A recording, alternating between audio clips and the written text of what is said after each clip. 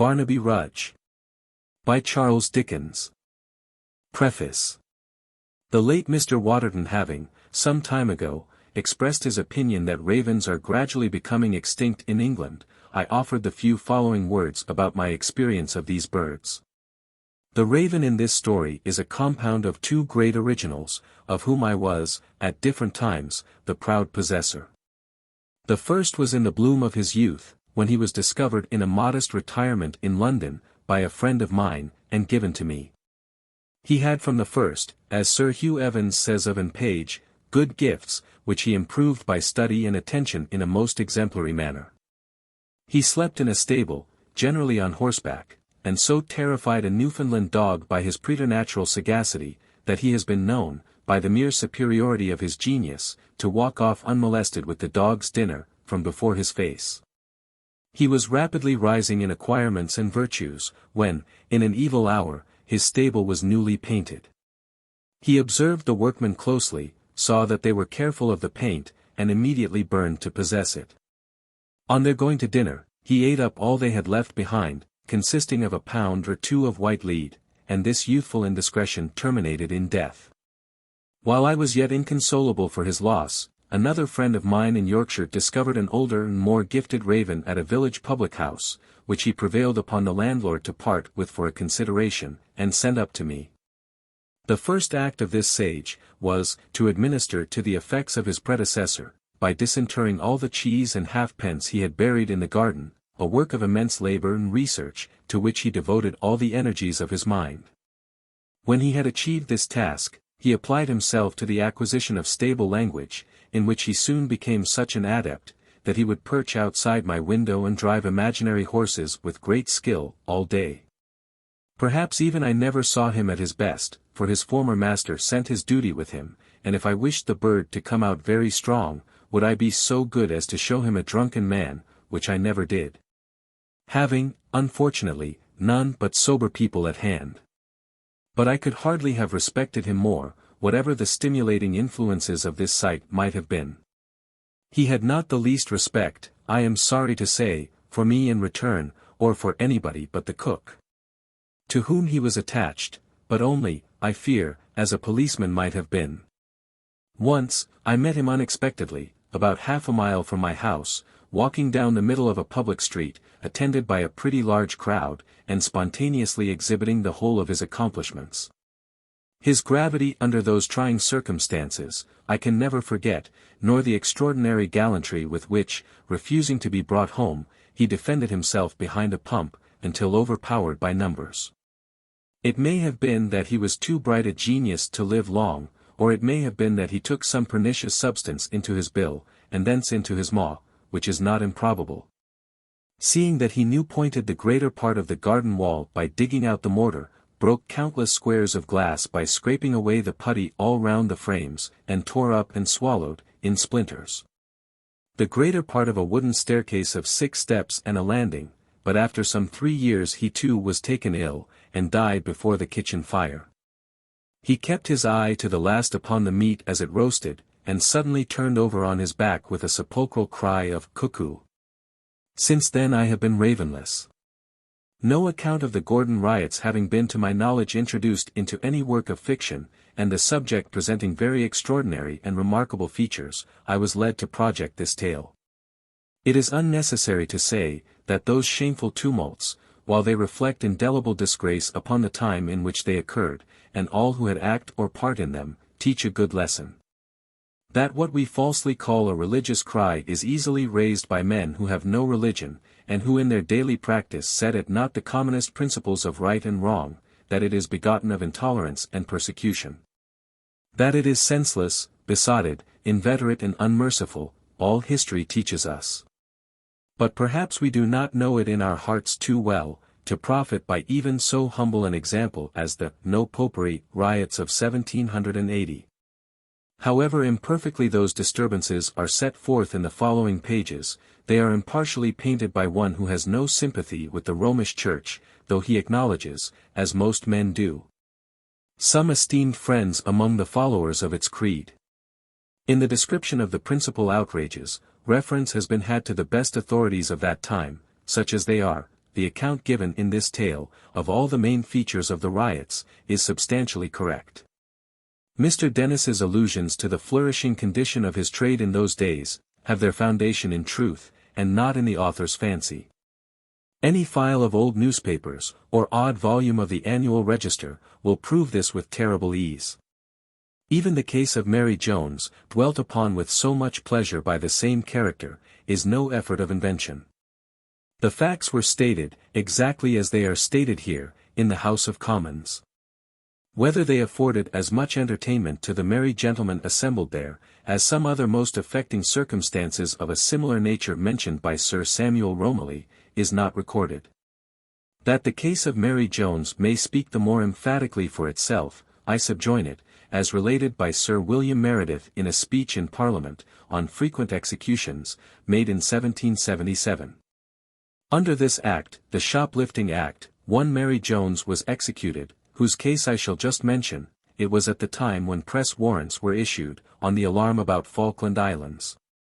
The woman's husband was pressed, their goods seized for some debts of his, and she, with 2 small children, turned into the streets a-begging. It is a circumstance not to be forgotten, that she was very young, under 19, and most remarkably handsome. She went to a linen-draper's shop, took some coarse linen off the counter, and slipped it under her cloak. The shopman saw her, and she laid it down. For this she was hanged. Her defense was, I have the trial in my pocket, that she had lived in credit, and wanted for nothing, till a press gang came and stole her husband from her. But since then, she had no bed to lie on, nothing to give her children to eat, and they were almost naked, and perhaps she might have done something wrong, for she hardly knew what she did. The parish officers testified the truth of this story. But it seems, there had been a good deal of shoplifting about Ludgate, an example was thought necessary, and this woman was hanged for the comfort and satisfaction of shopkeepers in Ludgate Street. When brought to receive sentence, she behaved in such a frantic manner, as proved her mind to be in a distracted and desponding state, and the child was sucking at her breast when she set out for Tyburn. How do you find this book? Any thoughts about the book or the author? Any suggestion for improvement? Please take a moment to share your thoughts in a comment. If you like it, share it with your friends who might enjoy it as well. Subscribe to keep in touch. Visit CompleteAudiobooks.com for more quality content. Chapter 1. In the year 1775, there stood upon the borders of Epping Forest, at a distance of about 12 miles from London, measuring from the Standard in Cornhill, or rather from the spot on or near to which the Standard used to be in days of yore, a house of public entertainment called the Maypole. Which fact was demonstrated to all such travellers as could neither read nor write, and at that time a vast number both of travellers and stay-at-homes were in this condition, by the emblem reared on the roadside over against the house, which, if not of those goodly proportions that maypoles were wont to present in olden times, was a fair young ash, 30 feet in height and straight as any arrow that ever English yeoman drew. The Maypole, by which term from henceforth is meant the house, and not its sign, the Maypole was an old building, with more gable ends than a lazy man would care to count on a sunny day. Huge zigzag chimneys, out of which it seemed as though even smoke could not choose but come in more than naturally fantastic shapes, imparted to it in its tortuous progress, and vast stables, gloomy, ruinous, and empty. The place was said to have been built in the days of King Henry VIII. And there was a legend, not only that Queen Elizabeth had slept there one night while upon a hunting excursion, to wit, in a certain oak-panelled room with a deep bay window, but that next morning, while standing on a mounting block before the door with one foot in the stirrup, the virgin monarch had then and there boxed and cuffed an unlucky page for some neglect of duty. The matter-of-fact and doubtful folks, of whom there were a few among the Maypole customers, as unluckily there always are in every little community, were inclined to look upon this tradition as rather apocryphal. But, whenever the landlord of that ancient hostelry appealed to the mounting block itself as evidence, and triumphantly pointed out that there it stood in the same place to that very day, the doubters never failed to be put down by a large majority. And all true believers exulted as in a victory. Whether these, and many other stories of the like nature, were true or untrue, the Maypole was really an old house, a very old house, perhaps as old as it claimed to be, and perhaps older, which will sometimes happen with houses of an uncertain, as with ladies of a certain age. Its windows were old diamond-pane lattices, its floors were sunken and uneven, its ceilings blackened by the hand of time, and heavy with massive beams. Over the doorway was an ancient porch, quaintly and grotesquely carved. And here on summer evenings the more favored customers smoked and drank, and sang many a good song too, sometimes, reposing on two grim-looking high-backed settles, which, like the twin dragons of some fairy tale, guarded the entrance to the mansion. In the chimneys of the disused rooms, swallows had built their nests for many a long year, and from earliest spring to latest autumn whole colonies of sparrows chirped and twittered in the eaves. There were more pigeons about the dreary stable-yard and outbuildings than anybody but the landlord could reckon up. The wheeling and circling flights of runts, fantails, tumblers, and pouters, were perhaps not quite consistent with the grave and sober character of the building, but the monotonous cooing, which never ceased to be raised by some among them all day long, suited it exactly, and seemed to lull it to rest. With its overhanging stories, drowsy little panes of glass, and front bulging out and projecting over the pathway, the old house looked as if it were nodding in its sleep. Indeed, it needed no very great stretch of fancy to detect in it other resemblances to humanity. The bricks of which it was built had originally been a deep dark red, but had grown yellow and discolored like an old man's skin. The sturdy timbers had decayed like teeth, and here and there the ivy, like a warm garment to comfort it in its age, wrapped its green leaves closely round the time-worn walls. It was a hale and hearty age though, still, and in the summer or autumn evenings, when the glow of the setting sun fell upon the oak and chestnut trees of the adjacent forest, the old house, partaking of its luster, seemed their fit companion. And to have many good years of life in him yet. The evening with which we have to do, was neither a summer nor an autumn one, but the twilight of a day in March, when the wind howled dismally among the bare branches of the trees, and rumbling in the wide chimneys and driving the rain against the windows of the Maypole Inn, gave such of its frequenters as chanced to be there at the moment an undeniable reason for prolonging their stay, and caused the landlord to prophesy that the night would certainly clear at 11 o'clock precisely, which by a remarkable coincidence was the hour at which he always closed his house. The name of him upon whom the spirit of prophecy thus descended was John Willet, a burly, large-headed man with a fat face, which betokened profound obstinacy and slowness of apprehension, combined with a very strong reliance upon his own merits. It was John Willet's ordinary boast in his more placid moods that if he were slow he was sure. Which assertion could, in one sense at least, be by no means gainsaid, seeing that he was in everything unquestionably the reverse of fast. And withal one of the most dogged and positive fellows in existence, always sure that what he thought or said or did was right, and holding it as a thing quite settled and ordained by the laws of nature and providence. That anybody who said or did or thought otherwise must be inevitably and of necessity wrong.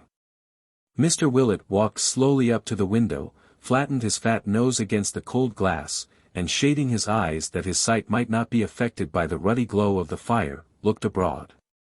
Then he walked slowly back to his old seat in the chimney corner, and, composing himself in it with a slight shiver, such as a man might give way to and so acquire an additional relish for the warm blaze, said, looking round upon his guests, "It'll clear at 11 o'clock.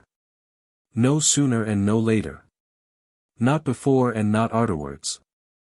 "How do you make out that?" said a little man in the opposite corner. "The moon is past the full, and she rises at 9.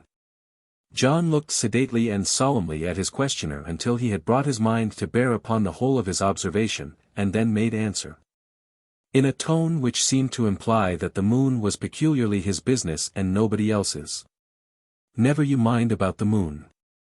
Don't you trouble yourself about her. You let the moon alone, and I'll let you alone." "No offense I hope," said the little man. Again John waited leisurely until the observation had thoroughly penetrated to his brain, and then replying, "No offense as yet," applied a light to his pipe and smoked in placid silence. now and then casting a sidelong look at a man wrapped in a loose riding coat with huge cuffs ornamented with tarnished silver lace and large metal buttons, who sat apart from the regular frequenters of the house. And wearing a hat flapped over his face, which was still further shaded by the hand on which his forehead rested, looked unsociable enough. There was another guest, who sat, booted and spurred, at some distance from the fire also, and whose thoughts, to judge from his folded arms and knitted brows, and from the untasted liquor before him, were occupied with other matters than the topics under discussion or the persons who discussed them. This was a young man of about 28, rather above the middle height, and though of somewhat slight figure, gracefully and strongly made. He wore his own dark hair, and was accoutred in a riding dress, which together with his large boots, resembling in shape and fashion those worn by our life guardsmen at the present day, showed indisputable traces of the bad condition of the roads. But travel-stained though he was well and even richly attired, and without being overdressed looked a gallant gentleman. Lying upon the table beside him, as he had carelessly thrown them down, were a heavy riding whip and a slouched hat, the latter worn no doubt as being best suited to the inclemency of the weather. There, too, were a pair of pistols in a holster case, and a short riding cloak. Little of his face was visible, except the long dark lashes which concealed his downcast eyes, but an air of careless ease and natural gracefulness of demeanor pervaded the figure, and seemed to comprehend even those slight accessories, which were all handsome, and in good keeping. Towards this young gentleman the eyes of Mr. Willet wandered but once, and then as if in mute inquiry whether he had observed his silent neighbor. It was plain that John and the young gentleman had often met before. Finding that his look was not returned, or indeed observed by the person to whom it was addressed, John gradually concentrated the whole power of his eyes into one focus, and brought it to bear upon the man in the flapped hat, at whom he came to stare in course of time with an intensity so remarkable, that it affected his fireside cronies, who all, as with one accord, took their pipes from their lips, and stared with open mouths at the stranger likewise. The sturdy landlord had a large pair of dull fish-like eyes, and the little man who had hazarded the remark about the moon, and who was the parish clerk and bell-ringer of Chigwell, a village hard by, had little round black shiny eyes like beads.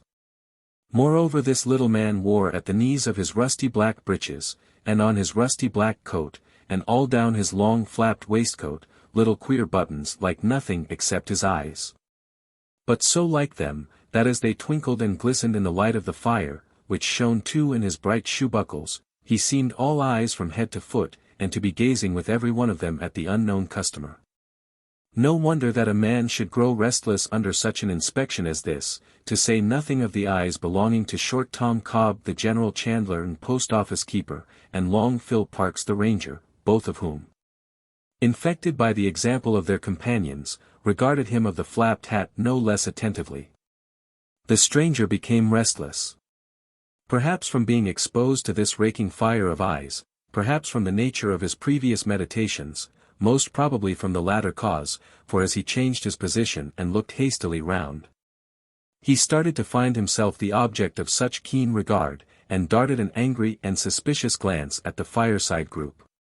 It had the effect of immediately diverting all eyes to the chimney, except those of John Willet, who finding himself as it were, caught in the fact, and not being, as has been already observed, of a very ready nature, remained staring at his guest in a particularly awkward and disconcerted manner.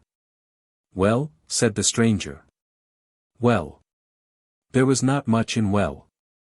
It was not a long speech. "I thought you gave an order," said the landlord, after a pause of 2 or 3 minutes for consideration. The stranger took off his hat, and disclosed the hard features of a man of 60 or thereabouts, much weather-beaten and worn by time, and the naturally harsh expression of which was not improved by a dark handkerchief which was bound tightly round his head, and, while it served the purpose of a wig, shaded his forehead, and almost hid his eyebrows. If it were intended to conceal or divert attention from a deep gash, now healed into an ugly seam, which when it was first inflicted must have laid bare his cheekbone, the object was but indifferently attained, for it could scarcely fail to be noted at a glance. His complexion was of a cadaverous hue, and he had a grisly jagged beard of some 3 weeks' date. Such was the figure, very meanly and poorly clad, that now rose from the seat, and stalking across the room sat down in a corner of the chimney, which the politeness or fears of the little clerk very readily assigned to him.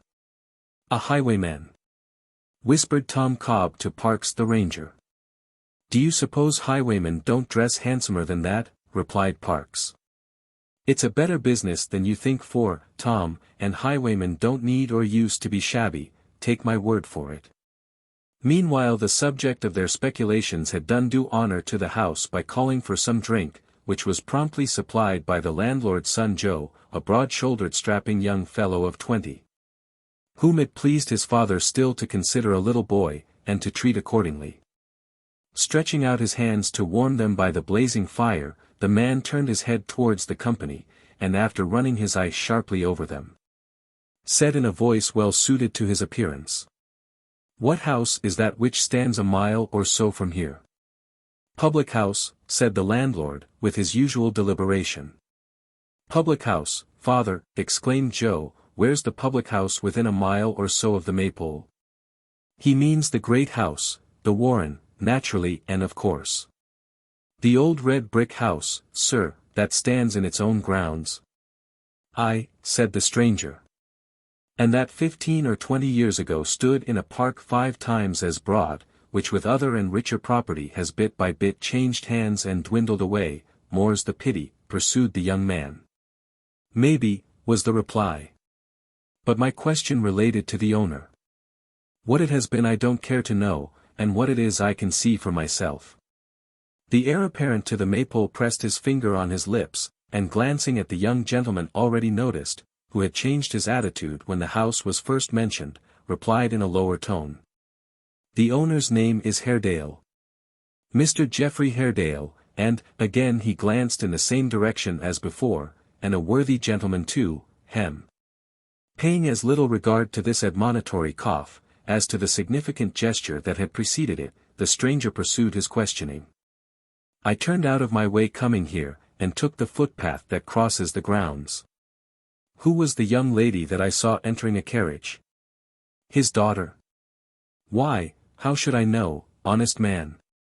replied Joe, contriving in the course of some arrangements about the hearth, to advance close to his questioner and pluck him by the sleeve. "I didn't see the young lady, you know." "Phew! There's the wind again, and rain. Well, it is a night." "Rough weather indeed," observed the strange man. "You're used to it," said Joe, catching at anything which seemed to promise a diversion of the subject.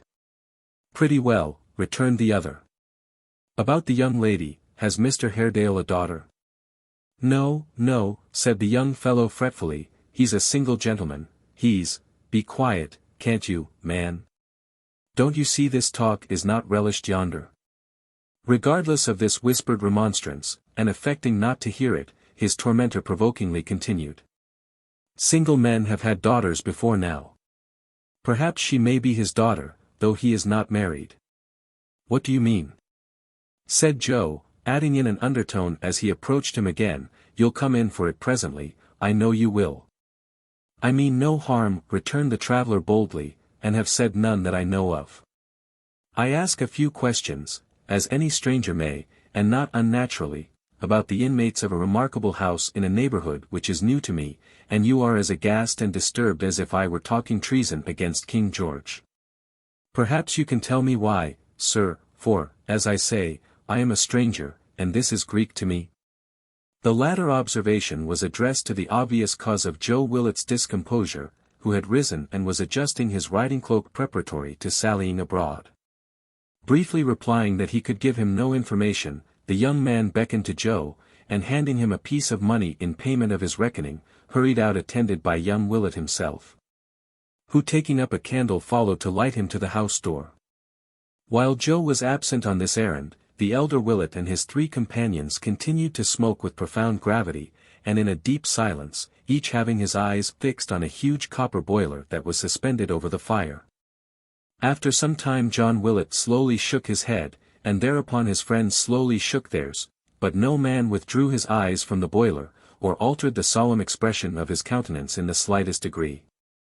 At length Joe returned, very talkative and conciliatory, as though with a strong presentiment that he was going to be found fault with. "Such a thing as love is," he said, drawing a chair near the fire, and looking round for sympathy. "He has set off to walk to London, all the way to London. His nag gone lame in riding out here this blessed afternoon, and comfortably littered down in our stable at this minute. And he giving up a good hot supper and our best bed, because Miss Haredale has gone to a masquerade up in town, and he has set his heart upon seeing her. I don't think I could persuade myself to do that, beautiful as she is, but then I'm not in love, at least I don't think I am, and that's the whole difference." "He is in love then," said the stranger. "Rather," replied Joe. "He'll never be more in love, and may very easily be less." "Silence, sir," cried his father. "What a chap you are, Joe," said Long Parks. "Such a inconsiderate lad," murmured Tom Cobb. "Putting himself forward and wringing the very nose off his own father's face," exclaimed the parish clerk, metaphorically. "What have I done?" reasoned poor Joe. "Silence, sir," returned his father. "What do you mean by talking, when you see people that are more than 2 or 3 times your age, sitting still and silent and not dreaming of saying a word?" "Why, that's the proper time for me to talk, isn't it?" said Joe rebelliously. "The proper time, sir," retorted his father, "the proper time's no time." "Ah, to be sure," muttered Parks, nodding gravely to the other two who nodded likewise, observing under their breaths that that was the point. "The proper time's no time, sir," repeated John Willet. "When I was your age I never talked, I never wanted to talk. I listened and improved myself, that's what I did." "And you'd find your father rather a tough customer in argument, Joe, if anybody was to try and tackle him," said Parks. "For the matter o' that, Phil," observed Mr. Willet, blowing a long, thin, spiral cloud of smoke out of the corner of his mouth, and staring at it abstractedly as it floated away, "for the matter o' that, Phil, argument is a gift of nature.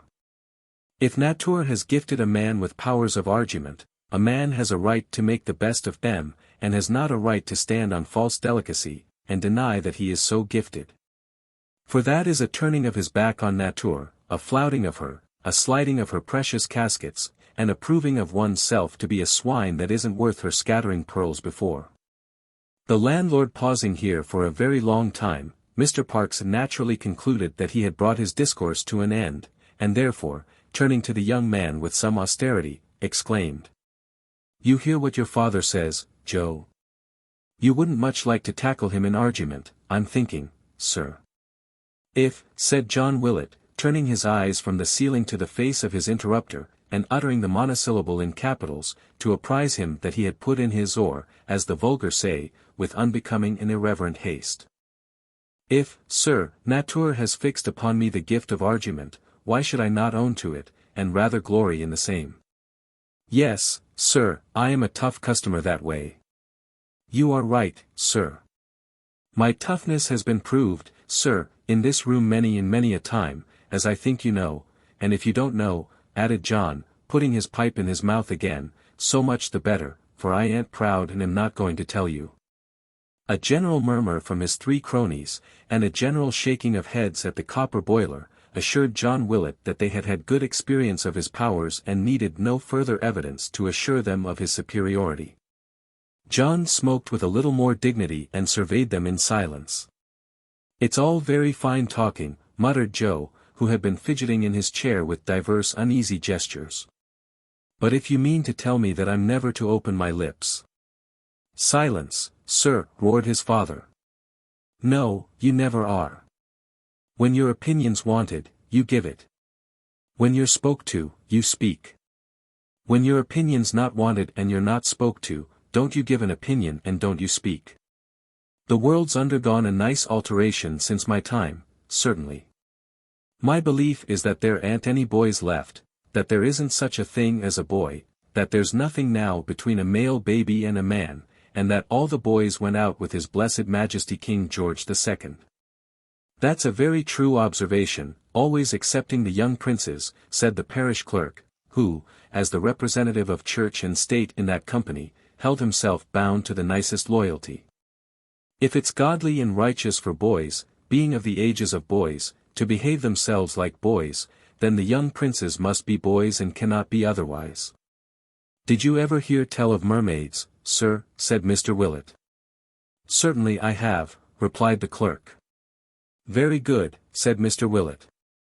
According to the constitution of mermaids, so much of a mermaid as is not a woman must be a fish. According to the constitution of young princes, so much of a young prince, if anything, as is not actually an angel, must be godly and righteous. Therefore if it's becoming and godly and righteous in the young princes, as it is at their ages, that they should be boys, they are and must be boys, and cannot by possibility be anything else. This elucidation of a knotty point being received with such marks of approval as to put John Willet into a good humor, he contented himself with repeating to his son his command of silence, and addressing the stranger. Said, if you had asked your questions of a grown-up person, of me or any of these gentlemen, you'd have had some satisfaction, and wouldn't have wasted breath. Miss Haredale is Mr. Geoffrey Haredale's niece. Is her father alive? Said the man, carelessly. No, rejoined the landlord, he is not alive, and he is not dead.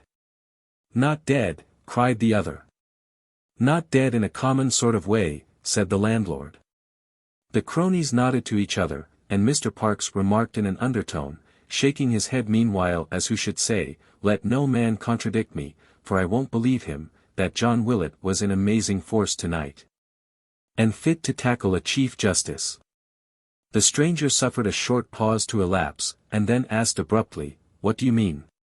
More than you think for, friend, returned John Willet. Perhaps there's more meaning in them words than you suspect. Perhaps there is, said the strange man, gruffly, but what the devil do you speak in such mysteries for? You tell me, first, that a man is not alive, nor yet dead, then, that he's not dead in a common sort of way, then, that you mean a great deal more than I think for. To tell you the truth, you may do that easily. For so far as I can make out, you mean nothing. What do you mean, I ask again?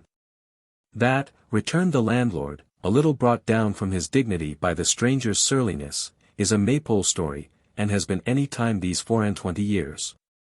That story is Solomon Daisy's story. It belongs to the house. And nobody but Solomon Daisy has ever told it under this roof, or ever shall, that's more. The man glanced at the parish clerk, whose air of consciousness and importance plainly betokened him to be the person referred to, and, observing that he had taken his pipe from his lips, after a very long whiff to keep it alight, and was evidently about to tell his story without further solicitation, gathered his large coat about him, and shrinking further back was almost lost in the gloom of the spacious chimney corner, except when the flame, struggling from under a great faggot, whose weight almost crushed it for the time, shot upward with a strong and sudden glare, and illumining his figure for a moment, seemed afterwards to cast it into deeper obscurity than before. By this flickering light, which made the old room, with its heavy timbers and panelled walls, look as if it were built of polished ebony, the wind roaring and howling without, now rattling the latch and creaking the hinges of the stout oaken door, and now driving at the casement as though it would beat it in, by this light, and under circumstances so auspicious, Solomon Daisy began his tale. It was Mr. Reuben Haredale, Mr. Geoffrey's elder brother. Here he came to a dead stop, and made so long a pause that even John Willet grew impatient and asked why he did not proceed. Cobb, said Solomon Daisy, dropping his voice and appealing to the post-office keeper, what day of the month is this? The 19th. Of March, said the clerk, bending forward, the 19th of March, that's very strange. In a low voice they all acquiesced, and Solomon went on.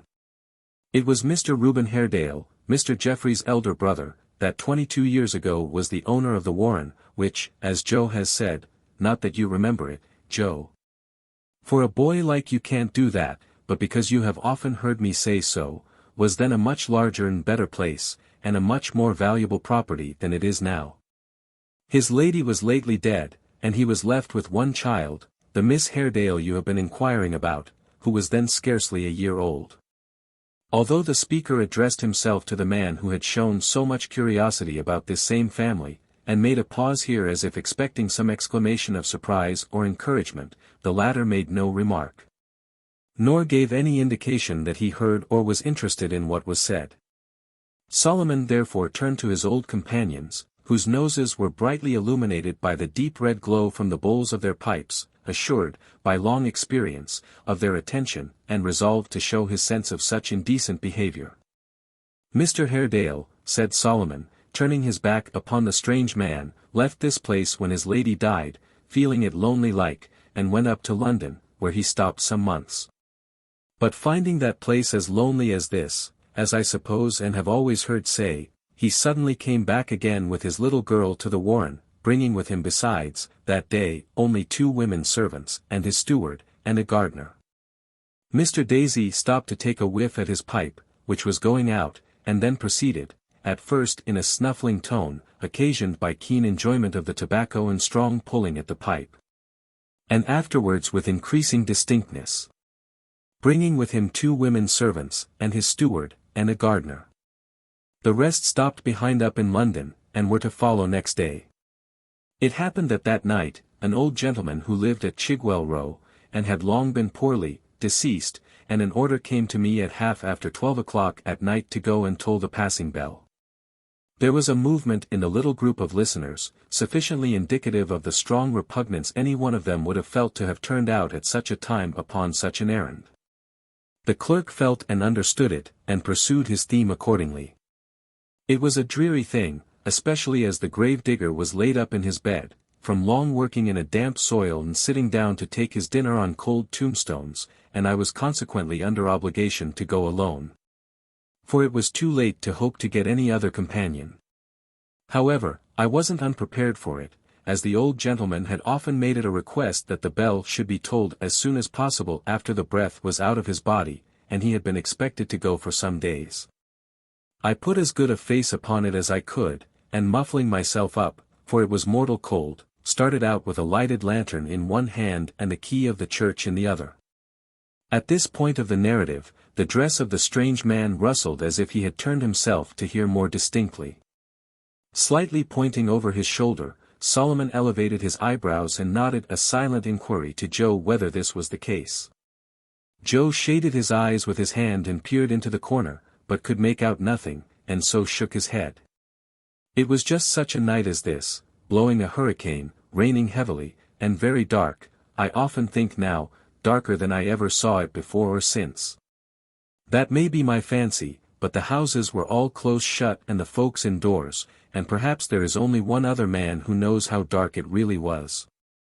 I got into the church, chained the door back so that it should keep ajar, for, to tell the truth, I didn't like to be shut in there alone, and putting my lantern on the stone seat in the little corner where the bell rope is, sat down beside it to trim the candle. I sat down to trim the candle, and when I had done so I could not persuade myself to get up again, and go about my work. I don't know how it was, but I thought of all the ghost stories I had ever heard, even those that I had heard when I was a boy at school, and had forgotten long ago. And they didn't come into my mind one after another, but all crowding at once, like. I recollected one story there was in the village, how that on a certain night in the year, it might be that very night for anything I knew, all the dead people came out of the ground and sat at the heads of their own graves till morning. This made me think how many people I had known, were buried between the church door and the churchyard gate, and what a dreadful thing it would be to have to pass among them and know them again, so earthy and unlike themselves. I had known all the niches and arches in the church from a child, still, I couldn't persuade myself that those were their natural shadows which I saw on the pavement, but felt sure there were some ugly figures hiding among them and peeping out. Thinking on in this way, I began to think of the old gentleman who was just dead, and I could have sworn, as I looked up the dark chancel, that I saw him in his usual place, wrapping his shroud about him and shivering as if he felt it cold. All this time I sat listening, and hardly dared to breathe. At length I started up and took the bell rope in my hands. At that minute there rang, not that bell, for I had hardly touched the rope, but another. I heard the ringing of another bell, and a deep bell too, plainly. It was only for an instant, and even then the wind carried the sound away, but I heard it. I listened for a long time, but it rang no more. I had heard of corpse candles, and at last I persuaded myself that this must be a corpse bell tolling of itself at midnight for the dead. I told my bell, how, or how long, I don't know, and ran home to bed as fast as I could touch the ground. I was up early next morning after a restless night, and told the story to my neighbors. Some were serious and some made light of it. I don't think anybody believed it real. But, that morning, Mr. Reuben Haredale was found murdered in his bedchamber. And in his hand was a piece of the cord attached to an alarm bell outside the roof, which hung in his room and had been cut asunder, no doubt by the murderer, when he seized it. That was the bell I heard. A bureau was found opened, and a cash-box, which Mr. Haredale had brought down that day, and was supposed to contain a large sum of money, was gone. The steward and gardener were both missing and both suspected for a long time, but they were never found, though hunted far and wide. And far enough they might have looked for poor Mr. Rudge the steward, whose body, scarcely to be recognized by his clothes and the watch and ring he wore, was found, months afterwards, at the bottom of a piece of water in the grounds, with a deep gash in the breast where he had been stabbed with a knife. He was only partly dressed, and people all agreed that he had been sitting up reading in his own room, where there were many traces of blood, and was suddenly fallen upon and killed before his master. Everybody now knew that the gardener must be the murderer, and though he has never been heard of from that day to this, he will be, mark my words. The crime was committed this day 22 years, on the 19th of March, 1753. On the 19th of March in some year, no matter when, I know it, I am sure of it, for we have always, in some strange way or other, been brought back to the subject on that day ever since, on the 19th of March in some year, sooner or later. That man will be discovered. Chapter 2. A strange story, said the man who had been the cause of the narration, that, stranger still if it comes about as you predict. Is that all? A question so unexpected, nettled Solomon Daisy not a little. By dint of relating the story very often, and ornamenting it, according to village report, with a few flourishes suggested by the various hearers from time to time, he had come by degrees to tell it with great effect, and, is that all? After the climax, was not what he was accustomed to.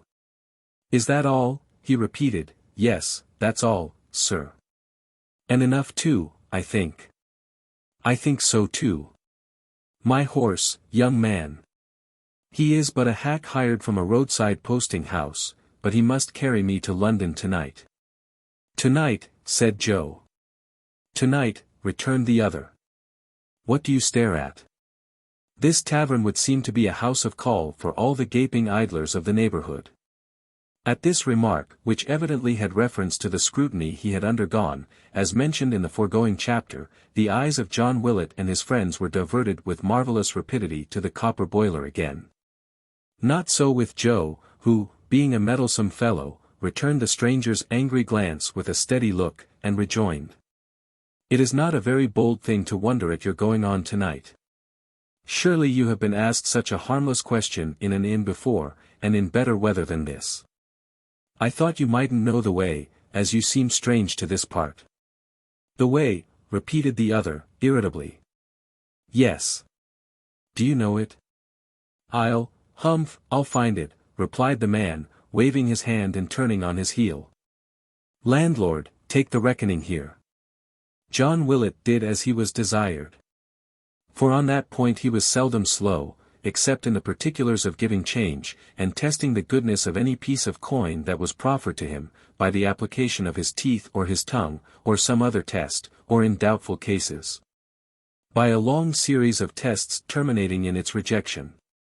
The guest then wrapped his garments about him so as to shelter himself as effectually as he could from the rough weather, and without any word or sign of farewell betook himself to the stable-yard. Here Joe, who had left the room on the conclusion of their short dialogue, was protecting himself and the horse from the rain under the shelter of an old penthouse roof. He's pretty much of my opinion, said Joe, patting the horse upon the neck. I'll wager that your stopping here tonight would please him better than it would please me. He and I are of different opinions, as we have been more than once on our way here, was the short reply. So I was thinking before you came out, for he has felt your spurs, poor beast. The stranger adjusted his coat collar about his face, and made no answer.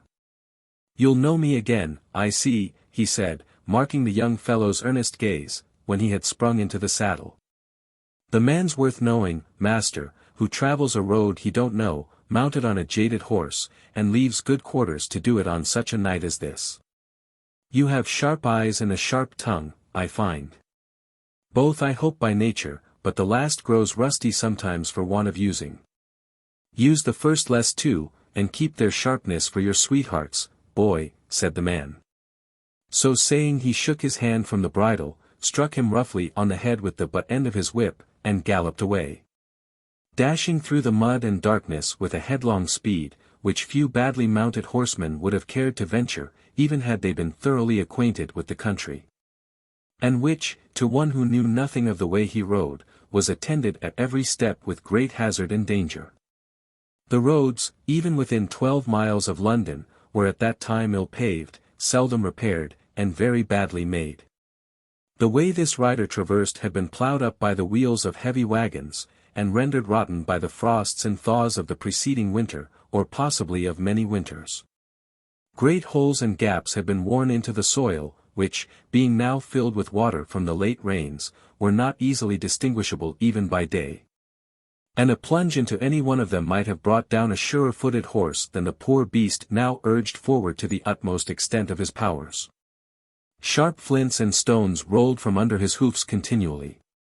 The rider could scarcely see beyond the animal's head, or farther on either side than his own arm would have extended. At that time, too, all the roads in the neighborhood of the metropolis were infested by footpads or highwaymen, and it was a night, of all others, in which any evil-disposed person of this class might have pursued his unlawful calling with little fear of detection.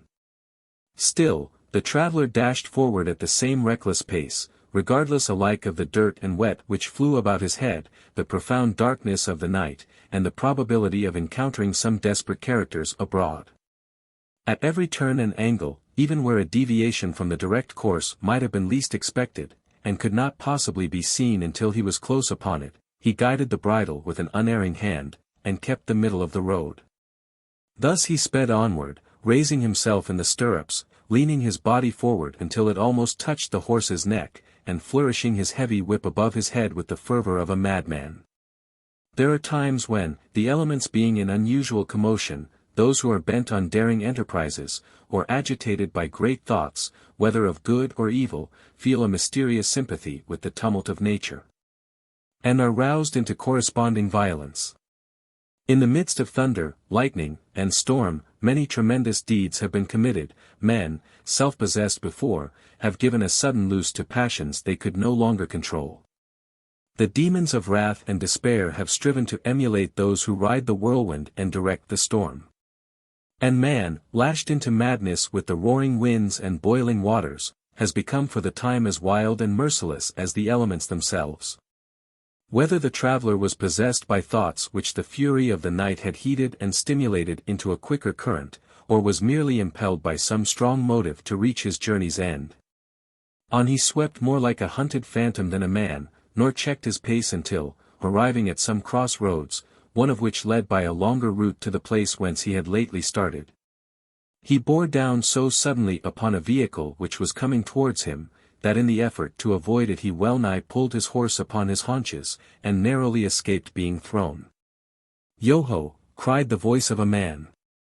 "What's that? Who goes there?" "A friend," replied the traveller. "A friend," repeated the voice. "Who calls himself a friend and rides like that, abusing heaven's gifts in the shape of horseflesh, and endangering, not only his own neck, which might be no great matter, but the necks of other people?" "You have a lantern there, I see," said the traveller dismounting, "lend it me for a moment." "You have wounded my horse, I think, with your shaft or wheel." "Wounded him," cried the other, "if I haven't killed him, it's no fault of yours." "What do you mean by galloping along the King's highway like that, eh?" "Give me the light," returned the traveller, snatching it from his hand, and don't ask idle questions of a man who is in no mood for talking. If you had said you were in no mood for talking before, I should perhaps have been in no mood for lighting, said the voice.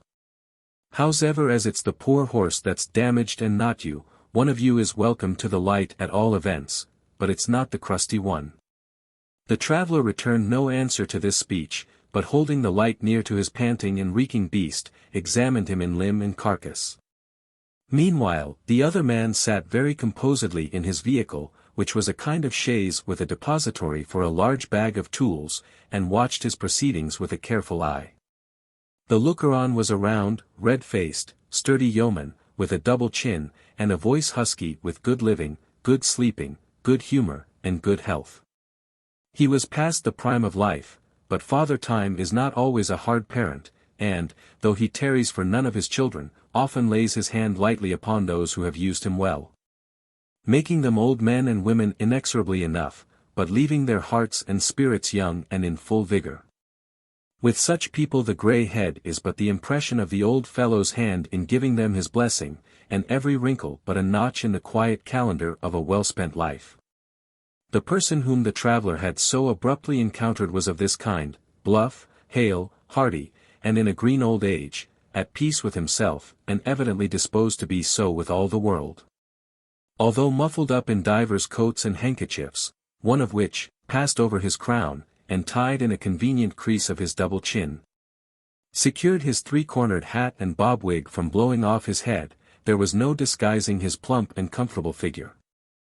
Neither did certain dirty finger-marks upon his face give it any other than an odd and comical expression, through which its natural good humour shone with undiminished lustre. "He is not hurt," said the traveller at length, raising his head and the lantern together. "You have found that out at last, have you?" rejoined the old man.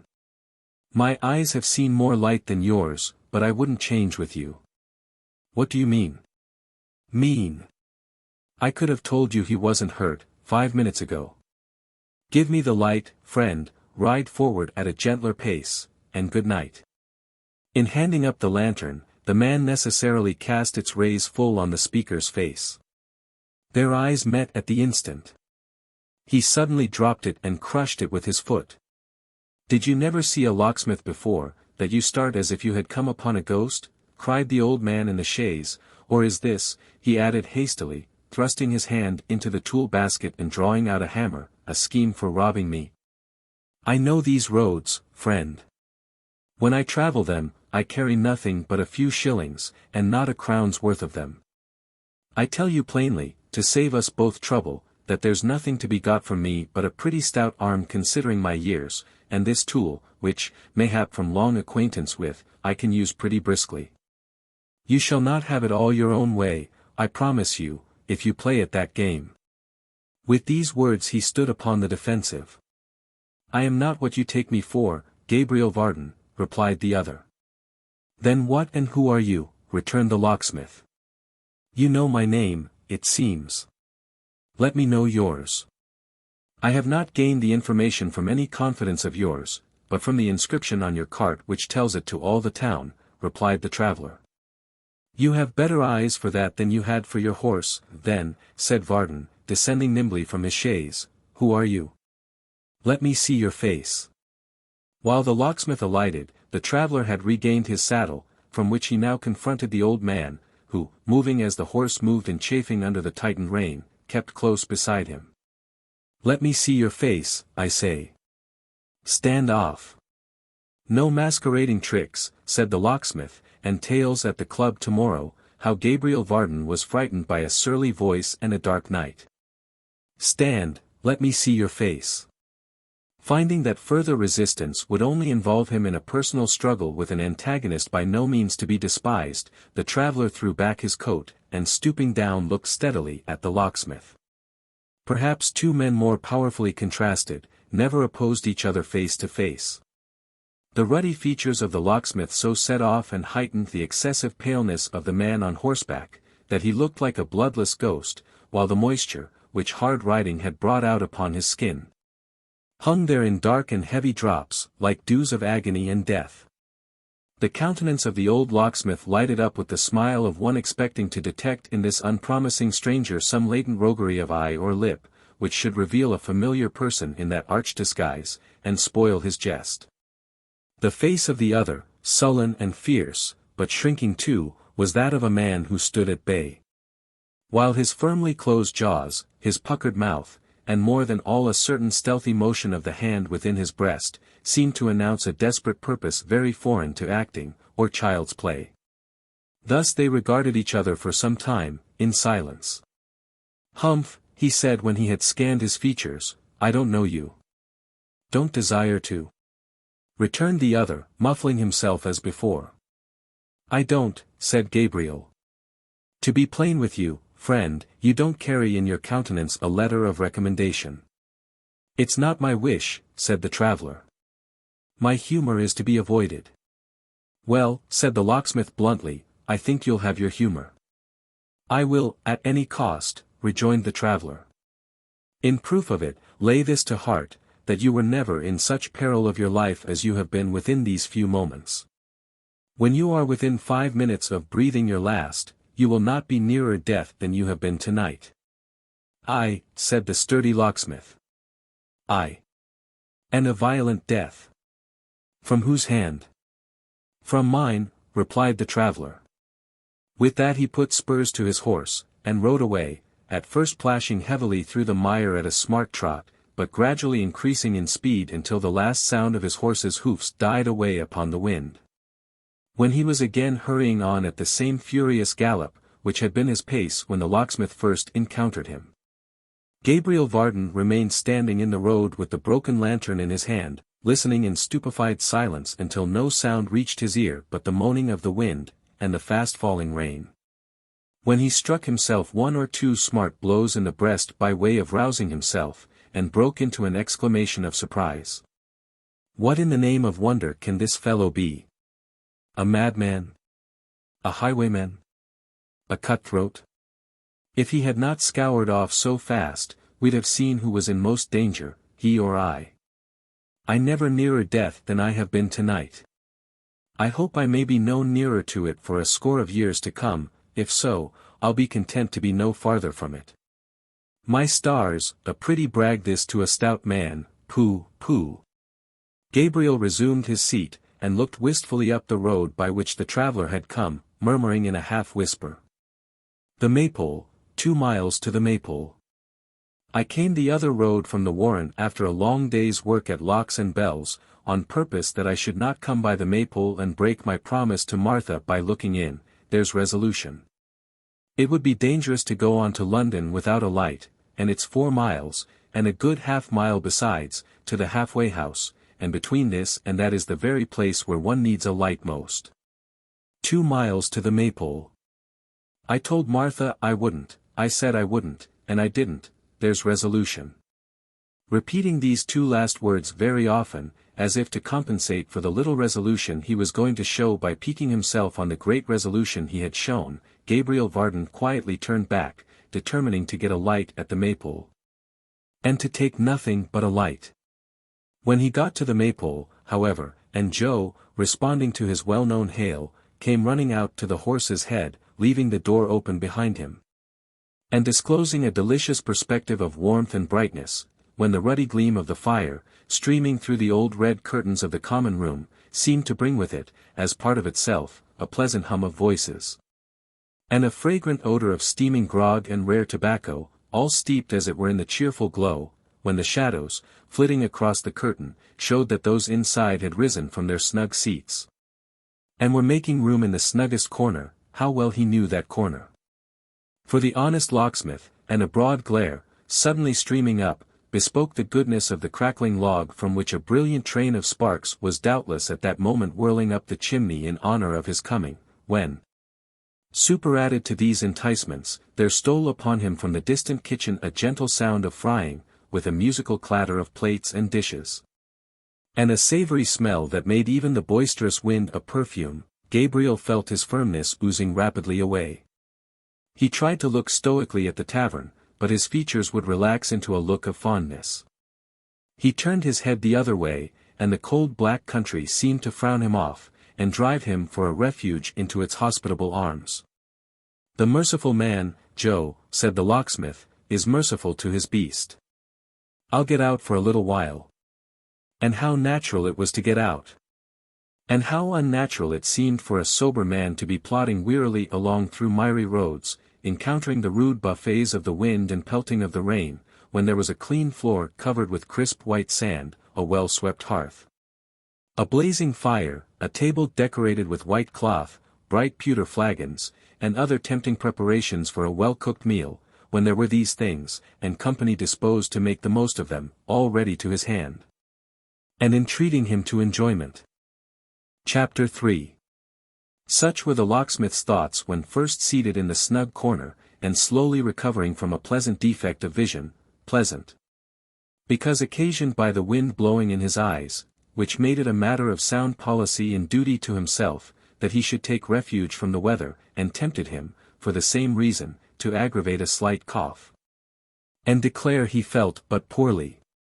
Such were still his thoughts more than a full hour afterwards, when, supper over, he still sat with shining jovial face in the same warm nook, listening to the cricket-like chirrup of little Solomon Daisy, and bearing no unimportant or slightly respected part in the social gossip round the Maypole fire.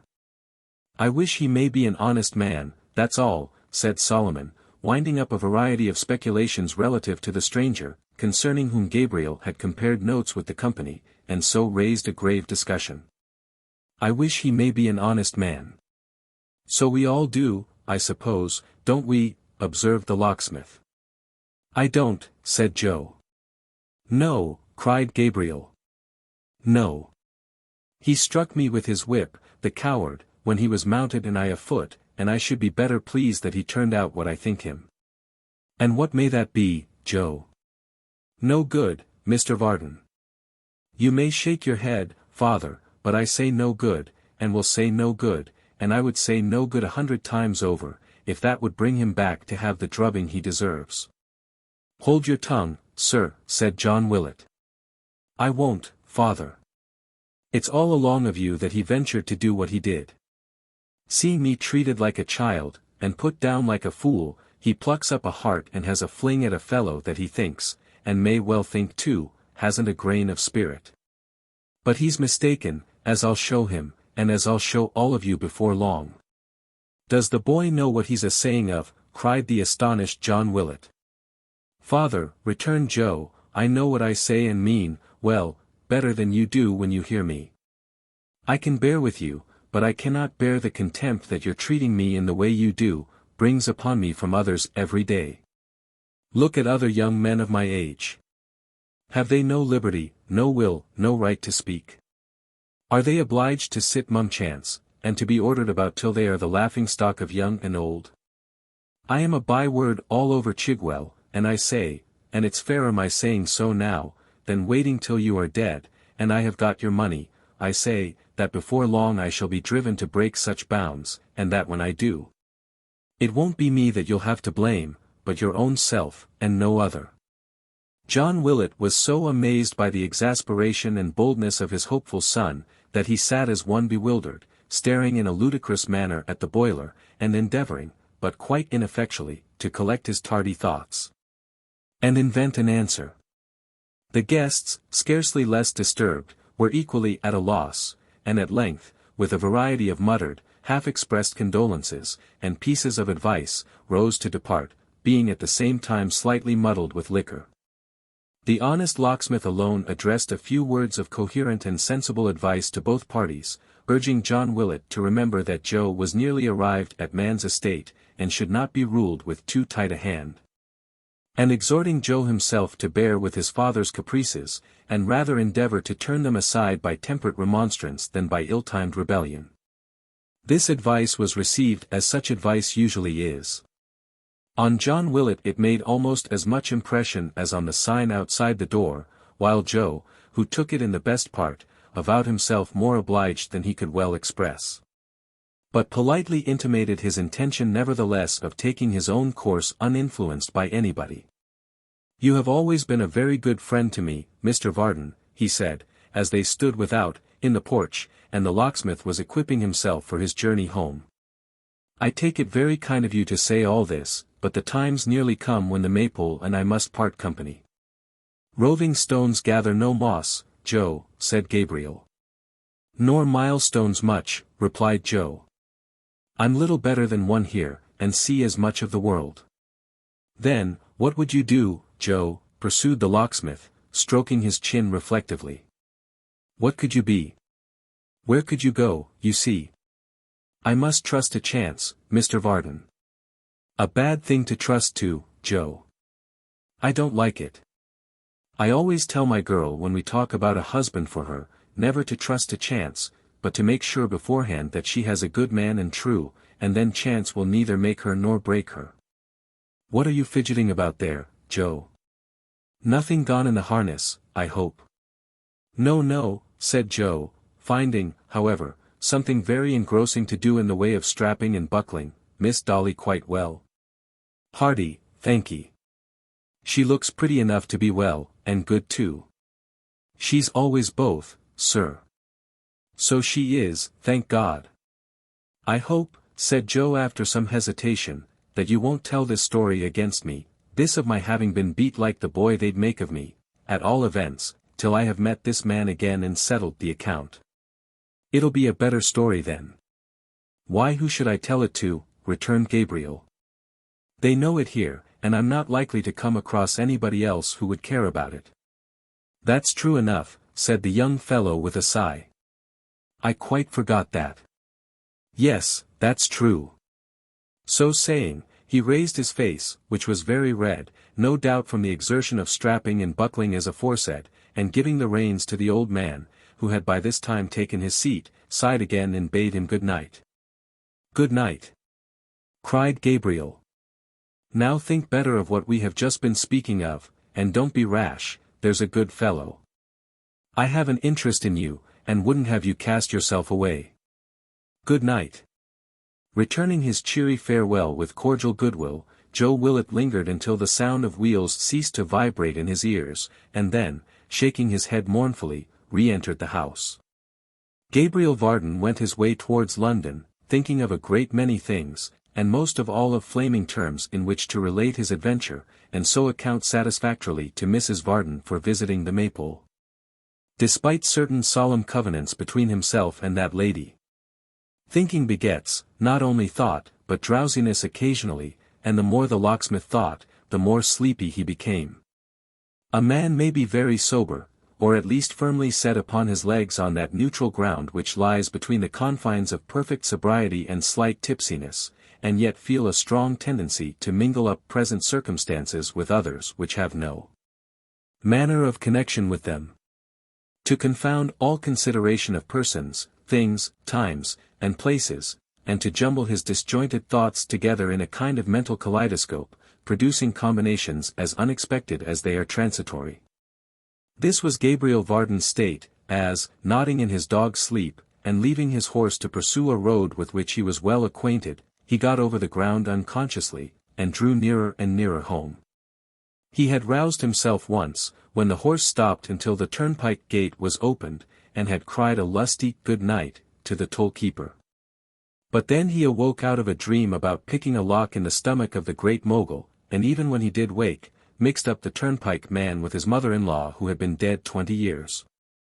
It is not surprising, therefore, that he soon relapsed and jogged heavily along, quite insensible to his progress. And, now, he approached the great city, which lay outstretched before him like a dark shadow on the ground, reddening the sluggish air with a deep dull light, that told of labyrinths of public ways and shops, and swarms of busy people. Approaching nearer and nearer yet, this halo began to fade, and the causes which produced it slowly to develop themselves. Long lines of poorly lighted streets might be faintly traced, with here and there a lighter spot, where lamps were clustered round a square or market, or round some great building. After a time these grew more distinct, and the lamps themselves were visible, slight yellow specks, that seemed to be rapidly snuffed out, one by one, as intervening obstacles hid them from the sight.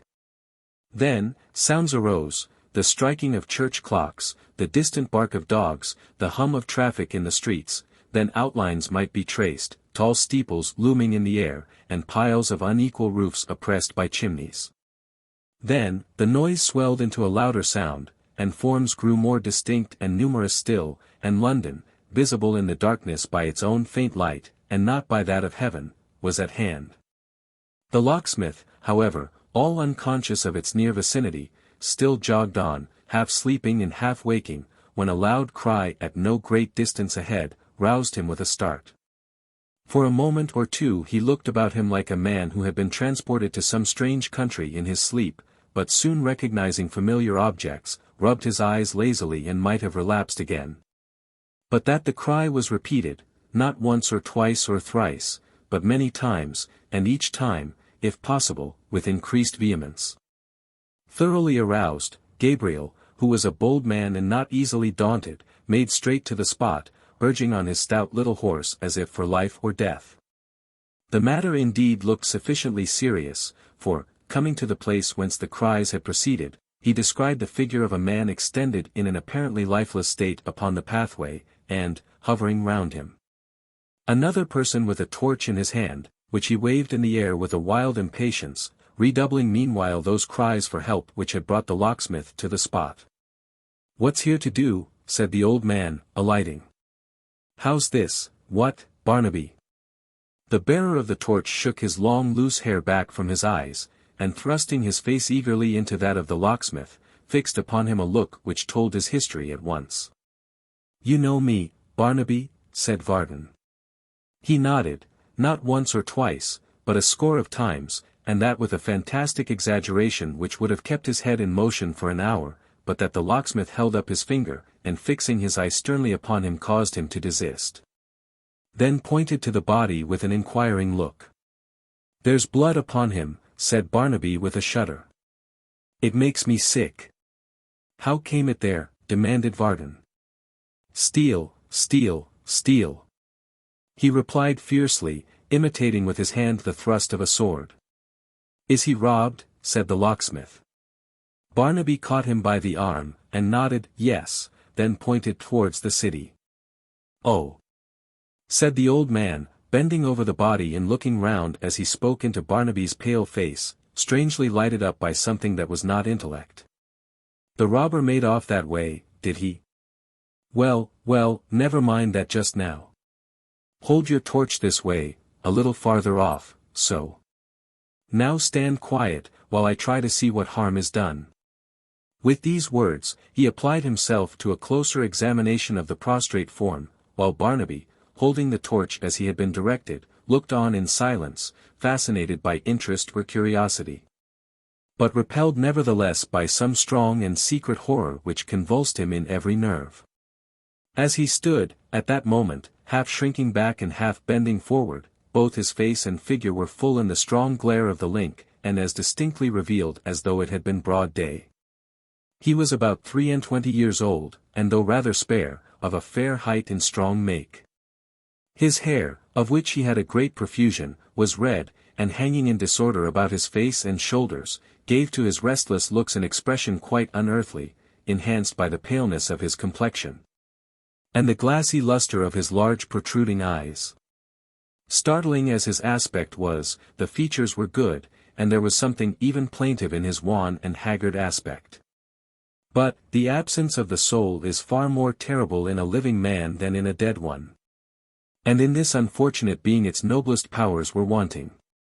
His dress was of green, clumsily trimmed here and there, apparently by his own hands, with gaudy lace.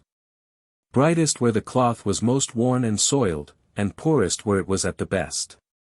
A pair of tawdry ruffles dangled at his wrists, while his throat was nearly bare. He had ornamented his hat with a cluster of peacock's feathers, but they were limp and broken, and now trailed negligently down his back. Girt to his side was the steel hilt of an old sword without blade or scabbard. And some party-colored ends of ribbons and poor glass toys completed the ornamental portion of his attire. The fluttered and confused disposition of all the motley scraps that formed his dress, bespoke, in a scarcely less degree than his eager and unsettled manner, the disorder of his mind. And by a grotesque contrast set off and heightened the more impressive wildness of his face. "Barnaby," said the locksmith, after a hasty but careful inspection, "this man is not dead, but he has a wound in his side, and is in a fainting fit." I know him," cried Barnaby, clapping his hands. "Know him?" repeated the locksmith. "Hush," said Barnaby, laying his fingers upon his lips. "He went out today a-wooing. I wouldn't for a light guinea that he should never go a-wooing again, for, if he did, some eyes would grow dim that are now as bright as, see, when I talk of eyes, the stars come out." "Whose eyes are they? If they are angels' eyes, why do they look down here and see good men hurt, and only wink and sparkle all the night?" "Now heaven help this silly fellow," murmured the perplexed locksmith. "Can he know this gentleman? His mother's house is not far off, I had better see if she can tell me who he is. Barnaby, my man, help me to put him in the chaise, and we'll ride home together." "I can't touch him," cried the idiot, falling back, and shuddering as with a strong spasm. "He's bloody." "It's in his nature, I know," muttered the locksmith. "It's cruel to ask him, but I must have help. Barnaby, good Barnaby, dear Barnaby, if you know this gentleman, for the sake of his life and everybody's life that loves him, help me to raise him and lay him down. Cover him then, wrap him close, don't let me see it, smell it, hear the word. Don't speak the word, don't." "No, I'll not." "There, you see he's covered now. Gently. Well done, well done." They placed him in the carriage with great ease, for Barnaby was strong and active, but all the time they were so occupied he shivered from head to foot, and evidently experienced an ecstasy of terror. This accomplished, and the wounded man being covered with Varden's own greatcoat which he took off for the purpose, they proceeded onward at a brisk pace, Barnaby gaily counting the stars upon his fingers. And Gabriel inwardly congratulating himself upon having an adventure now, which would silence Mrs. Varden on the subject of the Maypole, for that night, or there was no faith in woman. Chapter 4. In the venerable suburb, it was a suburb once, of Clerkenwell, towards that part of its confines which is nearest to the Charter House, and in one of those cool, shady streets, of which a few, widely scattered and dispersed, yet remain in such old parts of the metropolis, each tenement quietly vegetating like an ancient citizen who long ago retired from business, and dozing on in its infirmity until in course of time it tumbles down, and is replaced by some extravagant young heir, flaunting in stucco and ornamental work, and all the vanities of modern days. In this quarter, and in a street of this description, the business of the present chapter lies. At the time of which it treats, though only 66 years ago, a very large part of what is London now had no existence. Even in the brains of the wildest speculators, there had sprung up no long rows of streets connecting Highgate with Whitechapel, no assemblages of palaces in the swampy levels, nor little cities in the open fields. Although this part of town was then, as now, parcelled out in streets, and plentifully peopled, it wore a different aspect. There were gardens to many of the houses, and trees by the pavement side, with an air of freshness breathing up and down, which in these days would be sought in vain. Fields were nigh at hand, through which the New River took its winding course, and where there was merry haymaking in the summer time. Nature was not so far removed, or hard to get at, as in these days. And although there were busy trades in Clerkenwell, and working jewellers by scores, it was a purer place, with farmhouses nearer to it than many modern Londoners would readily believe, and lovers' walks at no great distance, which turned into squalid courts, long before the lovers of this age were born, or, as the phrase goes, thought of. In one of these streets, the cleanest of them all, and on the shady side of the way, for good housewives know that sunlight damages their cherished furniture, and so choose the shade rather than its intrusive glare, there stood the house with which we have to deal. It was a modest building, not very straight, not large, not tall, not bold-faced, with great staring windows, but a shy, blinking house, with a conical roof going up into a peak over its garret window of 4 small panes of glass, like a cocked hat on the head of an elderly gentleman with one eye. It was not built of brick or lofty stone, but of wood and plaster, it was not planned with a dull and wearisome regard to regularity, for no one window matched the other, or seemed to have the slightest reference to anything besides itself. The shop, for it had a shop, was, with reference to the first floor, where shops usually are, and there all resemblance between it and any other shop stopped short and ceased. People who went in and out didn't go up a flight of steps to it, or walk easily in upon a level with the street, but dived down 3 steep stairs, as into a cellar. Its floor was paved with stone and brick, as that of any other cellar might be. And in lieu of window framed and glazed it had a great black wooden flap or shutter, nearly breast-high from the ground, which turned back in the daytime, admitting as much cold air as light, and very often more. Behind this shop was a wainscoted parlour, looking first into a paved yard, and beyond that again into a little terrace garden, raised some feet above it. Any stranger would have supposed that this wainscoted parlour, saving for the door of communication by which he had entered, was cut off and detached from all the world. And indeed most strangers on their first entrance were observed to grow extremely thoughtful, as weighing and pondering in their minds whether the upper rooms were only approachable by ladders from without.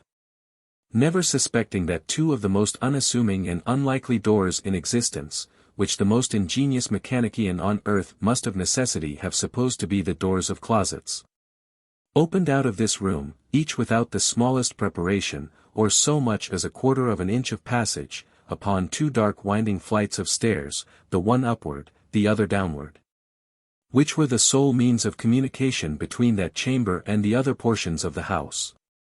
With all these oddities, there was not a neater, more scrupulously tidy, or more punctiliously ordered house, in Clerkenwell, in London, in all England. There were not cleaner windows, or whiter floors, or brighter stoves, or more highly shining articles of furniture in old mahogany, there was not more rubbing, scrubbing, burnishing and polishing, in the whole street put together. Nor was this excellence attained without some cost and trouble and great expenditure of voice. As the neighbours were frequently reminded when the good lady of the house overlooked and assisted in its being put to rights on cleaning days, which were usually from Monday morning till Saturday night, both days inclusive.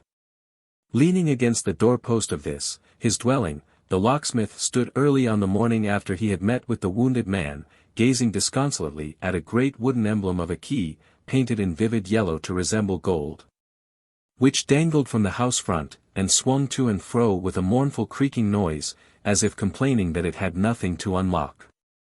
Sometimes, he looked over his shoulder into the shop, which was so dark and dingy with numerous tokens of his trade, and so blackened by the smoke of a little forge, near which his prentice was at work, that it would have been difficult for one unused to such espials to have distinguished anything but various tools of uncouth make and shape, great bunches of rusty keys, fragments of iron, half-finished locks, and such like things, which garnished the walls and hung in clusters from the ceiling. After a long and patient contemplation of the golden key, and many such backward glances, Gabriel stepped into the road, and stole a look at the upper windows. One of them chanced to be thrown open at the moment, and a roguish face met his. A face lighted up by the loveliest pair of sparkling eyes that ever locksmith looked upon, the face of a pretty, laughing, girl, dimpled and fresh, and healthful, the very impersonation of good humour and blooming beauty. "Hush!" she whispered, bending forward and pointing archly to the window underneath. "Mother is still asleep." "Still, my dear," returned the locksmith in the same tone. "You talk as if she had been asleep all night, instead of little more than half an hour. But I'm very thankful. Sleep's a blessing, no doubt about it." The last few words he muttered to himself. "How cruel of you to keep us up so late this morning, and never tell us where you were, or send us word," said the girl. "Ah, Dolly, Dolly," returned the locksmith, shaking his head, and smiling, "how cruel of you to run upstairs to bed. Come down to breakfast, madcap, and come down lightly, or you'll wake your mother. She must be tired, I am sure, I am." Keeping these latter words to himself, and returning his daughter's nod, he was passing into the workshop, with the smile she had awakened still beaming on his face, when he just caught sight of his prentice's brown paper cap ducking down to avoid observation, and shrinking from the window back to its former place, which the wearer no sooner reached than he began to hammer lustily. Listening again, Simon, said Gabriel to himself. That's bad. What in the name of wonder does he expect the girl to say, that I always catch him listening when she speaks, and never at any other time? A bad habit, Sim, a sneaking, underhanded way. Ah! You may hammer, but you won't beat that out of me, if you work at it till your time's up. So saying, and shaking his head gravely, he re-entered the workshop, and confronted the subject of these remarks. There's enough of that just now, said the locksmith. You needn't make any more of that confounded clatter. Breakfast's ready. Sir, said Sim, looking up with amazing politeness, and a peculiar little bow cut short off at the neck, I shall attend you immediately. I suppose, muttered Gabriel, that's out of the Prentice's Garland or the Prentice's Delight, or the Prentice's Warbler, or the Prentice's Guide to the Gallows, or some such improving textbook. Now he's going to beautify himself, here's a precious locksmith. Quite unconscious that his master was looking on from the dark corner by the parlor door, Sim threw off the paper cap, sprang from his seat and in 2 extraordinary steps, something between skating and minuet dancing, bounded to a washing place at the other end of the shop, and there removed from his face and hands all traces of his previous work, practicing the same step all the time with the utmost gravity. This done, he drew from some concealed place a little scrap of looking-glass, and with its assistance arranged his hair, and ascertained the exact state of a little carbuncle on his nose. Having now completed his toilet, he placed the fragment of mirror on a low bench, and looked over his shoulder at so much of his legs as could be reflected in that small compass, with the greatest possible complacency and satisfaction. Sim, as he was called in the locksmith's family, or Mr. Simon Tappertit, as he called himself, and required all men to style him out of doors, on holidays, and Sundays out, was an old-fashioned, thin-faced, sleek-haired, sharp-nosed, small-eyed little fellow, very little more than 5 feet high, and thoroughly convinced in his own mind that he was above the middle size. Rather tall, in fact, than otherwise. Of his figure, which was well enough formed, though somewhat of the leanest, he entertained the highest admiration. And with his legs, which, in knee breeches, were perfect curiosities of littleness, he was enraptured to a degree amounting to enthusiasm. He also had some majestic, shadowy ideas, which had never been quite fathomed by his intimate friends, concerning the power of his eye. Indeed, he had been known to go so far as to boast that he could utterly quell and subdue the haughtiest beauty by a simple process, which he termed eyeing her over. But it must be added, that neither of this faculty, nor of the power he claimed to have, through the same gift, of vanquishing and heaving down dumb animals, even in a rabid state, had he ever furnished evidence which could be deemed quite satisfactory and conclusive. It may be inferred from these premises, that in the small body of Mr. Tappertit there was locked up an ambitious and aspiring soul. As certain liquors, confined in casks too cramped in their dimensions, will ferment, and fret, and chafe in their imprisonment, so the spiritual essence or soul of Mr. Tappertit would sometimes fume within that precious cask, his body, until, with great foam and froth and splutter, it would force a vent, and carry all before it. It was his custom to remark, in reference to any one of these occasions, that his soul had got into his head. And in this novel kind of intoxication many scrapes and mishaps befell him, which he had frequently concealed with no small difficulty from his worthy master. Sim Tappertit, among the other fancies upon which his before-mentioned soul was for ever feasting and regaling itself, and which fancies, like the liver of Prometheus, grew as they were fed upon, had a mighty notion of his order, and had been heard by the servant-maid openly expressing his regret that the apprentices no longer carried clubs wherewith to mace the citizens. That was his strong expression.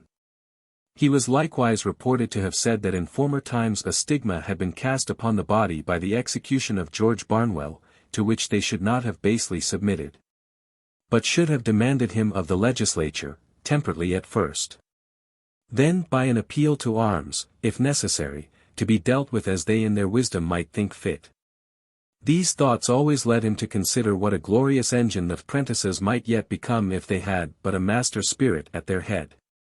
And then he would darkly, and to the terror of his hearers, hint at certain reckless fellows that he knew of, and at a certain lion heart ready to become their captain, who, once afoot, would make the Lord Mayor tremble on his throne. In respect of dress and personal decoration, Sim Tappertit was no less of an adventurous and enterprising character. He had been seen, beyond dispute, to pull off ruffles of the finest quality at the corner of the street on Sunday nights, and to put them carefully in his pocket before returning home. And it was quite notorious that on all great holiday occasions it was his habit to exchange his plain steel knee buckles for a pair of glittering paste, under cover of a friendly post, planted most conveniently in that same spot.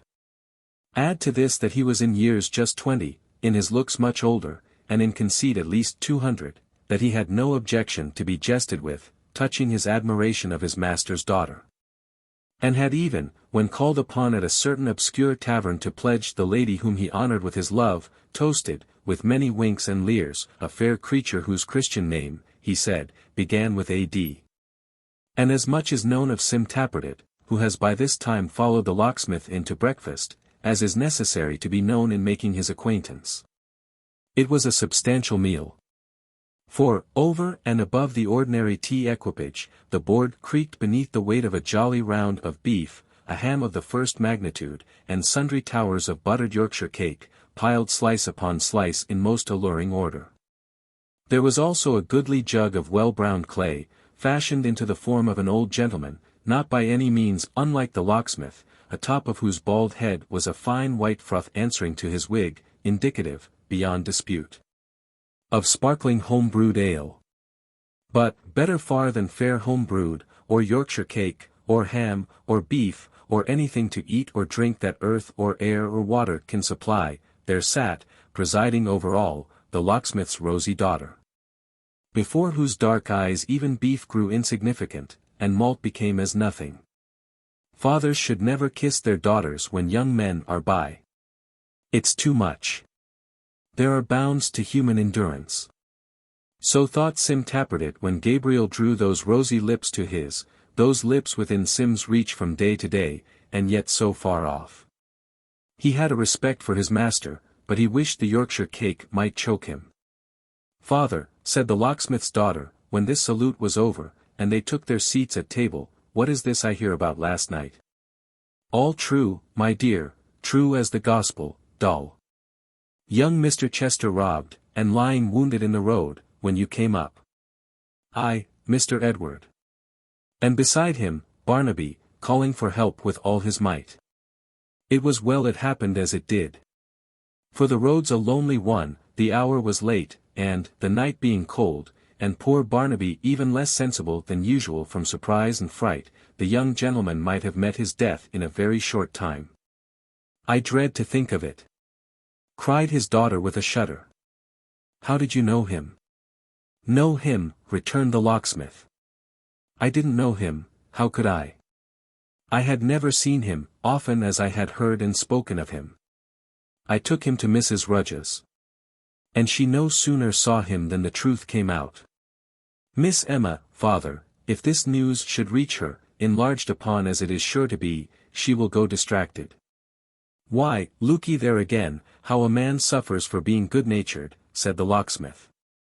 Miss Emma was with her uncle at the masquerade at Carlisle House, where she had gone, as the people at the Warren told me, sorely against her will. What does your blockhead father when he and Mrs. Rudge have laid their heads together, but goes there when he ought to be abed, makes interest with his friend the doorkeeper, slips him on a mask and domino, and mixes with the maskers. And like himself to do so, cried the girl, putting her fair arm round his neck, and giving him a most enthusiastic kiss. Like himself, repeated Gabriel, affecting to grumble, but evidently delighted with the part he had taken, and with her praise. Very like himself, so your mother said. However, he mingled with the crowd, and prettily worried and badgered he was, I warrant you, with people squeaking, "Don't you know me?" and "I found you out," and all that kind of nonsense in his ears. He might have wandered on till now, but in a little room there was a young lady who had taken off her mask, on account of the place being very warm, and was sitting there alone. "And that was she?" said his daughter hastily.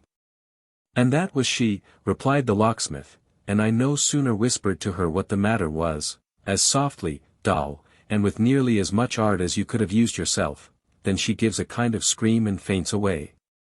What did you do? What happened next? Asked his daughter. Why, the masks came flocking round, with a general noise and hubbub, and I thought myself in luck to get clear off, that's all, rejoined the locksmith. What happened when I reached home you may guess, if you didn't hear it. Ah! Well, it's a poor heart that never rejoices. Put Toby this way, my dear. This Toby was the brown jug of which previous mention has been made. Applying his lips to the worthy old gentleman's benevolent forehead, the locksmith, who had all this time been ravaging among the eatables, kept them there so long, at the same time raising the vessel slowly in the air, that at length Toby stood on his head upon his nose, when he smacked his lips, and set him on the table again with fond reluctance. Although Sim Tappertit had taken no share in this conversation, no part of it being addressed to him, he had not been wanting in such silent manifestations of astonishment, as he deemed most compatible with the favourable display of his eyes. Regarding the pause which now ensued, as a particularly advantageous opportunity for doing great execution with them upon the locksmith's daughter, who he had no doubt was looking at him in mute admiration, he began to screw and twist his face, and especially those features, into such extraordinary, hideous, and unparalleled contortions, that Gabriel, who happened to look towards him, was stricken with amazement. "Why, what the devil's the matter with the lad?" cried the locksmith. "Is he choking?" "Who?" demanded Sim, with some disdain. "Who?" "Why, you," returned his master. "What do you mean by making those horrible faces over your breakfast?" "Faces are matters of taste, sir," said Mr. Tappertit, rather discomfited, not the less so because he saw the locksmith's daughter smiling. "Sim," rejoined Gabriel, laughing heartily. "Don't be a fool, for I'd rather see you in your senses. These young fellows," he added, turning to his daughter, "are always committing some folly or another.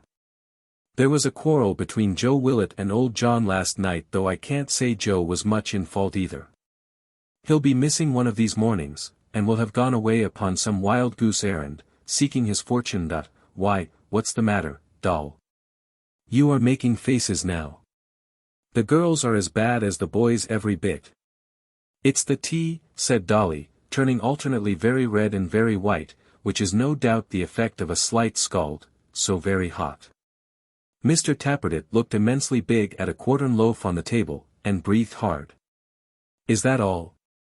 returned the locksmith. "Put some more milk in it." "Yes, I am sorry for Joe, because he is a likely young fellow, and gains upon one every time one sees him. But he'll start off, you'll find. Indeed, he told me as much himself." "Indeed?" cried Dolly in a faint voice. "Indeed. Is the tea tickling your throat still, my dear?" said the locksmith. But, before his daughter could make him any answer, she was taken with a troublesome cough, and it was such a very unpleasant cough, that, when she left off, the tears were starting in her bright eyes.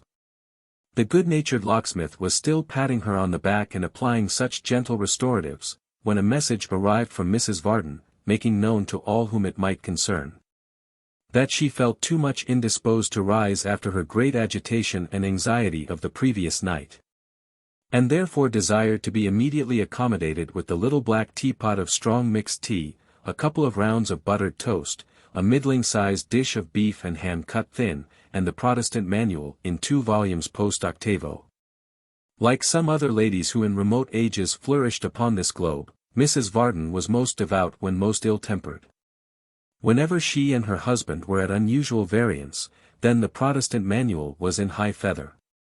Knowing from experience what these requests portended, the triumvirate broke up, Dolly, to see the orders executed with all dispatch, Gabriel, to some out-of-door work in his little chaise, and Sim, to his daily duty in the workshop, to which retreat he carried the big look, although the loaf remained behind.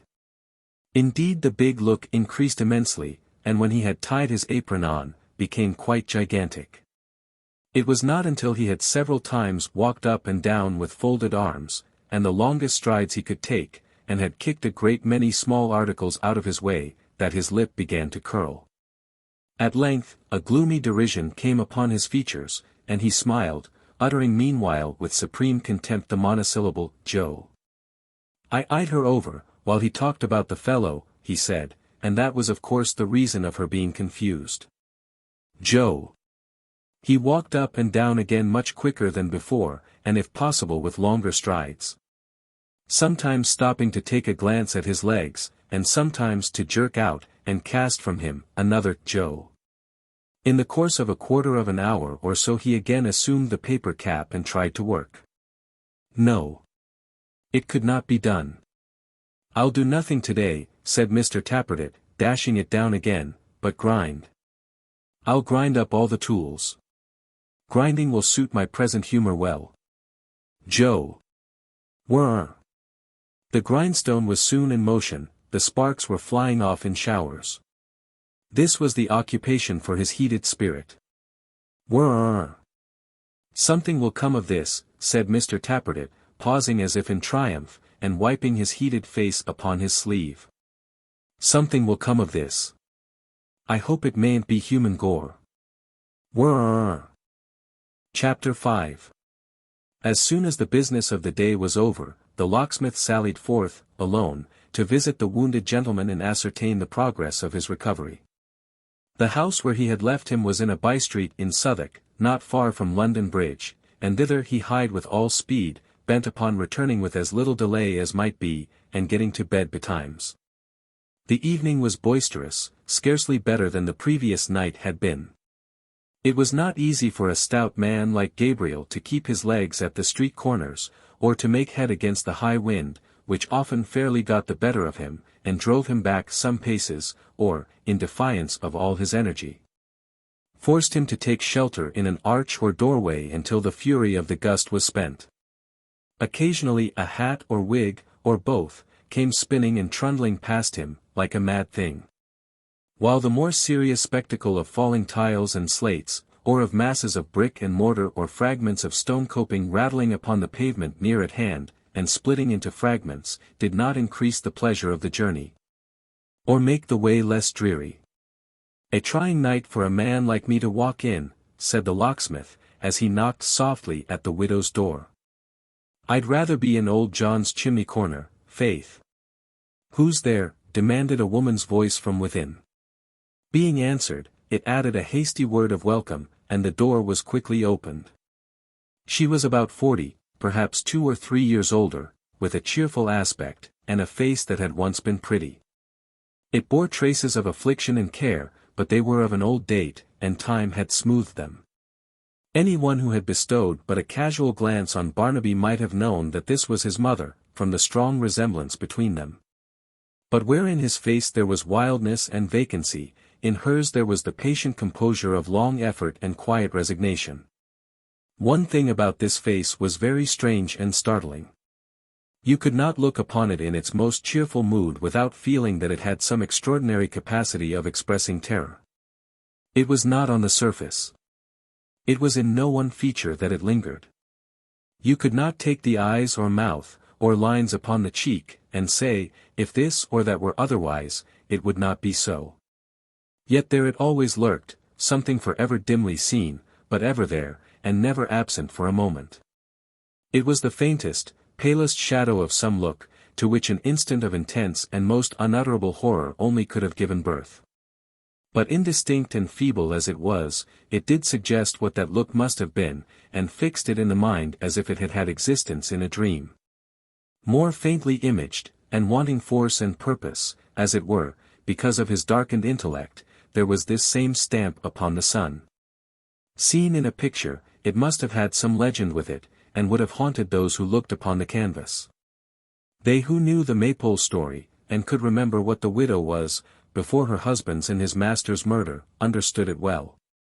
They recollected how the change had come, and could call to mind that when her son was born, upon the very day the deed was known, he bore upon his wrist what seemed a smear of blood but half washed out. God save you, neighbor, said the locksmith, as he followed her, with the air of an old friend, into a little parlor where a cheerful fire was burning. And you, she answered smiling. Your kind heart has brought you here again. Nothing will keep you at home, I know of old, if there are friends to serve or comfort, out of doors.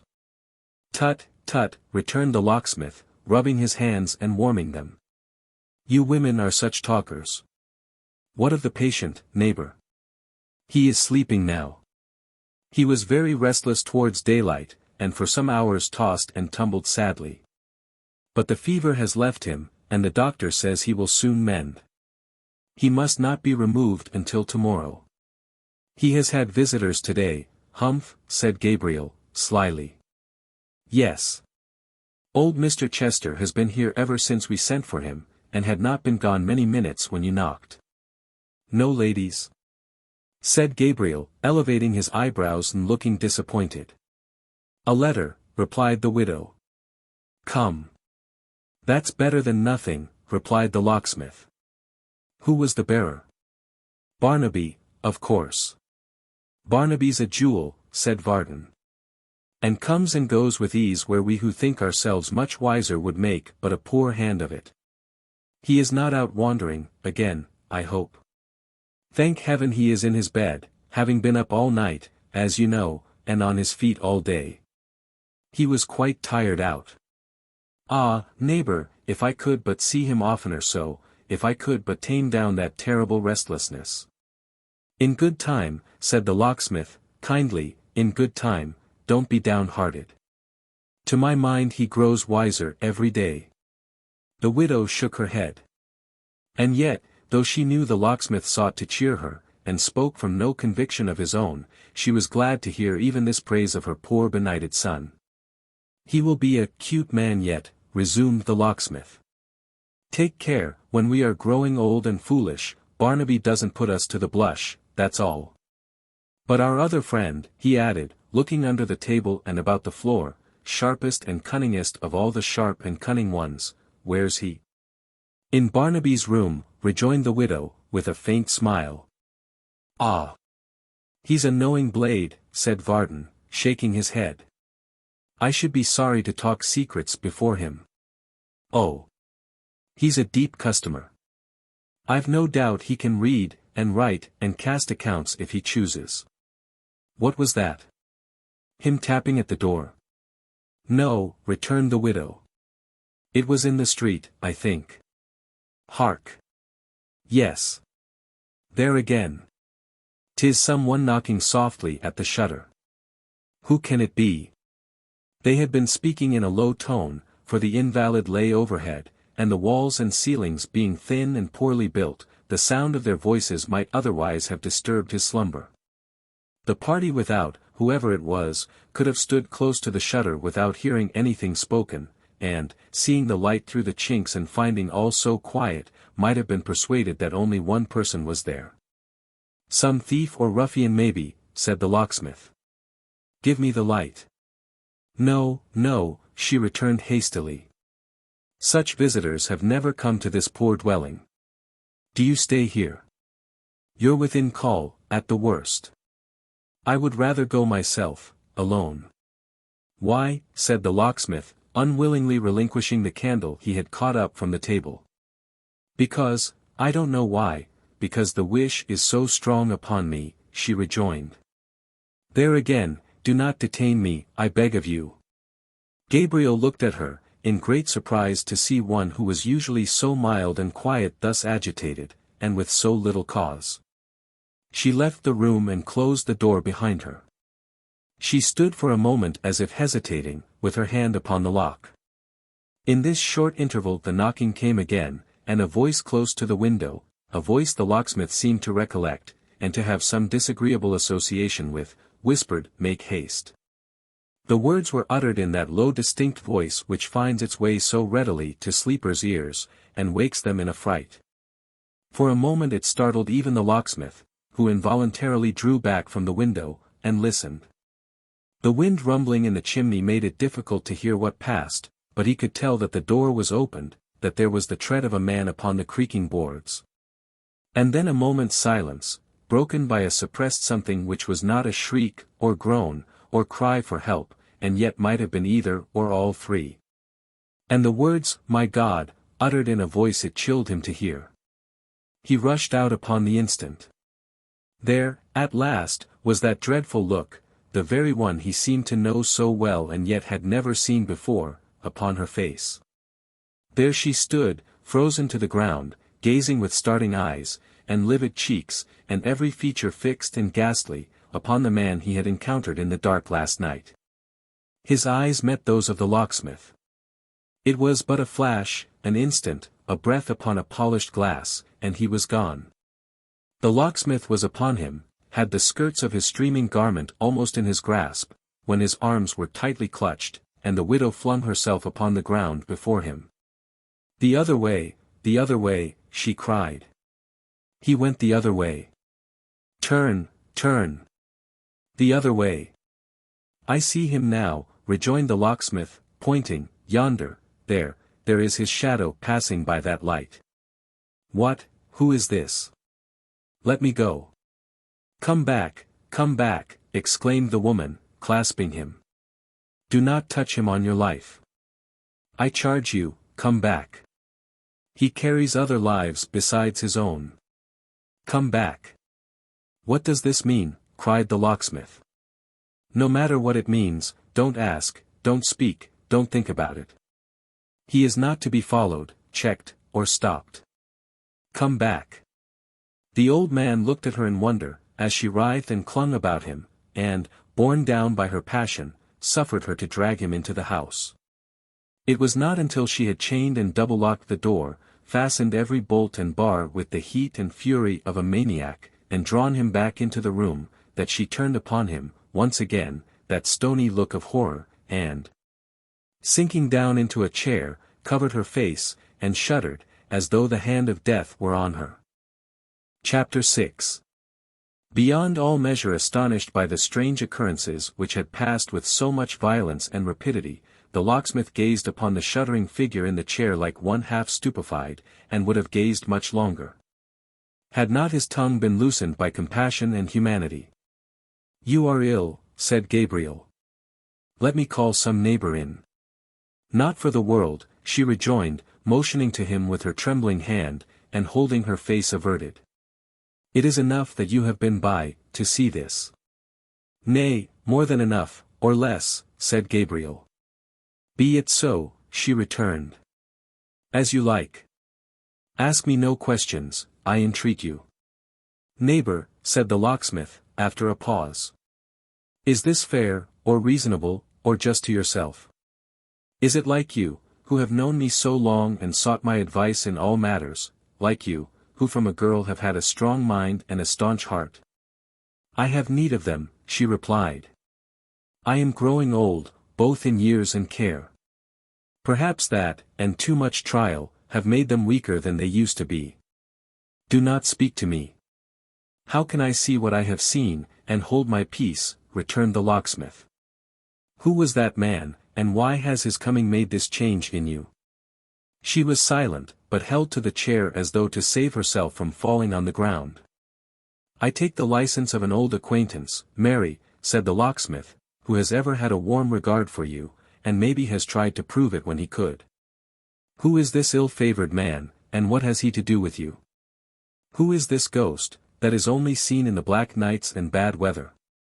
How does he know, and why does he haunt this house, whispering through chinks and crevices, as if there was that between him and you, which neither durst so much as speak aloud of? Who is he? You do well to say he haunts this house, returned the widow, faintly. His shadow has been upon it and me, in light and darkness, at noonday and midnight. And now, at last, he has come in the body. But he wouldn't have gone in the body, returned the locksmith with some irritation, if you had left my arms and legs at liberty. What riddle is this? It is one, she answered, rising as she spoke, that must remain for ever as it is. I dare not say more than that. Dare not, repeated the wondering locksmith. Do not press me, she replied. I am sick and faint, and every faculty of life seems dead within me. No, do not touch me either. Gabriel, who had stepped forward to render her assistance, fell back as she made this hasty exclamation, and regarded her in silent wonder. "Let me go my way alone," she said in a low voice, "and let the hands of no honest man touch mine tonight." When she had tottered to the door, she turned, and added with a stronger effort, "This is a secret, which, of necessity, I trust to you. You are a true man. As you have ever been good and kind to me, keep it. If any noise was heard above, make some excuse, say anything but what you really saw, and never let a word or look between us, recall this circumstance. I trust to you. Mind, I trust to you. How much I trust, you never can conceive." Casting her eyes upon him for an instant, she withdrew, and left him there alone. Gabriel, not knowing what to think, stood staring at the door with a countenance full of surprise and dismay.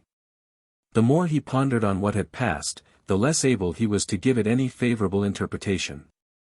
To find this widow woman, whose life for so many years had been supposed to be one of solitude and retirement, and who, in her quiet suffering character, had gained the good opinion and respect of all who knew her, to find her linked mysteriously with an ill-omened man, alarmed at his appearance, and yet favoring his escape, was a discovery that pained as much as startled him. Her reliance on his secrecy, and his tacit acquiescence, increased his distress of mind. If he had spoken boldly, persisted in questioning her, detained her when she rose to leave the room, made any kind of protest, instead of silently compromising himself, as he felt he had done, he would have been more at ease. "Why did I let her say it was a secret, and she trusted it to me?" said Gabriel, putting his wig on one side to scratch his head with greater ease, and looking ruefully at the fire. "I have no more readiness than old John himself. Why didn't I say firmly, 'You have no right to such secrets, and I demand of you to tell me what this means,' instead of standing gaping at her, like an old mooncalf as I am? But there's my weakness. I can be obstinate enough with men if need be, but women may twist me round their fingers at their pleasure." He took his wig off outright as he made this reflection, and, warming his handkerchief at the fire, began to rub and polish his bald head with it, until it glistened again.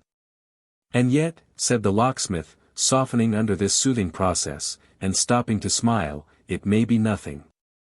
Any drunken brawler trying to make his way into the house, would have alarmed a quiet soul like her.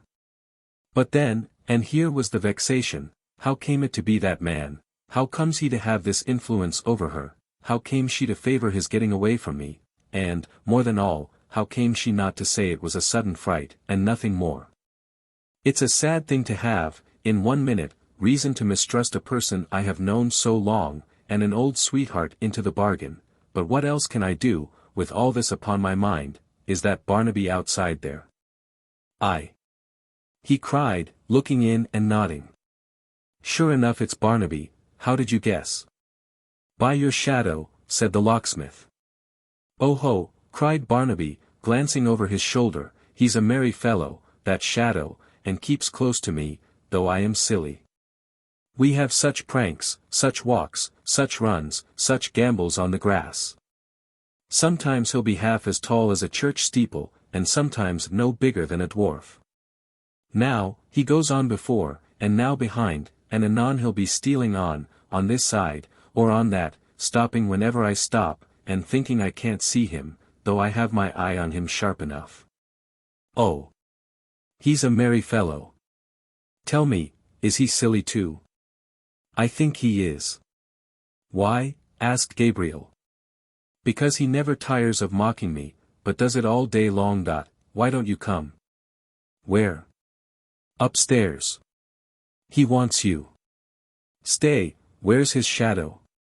"Come. You're a wise man, tell me that." "Beside him, Barnaby." "Beside him, I suppose," returned the locksmith. "No," he replied, shaking his head. "Guess again." "Gone out a-walking, maybe." "He has changed shadows with a woman," the idiot whispered in his ear, and then fell back with a look of triumph. "Her shadow's always with him, and his with her. That's sport, I think, eh?" "Barnaby," said the locksmith, with a grave look, "come hither, lad. I know what you want to say." "I know," he replied, keeping away from him. "But I'm cunning, I'm silent.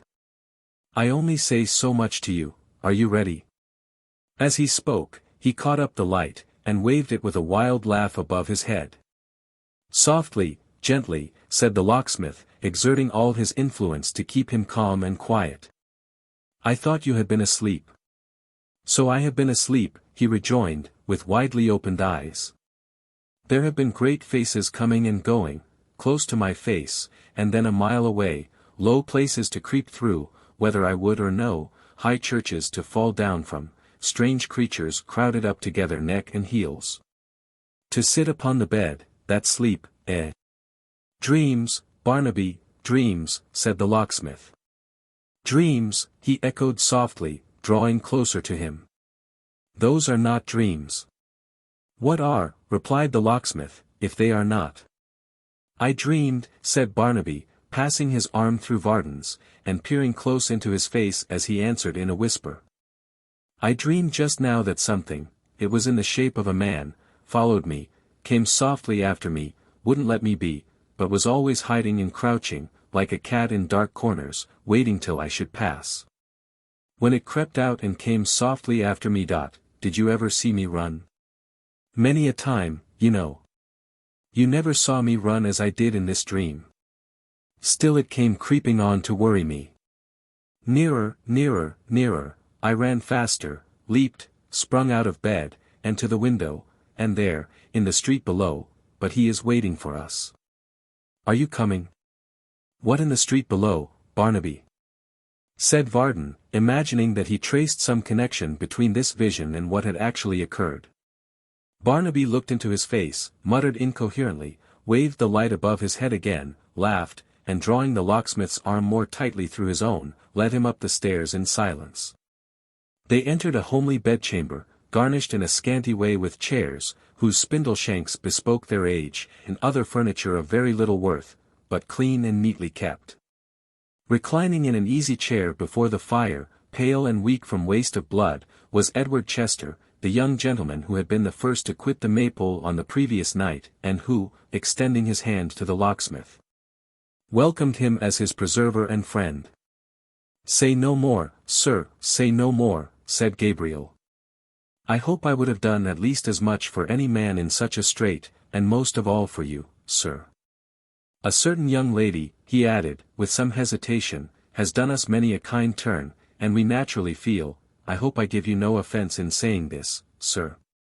The young man smiled and shook his head, at the same time moving in his chair as if in pain. It's no great matter, he said, in answer to the locksmith's sympathizing look, a mere uneasiness arising at least as much from being cooped up here, as from the slight wound I have, or from the loss of blood. Be seated, Mr. Varden. If I may make so bold, Mr. Edward, as to lean upon your chair, returned the locksmith, accommodating his action to his speech, and bending over him, I'll stand here for the convenience of speaking low. Barnaby is not in his quietest humor tonight, and at such times talking never does him good. They both glanced at the subject of this remark, who had taken a seat on the other side of the fire, and, smiling vacantly, was making puzzles on his fingers with a skein of string. Pray, tell me, sir, said Varden, dropping his voice still lower, exactly what happened last night. I have my reason for inquiring. You left the Maypole, alone. And walked homeward alone, until I had nearly reached the place where you found me, when I heard the gallop of a horse. Behind you, said the locksmith. Indeed, yes, behind me. It was a single rider, who soon overtook me, and checking his horse, inquired the way to London. You were on the alert, sir, knowing how many highwaymen there are, scouring the roads in all directions, said Varden. I was, but I had only a stick, having imprudently left my pistols in their holster case with the landlord's son. I directed him as he desired. Before the words had passed my lips, he rode upon me furiously, as if bent on trampling me down beneath his horse's hoofs.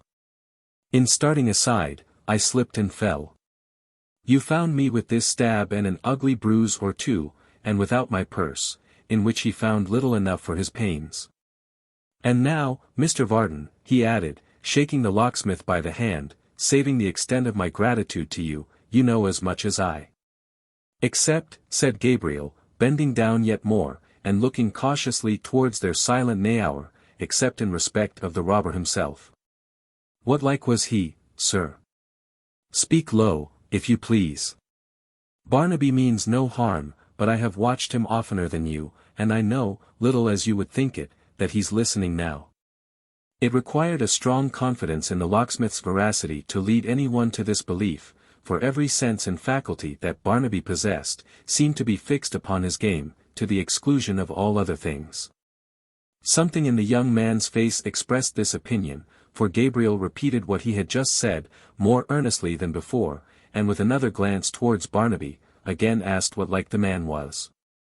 The night was so dark, said Edward, the attack so sudden, and he so wrapped and muffled up, that I can hardly say. It seems that. Don't mention his name, sir, returned the locksmith, following his look towards Barnaby. I know he saw him. I want to know what you saw. All I remember is, said Edward, that as he checked his horse his hat was blown off. He caught it, and replaced it on his head, which I observed was bound with a dark handkerchief. A stranger entered the Maypole while I was there, whom I had not seen, for I had sat apart for reasons of my own, and when I rose to leave the room and glanced round, he was in the shadow of the chimney and hidden from my sight. But, if he and the robber were two different persons, their voices were strangely and most remarkably alike, for directly the man addressed me in the road, I recognized his speech again. It is as I feared. The very man was here tonight, thought the locksmith, changing color. What dark history is this? Hullo, cried a hoarse voice in his ear. Hullo, hullo, hullo. Bow wow wow. What's the matter here? How loa. The speaker, who made the locksmith start as if he had been some supernatural agent, was a large raven, who had perched upon the top of the easy chair, unseen by him and Edward, and listened with a polite attention and a most extraordinary appearance of comprehending every word, to all they had said up to this point. Turning his head from one to the other, as if his office were to judge between them, and it were of the very last importance that he should not lose a word. Look at him, said Varden, divided between admiration of the bird and a kind of fear of him. Was there ever such a knowing imp as that? Oh, he's a dreadful fellow.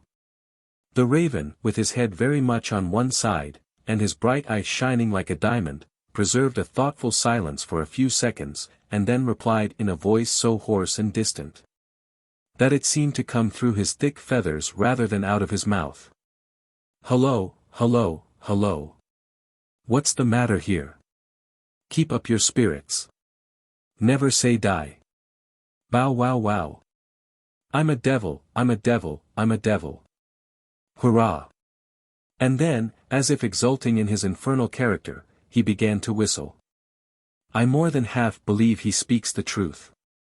Upon my word I do, said Varden. Do you see how he looks at me, as if he knew what I was saying? To which the bird, balancing himself on tiptoe, as it were, and moving his body up and down in a sort of grave dance, rejoined, I'm a devil, I'm a devil, I'm a devil, and flapped his wings against his sides as if he were bursting with laughter. Barnaby clapped his hands, and fairly rolled upon the ground in an ecstasy of delight. Strange companions, sir, said the locksmith, shaking his head, and looking from one to the other. The bird has all the wit. Strange indeed, said Edward, holding out his forefinger to the raven, who, in acknowledgment of the attention, made a dive at it immediately with his iron bill. Is he old? A mere boy, sir, replied the locksmith. 120, or thereabouts. Call him down, Barnaby, my man. Call him, echoed Barnaby, sitting upright upon the floor, and staring vacantly at Gabriel, as he thrust his hair back from his face. But who can make him come? He calls me, and makes me go where he will. He goes on before, and I follow. He's the master, and I'm the man. Is that the truth, Grip? The raven gave a short, comfortable, confidential kind of croak. A most expressive croak, which seemed to say, you needn't let these fellows into our secrets. We understand each other. It's all right. I make him come, cried Barnaby, pointing to the bird. Him, who never goes to sleep, or so much as winks. Why, any time of night, you may see his eyes in my dark room, shining like two sparks. And every night, and all night too, he's broad awake, talking to himself, thinking what he shall do tomorrow, where we shall go, and what he shall steal, and hide, and bury. I make him come. Ha ha ha. On second thoughts, the bird appeared disposed to come of himself. After a short survey of the ground, and a few sidelong looks at the ceiling and at everybody present in turn, he fluttered to the floor, and went to Barnaby, not in a hop, or walk, or run, but in a pace like that of a very particular gentleman with exceedingly tight boots on, trying to walk fast over loose pebbles. Then, stepping into his extended hand, and condescending to be held out at arm's length, he gave vent to a succession of sounds, not unlike the drawing of some 8 or 10 dozen of long corks. And again asserted his brimstone birth and parentage with great distinctness. The locksmith shook his head, perhaps in some doubt of the creature's being really nothing but a bird, perhaps in pity for Barnaby, who by this time had him in his arms, and was rolling about, with him, on the ground. As he raised his eyes from the poor fellow he encountered those of his mother, who had entered the room, and was looking on in silence. She was quite white in the face, even to her lips, but had wholly subdued her emotion, and wore her usual quiet look. Varden fancied as he glanced at her that she shrunk from his eye, and that she busied herself about the wounded gentleman to avoid him the better. It was time he went to bed, she said. He was to be removed to his own home on the morrow, and he had already exceeded his time for sitting up, by a full hour. Acting on this hint, the locksmith prepared to take his leave. By the by, said Edward, as he shook him by the hand, and looked from him to Mrs. Rudge and back again, what noise was that below? I heard your voice in the midst of it, and should have inquired before, but our other conversation drove it from my memory. What was it? The locksmith looked towards her, and bit his lip. She leant against the chair, and bent her eyes upon the ground. Barnaby too, he was listening. Some mad or drunken fellow, sir, Varden at length made answer, looking steadily at the widow as he spoke. He mistook the house, and tried to force an entrance. She breathed more freely, but stood quite motionless. As the locksmith said, "Good night," and Barnaby caught up the candle to light him down the stairs, she took it from him, and charged him, with more haste and earnestness than so slight an occasion appeared to warrant, not to stir. The raven followed them to satisfy himself that all was right below, and when they reached the street door, stood on the bottom stair drawing corks out of number. With a trembling hand she unfastened the chain and bolts, and turned the key. As she had her hand upon the latch, the locksmith said in a low voice, "I have told a lie tonight, for your sake, Mary, and for the sake of bygone times and old acquaintance, when I would scorn to do so for my own. I hope I may have done no harm, or led to none. I can't help the suspicions you have forced upon me, and I am loath, I tell you plainly, to leave Mr. Edward here. Take care he comes to no hurt. I doubt the safety of this roof, and am glad he leaves it so soon. Now, let me go." For a moment she hid her face in her hands and wept. But resisting the strong impulse which evidently moved her to reply, opened the door, no wider than was sufficient for the passage of his body, and motioned him away. As the locksmith stood upon the step, it was chained and locked behind him, and the raven, in furtherance of these precautions, barked like a lusty house dog. In league with that ill-looking figure that might have fallen from a gibbet, he listening and hiding here, Barnaby first upon the spot last night, can she who has always borne so fair a name be guilty of such crimes in secret? Said the locksmith, musing. Heaven forgive me if I am wrong, and send me just thoughts, but she is poor, the temptation may be great, and we daily hear of things as strange. Bark away, my friend. If there's any wickedness going on, that raven's in it, I'll be sworn. Chapter 7. Mrs. Varden was a lady of what is commonly called an uncertain temper, a phrase which being interpreted signifies a temper tolerably certain to make everybody more or less uncomfortable. Thus it generally happened, that when other people were merry, Mrs. Varden was dull, and that when other people were dull, Mrs. Varden was disposed to be amazingly cheerful.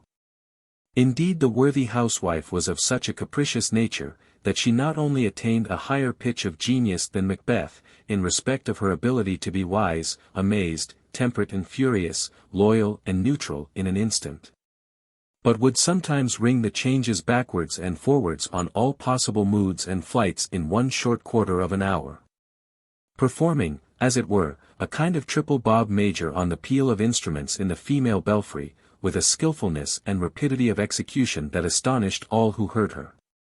It had been observed in this good lady, who did not want for personal attractions, being plump and buxom to look at, though like her fair daughter, somewhat short in stature, that this uncertainty of disposition strengthened and increased with her temporal prosperity.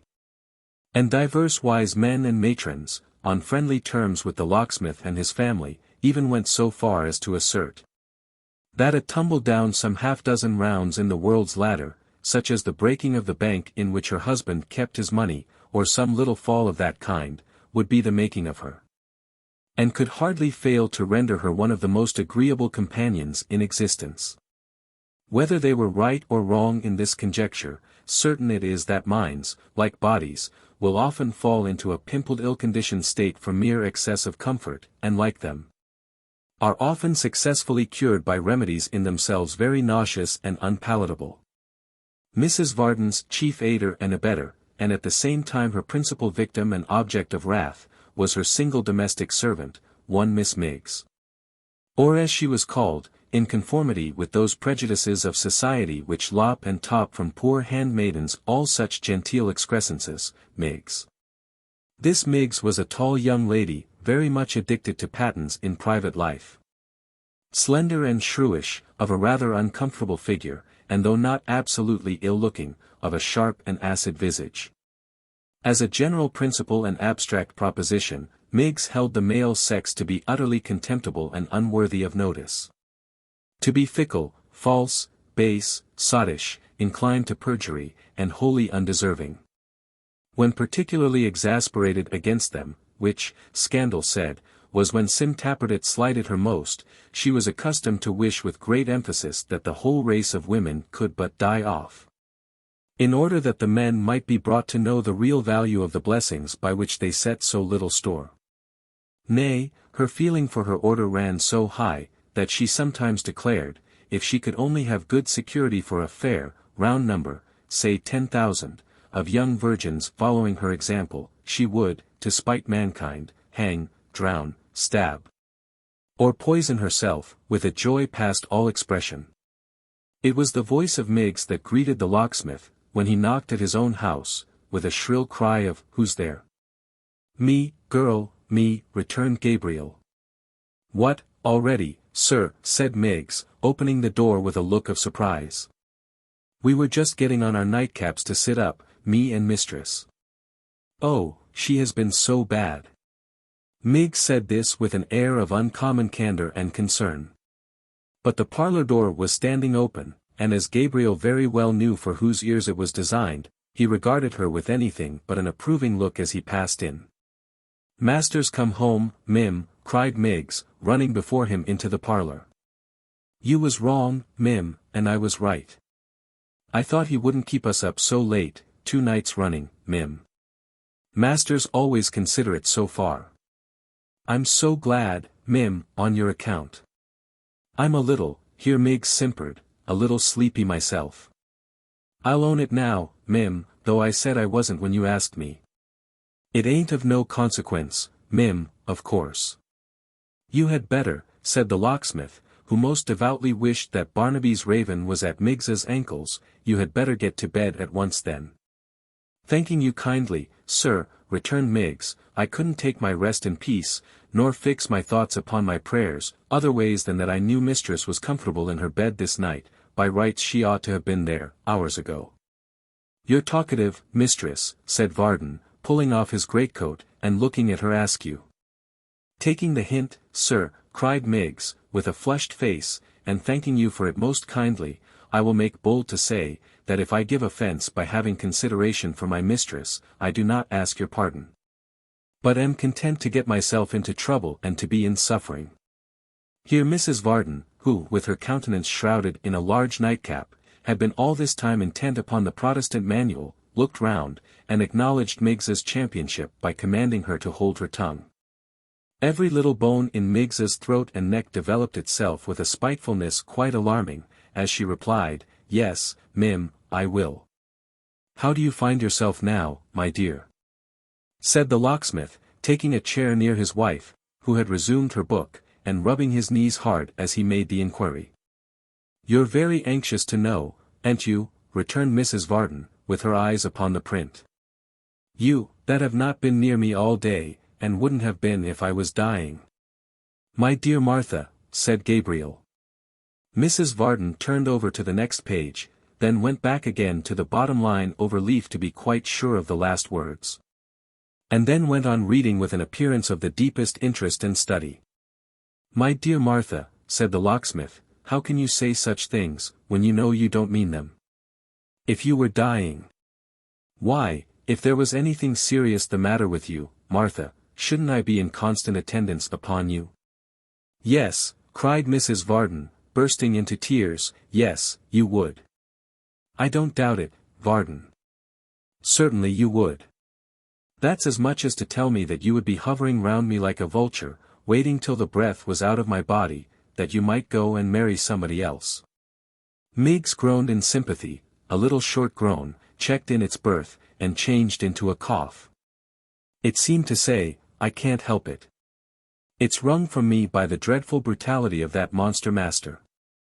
But you'll break my heart one of these days," added Mrs. Varden, with more resignation, "and then we shall both be happy. My only desire is to see Dolly comfortably settled, and when she is, you may settle me as soon as you like." "Ah!" cried Miggs, and coughed again. Poor Gabriel twisted his wig about in silence for a long time, and then said mildly, "Has Dolly gone to bed?" "Your master speaks to you," said Mrs. Varden, looking sternly over her shoulder at Miss Miggs in waiting. "No, my dear, I spoke to you," suggested the locksmith. "Did you hear me, Miggs?" cried the obdurate lady, stamping her foot upon the ground. "You are beginning to despise me now, are you? But this is example." At this cruel rebuke, Miggs, whose tears were always ready, for large or small parties, on the shortest notice and the most reasonable terms, fell a-crying violently, holding both her hands tight upon her heart meanwhile, as if nothing less would prevent it splitting into small fragments. Mrs. Varden, who likewise possessed that faculty in high perfection, wept too, against Miggs. And with such effect that Miggs gave in after a time, and, except for an occasional sob, which seemed to threaten some remote intention of breaking out again, left her mistress in possession of the field. Her superiority being thoroughly asserted, that lady soon desisted likewise, and fell into a quiet melancholy. The relief was so great, and the fatiguing occurrences of last night so completely overpowered the locksmith, that he nodded in his chair, and would doubtless have slept there all night, but for the voice of Mrs. Varden, which, after a pause of some 5 minutes, awoke him with a start. "If I am ever," said Mrs. V. not scolding, but in a sort of monotonous remonstrance, "in spirits, if I am ever cheerful, if I am ever more than usually disposed to be talkative and comfortable, this is the way I am treated." "Such spirits as you was in too, Mim, but half an hour ago," cried Miggs. "I never see such company." "Because," said Mrs. Varden, "because I never interfere or interrupt, because I never question where anybody comes or goes. Because my whole mind and soul is bent on saving where I can save, and laboring in this house, therefore, they try me as they do." "Martha," urged the locksmith, endeavoring to look as wakeful as possible, "what is it you complain of?" "I really came home with every wish and desire to be happy." "I did, indeed." "What do I complain of?" retorted his wife. "Is it a chilling thing to have one's husband sulking and falling asleep directly he comes home, to have him freezing all one's warm-heartedness, and throwing cold water over the fireside? Is it natural, when I know he went out upon a matter in which I am as much interested as anybody can be, that I should wish to know all that has happened, or that he should tell me without my begging and praying him to do it? Is that natural, or is it not? I am very sorry, Martha, said the good-natured locksmith. I was really afraid you were not disposed to talk pleasantly. I'll tell you everything. I shall only be too glad, my dear. No, Varden, returned his wife, rising with dignity. I dare say, thank you. I'm not a child to be corrected 1 minute and petted the next. I'm a little too old for that, Varden. Miggs, carry the light. You can be cheerful, Miggs, at least. Miggs, who, to this moment, had been in the very depths of compassionate despondency, passed instantly into the liveliest state conceivable, and tossing her head as she glanced towards the locksmith, bore off her mistress and the light together. Now, who would think, thought Varden, shrugging his shoulders and drawing his chair nearer to the fire, that that woman could ever be pleasant and agreeable? And yet she can be. Well, well, all of us have our faults. I'll not be hard upon hers. We have been man and wife too long for that. He dozed again, not the less pleasantly, perhaps, for his hearty temper. While his eyes were closed, the door leading to the upper stairs was partially opened. And a head appeared, which, at sight of him, hastily drew back again. I wish, murmured Gabriel, waking at the noise, and looking round the room, I wish somebody would marry Miggs. But that's impossible. I wonder whether there's any madman alive, who would marry Miggs. This was such a vast speculation that he fell into a doze again, and slept until the fire was quite burnt out. At last he roused himself. And having double-locked the street door according to custom, and put the key in his pocket, went off to bed. He had not left the room in darkness many minutes, when the head again appeared, and Sim Tappertit entered, bearing in his hand a little lamp. What the devil business has he to stop up so late? Muttered Sim, passing into the workshop, and setting it down upon the forge. Here's half the night gone already. There's only one good that has ever come to me, out of this cursed old rusty mechanical trade, and that's this piece of ironmongery, upon my soul. As he spoke, he drew from the right hand, or rather right leg pocket of his smalls, a clumsy large-sized key, which he inserted cautiously in the lock his master had secured, and softly opened the door. That done, he replaced his piece of secret workmanship in his pocket. And leaving the lamp burning, and closing the door carefully and without noise, stole out into the street, as little suspected by the locksmith in his sound deep sleep, as by Barnaby himself in his phantom-haunted dreams. Chapter 8. Clear of the locksmith's house, Sim Tappertit laid aside his cautious manner, and assuming in its stead that of a ruffling, swaggering, roving blade, who would rather kill a man than otherwise, and eat him too if needful, made the best of his way along the darkened streets. Half pausing for an instant now and then to smite his pocket and assure himself of the safety of his master key, he hurried on to Barbican, and turning into one of the narrowest of the narrow streets which diverged from that centre, slackened his pace and wiped his heated brow, as if the termination of his walk were near at hand. It was not a very choice spot for midnight expeditions, being in truth one of more than questionable character, and of an appearance by no means inviting. From the main street he had entered, itself little better than an alley, a low-browed doorway led into a blind court, or yard, profoundly dark, unpaved, and reeking with stagnant odors. Into this ill-favored pit, the locksmith's vagrant prentice groped his way. And stopping at a house from whose defaced and rotten front the rude effigy of a bottle swung to and fro like some gibbeted malefactor, struck thrice upon an iron grating with his foot. After listening in vain for some response to his signal, Mr. Tappertit became impatient, and struck the grating thrice again. A further delay ensued, but it was not of long duration. The ground seemed to open at his feet, and a ragged head appeared. "Is that the captain?" said a voice as ragged as the head. "Yes," replied Mr. Tappertit haughtily, descending as he spoke. "Who should it be?" "It's so late, we gave you up," returned the voice, as its owner stopped to shut and fasten the grating. "You're late, sir." "Lead on," said Mr. Tappertit, with a gloomy majesty, and make remarks when I require you. Forward. This latter word of command was perhaps somewhat theatrical and unnecessary, inasmuch as the descent was by a very narrow, steep, and slippery flight of steps. And any rashness or departure from the beaten track must have ended in a yawning waterbutt. But Mr. Tappertit being, like some other great commanders, favourable to strong effects, and personal display, cried, "Forward," again, in the hoarsest voice he could assume. And led the way, with folded arms and knitted brows, to the cellar down below, where there was a small copper fixed in one corner, a chair or two, a form and table, a glimmering fire, and a truckle bed, covered with a ragged patchwork rug. "Welcome, noble captain," cried a lanky figure, rising as from a nap. The captain nodded. Then, throwing off his outer coat, he stood composed in all his dignity, and eyed his follower over. "What news tonight?" he asked, when he had looked into his very soul. "Nothing particular," replied the other, stretching himself, and he was so long already that it was quite alarming to see him do it. "How come you to be so late?" "No matter," was all the captain deigned to say in answer. "Is the room prepared?"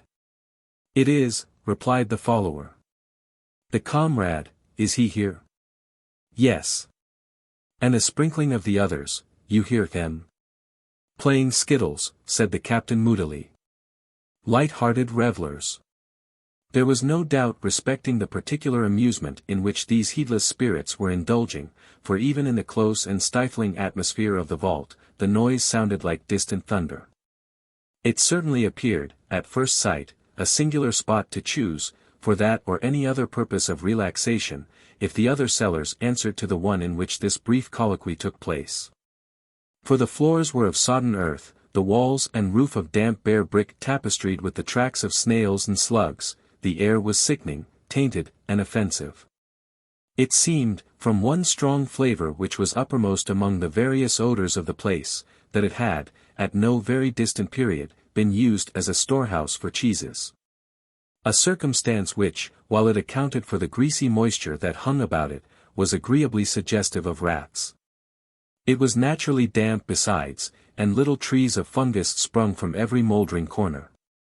The proprietor of this charming retreat, and owner of the ragged head before mentioned, for he wore an old tie wig as bare and frowsy as a stunted hearth-broom, had by this time joined them.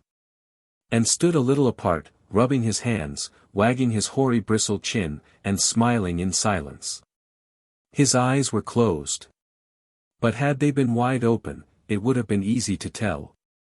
From the attentive expression of the face he turned towards them, pale and unwholesome as might be expected in one of his underground existence, and from a certain anxious raising and quivering of the lids, that he was blind.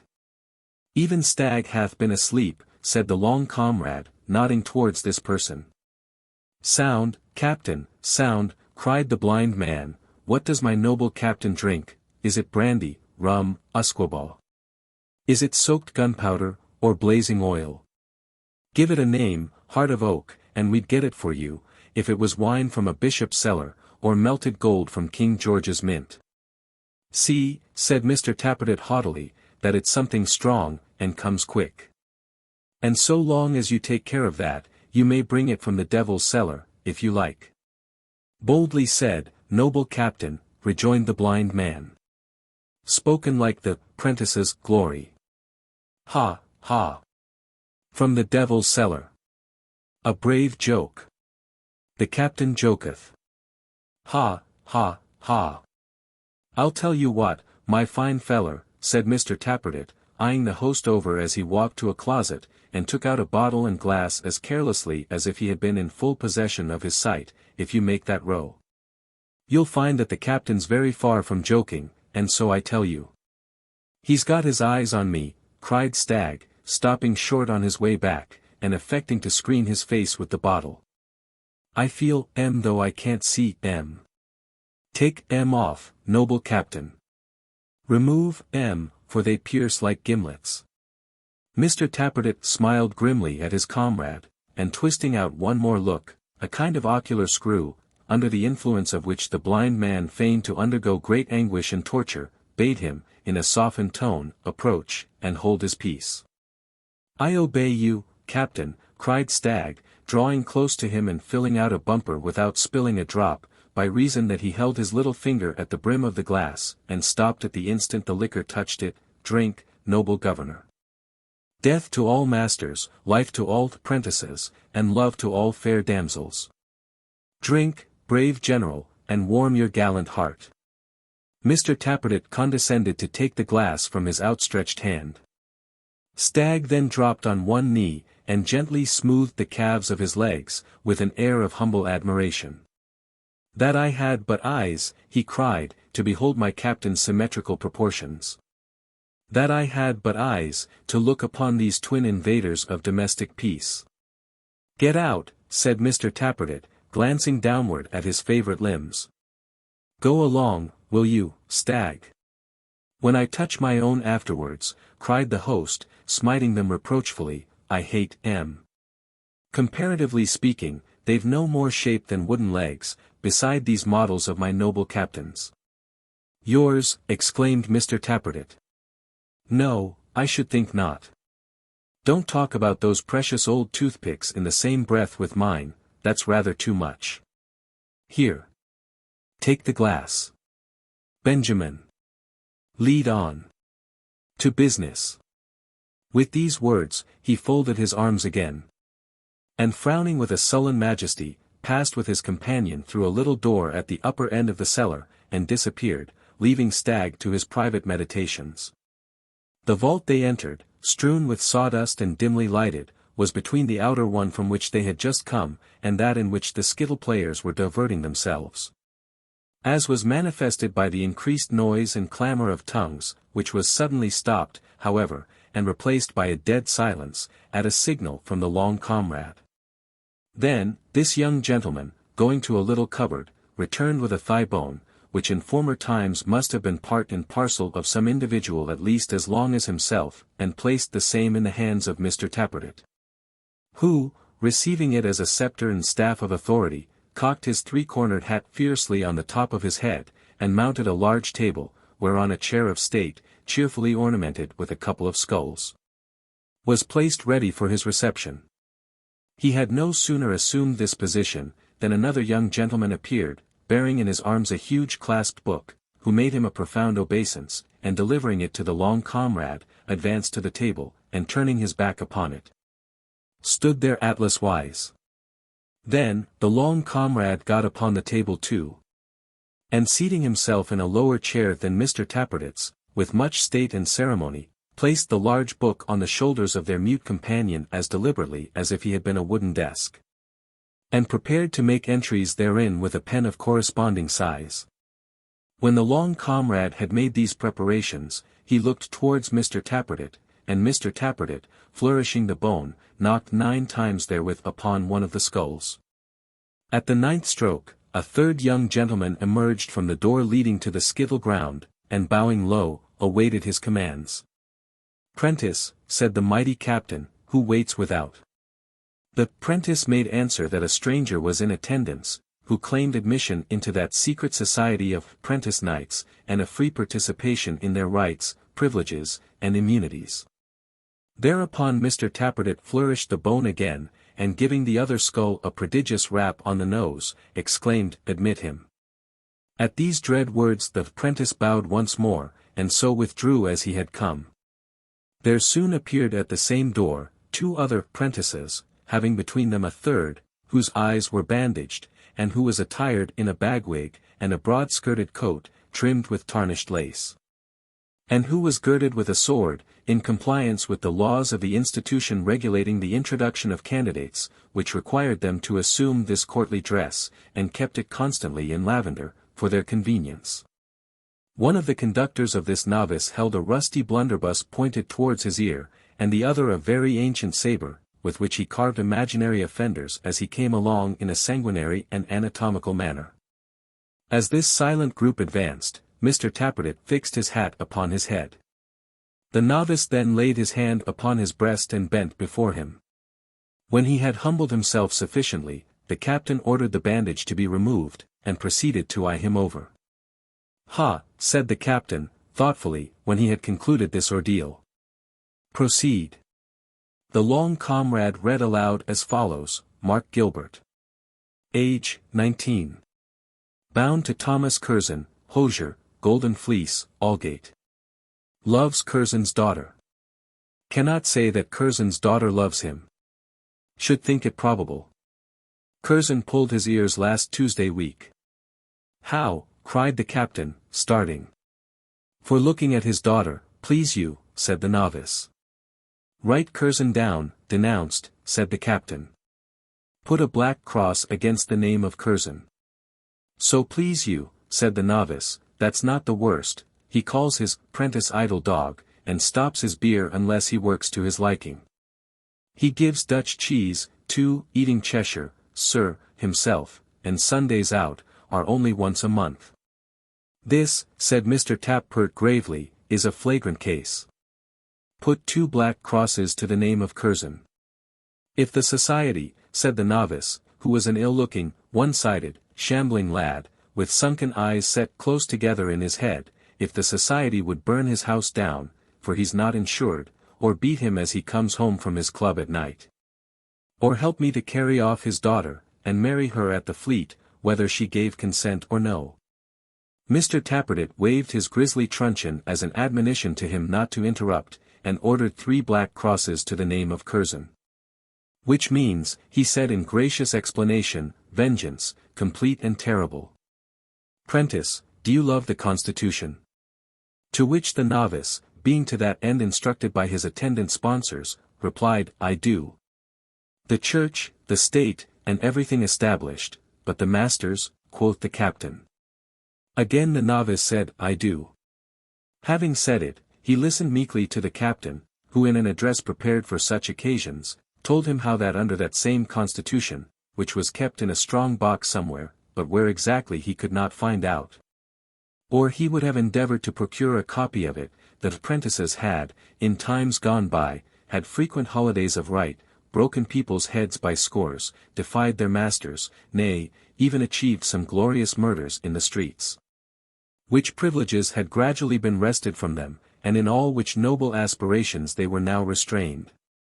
How the degrading checks imposed upon them were unquestionably attributable to the innovating spirit of the times, and how they united therefore to resist all change, except such change as would restore those good old English customs, by which they would stand or fall. After illustrating the wisdom of going backward, by reference to that sagacious fish, the crab, and the not unfrequent practice of the mule and donkey, he described their general objects, which were briefly vengeance on their tyrant masters, of whose grievous and insupportable oppression no prentice could entertain a moment's doubt, and the restoration, as aforesaid, of their ancient rights and holidays. For neither of which objects were they now quite ripe, being barely 20 strong, but which they pledged themselves to pursue with fire and sword when needful.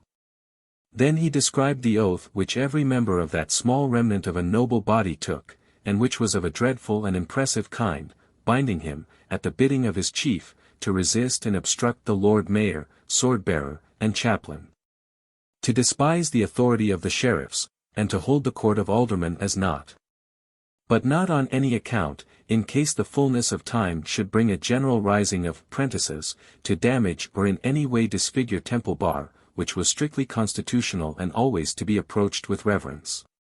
Having gone over these several heads with great eloquence and force, and having further informed the novice that this society had its origin in his own teeming brain, stimulated by a swelling sense of wrong and outrage, Mr. Tappertit demanded whether he had strength of heart to take the mighty pledge required, or whether he would withdraw while retreat was yet in his power. To this the novice made rejoinder, that he would take the vow, though it should choke him. And it was accordingly administered with many impressive circumstances, among which the lighting up of the 2 skulls with a candle end inside of each, and a great many flourishes with the bone, were chiefly conspicuous. Not to mention a variety of grave exercises with the blunderbuss and sabre, and some dismal groaning by unseen prentices without. All these dark and direful ceremonies being at length completed, the table was put aside, the chair of state removed, the sceptre locked up in its usual cupboard, the doors of communication between the 3 cellars thrown freely open, and the prentice knights resigned themselves to merriment. But Mr. Tappertit, who had a soul above the vulgar herd, and who, on account of his greatness, could only afford to be merry now and then, threw himself on a bench with the air of a man who was faint with dignity. He looked with an indifferent eye, alike on skittles, cards, and dice, thinking only of the locksmith's daughter, and the base degenerate days on which he had fallen. "My noble captain neither games, nor sings, nor dances," said his host, taking a seat beside him. "Drink, gallant general." Mr. Tappertit drained the proffered goblet to the dregs. Then thrust his hands into his pockets, and with a lowering visage walked among the skittles, while his followers, such is the influence of superior genius, restrained the ardent ball, and held his little shins in dumb respect. "If I had been born a corsair or a pirate, a brigand, genteel highwayman or patriot, and they're the same thing," thought Mr. Tappertit, musing among the ninepins, "I should have been all right. But to drag out a ignoble existence unbeknown to mankind in general, patience. I will be famous yet. A voice within me keeps on whispering greatness. I shall burst out one of these days, and when I do, what power can keep me down? I feel my soul getting into my head at the idea. More drink there." "The novice," pursued Mr. Tappertit, not exactly in a voice of thunder, for his tones, to say the truth, were rather cracked and shrill, but very impressively, notwithstanding, "where is he?" "Here, noble captain," cried Stagg. "One stands beside me who I feel is a stranger." "Have you," said Mr. Tappertit, letting his gaze fall on the party indicated, who was indeed the new knight, by this time restored to his own apparel. "Have you the impression of your street door key in wax?" The long comrade anticipated the reply, by producing it from the shelf on which it had been deposited. "Good," said Mr. Tappertit, scrutinizing it attentively, while a breathless silence reigned around. For he had constructed secret door keys for the whole society, and perhaps owed something of his influence to that mean and trivial circumstance. On such slight accidents do even men of mind depend. This is easily made. "Come hither, friend." With that, he beckoned the new knight apart, and putting the pattern in his pocket, motioned to him to walk by his side. "And so," he said, when they had taken a few turns up and down, you love your master's daughter?" "I do," said the apprentice. "Honor bright. No chaff, you know." "Have you?" rejoined Mr. Tappertit, catching him by the wrist, and giving him a look which would have been expressive of the most deadly malevolence, but for an accidental hiccup that rather interfered with it, "have you a rival?" "Not as I know on," replied the apprentice. "If you had now," said Mr. Tappertit, "what would you, eh?" The apprentice looked fierce and clenched his fists. "It is enough," cried Mr. Tappertit hastily, "we understand each other. We are observed. I thank you." So saying, he cast him off again. And calling the long comrade aside after taking a few hasty turns by himself, bade him immediately write and post against the wall, a notice, proscribing one Joseph Willet, commonly known as Joe, of Chigwell. Forbidding all apprentice knights to succor, comfort, or hold communion with him. And requiring them, on pain of excommunication, to molest, hurt, wrong, annoy, and pick quarrels with the said Joseph, whensoever and wheresoever they, or any of them, should happen to encounter him. Having relieved his mind by this energetic proceeding, he condescended to approach the festive board, and warming by degrees, at length deigned to preside, and even to enchant the company with a song. After this, he rose to such a pitch as to consent to regale the society with a hornpipe, which he actually performed to the music of a fiddle, played by an ingenious member, with such surpassing agility and brilliancy of execution, that the spectators could not be sufficiently enthusiastic in their admiration. And their host protested, with tears in his eyes, that he had never truly felt his blindness until that moment. But the host withdrawing, probably to weep in secret, soon returned with the information that it wanted little more than an hour of day, and that all the cocks in Barbican had already begun to crow, as if their lives depended on it. At this intelligence, the apprentice knights arose in haste, and marshalling into a line, filed off one by one and dispersed with all speed to their several homes, leaving their leader to pass the grating last. "Good night, noble captain," whispered the blind man as he held it open for his passage out, "Farewell, brave general. Bye, illustrious commander. Good luck go with you for a conceited, bragging, empty-headed, duck-legged idiot." With which parting words, coolly added as he listened to his receding footsteps and locked the grate upon himself, he descended the steps, and lighting the fire below the little copper, prepared, without any assistance, for his daily occupation, which was to retail at the area head above pennyworths of broth and soup, and savoury puddings, compounded of such scraps as were to be bought in the heap for the least money at Fleet Market in the evening time, and for the sale of which he had need to have depended chiefly on his private connection, for the court had no thoroughfare, and was not that kind of place in which many people were likely to take the air, or to frequent as an agreeable promenade. Chapter 9. Chroniclers are privileged to enter where they list, to come and go through keyholes, to ride upon the wind, to overcome, in their soarings up and down, all obstacles of distance, time, and place. Thrice blessed be this last consideration, since it enables us to follow the disdainful Miggs even into the sanctity of her chamber, and to hold her in sweet companionship through the dreary watches of the night. Miss Miggs, having undone her mistress, as she phrased it, which means, assisted to undress her, and having seen her comfortably to bed in the back room on the first floor, withdrew to her own apartment, in the attic story. Notwithstanding her declaration in the locksmith's presence, she was in no mood for sleep, so, putting her light upon the table and withdrawing the little window curtain, she gazed out pensively at the wild night sky. Perhaps she wondered what star was destined for her habitation when she had run her little course below, perhaps speculated which of those glimmering spheres might be the natal orb of Mr. Tappertit. Perhaps marvelled how they could gaze down on that perfidious creature, man, and not sicken and turn green as chemists' lamps, perhaps thought of nothing in particular. Whatever she thought about, there she sat, until her attention, alive to anything connected with the insinuating prentice, was attracted by a noise in the next room to her own, his room. The room in which he slept, and dreamed, it might be, sometimes dreamed of her.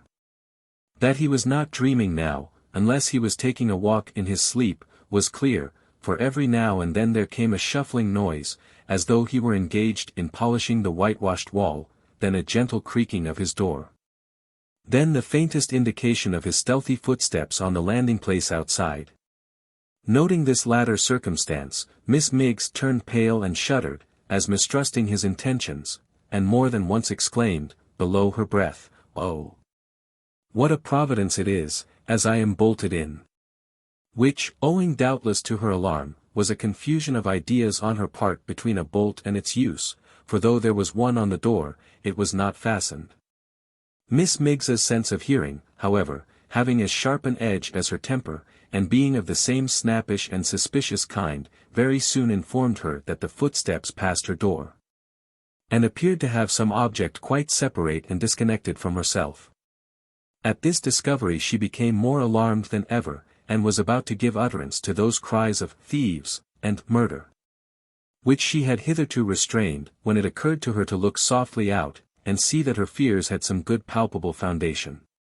Looking out accordingly, and stretching her neck over the handrail, she descried, to her great amazement, Mr. Tappertit completely dressed, stealing downstairs, one step at a time, with his shoes in one hand and a lamp in the other. Following him with her eyes, and going down a little way herself to get the better of an intervening angle, she beheld him thrust his head in at the parlour door, draw it back again with great swiftness, and immediately begin a retreat upstairs with all possible expedition. "Here's mysteries," said the damsel, when she was safe in her own room again, quite out of breath. "Oh, gracious, here's mysteries." The prospect of finding anybody out in anything, would have kept Miss Miggs awake under the influence of henbane. Presently, she heard the step again, as she would have done if it had been that of a feather endowed with motion and walking down on tiptoe. Then gliding out as before, she again beheld the retreating figure of the prentice. Again he looked cautiously in at the parlour door, but this time instead of retreating, he passed in and disappeared. Miggs was back in her room, and had her head out of the window, before an elderly gentleman could have winked and recovered from it. Out he came at the street door, shut it carefully behind him, tried it with his knee, and swaggered off, putting something in his pocket as he went along. At this spectacle Miggs cried, "Gracious," again, and then, "Goodness gracious." And then, "Goodness gracious me," and then, candle in hand, went downstairs as he had done. Coming to the workshop, she saw the lamp burning on the forge, and everything as Sim had left it. "Why, I wish I may only have a walking funeral, and never be buried decent with a mourning coach and feathers, if the boy hasn't been and made a key for his own self," cried Miggs. Oh, the little villain! This conclusion was not arrived at without consideration, and much peeping and peering about. Nor was it unassisted by the recollection that she had on several occasions come upon the apprentice suddenly, and found him busy at some mysterious occupation. Lest the fact of Miss Miggs calling him, on whom she stooped to cast a favourable eye, a boy, should create surprise in any breast, it may be observed that she invariably affected to regard all male bipeds under 30 as mere chits and infants. Which phenomenon is not unusual in ladies of Miss Miggs's temper, and is indeed generally found to be the associate of such indomitable and savage virtue. Miss Miggs deliberated within herself for some little time, looking hard at the shop door while she did so, as though her eyes and thoughts were both upon it, and then, taking a sheet of paper from a drawer, twisted it into a long thin spiral tube. Having filled this instrument with a quantity of small coal dust from the forge, she approached the door, and dropping on one knee before it, dexterously blew into the keyhole as much of these fine ashes as the lock would hold. When she had filled it to the brim in a very workmanlike and skilful manner, she crept upstairs again, and chuckled as she went. "There," cried Miggs, rubbing her hands, "now let's see whether you won't be glad to take some notice of me, Mr. He. You'll have eyes for somebody besides Miss Dolly now, I think. A fat-faced puss she is, as ever I come across." As she uttered this criticism, she glanced approvingly at her small mirror, as who should say, "I thank my stars that can't be said of me," as it certainly could not. For Miss Miggs's style of beauty was of that kind which Mr. Tappertit himself had not inaptly termed, in private, scraggy. "I don't go to bed this night," said Miggs, wrapping herself in a shawl, and drawing a couple of chairs near the window, flouncing down upon one, and putting her feet upon the other, "till you come home, my lad." "I wouldn't," said Miggs viciously, "no, not for £45." With that, and with an expression of face in which a great number of opposite ingredients, such as mischief, cunning, malice, triumph, and patient expectation, were all mixed up together in a kind of physiognomical punch, Miss Miggs composed herself to wait and listen, like some fair ogress who had set a trap and was watching for a nibble from a plump young traveller. She sat there, with perfect composure, all night. At length, just upon break of day, there was a footstep in the street, and presently she could hear Mr. Tappertit stop at the door.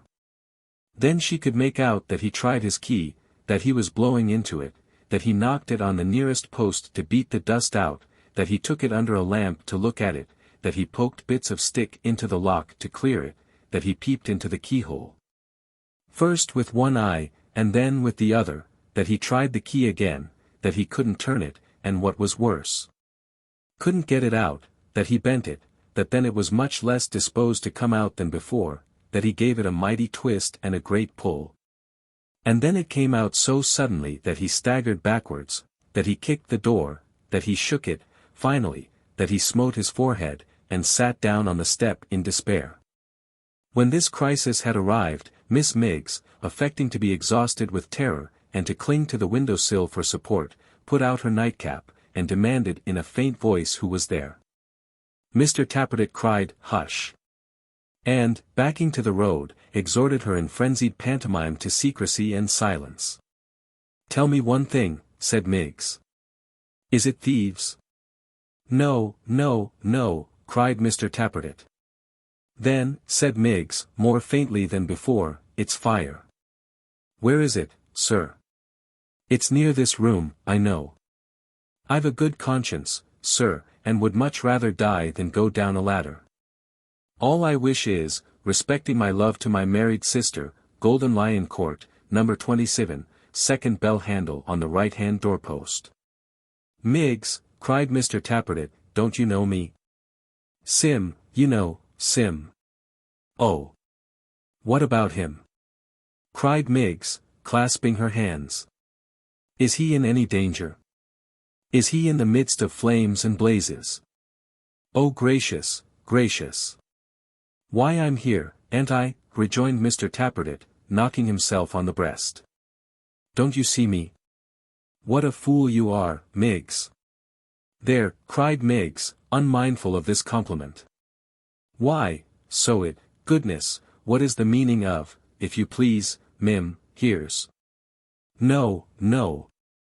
Cried Mr. Tappertit, standing on tiptoe, as if by that means he, in the street, were any nearer being able to stop the mouth of Miggs in the garret. Don't, I've been out without leave, and something or another's the matter with the lock. Come down, and undo the shop window, that I may get in that way. I dursn't do it, Sim Mun, cried Miggs, for that was her pronunciation of his Christian name. I dursn't do it, indeed. You know as well as anybody, how particular I am. And to come down in the dead of night, when the house is wrapped in slumbers and wild in obscurity. And there she stopped and shivered, for her modesty caught cold at the very thought. But Miggs, cried Mr. Tappertit, getting under the lamp, that she might see his eyes. My darling Miggs. Miggs screamed slightly. That I love so much, and never can help thinking of, and it is impossible to describe the use he made of his eyes when he said this, do, for my sake, do. Oh Sim Mun, cried Miggs, this is worse than all. I know if I come down, you'll go, and what, my precious, said Mr. Tappertit. And try, said Miggs, hysterically, to kiss me, or some such dreadfulness, I know you will. I swear I won't, said Mr. Tappertit, with remarkable earnestness. Upon my soul I won't. It's getting broad day, and the watchman's waking up. Angelic Miggs. If you'll only come and let me in, I promise you faithfully and truly I won't. Miss Miggs, whose gentle heart was touched, did not wait for the oath, knowing how strong the temptation was, and fearing he might forswear himself, but tripped lightly down the stairs. And with her own fair hands drew back the rough fastenings of the workshop window. Having helped the wayward prentice in, she faintly articulated the words, Sim Mun is safe, and yielding to her woman's nature, immediately became insensible. I knew I should quench her, said Sim, rather embarrassed by this circumstance. Of course I was certain it would come to this, but there was nothing else to be done, if I hadn't eyed her over, she wouldn't have come down. Here. Keep up a minute, Miggs. What a slippery figure she is.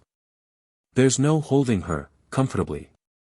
Do keep up a minute, Miggs, will you? As Miggs, however, was deaf to all entreaties, Mr. Tappertit leant her against the wall as one might dispose of a walking stick or umbrella, until he had secured the window, when he took her in his arms again, and in short stages and with great difficulty, arising from her being tall and his being short, and perhaps in some degree from that peculiar physical conformation on which he had already remarked, carried her upstairs, and planting her in the same umbrella and walking stick fashion, just inside her own door, left her to her repose. He may be as cool as he likes, said Miss Miggs, recovering as soon as she was left alone, but I'm in his confidence and he can't help himself, nor couldn't if he was 20 Simmonses. Chapter 10. It was on one of those mornings, common in early spring, when the year, fickle and changeable in its youth like all other created things, is undecided whether to step backward into winter or forward into summer. And in its uncertainty inclines now to the one and now to the other, and now to both at once, wooing summer in the sunshine, and lingering still with winter in the shade, it was, in short, on one of those mornings, when it is hot and cold, wet and dry, bright and lowering, sad and cheerful, withering and genial, in the compass of one short hour, that old John Willet, who was dropping asleep over the copper boiler, was roused by the sound of a horse's feet, and glancing out at window, beheld a traveller of goodly promise, checking his bridle at the Maypole door. He was none of your flippant young fellows, who would call for a tankard of mulled ale, and make themselves as much at home as if they had ordered a hogshead of wine. None of your audacious young swaggerers, who would even penetrate into the bar, that solemn sanctuary, and, smiting old John upon the back, inquire if there was never a pretty girl in the house, and where he hid his little chambermaids. With 100 other impertinences of that nature. None of your free and easy companions, who would scrape their boots upon the firedogs in the common room, and be not at all particular on the subject of spittoons.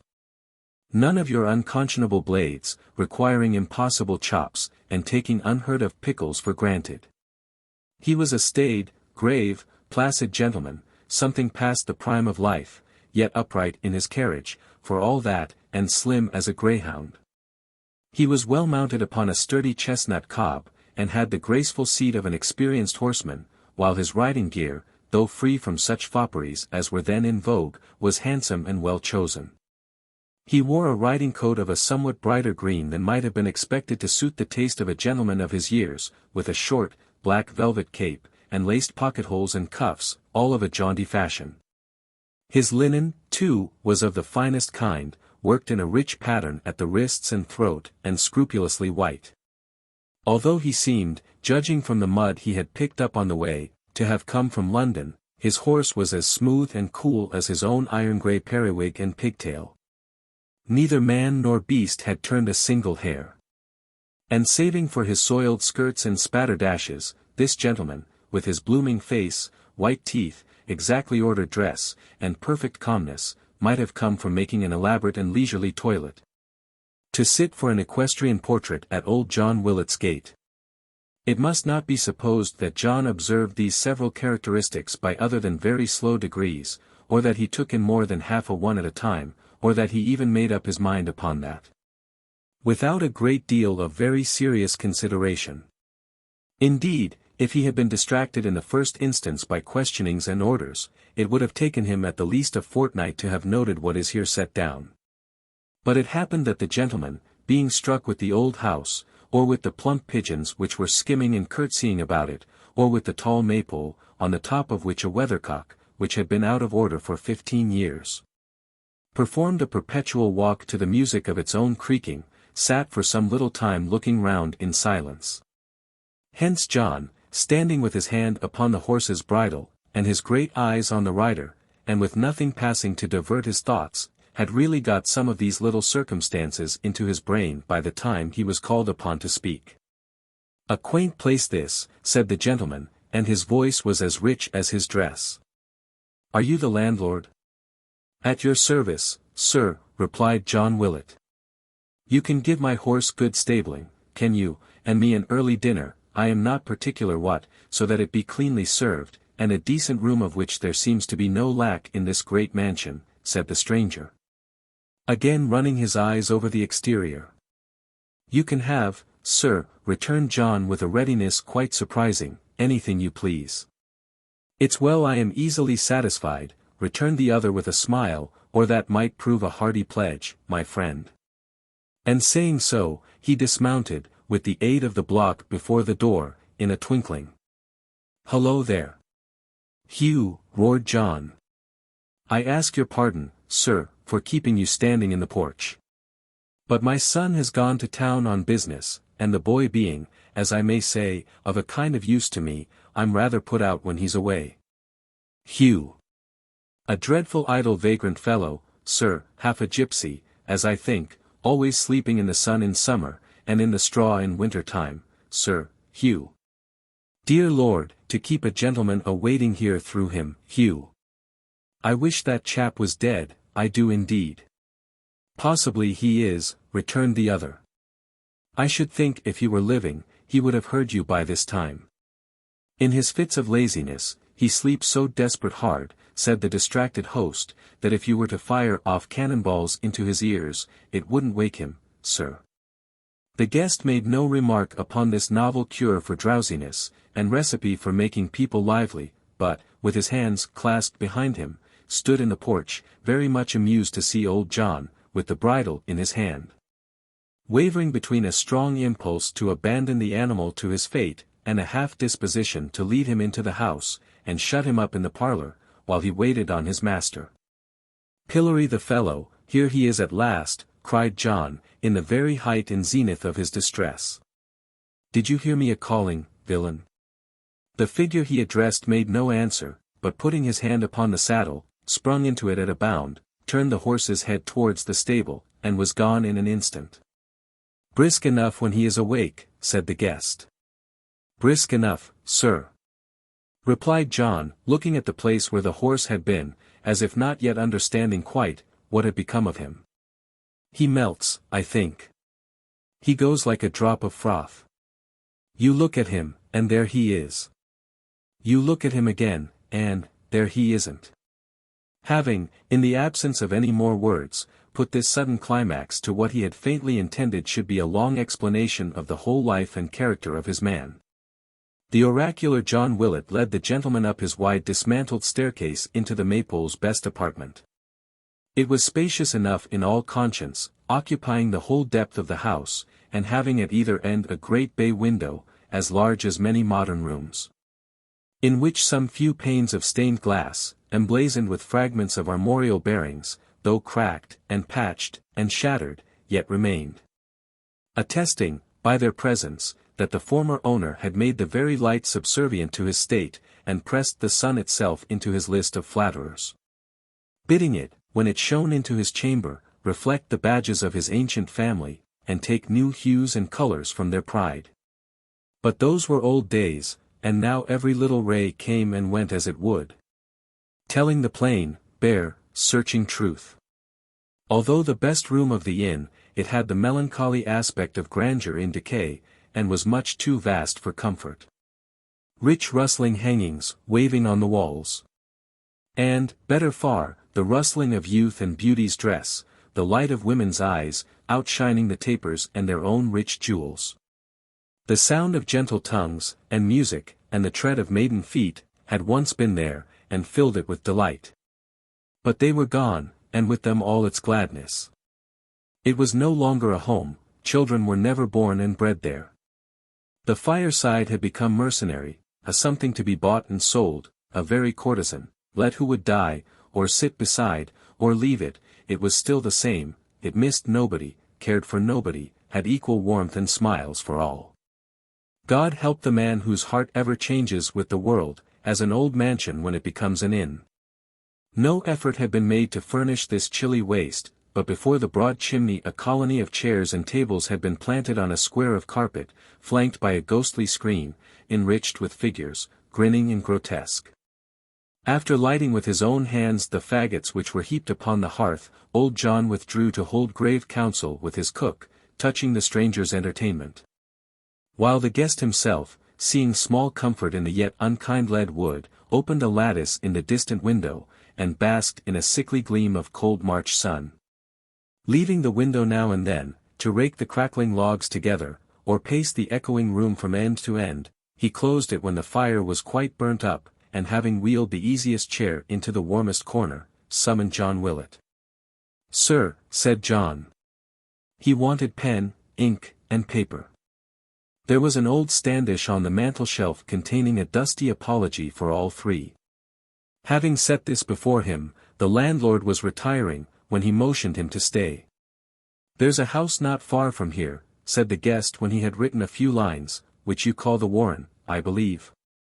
As this was said in the tone of one who knew the fact, and asked the question as a thing of course, John contented himself with nodding his head in the affirmative, at the same time taking one hand out of his pockets to cough behind, and then putting it in again. "I want this note," said the guest, glancing on what he had written, and folding it, conveyed there without loss of time, and an answer brought back here. "Have you a messenger at hand?" John was thoughtful for a minute or thereabouts, and then said yes. "Let me see him," said the guest. This was disconcerting. For Joe being out, and Hugh engaged in rubbing down the chestnut cob, he designed sending on the errand, Barnaby, who had just then arrived in one of his rambles, and who, so that he thought himself employed on a grave and serious business, would go anywhere. "Why, the truth is," said John after a long pause, "that the person who'd go quickest, is a sort of natural, as one may say, sir. And though quick of foot, and as much to be trusted as the post itself, he's not good at talking, being touched and flighty, sir. You don't, said the guest, raising his eyes to John's fat face, you don't mean, what's the fellow's name, you don't mean Barnaby? Yes, I do, returned the landlord, his features turning quite expressive with surprise. How comes he to be here, inquired the guest, leaning back in his chair, speaking in the bland, even tone, from which he never varied, and with the same soft, courteous, never-changing smile upon his face. I saw him in London last night. He's, forever, here 1 hour, and there the next, returned old John, after the usual pause to get the question in his mind. Sometimes he walks, and sometimes runs. He's known along the road by everybody, and sometimes comes here in a cart or chaise, and sometimes riding double. He comes and goes, through wind, rain, snow, and hail, and on the darkest nights. Nothing hurts him. He goes often to the Warren, does he not? Said the guest carelessly. I seem to remember his mother telling me something to that effect yesterday. But I was not attending to the good woman much. You're right, sir, John made answer, he does. His father, sir, was murdered in that house. So I have heard, returned the guest, taking a gold toothpick from his pocket with the same sweet smile. A very disagreeable circumstance for the family. Very, said John with a puzzled look, as if it occurred to him, dimly and afar off, that this might by possibility be a cool way of treating the subject. All the circumstances after a murder, said the guest soliloquizing, must be dreadfully unpleasant, so much bustle and disturbance, no repose, a constant dwelling upon one subject, and the running in and out, and up and down stairs, intolerable. I wouldn't have such a thing happen to anybody I was nearly interested in, on any account. 'Twould be enough to wear one's life out. You were going to say, friend, he added, turning to John again. Only that Mrs. Rudge lives on a little pension from the family, and that Barnaby's as free of the house as any cat or dog about it, answered John. Shall he do your errand, sir? Oh yes, replied the guest. Oh certainly. Let him do it by all means. Please to bring him here that I may charge him to be quick. If he objects to come you may tell him it's Mr. Chester. He will remember my name, I dare say. John was so very much astonished to find who his visitor was, that he could express no astonishment at all, by looks or otherwise, but left the room as if he were in the most placid and imperturbable of all possible conditions. It has been reported that when he got downstairs, he looked steadily at the boiler for 10 minutes by the clock, and all that time never once left off shaking his head.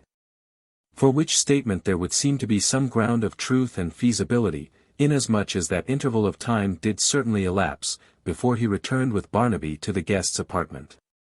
Come hither, lad, said Mr. Chester. You know Mr. Geoffrey Haredale? Barnaby laughed, and looked at the landlord as though he would say, you hear him?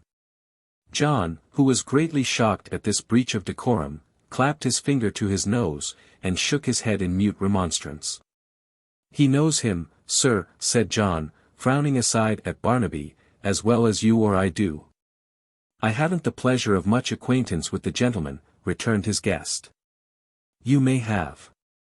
Limit the comparison to yourself, my friend. Although this was said with the same easy affability, and the same smile, John felt himself put down, and laying the indignity at Barnaby's door, determined to kick his raven, on the very first opportunity. Give that, said the guest, who had by this time sealed the note, and who beckoned his messenger towards him as he spoke, into Mr. Haredale's own hands. Wait for an answer, and bring it back to me here. If you should find that Mr. Haredale is engaged just now, tell him, can he remember a message, landlord? When he chooses, sir, replied John. He won't forget this one. How are you sure of that? John merely pointed to him as he stood with his head bent forward, and his earnest gaze fixed closely on his questioner's face, and nodded sagely. Tell him then, Barnaby, should he be engaged, said Mr. Chester, that I shall be glad to wait his convenience here, and to see him, if he will call, at any time this evening. At the worst I can have a bed here, Willet, I suppose.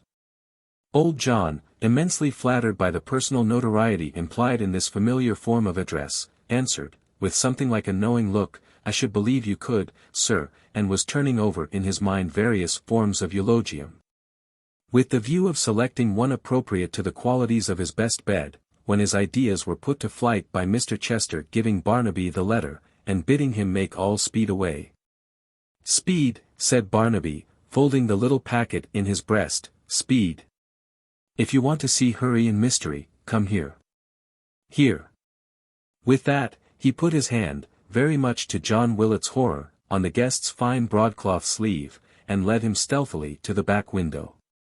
"Look down there," he said softly, "do you mark how they whisper in each other's ears? Then dance and leap, to make believe they are in sport. Do you see how they stop for a moment, when they think there is no one looking, and mutter among themselves again? And then how they roll and gambol, delighted with the mischief they've been plotting. Look at them now. See how they whirl and plunge. And now they stop again, and whisper, cautiously together, little thinking, mind, how often I have lain upon the grass and watched them. I say, what is it that they plot and hatch? Do you know? They are only clothes," returned the guest, "such as we wear, hanging on those lines to dry, and fluttering in the wind." "Clothes," echoed Barnaby, looking close into his face, and falling quickly back. "Ha ha! Why, how much better to be silly, than as wise as you. You don't see shadowy people there, like those that live in sleep, not you. Nor eyes in the knotted panes of glass, nor swift ghosts when it blows hard, nor do you hear voices in the air, nor see men stalking in the sky, not you. I lead a merrier life than you, with all your cleverness. You're the dull men. We're the bright ones. Ha! Ha! I'll not change with you, clever as you are, not I." With that, he waved his hat above his head, and darted off. "A strange creature, upon my word," said the guest, pulling out a handsome box, and taking a pinch of snuff.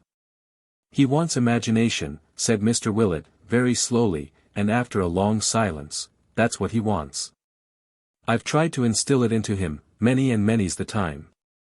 But," John added this in confidence, "he ain't made for it, that's the fact." To record that Mr. Chester smiled at John's remark would be little to the purpose, for he preserved the same conciliatory and pleasant look at all times. He drew his chair nearer to the fire though, as a kind of hint that he would prefer to be alone, and John, having no reasonable excuse for remaining, left him to himself. Very thoughtful old John Willet was, while the dinner was preparing. And if his brain were ever less clear at one time than another, it is but reasonable to suppose that he addled it in no slight degree by shaking his head so much that day. That Mr. Chester, between whom and Mr. Haredale, it was notorious to all the neighborhood, a deep and bitter animosity existed, should come down there for the sole purpose, as it seemed, of seeing him. And should choose the Maypole for their place of meeting, and should send to him express, were stumbling blocks John could not overcome. The only resource he had, was to consult the boiler, and wait impatiently for Barnaby's return. But Barnaby delayed beyond all precedent. The visitor's dinner was served, removed, his wine was set, the fire replenished, the hearth clean swept. The light waned without, it grew dusk, became quite dark, and still no Barnaby appeared. Yet, though John Willet was full of wonder and misgiving, his guest sat cross-legged in the easy chair, to all appearance as little ruffled in his thoughts as in his dress, the same calm, easy, cool gentleman, without a care or thought beyond his golden toothpick. "Barnaby's late," John ventured to observe, as he placed a pair of tarnished candlesticks, some 3 feet high, upon the table, and snuffed the lights they held. "He is rather so," replied the guest, sipping his wine. "He will not be much longer, I dare say." John coughed and raked the fire together. "As your roads bear no very good character, if I may judge from my son's mishap, though," said Mr. Chester, "and as I have no fancy to be knocked on the head, which is not only disconcerting at the moment, but places one, besides, in a ridiculous position with respect to the people who chance to pick one up, I shall stop here tonight." I think you said you had a bed to spare. Such a bed, sir, returned John Willet, such a bed as few, even of the gentry's houses, own. A fixture here, sir. I've heard say that bedstead is nigh 200 years of age. Your noble son, a fine young gentleman, slept in it last, sir, half a year ago. Upon my life, a recommendation, said the guest, shrugging his shoulders and wheeling his chair nearer to the fire. See that it be well aired, Mr. Willet, and let a blazing fire be lighted there at once. This house is something damp and chilly. John raked the faggots up again, more from habit than presence of mind, or any reference to this remark, and was about to withdraw, when a bounding step was heard upon the stair, and Barnaby came panting in. He'll have his foot in the stirrup in an hour's time, he cried, advancing. He has been riding hard all day, has just come home, but will be in the saddle again as soon as he has eat and drank, to meet his loving friend. Was that his message? Asked the visitor, looking up, but without the smallest discomposure, or at least without the show of any. All but the last words, Barnaby rejoined. He meant those. I saw that, in his face. This for your pains, said the other, putting money in his hand, and glancing at him steadfastly, this for your pains, sharp Barnaby. For Grip, and me, and Hugh, to share among us, he rejoined, putting it up, and nodding, as he counted it on his fingers. Grip 1, me 2, Hugh 3, the dog, the goat, the cats, well, we shall spend it pretty soon, I warn you. Stay. Look. Do you wise men see nothing there, now? He bent eagerly down on one knee, and gazed intently at the smoke, which was rolling up the chimney in a thick black cloud. John Willet, who appeared to consider himself particularly and chiefly referred to under the term wise men, looked that way likewise, and with great solidity of feature. Now, where do they go to, when they spring so fast up there? Asked Barnaby. Why do they tread so closely on each other's heels, and why are they always in a hurry, which is what you blame me for, when I only take pattern by these busy folk about me? More of catching to each other's skirts. And as fast as they go, others come. What a merry dance it is! I would that Grip and I could frisk like that. What has he in that basket at his back? Asked the guest after a few moments, during which Barnaby was still bending down to look higher up the chimney, and earnestly watching the smoke. In this? He answered, jumping up, before John Willet could reply, shaking it as he spoke, and stooping his head to listen. In this. What is there here? Tell him. A devil, a devil, a devil, cried a hoarse voice.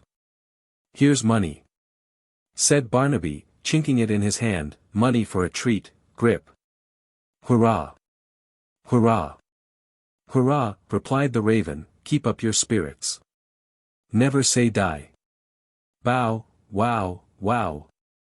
Mr. Willet, who appeared to entertain strong doubts whether a customer in a laced coat and fine linen could be supposed to have any acquaintance even with the existence of such unpolite gentry as the bird claimed to belong to, took Barnaby off at this juncture, with the view of preventing any other improper declarations, and quitted the room with his very best bow.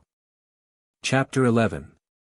There was great news that night for the regular Maypole customers, to each of whom, as he straggled in to occupy his allotted seat in the chimney corner, John, with a most impressive slowness of delivery, and in an apoplectic whisper, communicated the fact that Mr. Chester was alone in the large room upstairs, and was waiting the arrival of Mr. Geoffrey Haredale, to whom he had sent a letter, doubtless of a threatening nature, by the hands of Barnaby, then and there present. For a little knot of smokers and solemn gossips, who had seldom any new topics of discussion, this was a perfect godsend. Here was a good, dark-looking mystery progressing under that very roof, brought home to the fireside, as it were, and enjoyable without the smallest pains or trouble. It is extraordinary what a zest and relish it gave to the drink, and how it heightened the flavor of the tobacco.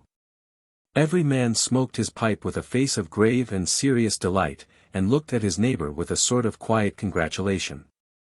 Nay, it was felt to be such a holiday and special night, that, on the motion of little Solomon Daisy, every man, including John himself, put down his sixpence for a can of flip, which grateful beverage was brewed with all dispatch, and set down in the midst of them on the brick floor.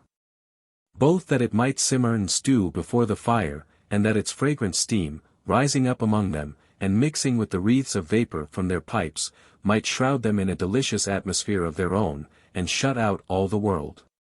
The very furniture of the room seemed to mellow and deepen in its tone, the ceiling and walls looked blacker and more highly polished, the curtains of a ruddier red.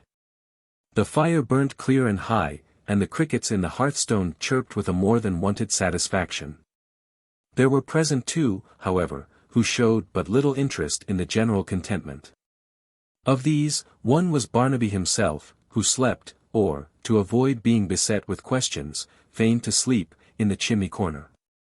The other, Hugh, who, sleeping too, lay stretched upon the bench on the opposite side, in the full glare of the blazing fire. The light that fell upon this slumbering form, showed it in all its muscular and handsome proportions.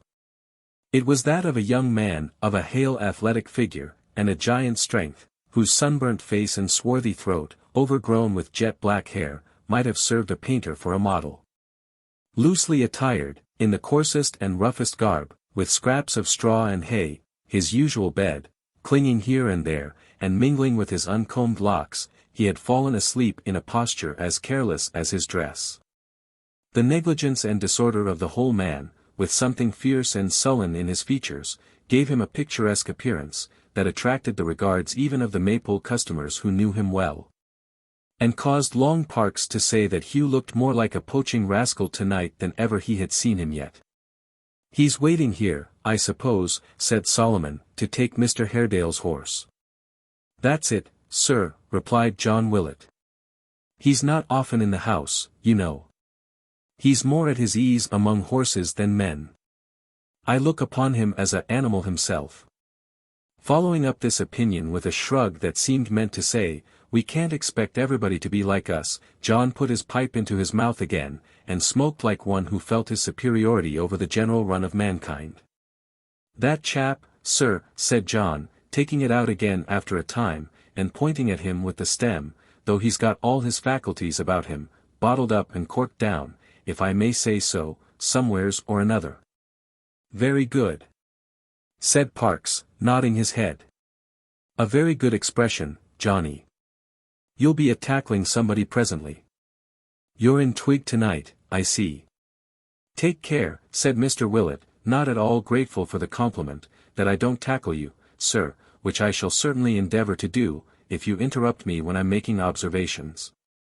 That chap, I was a-saying, though he has all his faculties about him, somewheres or another, bottled up and corked down, has no more imagination than Barnaby has." "And why hasn't he?" The three friends shook their heads at each other. "Saying by that action, without the trouble of opening their lips, do you observe what a philosophical mind our friend has?" "Why hasn't he?" said John, gently striking the table with his open hand. "Because they was never drawed out of him when he was a boy. That's why. What would any of us have been, if our fathers hadn't drawed our faculties out of us? What would my boy Joe have been, if I hadn't drawed his faculties out of him? Do you mind what I'm a-saying of, gentlemen?" "Ah! We mind you," cried Parks. "Go on improving of us, Johnny." "Consequently, then," said Mr. Willet, "that chap, whose mother was hung when he was a little boy, along with 6 others, for passing bad notes, and it's a blessed thing to think how many people are hung in batches every 6 weeks for that. And such like offences, as showing how wide awake our government is, that chap that was then turned loose, and had to mind cows, and frighten birds away, and what not, for a few pence to live on, and so got on by degrees to mind horses. And to sleep in course of time in lofts and litter, instead of under haystacks and hedges, till at last he come to be hostler at the Maypole for his board and lodging in an annual trifle, that chap that can't read nor write, and has never had much to do with anything but animals, and has never lived in any way but like the animals he has lived among, is a animal. And," said Mr. Willet, arriving at his logical conclusion, "is to be treated accordingly. Willet, said Solomon Daisy, who had exhibited some impatience at the intrusion of so unworthy a subject on their more interesting theme, when Mr. Chester come this morning, did he order the large room? He signified, sir, said John, that he wanted a large apartment. Yes. Certainly. Why then, I'll tell you what, said Solomon, speaking softly and with an earnest look.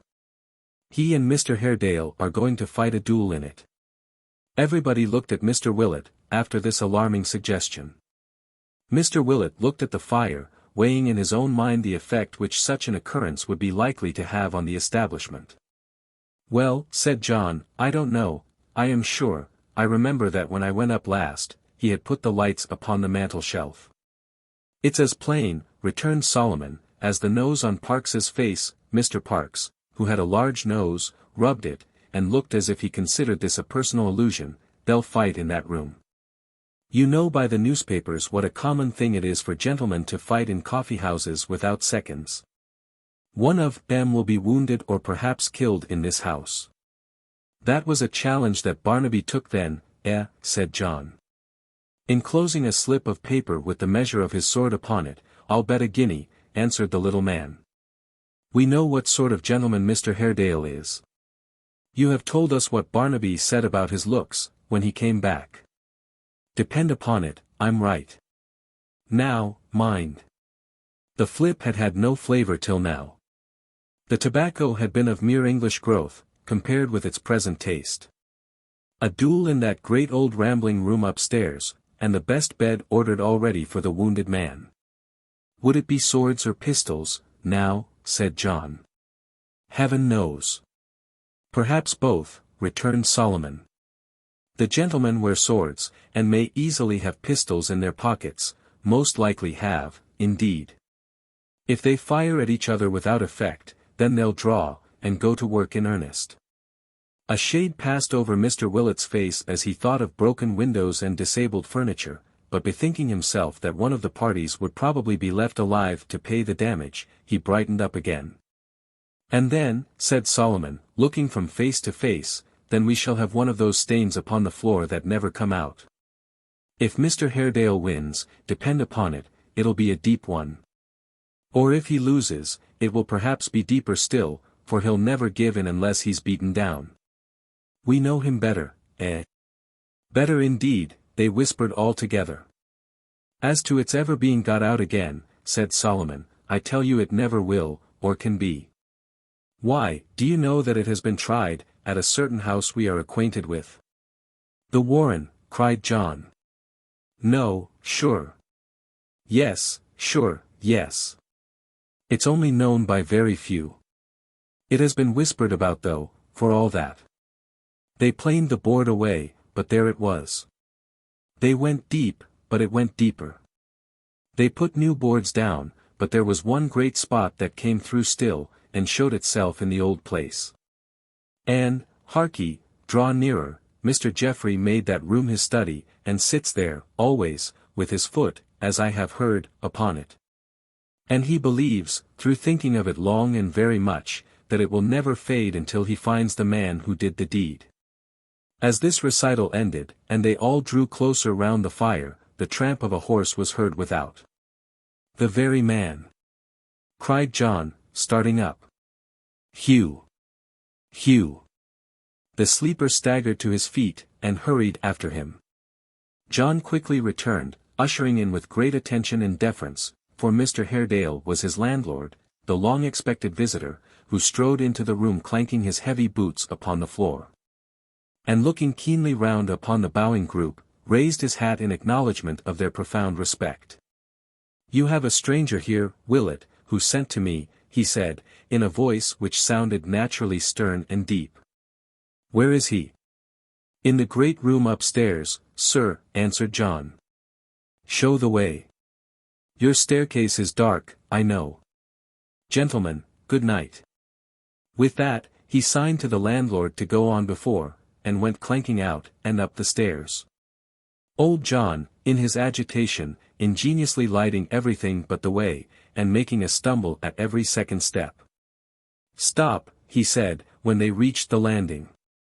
I can announce myself. Don't wait. He laid his hand upon the door, entered, and shut it heavily. Mr. Willet was by no means disposed to stand there listening by himself, especially as the walls were very thick. So descended, with much greater alacrity than he had come up, and joined his friends below. Chapter 12.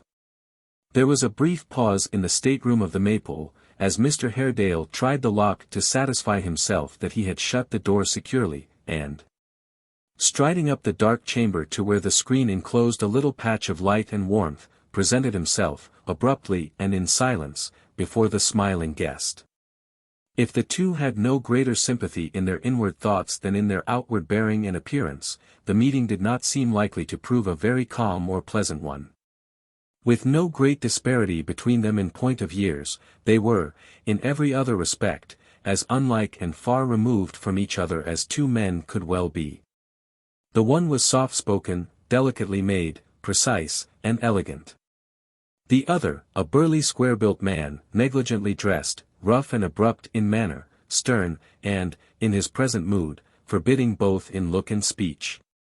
The one preserved a calm and placid smile, the other, a distrustful frown. The newcomer, indeed, appeared bent on showing by his every tone and gesture his determined opposition and hostility to the man he had come to meet. The guest who received him, on the other hand, seemed to feel that the contrast between them was all in his favor, and to derive a quiet exultation from it which put him more at his ease than ever.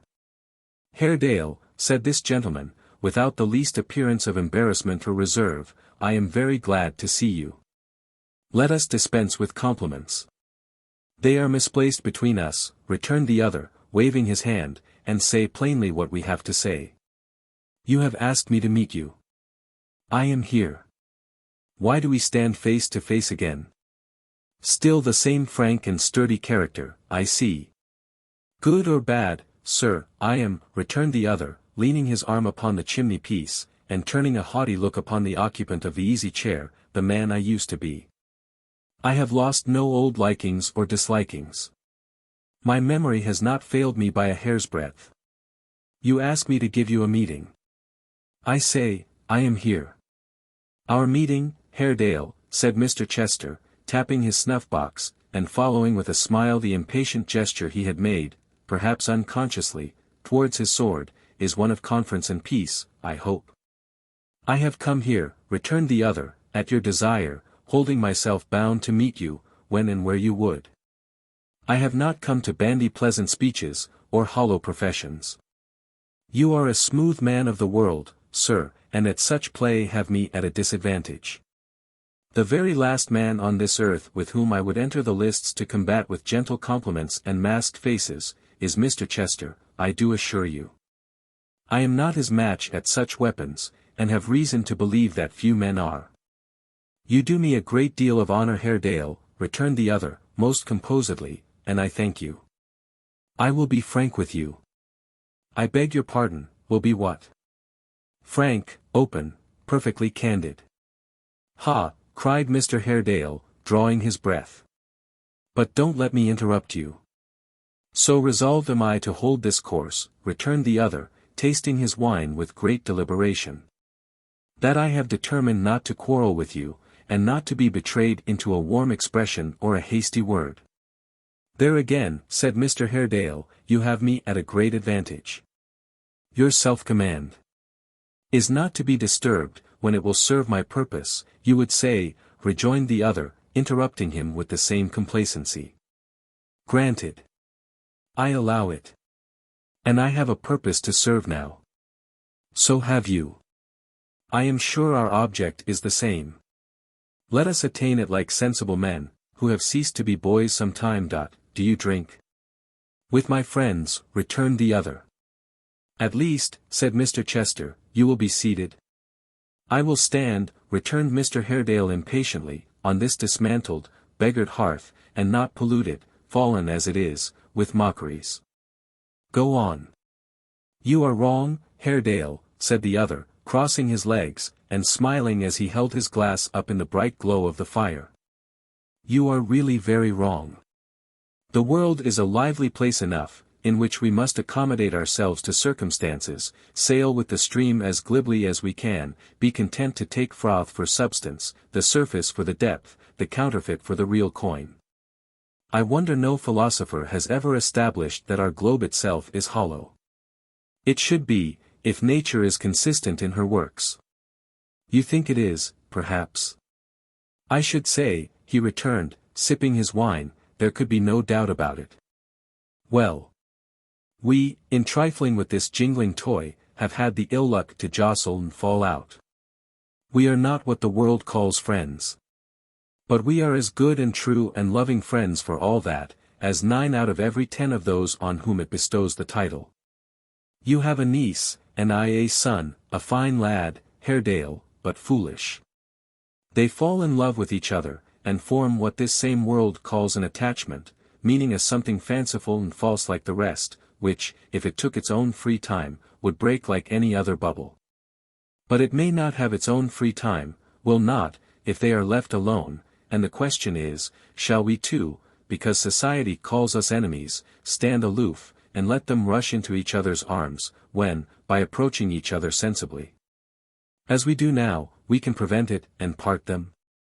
I love my niece, said Mr. Haredale, after a short silence. It may sound strangely in your ears, but I love her. Strangely, my good fellow, cried Mr. Chester, lazily filling his glass again, and pulling out his toothpick.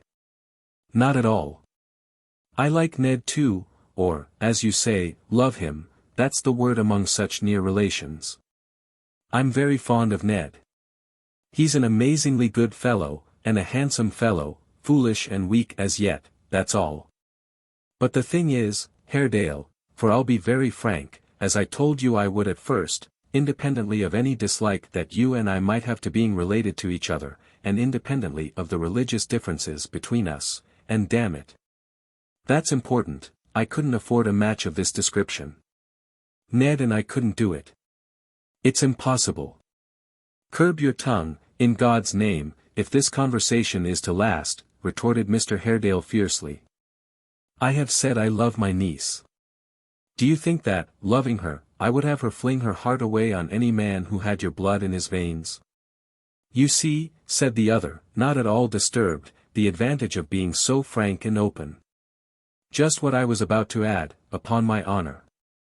I am amazingly attached to Ned, quite dote upon him, indeed, and even if we could afford to throw ourselves away, that very objection would be quite insuperable.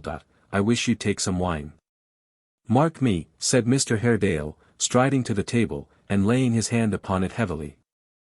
If any man believes, presumes to think, that I, in word or deed, or in the wildest dream, ever entertained remotely the idea of Emma Haredale's favoring the suit of any one who was akin to you, in any way, I care not what, he lies. He lies, and does me grievous wrong, in the mere thought. Haredale, returned the other, rocking himself to and fro as in assent, and nodding at the fire, it's extremely manly, and really very generous in you, to meet me in this unreserved and handsome way.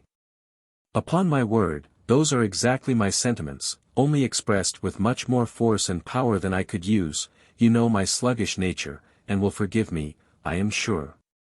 While I would restrain her from all correspondence with your son, and sever their intercourse here, though it should cause her death, said Mr. Haredale, who had been pacing to and fro, I would do it kindly and tenderly if I can. I have a trust to discharge, which my nature is not formed to understand, and, for this reason, the bare fact of there being any love between them comes upon me tonight, almost for the first time. I am more delighted than I can possibly tell you, rejoined Mr. Chester with the utmost blandness, to find my own impression so confirmed. You see the advantage of our having met. We understand each other. We quite agree. We have a most complete and thorough explanation, and we know what course to take. Why don't you taste your tenant's wine? It's really very good. Pray who, said Mr. Haredale, have aided Emma, or your son? Who are their go-betweens, and agents, do you know? All the good people hereabouts, the neighborhood in general, I think, returned the other, with his most affable smile. The messenger I sent to you today, foremost among them all. The idiot? Barnaby? You are surprised? I am glad of that, for I was rather so myself. Yes. I wrung that from his mother, a very decent sort of woman, from whom, indeed, I chiefly learnt how serious the matter had become, and so determined to ride out here today, and hold a parley with you on this neutral ground. You're stouter than you used to be, Haredale, but you look extremely well. Our business, I presume, is nearly at an end, said Mr. Haredale, with an expression of impatience he was at no pains to conceal. Trust me, Mr. Chester, my niece shall change from this time. I will appeal, he added in a lower tone, to her woman's heart, her dignity, her pride, her duty. I shall do the same by Ned, said Mr. Chester, restoring some errant faggots to their places in the grate with the toe of his boot. If there is anything real in this world, it is those amazingly fine feelings and those natural obligations which must subsist between father and son.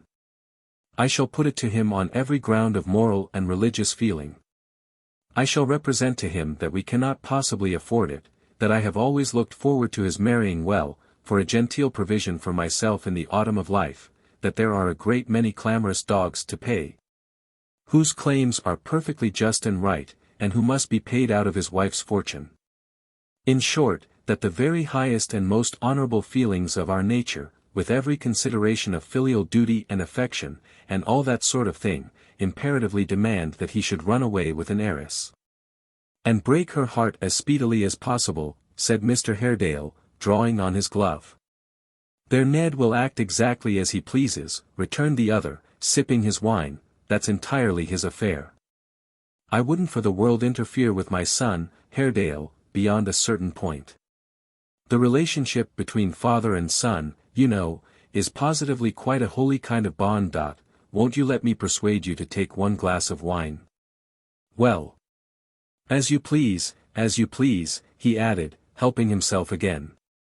Chester, said Mr. Haredale, after a short silence, during which he had eyed his smiling face from time to time intently, you have the head and heart of an evil spirit in all matters of deception. Your health, said the other, with a nod. But I have interrupted you. If now, pursued Mr. Haredale, we should find it difficult to separate these young people, and break off their intercourse, if, for instance, you find it difficult on your side, what course do you intend to take? Nothing plainer, my good fellow, nothing easier, returned the other, shrugging his shoulders and stretching himself more comfortably before the fire. I shall then exert those powers on which you flatter me so highly, though, upon my word, I don't deserve your compliments to their full extent, and resort to a few little trivial subterfuges for rousing jealousy and resentment. You see. In short, justifying the means by the end, we are, as a last resource for tearing them asunder, to resort to treachery and lying, said Mr. Haredale. Oh dear no. Fie, returned the other, relishing a pinch of snuff extremely. Not lying. Only a little management, a little diplomacy, a little intriguing, that's the word. I wish, said Mr. Haredale, moving to and fro, and stopping, and moving on again, like one who was ill at ease, that this could have been foreseen or prevented. But as it has gone so far, and it is necessary for us to act, it is of no use shrinking or regretting. Well. I shall second your endeavors to the utmost of my power. There is one topic in the whole wide range of human thoughts on which we both agree. We shall act in concert, but apart. There will be no need, I hope, for us to meet again. Are you going? Said Mr. Chester, rising with a graceful indolence. Let me light you down the stairs. Pray keep your seat, returned the other drily, I know the way. So, waving his hand slightly, and putting on his hat as he turned upon his heel, he went clanking out as he had come, shut the door behind him, and tramped down the echoing stairs. Pah! A very coarse animal, indeed, said Mr. Chester, composing himself in the easy chair again. A rough brute. Quite a human badger. John Willet and his friends, who had been listening intently for the clash of swords, or firing of pistols in the great room, and had indeed settled the order in which they should rush in when summoned, in which procession old John had carefully arranged that he should bring up the rear, were very much astonished to see Mr. Haredale come down without a scratch, call for his horse, and ride away thoughtfully at a foot-pace. After some consideration, it was decided that he had left the gentleman above, for dead, and had adopted this stratagem to divert suspicion or pursuit. As this conclusion involved the necessity of their going upstairs forthwith, they were about to ascend in the order they had agreed upon, when a smart ringing at the guest's bell, as if he had pulled it vigorously, overthrew all their speculations, and involved them in great uncertainty and doubt. At length Mr. Willet agreed to go upstairs himself, escorted by Hugh and Barnaby, as the strongest and stoutest fellows on the premises, who were to make their appearance under pretence of clearing away the glasses. Under this protection, the brave and broad-faced John boldly entered the room, half a foot in advance, and received an order for a boot-jack without trembling. But when it was brought, and he lent his sturdy shoulder to the guest, Mr. Willet was observed to look very hard into his boots as he pulled them off, and, by opening his eyes much wider than usual, to appear to express some surprise and disappointment at not finding them full of blood. He took occasion, too, to examine the gentleman as closely as he could, expecting to discover sundry loopholes in his person, pierced by his adversary's sword.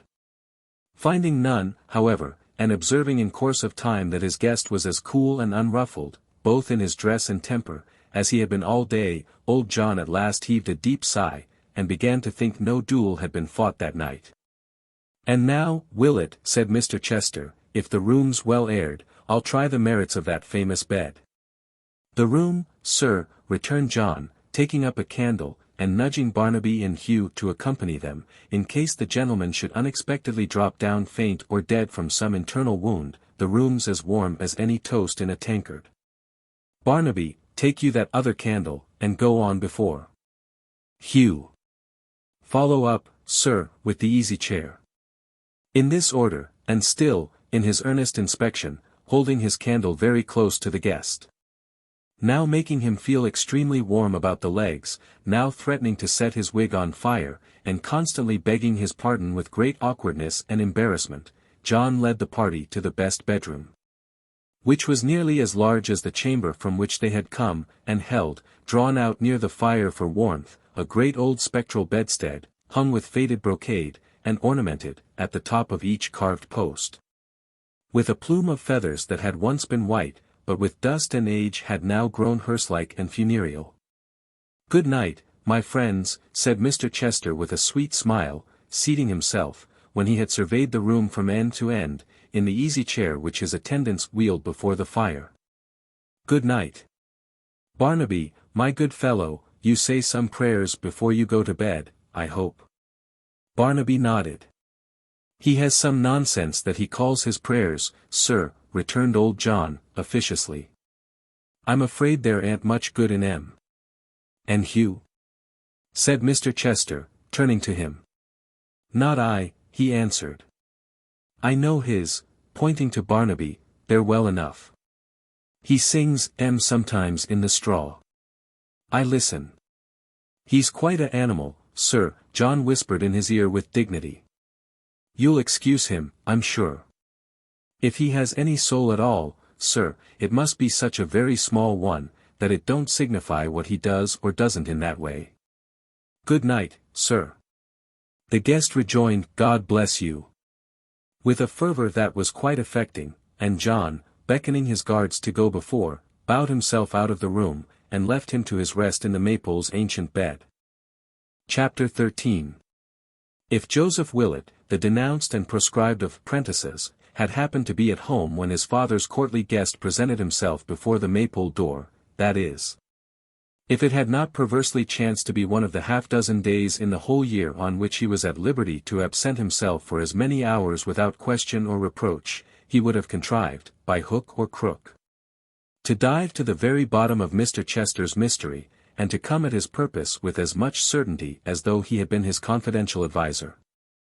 In that fortunate case, the lovers would have had quick warning of the ills that threatened them, and the aid of various timely and wise suggestions to boot. For all Joe's readiness of thought and action, and all his sympathies and good wishes, were enlisted in favor of the young people, and were staunch in devotion to their cause. Whether this disposition arose out of his old prepossessions in favor of the young lady, whose history had surrounded her in his mind, almost from his cradle, with circumstances of unusual interest. Or from his attachment towards the young gentleman, into whose confidence he had, through his shrewdness and alacrity, and the rendering of sundry important services as a spy and messenger, almost imperceptibly glided.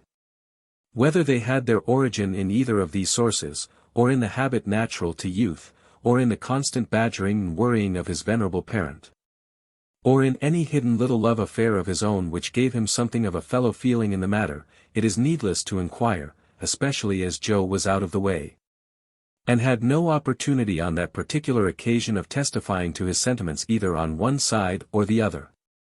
It was, in fact, the 25th of March, which, as most people know to their cost, is, and has been time out of mind, one of those unpleasant epochs termed quarter days. On this 25th of March, it was John Willet's pride annually to settle, in hard cash, his account with a certain vintner and distiller in the city of London. To give into whose hands the canvas bag containing its exact amount, and not a penny more or less, was the end and object of a journey for Joe, so surely as the year and day came round. This journey was performed upon an old grey mare, concerning whom John had an indistinct set of ideas hovering about him, to the effect that she could win a plate or cup if she tried. She never had tried, and probably never would now, being some 14 or 15 years of age, short in wind, long in body, and rather the worse for wear in respect of her mane and tail. Notwithstanding these slight defects, John perfectly gloried in the animal, and when she was brought round to the door by Hugh, actually retired into the bar, and there, in a secret grove of lemons, laughed with pride. "There's a bit of horseflesh, Hugh," said John, when he had recovered enough self-command to appear at the door again. "There's a comely creature. There's high mettle. There's bone." There was bone enough beyond all doubt. And so Hugh seemed to think, as he sat sideways in the saddle, lazily doubled up with his chin nearly touching his knees, and heedless of the dangling stirrups and loose bridle rein, sauntered up and down on the little green before the door. "Mind you take good care of her, sir," said John, appealing from this insensible person to his son and heir, who now appeared, fully equipped and ready. "Don't you ride hard." "I should be puzzled to do that, I think, father," Joe replied, casting a disconsolate look at the animal. "None of your impudence, sir, if you please," retorted old John. "What would you ride, sir? A wild ass or zebra would be too tame for you, wouldn't he, sir? You'd like to ride a roaring lion, wouldn't you, sir?" "Hold your tongue, sir." When Mr. Willet, in his differences with his son, had exhausted all the questions that occurred to him, and Joe had said nothing at all in answer, he generally wound up by bidding him hold his tongue. "And what does the boy mean?" added Mr. Willet, after he had stared at him for a little time, in a species of stupefaction, by cocking his hat, to such an extent. "Are you going to kill the vintner, sir?" "No," said Joe, tartly, "I'm not." "Now your mind's at ease, father." "With a military air, too," said Mr. Willet, surveying him from top to toe, with a swaggering, fire-eating, biling water-drinking sort of way with him. "And what do you mean by pulling up the crocuses and snowdrops, sir?" "It's only a little nosegay," said Joe, reddening. "There's no harm in that, I hope." "You're a boy of business, you are, sir," said Mr. Willet, disdainfully, to go supposing that vintners care for nosegays. "I don't suppose anything of the kind," returned Joe.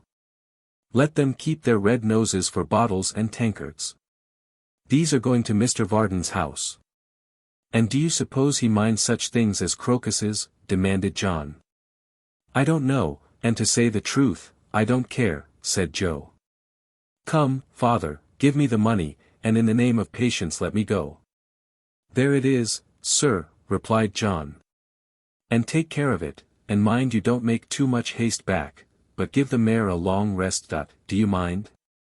I mind," returned Joe. "She'll need it, heaven knows." "And don't you score up too much at the Black Lion," said John. "Mind that too." "Then why don't you let me have some money of my own, retorted Joe, sorrowfully, why don't you, father? What do you send me into London for, giving me only the right to call for my dinner at the Black Lion, which you're to pay for next time you go, as if I was not to be trusted with a few shillings? Why do you use me like this? It's not right of you. You can't expect me to be quiet under it. Let him have money, cried John, in a drowsy reverie. What does he call money, guineas? Hasn't he got money? Over and above the tolls, hasn't he 1 and 6pence? 1 and 6pence. Repeated his son contemptuously. Yes, sir, returned John, 1 and 6pence. When I was your age, I had never seen so much money, in a heap. A shilling of it is in case of accidents, the mare casting a shoe, or the like of that. The other 6pence is to spend in the diversions of London, and the diversion I recommend is going to the top of the Monument, and sitting there. There's no temptation there, sir, no drink, no young women, no bad characters of any sort, nothing but imagination. That's the way I enjoyed myself when I was your age, sir. To this, Joe made no answer, but beckoning Hugh, leaped into the saddle and rode away, and a very stalwart, manly horseman he looked, deserving a better charger than it was his fortune to bestride. John stood staring after him, or rather after the grey mare, for he had no eyes for her rider, until man and beast had been out of sight some 20 minutes, when he began to think they were gone, and slowly re-entering the house, fell into a gentle doze. The unfortunate grey mare, who was the agony of Joe's life, floundered along at her own will and pleasure until the maypole was no longer visible, and then, contracting her legs into what in a puppet would have been looked upon as a clumsy and awkward imitation of a canter, mended her pace all at once, and did it of her own accord. The acquaintance with her rider's usual mode of proceeding, which suggested this improvement in hers, impelled her likewise to turn up a by-way, leading, not to London, but through lanes running parallel with the road they had come, and passing within a few hundred yards of the Maypole, which led finally to an enclosure surrounding a large, old, red-brick mansion, the same of which mention was made as the Warren in the first chapter of this history. Coming to a dead stop in a little copse thereabout, she suffered her rider to dismount with right goodwill, and to tie her to the trunk of a tree. "Stay there, old girl," said Joe, "and let us see whether there's any little commission for me today." So saying, he left her to browse upon such stunted grass and weeds as happened to grow within the length of her tether, and passing through a wicket gate, entered the grounds on foot. The pathway, after a very few minutes' walking, brought him close to the house, towards which, and especially towards one particular window, he directed many covert glances. It was a dreary, silent building, with echoing courtyards, desolated turret chambers, and whole suites of rooms shut up and mouldering to ruin. The terrace garden, dark with the shade of overhanging trees, had an air of melancholy that was quite oppressive. Great iron gates, disused for many years, and red with rust, drooping on their hinges and overgrown with long rank grass, seemed as though they tried to sink into the ground, and hide their fallen state among the friendly weeds. The fantastic monsters on the walls, green with age and damp, and covered here and there with moss, looked grim and desolate. There was a sombre aspect even on that part of the mansion which was inhabited and kept in good repair, that struck the beholder with a sense of sadness, of something forlorn and failing, whence cheerfulness was banished. It would have been difficult to imagine a bright fire blazing in the dull and darkened rooms, or to picture any gaiety of heart or revelry that the frowning walls shut in. It seemed a place where such things had been, but could be no more, the very ghost of a house, haunting the old spot in its old outward form, and that was all. Much of this decayed and sombre look was attributable, no doubt, to the death of its former master, and the temper of its present occupant. But remembering the tale connected with the mansion, it seemed the very place for such a deed, and one that might have been its predestined theatre years upon years ago. Viewed with reference to this legend, the sheet of water where the steward's body had been found appeared to wear a black and sullen character, such as no other pool might own. The bell upon the roof that had told the tale of murder to the midnight wind, became a very phantom whose voice would raise the listener's hair on end, and every leafless bough that nodded to another, had its stealthy whispering of the crime. Joe paced up and down the path, sometimes stopping in affected contemplation of the building or the prospect, sometimes leaning against a tree with an assumed air of idleness and indifference. But always keeping an eye upon the window he had singled out at first. After some quarter of an hour's delay, a small white hand was waved to him for an instant from this casement, and the young man, with a respectful bow, departed, saying under his breath as he crossed his horse again, "No errand for me today." But the air of smartness, the cock of the hat to which John Willet had objected, and the spring nosegay, all betokened some little errand of his own, having a more interesting object than a vintner or even a locksmith. So, indeed, it turned out. For when he had settled with the vintner, whose place of business was down in some deep cellars hard by Thames Street, and who was as purple-faced an old gentleman as if he had all his life supported their arched roof on his head, when he had settled the account, and taken the receipt, and declined tasting more than 3 glasses of old sherry, to the unbounded astonishment of the purple-faced vintner, who, gimlet in hand, had projected an attack upon at least a score of dusty casks, and who stood transfixed, or morally gimleted as it were, to his own wall, when he had done all this, and disposed besides of a frugal dinner at the Black Lion in Whitechapel. Spurning the monument and John's advice, he turned his steps towards the locksmith's house, attracted by the eyes of blooming Dolly Varden. Joe was by no means a sheepish fellow, but, for all that, when he got to the corner of the street in which the locksmith lived, he could by no means make up his mind to walk straight to the house. First, he resolved to stroll up another street for 5 minutes, then up another street for 5 minutes more, and so on until he had lost full half an hour. When he made a bold plunge and found himself with a red face and a beating heart in the smoky workshop. "Joe Willet, or his ghost?" said Varden, rising from the desk at which he was busy with his books, and looking at him under his spectacles. "Which is it? Joe in the flesh, eh?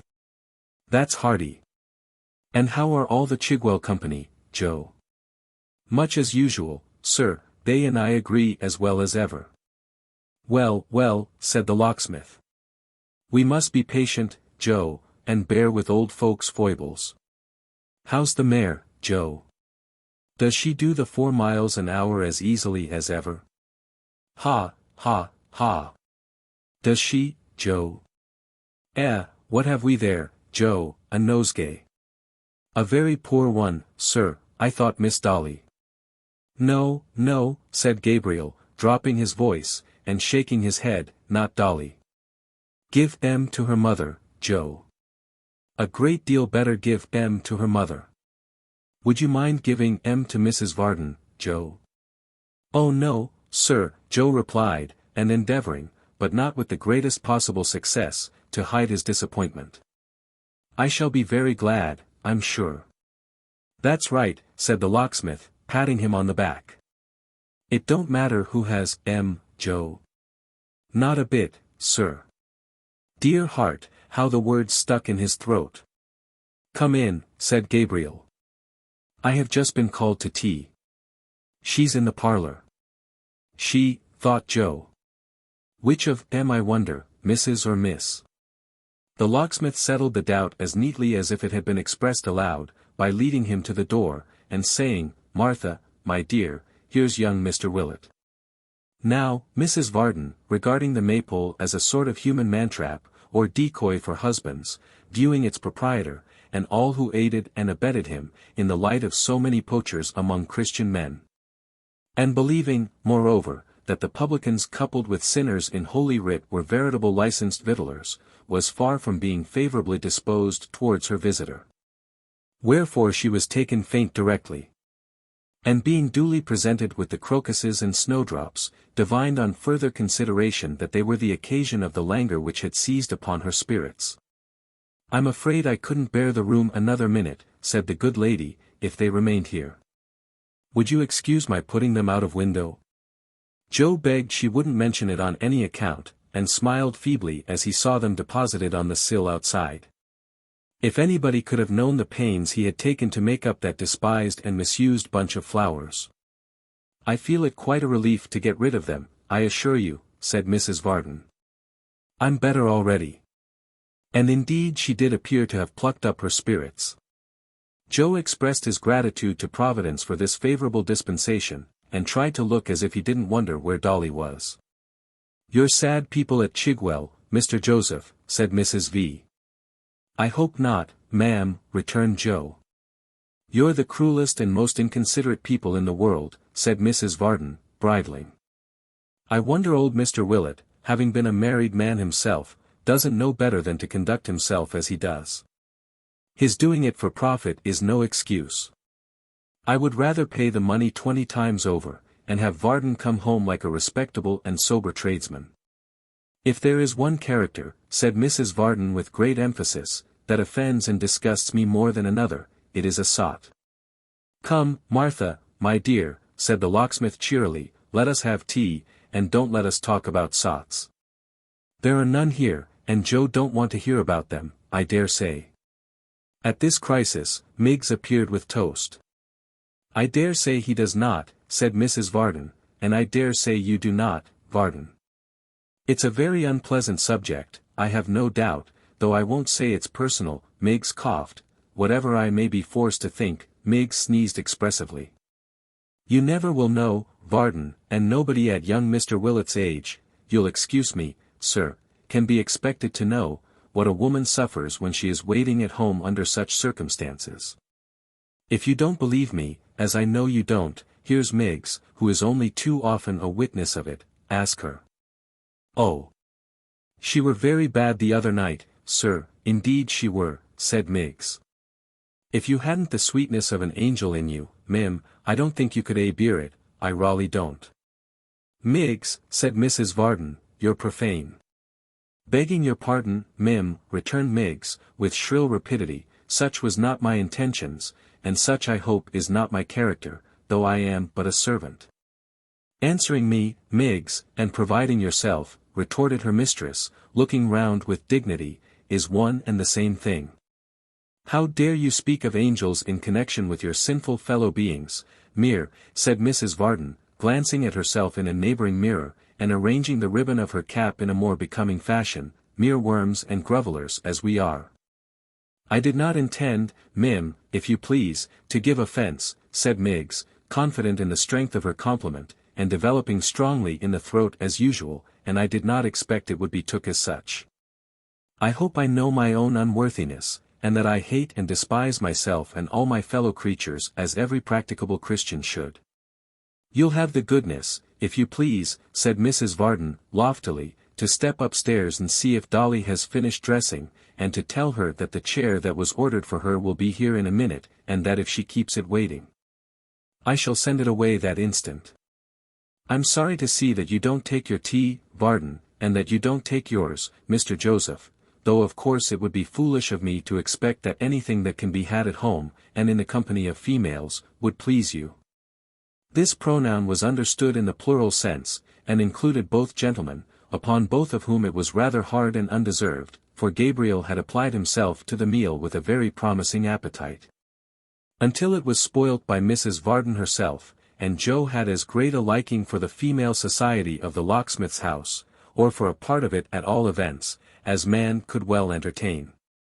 But he had no opportunity to say anything in his own defence, for at that moment Dolly herself appeared, and struck him quite dumb with her beauty. Never had Dolly looked so handsome as she did then, in all the glow and grace of youth, with all her charms increased 100-fold by a most becoming dress, by 1,000 little coquettish ways which nobody could assume with a better grace. And all the sparkling expectation of that accursed party. It is impossible to tell how Joe hated that party wherever it was, and all the other people who were going to it, whoever they were. And she hardly looked at him, no, hardly looked at him. And when the chair was seen through the open door coming blundering into the workshop, she actually clapped her hands and seemed glad to go.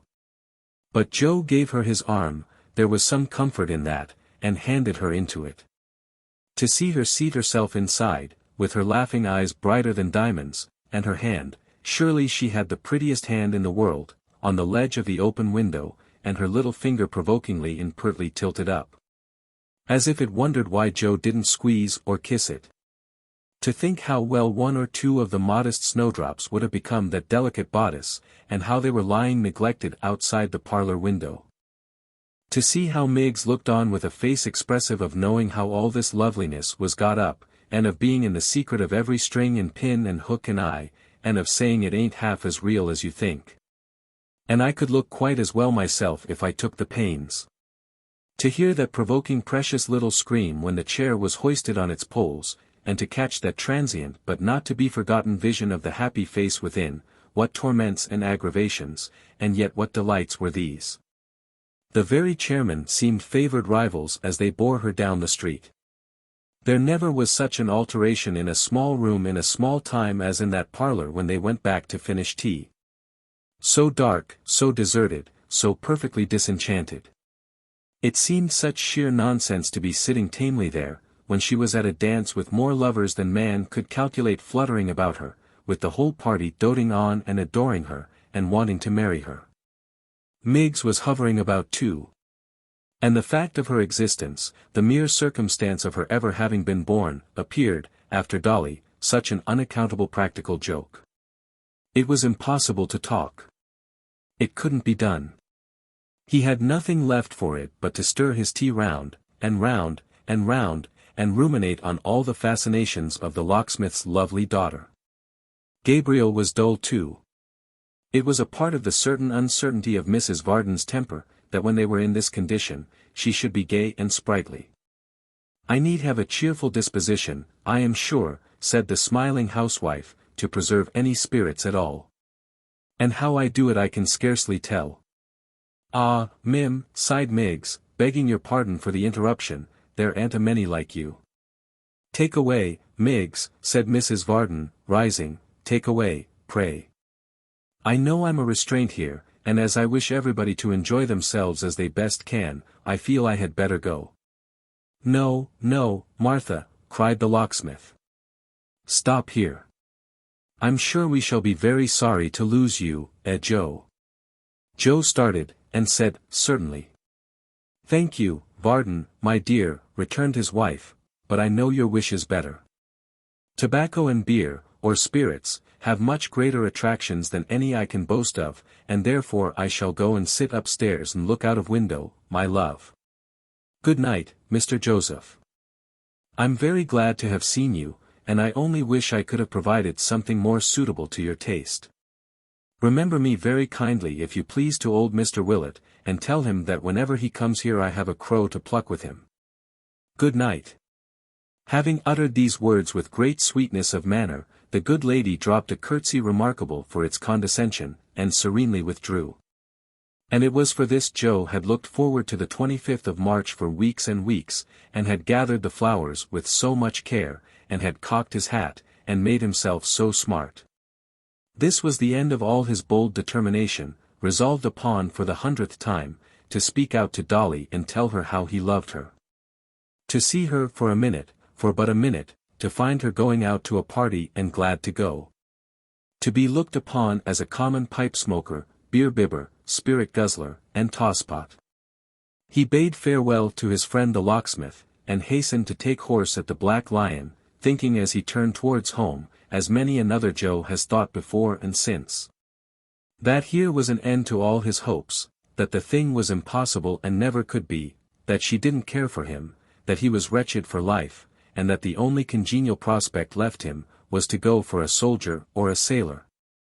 And get some obliging enemy to knock his brains out as soon as possible. Chapter 14. Joe Willet rode leisurely along in his desponding mood, picturing the locksmith's daughter going down long country dances. And poussetting dreadfully with bold strangers, which was almost too much to bear, when he heard the tramp of a horse's feet behind him, and looking back, saw a well-mounted gentleman advancing at a smart canter. As this rider passed, he checked his steed, and called him of the Maypole by his name. Joe set spurs to the grey mare, and was at his side directly. "I thought it was you, sir," he said, touching his hat. "A fair evening, sir. Glad to see you out of doors again." The gentleman smiled and nodded. "What gay doings have been going on today, Joe? Is she as pretty as ever?" "Nay, Don't blush, man.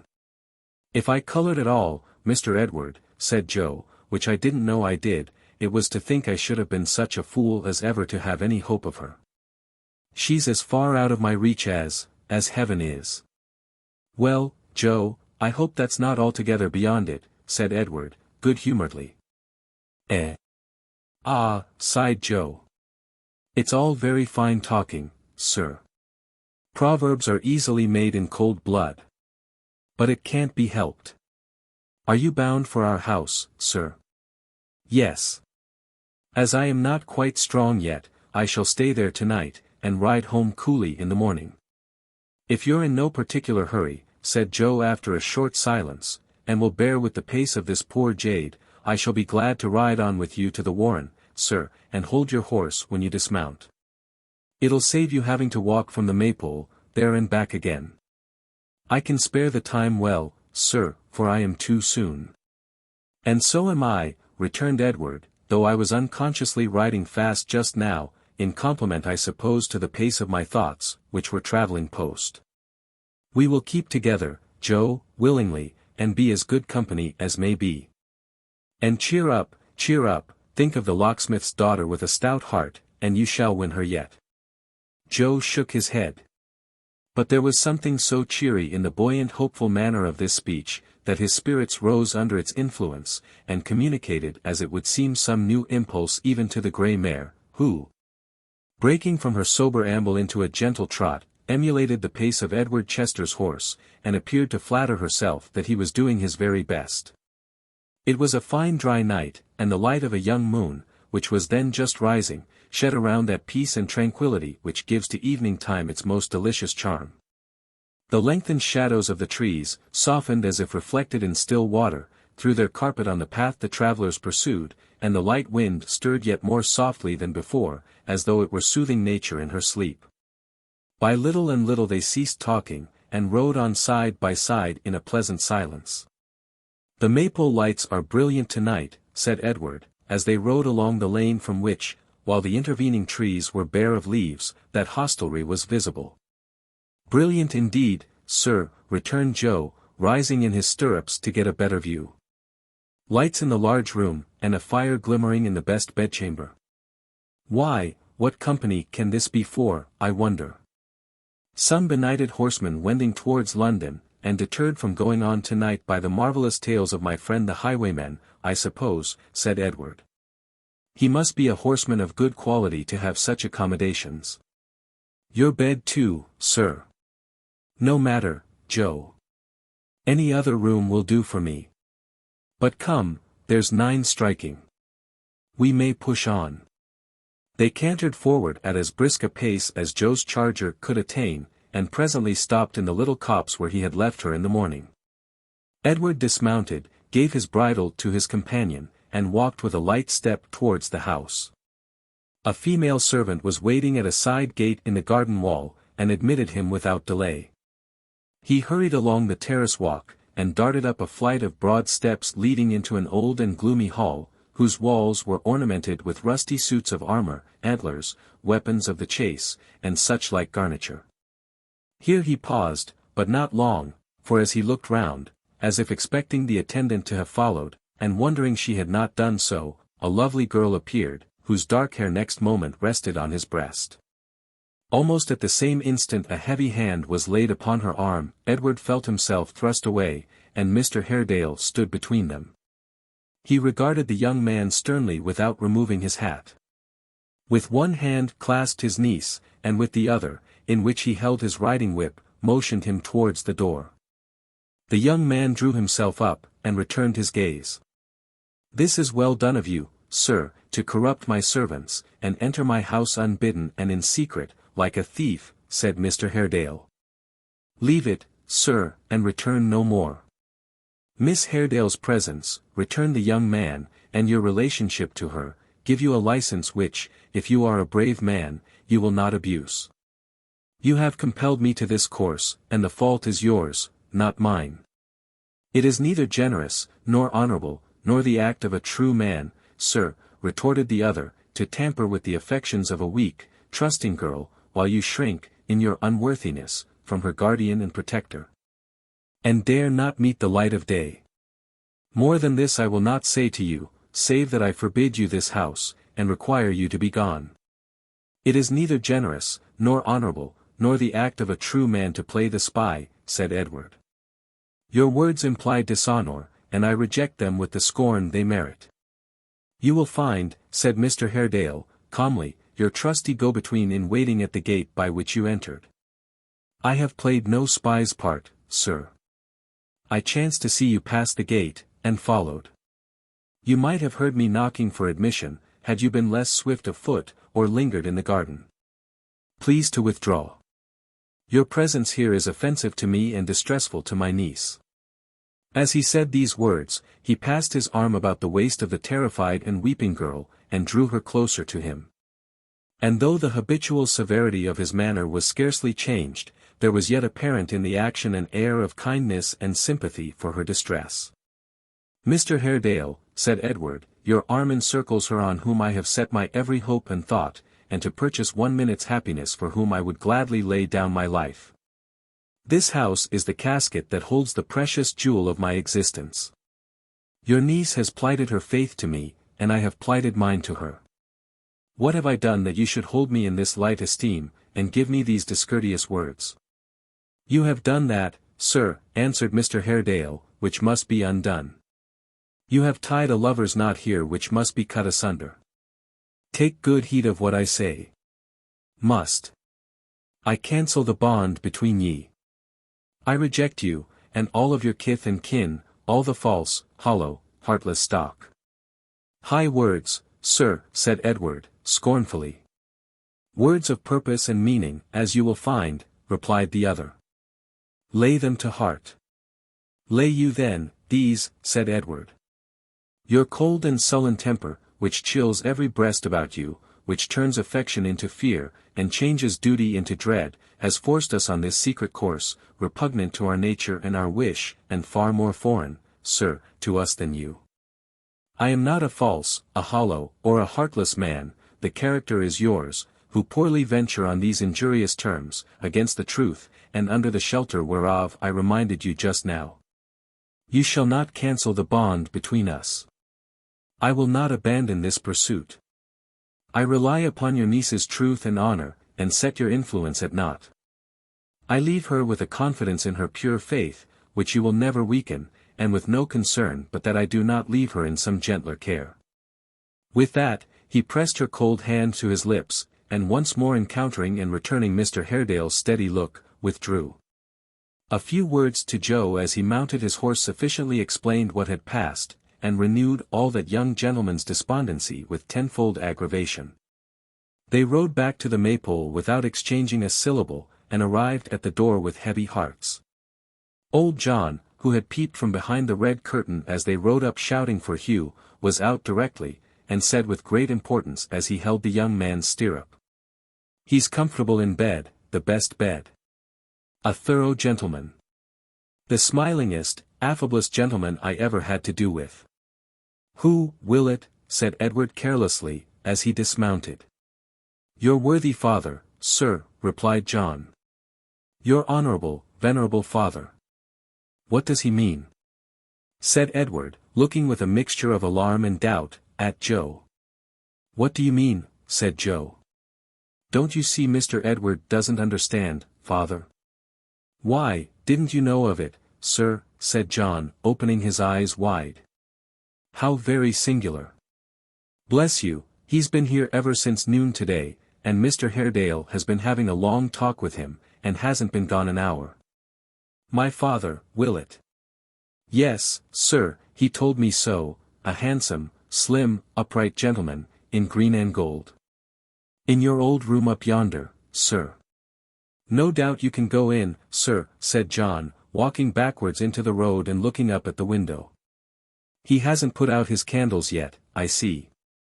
Edward glanced at the window also, and hastily murmuring that he had changed his mind, forgotten something, and must return to London, mounted his horse again and rode away. Leaving the Willets, father and son, looking at each other in mute astonishment. Chapter 15.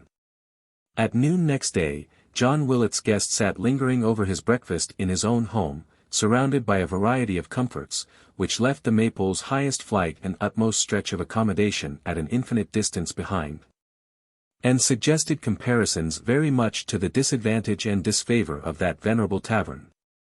In the broad old-fashioned window seat, as capacious as many modern sofas, and cushioned to serve the purpose of a luxurious settee, in the broad old-fashioned window seat of a roomy chamber, Mr. Chester lounged, very much at his ease, over a well-furnished breakfast table.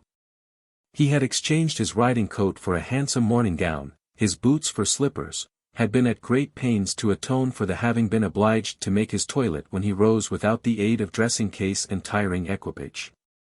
And, having gradually forgotten through these means the discomforts of an indifferent night and an early ride, was in a state of perfect complacency, indolence, and satisfaction. The situation in which he found himself, indeed, was particularly favorable to the growth of these feelings. For, not to mention the lazy influence of a late and lonely breakfast, with the additional sedative of a newspaper, there was an air of repose about his place of residence peculiar to itself, and which hangs about it, even in these times, when it is more bustling and busy than it was in days of yore. There are, still, worse places than the Temple, on a sultry day, for basking in the sun, or resting idly in the shade. There is yet a drowsiness in its courts, and a dreamy dullness in its trees and gardens. Those who pace its lanes and squares may yet hear the echoes of their footsteps on the sounding stones, and read upon its gates, in passing from the tumult of the Strand or Fleet Street, who enters here leaves noise behind. There is still the plash of falling water in fair Fountain Court, and there are yet nooks and corners where dun-haunted students may look down from their dusty garrets, on a vagrant ray of sunlight patching the shade of the tall houses, and seldom troubled to reflect a passing stranger's form. There is yet, in the Temple, something of a clerkly monkish atmosphere, which public offices of law have not disturbed, and even legal firms have failed to scare away. In summer time, its pumps suggest to thirsty idlers, springs cooler, and more sparkling, and deeper than other wells. And as they trace the spillings of full pitchers on the heated ground, they snuff the freshness, and, sighing, cast sad looks towards the Thames, and think of baths and boats, and saunter on, despondent. It was in a room in Paper Buildings, a row of goodly tenements, shaded in front by ancient trees, and looking, at the back, upon the Temple Gardens, that this, our idler, lounged, now taking up again the paper he had laid down 100 times. Now trifling with the fragments of his meal, now pulling forth his golden toothpick, and glancing leisurely about the room, or out at window into the trim garden walks, where a few early loiterers were already pacing to and fro. Here a pair of lovers met to quarrel and make up, there a dark-eyed nursery maid had better eyes for Templars than her charge, on this hand an ancient spinster, with her lapdog in a string, regarded both enormities with scornful sidelong looks. On that a weazen old gentleman, ogling the nursery maid, looked with like scorn upon the spinster, and wondered she didn't know she was no longer young.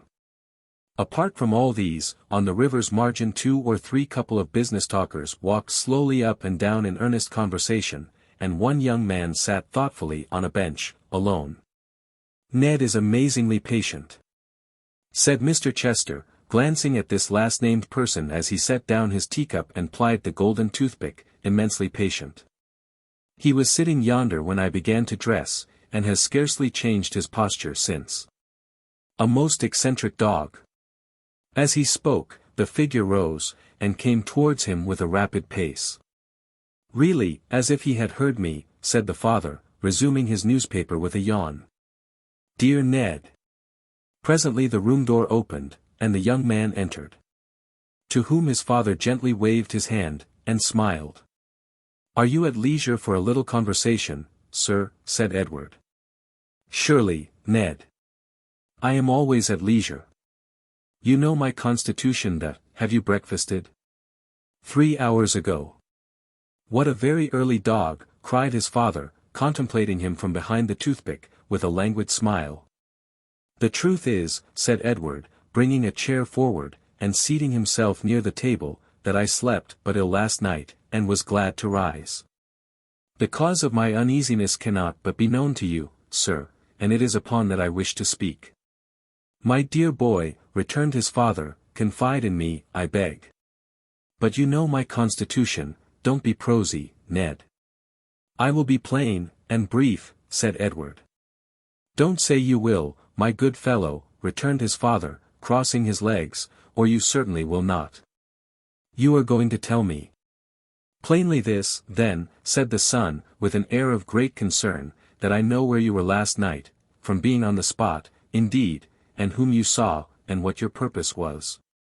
You don't say so, cried his father. I am delighted to hear it. It saves us the worry, and terrible wear and tear of a long explanation, and is a great relief for both. At the very house. Why didn't you come up? I should have been charmed to see you. I knew that what I had to say would be better said after a night's reflection, when both of us were cool, returned the son. For gad, Ned, rejoined the father, I was cool enough last night. That detestable Maypole. By some infernal contrivance of the builder, it holds the wind, and keeps it fresh. You remember the sharp east wind that blew so hard 5 weeks ago? I give you my honor it was rampant in that old house last night, though out of doors there was a dead calm. But you were saying. I was about to say, heaven knows how seriously and earnestly, that you have made me wretched, sir. Will you hear me gravely for a moment? My dear Ned, said his father, I will hear you with the patience of an anchorite. Oblige me with the milk. I saw Miss Haredale last night, Edward resumed, when he had complied with this request. Her uncle, in her presence, immediately after your interview, and, as of course I know, in consequence of it, forbade me the house, and, with circumstances of indignity which are of your creation I am sure, commanded me to leave it on the instant. For his manner of doing so, I give you my honor, Ned, I am not accountable, said his father. That you must excuse. He is a mere boor, a log, a brute, with no address in life. Positively a fly in the jug. The first I have seen this year. Edward rose, and paced the room. His imperturbable parent sipped his tea. Father, said the young man, stopping at length before him, we must not trifle in this matter. We must not deceive each other, or ourselves. Let me pursue the manly open part one wished to take, and do not repel me by this unkind indifference. Whether I am indifferent or no, returned the other, I leave you, my dear boy, to judge. A ride of 25 or 30 miles, through miry roads, a Maypole dinner, a tete-a-tete with Haredale, which, vanity apart, was quite a Valentine and Orson business, a Maypole bed, a Maypole landlord, and a Maypole retinue of idiots and centaurs. Whether the voluntary endurance of these things looks like indifference, dear Ned, or like the excessive anxiety, and devotion, and all that sort of thing, of a parent, you shall determine for yourself. I wish you to consider, sir, said Edward, in what a cruel situation I am placed. Loving Miss Haredale as I do. My dear fellow, interrupted his father with a compassionate smile, you do nothing of the kind. You don't know anything about it. There's no such thing, I assure you. Now, do take my word for it. You have good sense, Ned, great good sense. I wonder you should be guilty of such amazing absurdities. You really surprise me. I repeat, said his son firmly, that I love her. You have interposed to part us, and have, to the extent I have just now told you of, succeeded. May I induce you, sir, in time, to think more favorably of our attachment, or is it your intention and your fixed design to hold us asunder if you can? My dear Ned, returned his father, taking a pinch of snuff and pushing his box towards him, that is my purpose most undoubtedly. The time that has elapsed, rejoined his son, since I began to know her worth, has flown in such a dream that until now I have hardly once paused to reflect upon my true position. What is it?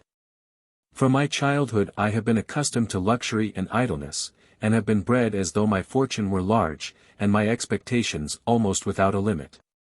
The idea of wealth has been familiarized to me from my cradle.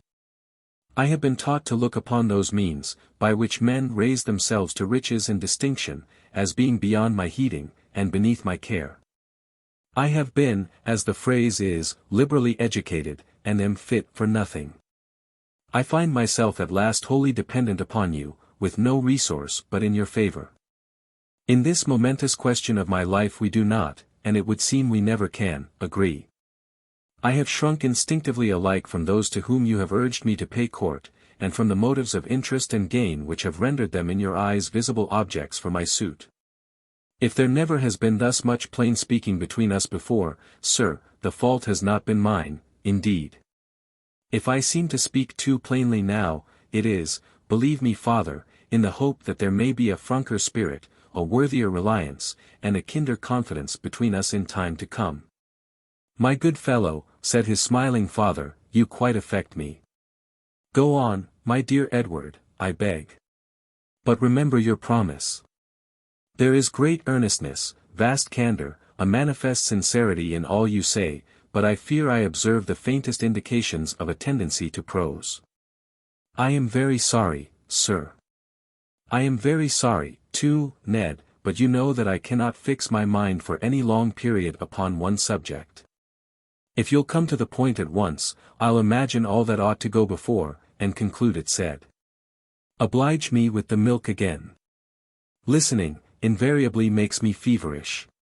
What I would say then, tends to this, said Edward. I cannot bear this absolute dependence, sir, even upon you. Time has been lost and opportunity thrown away, but I am yet a young man, and may retrieve it. Will you give me the means of devoting such abilities and energies as I possess, to some worthy pursuit? Will you let me try to make for myself an honorable path in life? For any term you please to name, say for 5 years if you will, I will pledge myself to move no further in the matter of our difference without your full concurrence.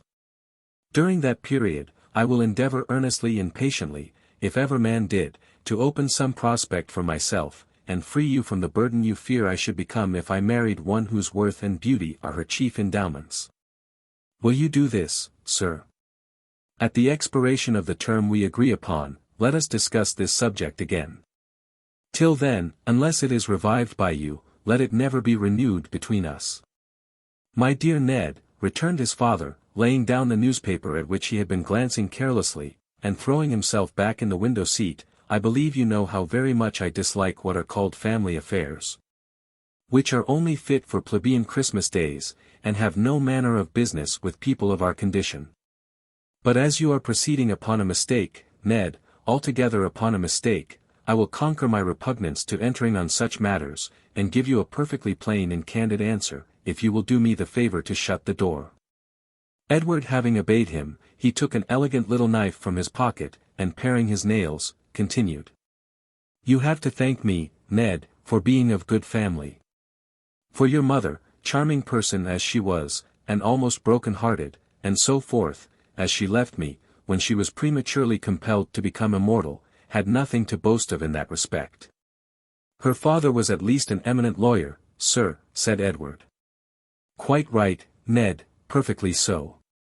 He stood high at the bar, had a great name and great wealth, but having risen from nothing, I have always closed my eyes to the circumstance and steadily resisted its contemplation, but I fear his father dealt in pork.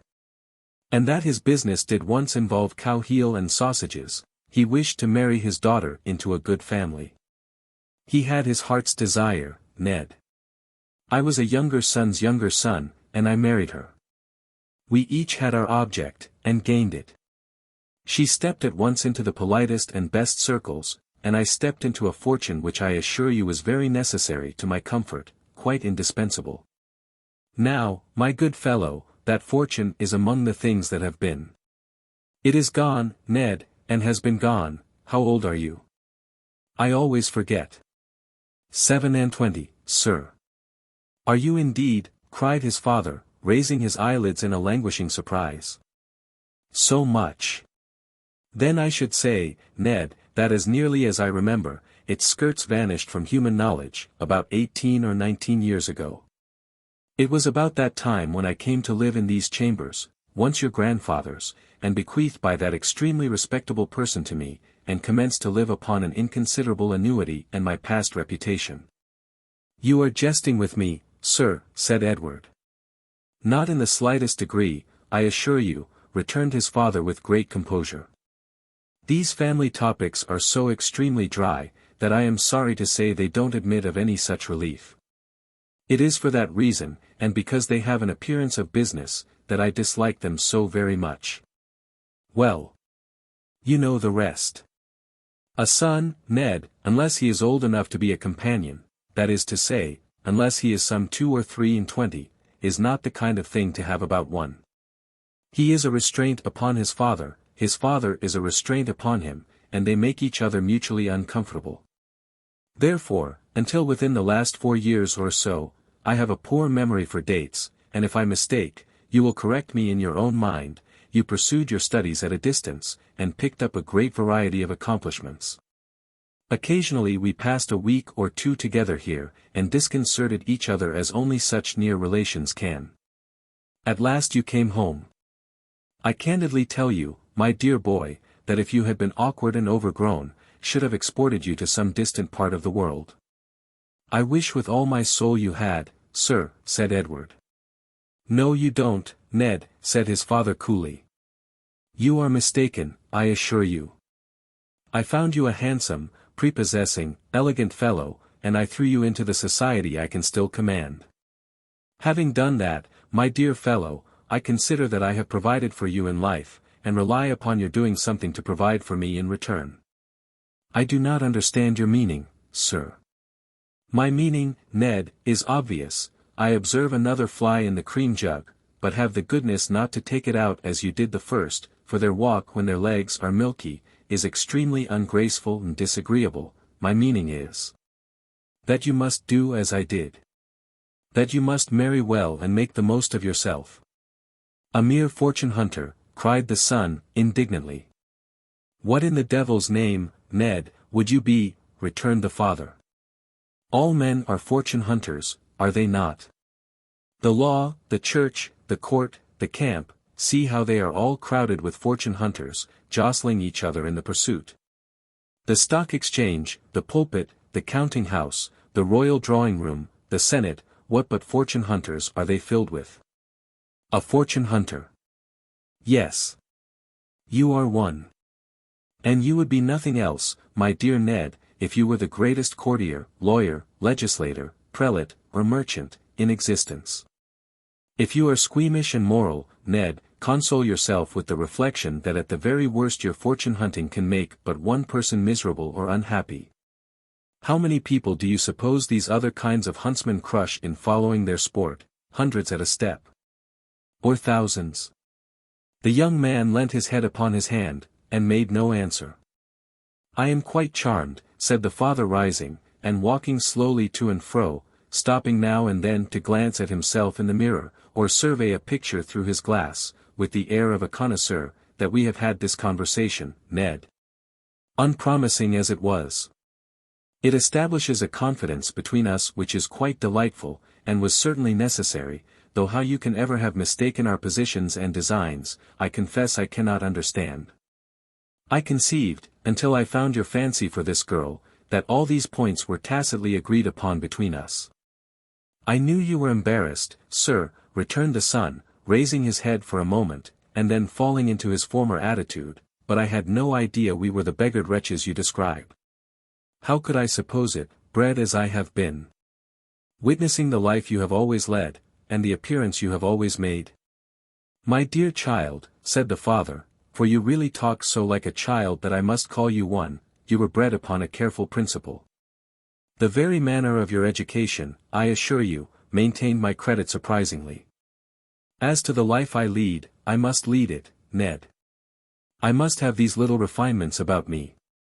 I have always been used to them, and I cannot exist without them. They must surround me, you observe, and therefore they are here. With regard to our circumstances, Ned, you may set your mind at rest upon that score. They are desperate. Your own appearance is by no means despicable, and our joint pocket money alone devours our income. That's the truth. Why have I never known this before? Why have you encouraged me, sir, to an expenditure and mode of life to which we have no right or title? My good fellow, returned his father more compassionately than ever, if you made no appearance, how could you possibly succeed in the pursuit for which I destined you? As to our mode of life, every man has a right to live in the best way he can. And to make himself as comfortable as he can, or he is an unnatural scoundrel. Our debts, I grant, are very great, and therefore it the more behoves you, as a young man of principle and honor, to pay them off as speedily as possible. The villain's part, muttered Edward, that I have unconsciously played. I to win the heart of Emma Haredale. I would, for her sake, I had died first. I am glad you see, Ned, returned his father, how perfectly self-evident it is, that nothing can be done in that quarter. But apart from this, and the necessity of your speedily bestowing yourself on another, as you know you could tomorrow, if you chose, I wish you'd look upon it pleasantly. In a religious point of view alone, how could you ever think of uniting yourself to a Catholic, unless she was amazingly rich? You ought to be so very Protestant, coming of such a Protestant family as you do. Let us be moral, Ned, or we are nothing. Even if one could set that objection aside, which is impossible, we come to another which is quite conclusive. The very idea of marrying a girl whose father was killed, like meat. Good God, Ned, how disagreeable. Consider the impossibility of having any respect for your father-in-law under such unpleasant circumstances. Think of his having been viewed by jurors, and sat upon by coroners, and of his very doubtful position in the family ever afterwards. It seems to me such an indelicate sort of thing that I really think the girl ought to have been put to death by the state to prevent its happening. But I tease you perhaps. You would rather be alone. My dear Ned, most willingly. God bless you. I shall be going out presently, but we shall meet tonight, or if not tonight, certainly tomorrow. Take care of yourself in the meantime, for both our sakes. You are a person of great consequence to me, Ned, of vast consequence indeed. God bless you. With these words, the father, who had been arranging his cravat in the glass, while he uttered them in a disconnected careless manner, withdrew, humming a tune as he went. The son, who had appeared so lost in thought as not to hear or understand them, remained quite still and silent. After the lapse of half an hour or so, the elder Chester, gaily dressed, went out. The younger still sat with his head resting on his hands, in what appeared to be a kind of stupor. Chapter 16. A series of pictures representing the streets of London in the night, even at the comparatively recent date of this tale, would present to the eye something so very different in character from the reality which is witnessed in these times, that it would be difficult for the beholder to recognize his most familiar walks in the altered aspect of little more than half a century ago. They were, one and all, from the broadest and best to the narrowest and least frequented, very dark. The oil and cotton lamps, though regularly trimmed twice or thrice in the long winter nights, burnt feebly at the best. And at a late hour, when they were unassisted by the lamps and candles in the shops, cast but a narrow track of doubtful light upon the footway, leaving the projecting doors and house fronts in the deepest gloom. Many of the courts and lanes were left in total darkness, those of the meaner sort, where one glimmering light twinkled for a score of houses, being favored in no slight degree. Even in these places, the inhabitants had often good reason for extinguishing their lamp as soon as it was lighted, and the watch being utterly inefficient and powerless to prevent them, they did so at their pleasure. Thus, in the lightest thoroughfares, there was at every turn some obscure and dangerous spot whither a thief might fly or shelter, and few would care to follow. And the city being belted round by fields, green lanes, waste grounds, and lonely roads, dividing it at that time from the suburbs that have joined it since, escape, even where the pursuit was hot, was rendered easy. It is no wonder that with these favoring circumstances in full and constant operation, street robberies, often accompanied by cruel wounds, and not unfrequently by loss of life, should have been of nightly occurrence in the very heart of London. Or that quiet folks should have had great dread of traversing its streets after the shops were closed. It was not unusual for those who wended home alone at midnight, to keep the middle of the road, the better to guard against surprise from lurking footpaths.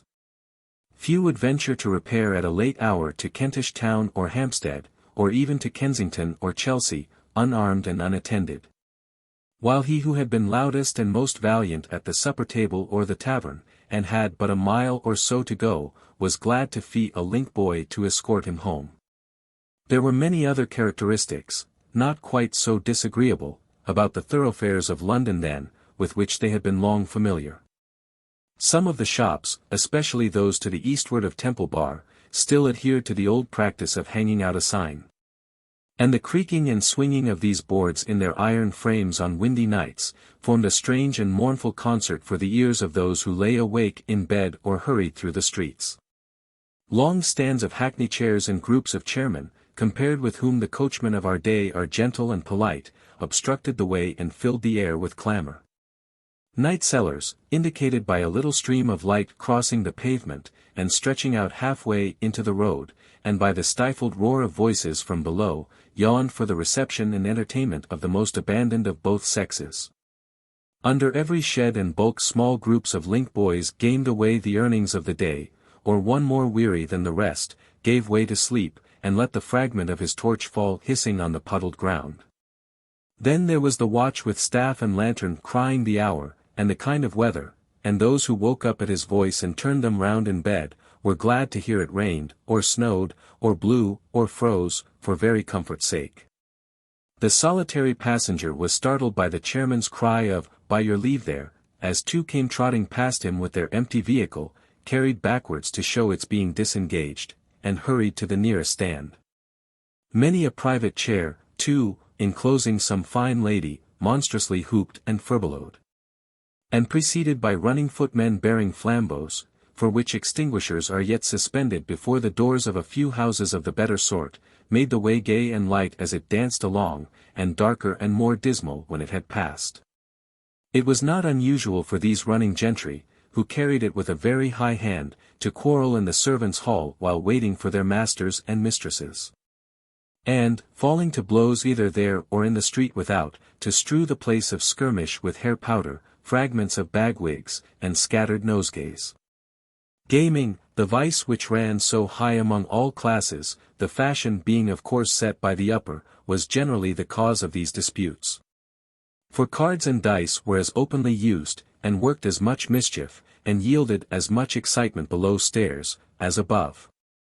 While incidents like these, arising out of drums and masquerades and parties at quadrille, were passing at the west end of the town, heavy stagecoaches and scarce heavier wagons were lumbering slowly towards the city, the coachman, guard, and passengers, armed to the teeth, and the coach, a day or so perhaps behind its time, but that was nothing, despoiled by highwaymen, who made no scruple to attack, alone and single-handed, a whole caravan of goods and men, and sometimes shot a passenger or two, and were sometimes shot themselves, as the case might be. On the morrow, rumors of this new act of daring on the road yielded matter for a few hours' conversation through the town, and a public progress of some fine gentleman, half drunk, to Tyburn, dressed in the newest fashion, and damning the ordinary with unspeakable gallantry and grace, furnished to the populace, at once a pleasant excitement and a wholesome and profound example. Among all the dangerous characters who, in such a state of society, prowled and skulked in the metropolis at night, there was one man from whom many as uncouth and fierce as he, shrunk with an involuntary dread. Who he was, or whence he came, was a question often asked, but which none could answer.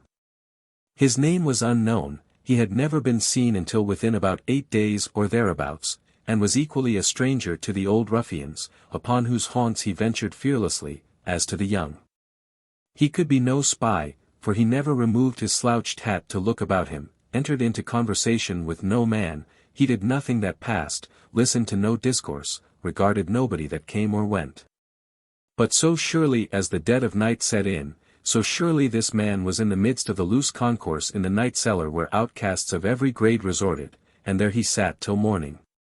He was not only a spectre at their licentious feasts, a something in the midst of their revelry and riot that chilled and haunted them, but out of doors he was the same.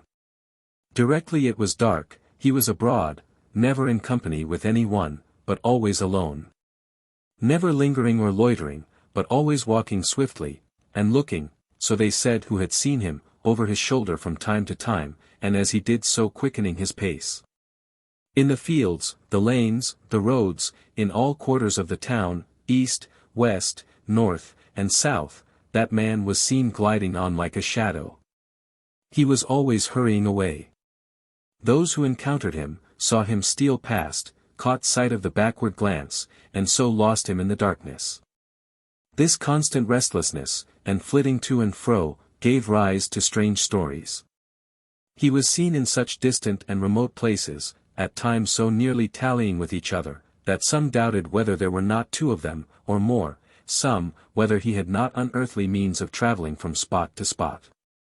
The footpad hiding in a ditch had marked him passing like a ghost along its brink, the vagrant had met him on the dark high road, the beggar had seen him pause upon the bridge to look down at the water, and then sweep on again. They who dealt in bodies with the surgeons could swear he slept in churchyards, and that they had beheld him glide away among the tombs on their approach. And as they told these stories to each other, one who had looked about him would pull his neighbor by the sleeve, and there he would be among them. At last, one man, he was one of those whose commerce lay among the graves, resolved to question this strange companion. Next night, when he had eat his poor meal voraciously, he was accustomed to do that, they had observed, as though he had no other in the day, this fellow sat down at his elbow. "A black night, master." "It is a black night." "Blacker than last, though that was pitchy too." "Didn't I pass you near the turnpike in the Oxford road?" "It's like you may." "I don't know." "Come, come, master," cried the fellow, urged on by the looks of his comrades, and slapping him on the shoulder, "be more companionable and communicative. Be more the gentleman in this good company. There are tales among us that you have sold yourself to the devil, and I know not what." "We all have we not?" returned the stranger, looking up. "If we were fewer in number, perhaps he would give better wages." "It goes rather hard with you, indeed," said the fellow, as the stranger disclosed his haggard unwashed face, and torn clothes. "What of that?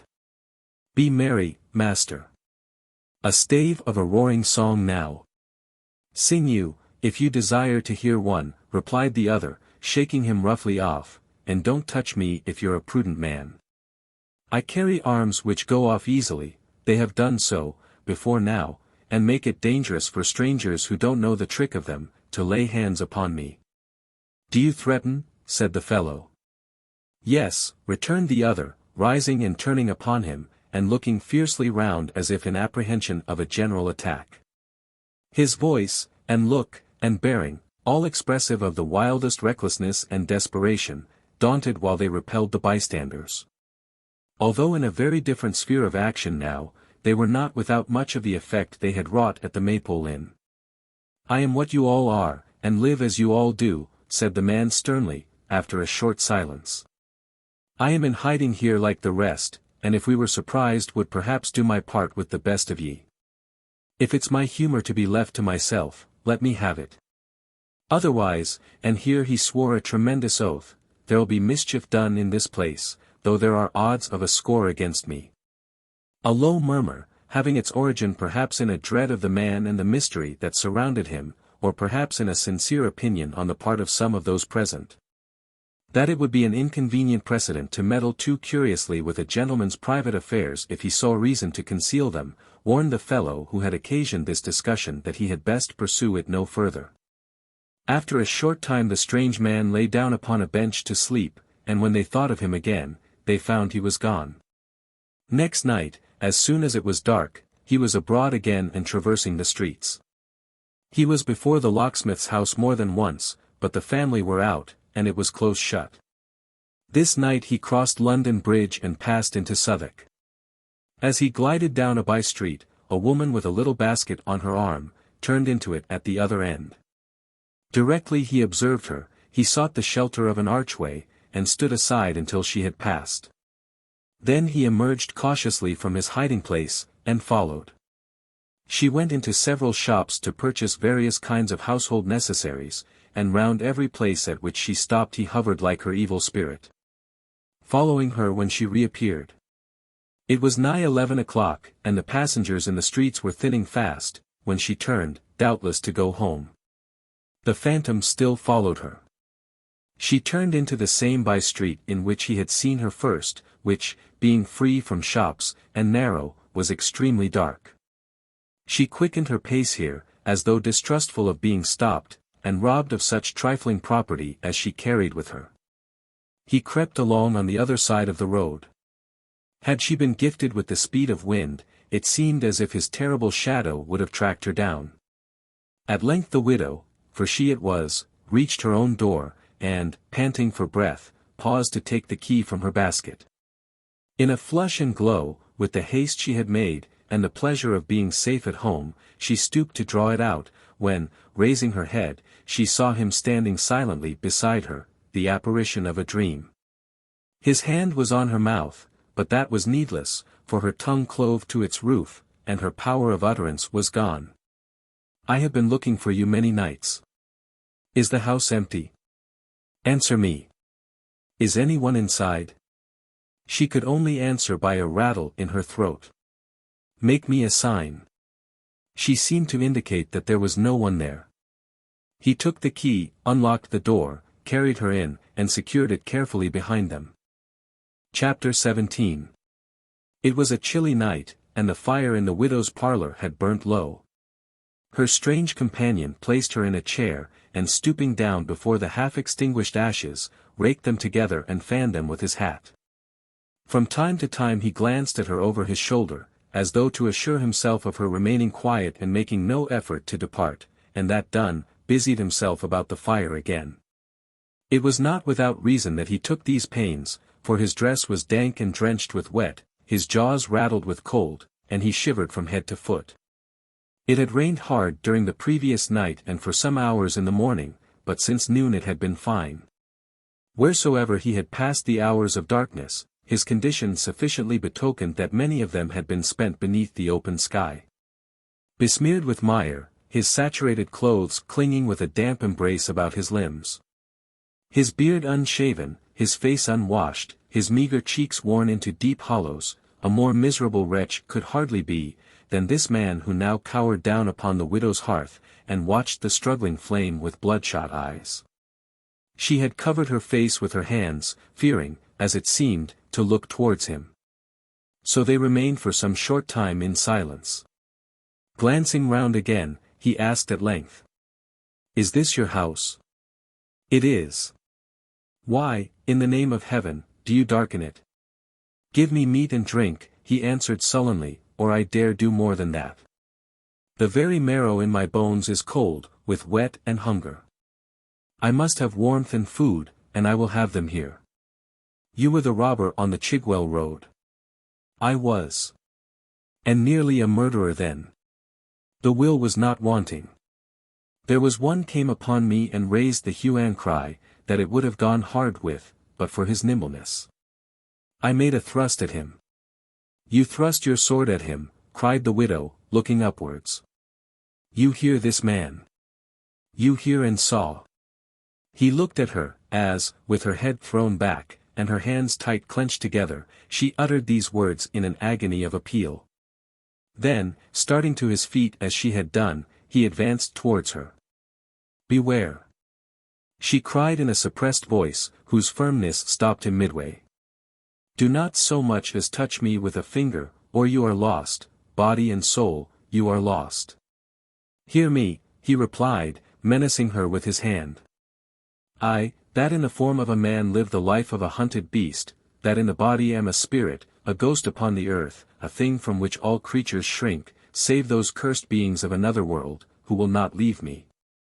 I am, in my desperation of this night, past all fear but that of the hell in which I exist from day to day. Give the alarm, cry out, refuse to shelter me. I will not hurt you. But I will not be taken alive.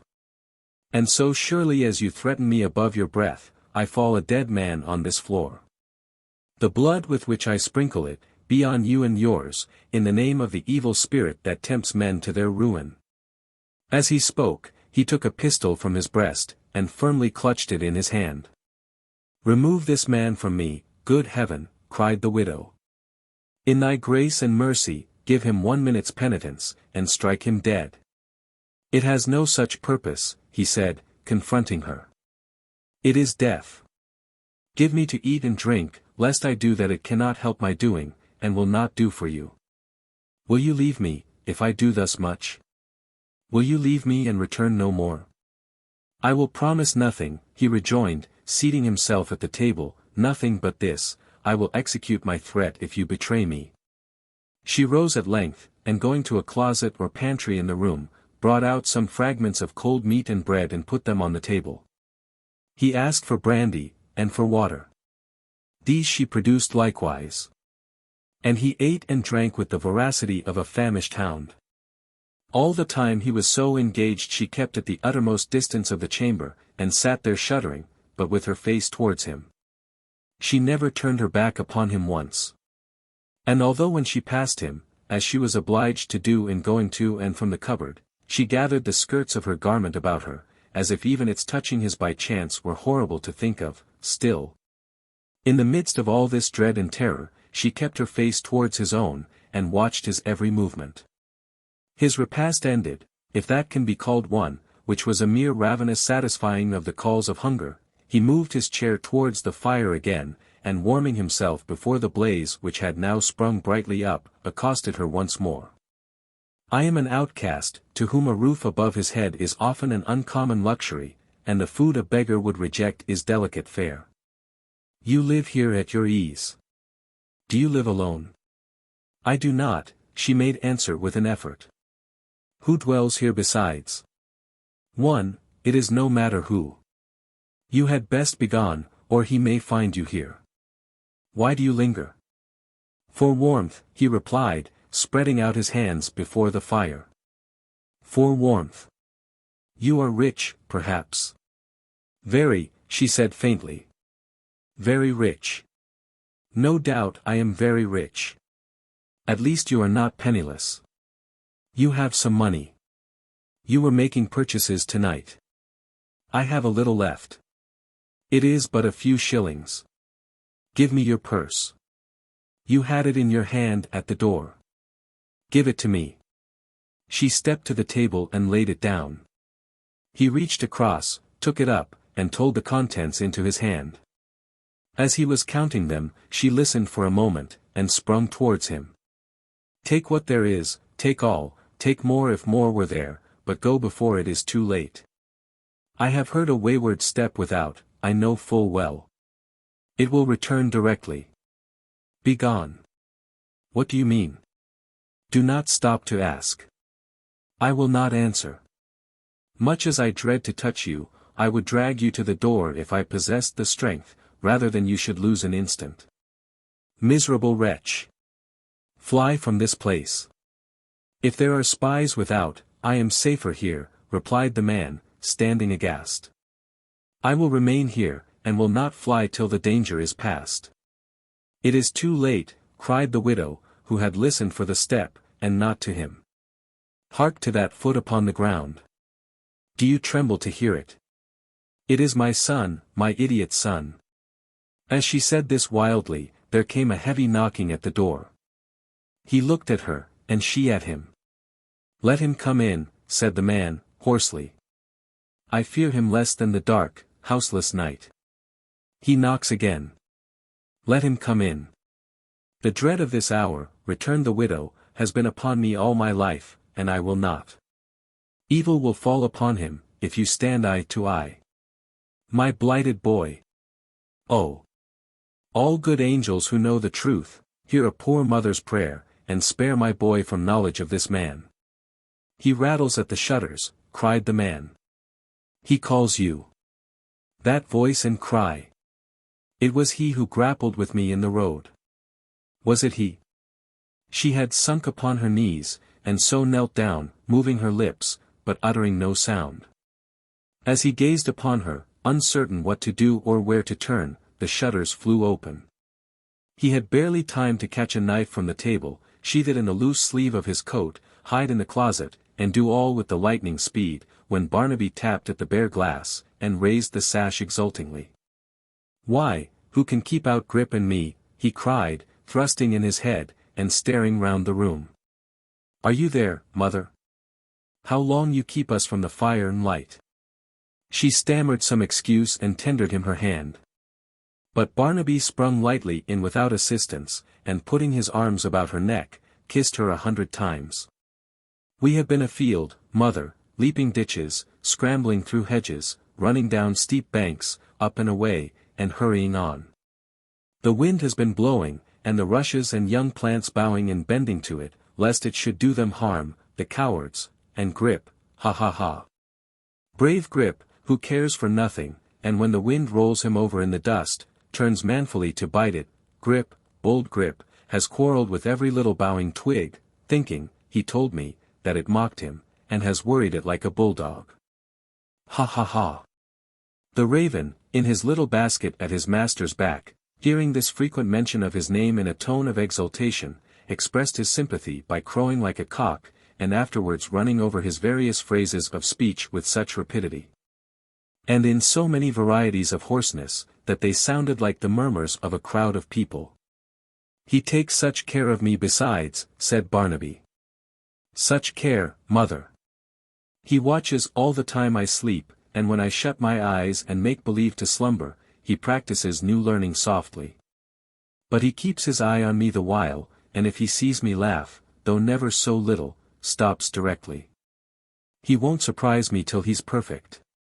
The raven crowed again in a rapturous manner which plainly said, those are certainly some of my characteristics, and I glory in them.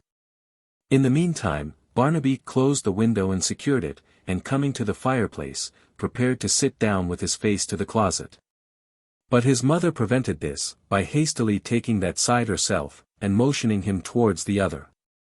How pale you are tonight, said Barnaby, leaning on his stick. We have been cruel, Grip, and made her anxious. Anxious in good truth, and sick at heart. The listener held the door of his hiding place open with his hand, and closely watched her son. Grip, alive to everything his master was unconscious of, had his head out of the basket, and in return was watching him intently with his glistening eye. He flaps his wings, said Barnaby, turning almost quickly enough to catch the retreating form and closing door, as if there were strangers here, but Grip is wiser than to fancy that. Jump then. Accepting this invitation with a dignity peculiar to himself, the bird hopped up on his master's shoulder, from that to his extended hand, and so to the ground. Barnaby unstrapping the basket and putting it down in a corner with the lid open, Grip's first care was to shut it down with all possible dispatch, and then to stand upon it. Believing, no doubt, that he had now rendered it utterly impossible, and beyond the power of mortal man, to shut him up in it any more, he drew a great many corks in triumph, and uttered a corresponding number of hurrahs.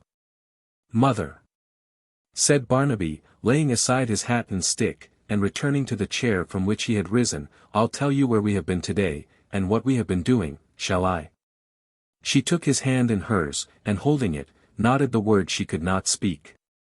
You mustn't tell, said Barnaby, holding up his finger, for it's a secret, mind, and only known to me, and Grip, and Hugh. We had the dog with us, but he's not like Grip, clever as he is, and doesn't guess it yet, I'll wager that. Why do you look behind me so? Did I? She answered faintly. I didn't know I did. Come nearer me. You are frightened, said Barnaby, changing color. Mother, you don't see. See what? There's none of this about, is there? He answered in a whisper, drawing closer to her and clasping the mark upon his wrist. I am afraid there is, somewhere. You make my hair stand on end, and my flesh creep. Why do you look like that? Is it in the room as I have seen it in my dreams, dashing the ceiling and the walls with red? Tell me. Is it? He fell into a shivering fit as he put the question, and shutting out the light with his hands, sat shaking in every limb until it had passed away. After a time, he raised his head and looked about him. Is it gone? There has been nothing here, rejoined his mother, soothing him. Nothing indeed, dear Barnaby. Look. You see there are but you and me. He gazed at her vacantly, and, becoming reassured by degrees, burst into a wild laugh. But let us see, he said, thoughtfully. Were we talking? Was it you and me?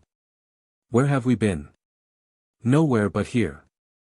Aye, but Hugh, and I, said Barnaby, that's it. Maypole Hugh, and I, you know, and Grip, we have been lying in the forest, and among the trees by the roadside, with a dark lantern after night came on, and the dog in a noose ready to slip him when the man came by. What man? The robber.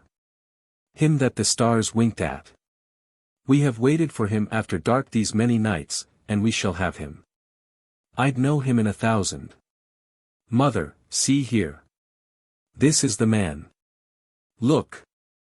He twisted his handkerchief round his head, pulled his hat upon his brow, wrapped his coat about him, and stood up before her, so like the original he counterfeited, that the dark figure peering out behind him might have passed for his own shadow. Ha ha ha. We shall have him, he cried, ridding himself of the semblance as hastily as he had assumed it. You shall see him, mother, bound hand and foot, and brought to London at a saddle girth. And you shall hear of him at Tyburn Tree if we have luck. So Hugh says. You're pale again, and trembling. And why do you look behind me so? It is nothing, she answered. I am not quite well. Go you to bed, dear, and leave me here.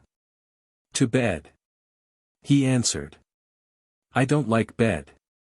I like to lie before the fire, watching the prospects in the burning coals, the rivers, hills, and dells, in the deep, red sunset, and the wild faces. I am hungry too, and Grip has eaten nothing since broad noon. Let us to supper. Grip. To supper, lad. The raven flapped his wings, and, croaking his satisfaction, hopped to the feet of his master, and there held his bill open, ready for snapping up such lumps of meat as he should throw him. Of these he received about a score in rapid succession, without the smallest discomposure. That's all, said Barnaby. More, cried Grip. More. But it appearing for a certainty that no more was to be had, he retreated with his store. And disgorging the morsels one by one from his pouch, hid them in various corners, taking particular care, however, to avoid the closet, as being doubtful of the hidden man's propensities and power of resisting temptation. When he had concluded these arrangements, he took a turn or two across the room with an elaborate assumption of having nothing on his mind, but with one eye hard upon his treasure all the time, and then, and not till then, began to drag it out, piece by piece, and eat it with the utmost relish. Barnaby, for his part, having pressed his mother to eat in vain, made a hearty supper too. Once during the progress of his meal, he wanted more bread from the closet and rose to get it. She hurriedly interposed to prevent him, and summoning her utmost fortitude, passed into the recess, and brought it out herself. Mother, said Barnaby, looking at her steadfastly as she sat down beside him after doing so, is today my birthday? Today, she answered. Don't you recollect it was but a week or so ago, and that summer, autumn, and winter have to pass before it comes again? I remember that it has been so till now, said Barnaby. But I think today must be my birthday too, for all that. She asked him why. I'll tell you why, he said. I have always seen you, I didn't let you know it, but I have, on the evening of that day grow very sad. I have seen you cry when Grip and I were most glad, and look frightened with no reason, and I have touched your hand, and felt that it was cold, as it is now. Once, mother, on a birthday that was, also, Grip and I thought of this after we went upstairs to bed, and when it was midnight, striking 1 o'clock, we came down to your door to see if you were well. You were on your knees. I forget what it was you said. Grip, what was it we heard her say that night? I'm a devil, rejoined the raven promptly. No, no, said Barnaby. But you said something in a prayer. And when you rose and walked about, you looked, as you have done ever since, mother, towards night on my birthday, just as you do now. I have found that out, you see, though I am silly. So I say you're wrong. And this must be my birthday, Grip. The bird received this information with a crow of such duration as a cock, gifted with intelligence beyond all others of his kind, might usher in the longest day with. Then, as if he had well considered the sentiment, and regarded it as apposite to birthdays, he cried, "Never say die," a great many times, and flapped his wings for emphasis.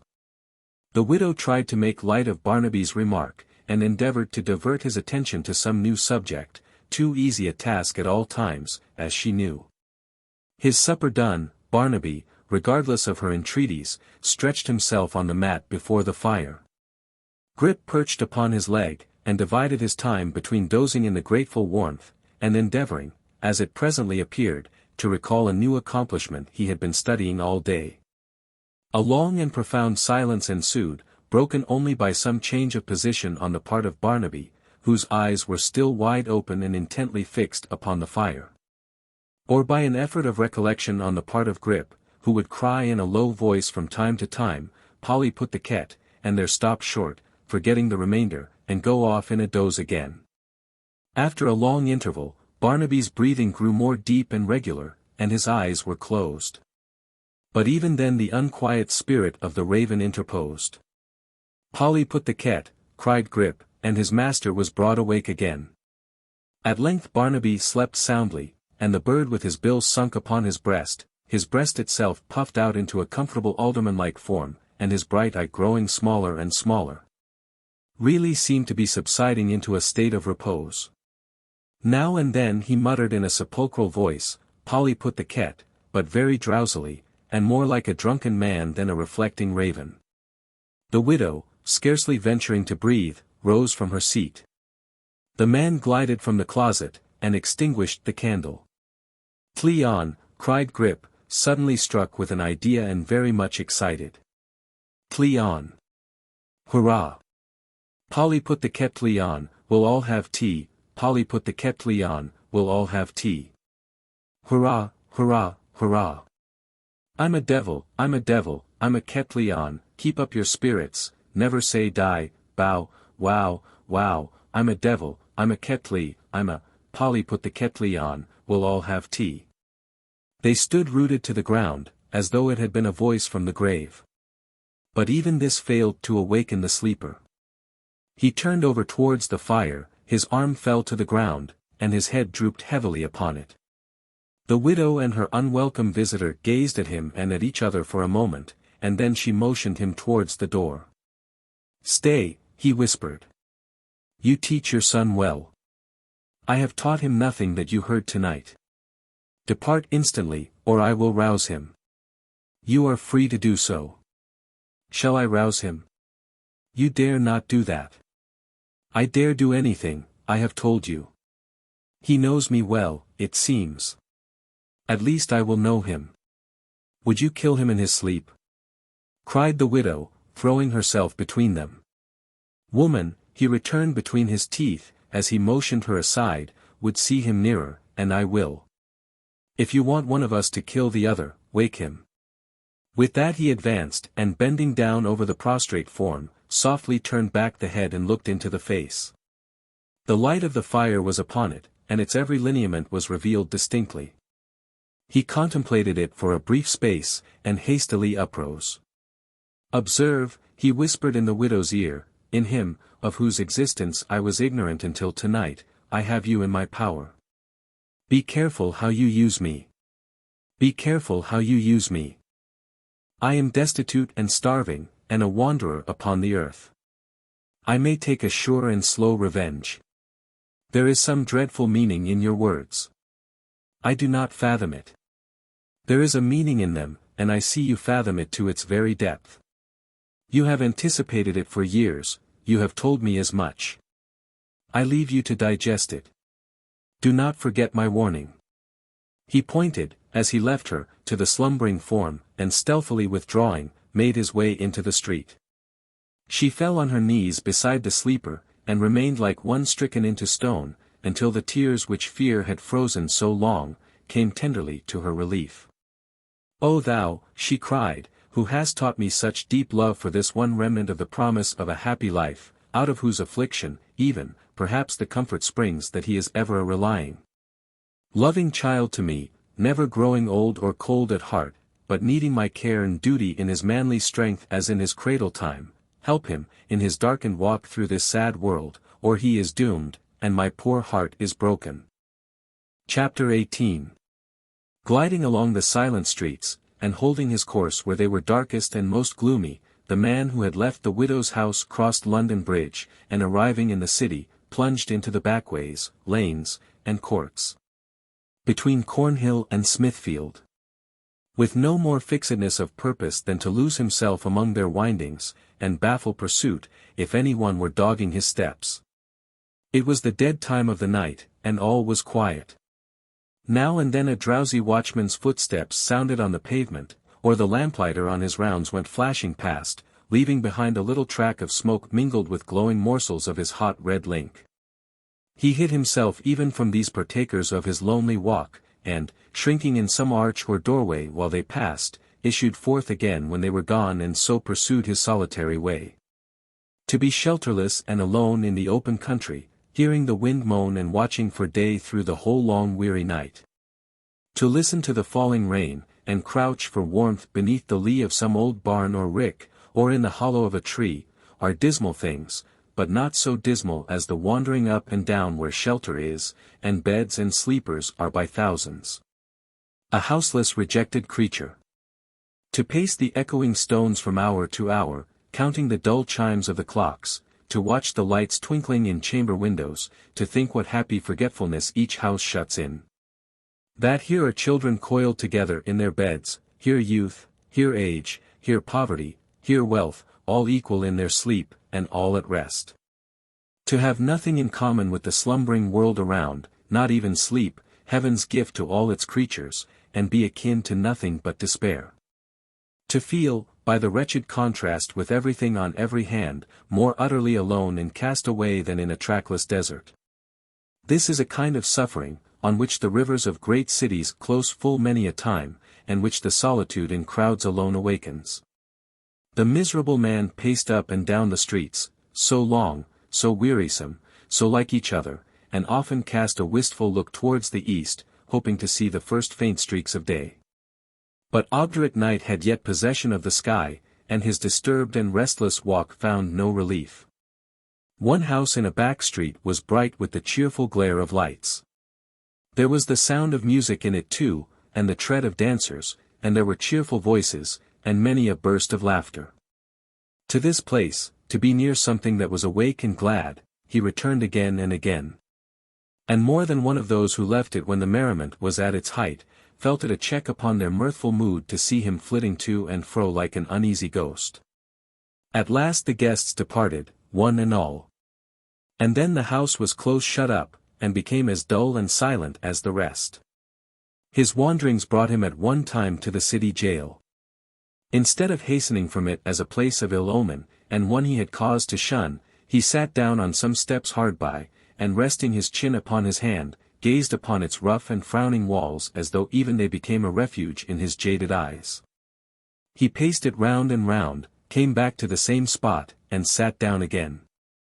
He did this often, and once, with a hasty movement, crossed to where some men were watching in the prison lodge, and had his foot upon the steps as though determined to accost them. But looking round, he saw that the day began to break, and failing in his purpose, turned and fled. He was soon in the quarter he had lately traversed, and pacing to and fro again as he had done before. He was passing down a mean street, when from an alley close at hand some shouts of revelry arose, and there came straggling forth a dozen madcaps, whooping and calling to each other, who, parting noisily, took different ways and dispersed in smaller groups. Hoping that some low place of entertainment which would afford him a safe refuge might be near at hand, he turned into this court when they were all gone, and looked about for a half-open door, or lighted window, or other indication of the place whence they had come. It was so profoundly dark, however, and so ill-favored, that he concluded they had but turned up there, missing their way, and were pouring out again when he observed them.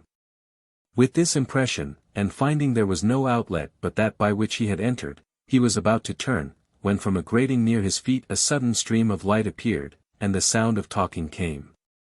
He retreated into a doorway to see who these talkers were, and to listen to them. The light came to the level of the pavement as he did this, and a man ascended, bearing in his hand a torch. This figure unlocked and held open the grating as for the passage of another, who presently appeared, in the form of a young man of small stature and uncommon self-importance, dressed in an obsolete and very gaudy fashion. "Good night, noble captain," said he with the torch. "Farewell, commander." "Good luck, illustrious general." In return to these compliments the other bade him hold his tongue, and keep his noise to himself, and laid upon him many similar injunctions, with great fluency of speech and sternness of manner. "Commend me, captain, to the stricken Miggs," returned the torch-bearer in a lower voice. "My captain flies at higher game than Miggs's." "Ha, ha, ha. My captain is an eagle, both as respects his eye and soaring wings. My captain breaketh hearts as other bachelors break eggs at breakfast." "What a fool you are, Stagg," said Mr. Tappertit, stepping on the pavement of the court, and brushing from his legs the dust he had contracted in his passage upward. "His precious limbs," cried Stagg, clasping one of his ankles. "Shall a Miggs aspire to these proportions?" "No, no, my captain. We will inveigle ladies fair, and wed them in our secret cavern. We will unite ourselves with blooming beauties, captain." "I'll tell you what, my buck," said Mr. Tappertit, releasing his leg. "I'll trouble you not to take liberties, and not to broach certain questions unless certain questions are broached to you. Speak when you're spoke to on particular subjects, and not other ways. Hold the torch up till I've got to the end of the court, and then kennel yourself, do you hear?" "I hear you, noble captain." "Obey then," said Mr. Tappertit haughtily. "Gentlemen, lead on." With which word of command, addressed to an imaginary staff or retinue, he folded his arms, and walked with surpassing dignity down the court. His obsequious follower stood holding the torch above his head, and then the observer saw for the first time, from his place of concealment, that he was blind.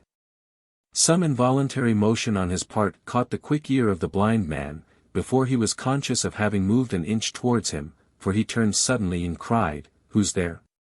"A man," said the other, advancing. "A friend." "A stranger," rejoined the blind man. "Strangers are not my friends." "What do you do there?" "I saw your company come out, and waited here till they were gone." "I want a lodging." "A lodging at this time?" returned Stagg, pointing towards the dawn as though he saw it. "Do you know the day is breaking?" "I know it," rejoined the other, "to my cost. I have been traversing this iron-hearted town all night." "You had better traverse it again," said the blind man, preparing to descend, "till you find some lodgings suitable to your taste." "I don't let any." "Stay," cried the other, holding him by the arm.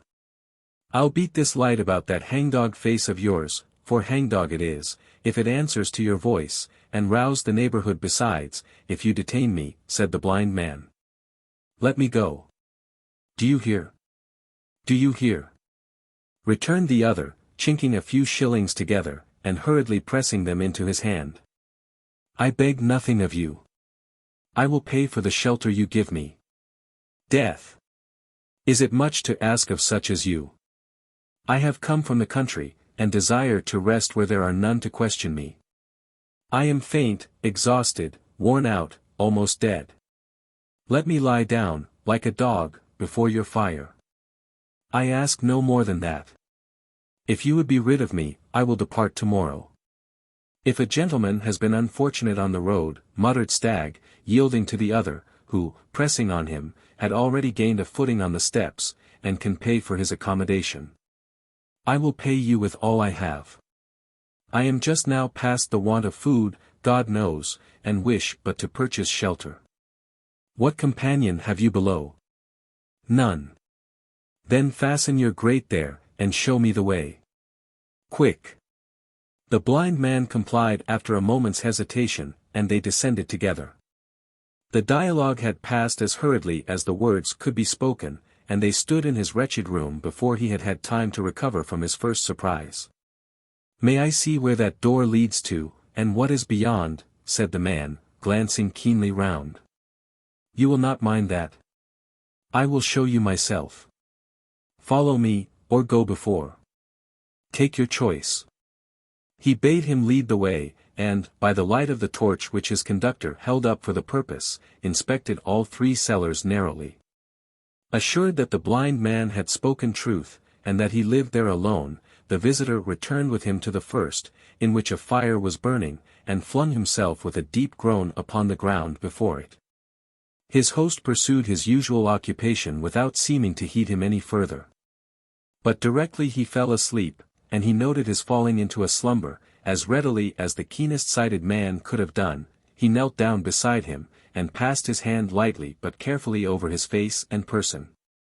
His sleep was checkered with starts and moans, and sometimes with a muttered word or two. His hands were clenched, his brow bent, and his mouth firmly set. All this, the blind man accurately marked. And as if his curiosity were strongly awakened, and he had already some inkling of his mystery, he sat watching him, if the expression may be used, and listening, until it was broad day. Chapter 19. Dolly Varden's pretty little head was yet bewildered by various recollections of the party, and her bright eyes were yet dazzled by a crowd of images, dancing before them like motes in the sunbeams.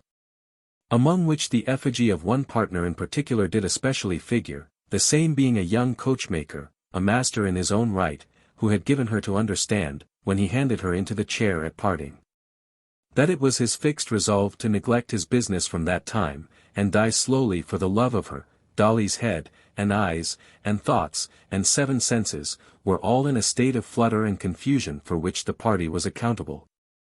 Although it was now 3 days old, when, as she was sitting listlessly at breakfast, reading all manner of fortunes, that is to say, of married and flourishing fortunes, in the grounds of her teacup, a step was heard in the workshop.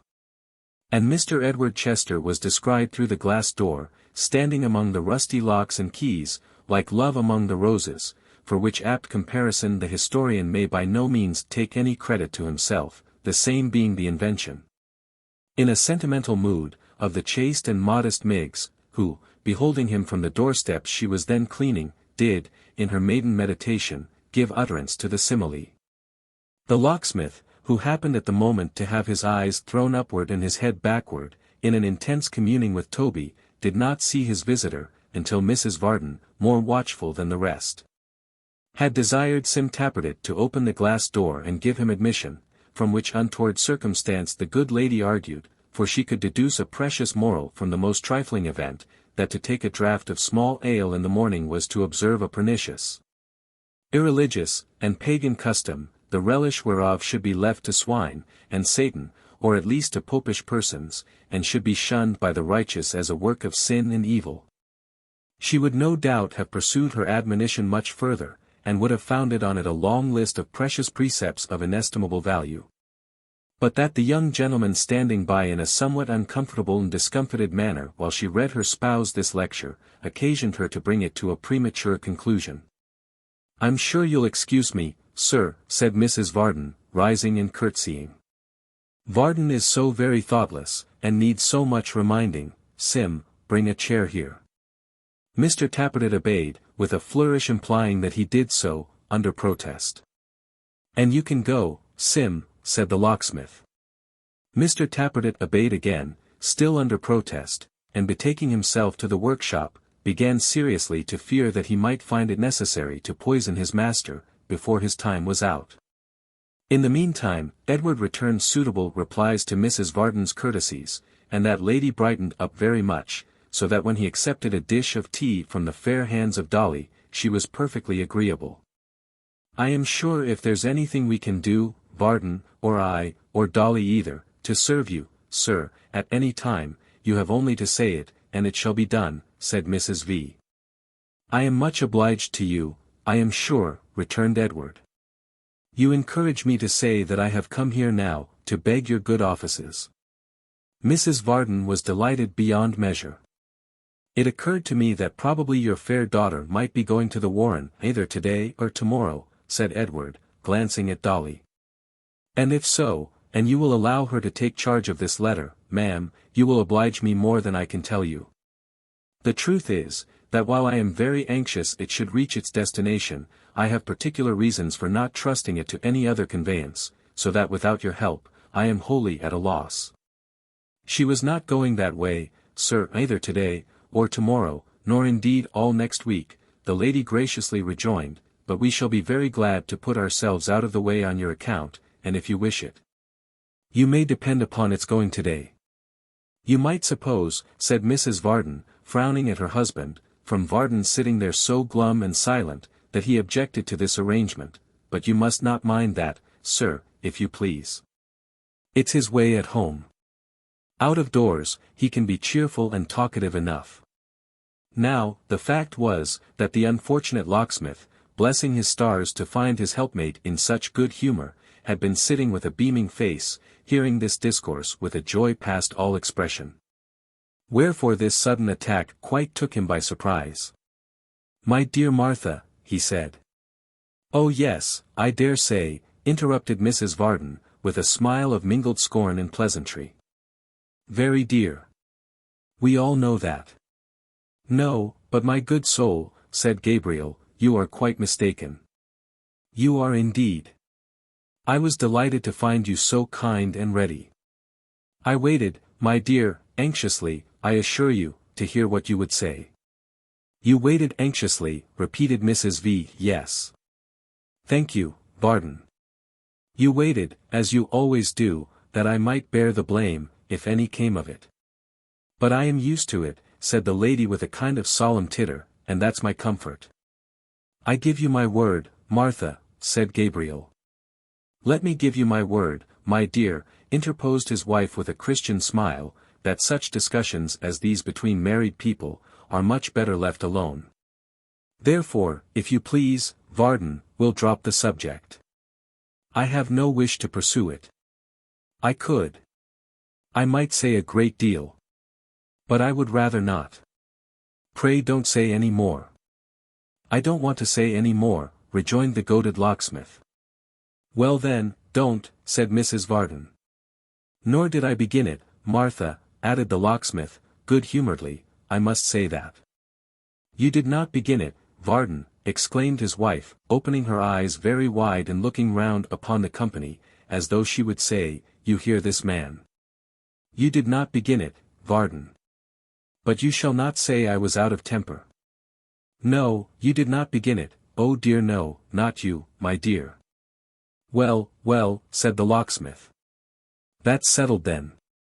"Oh yes," rejoined his wife, "quite. If you like to say Dolly began it, my dear, I shall not contradict you. I know my duty. I need know it, I am sure. I am often obliged to bear it in mind, when my inclination perhaps would be for the moment to forget it. Thank you, Varden."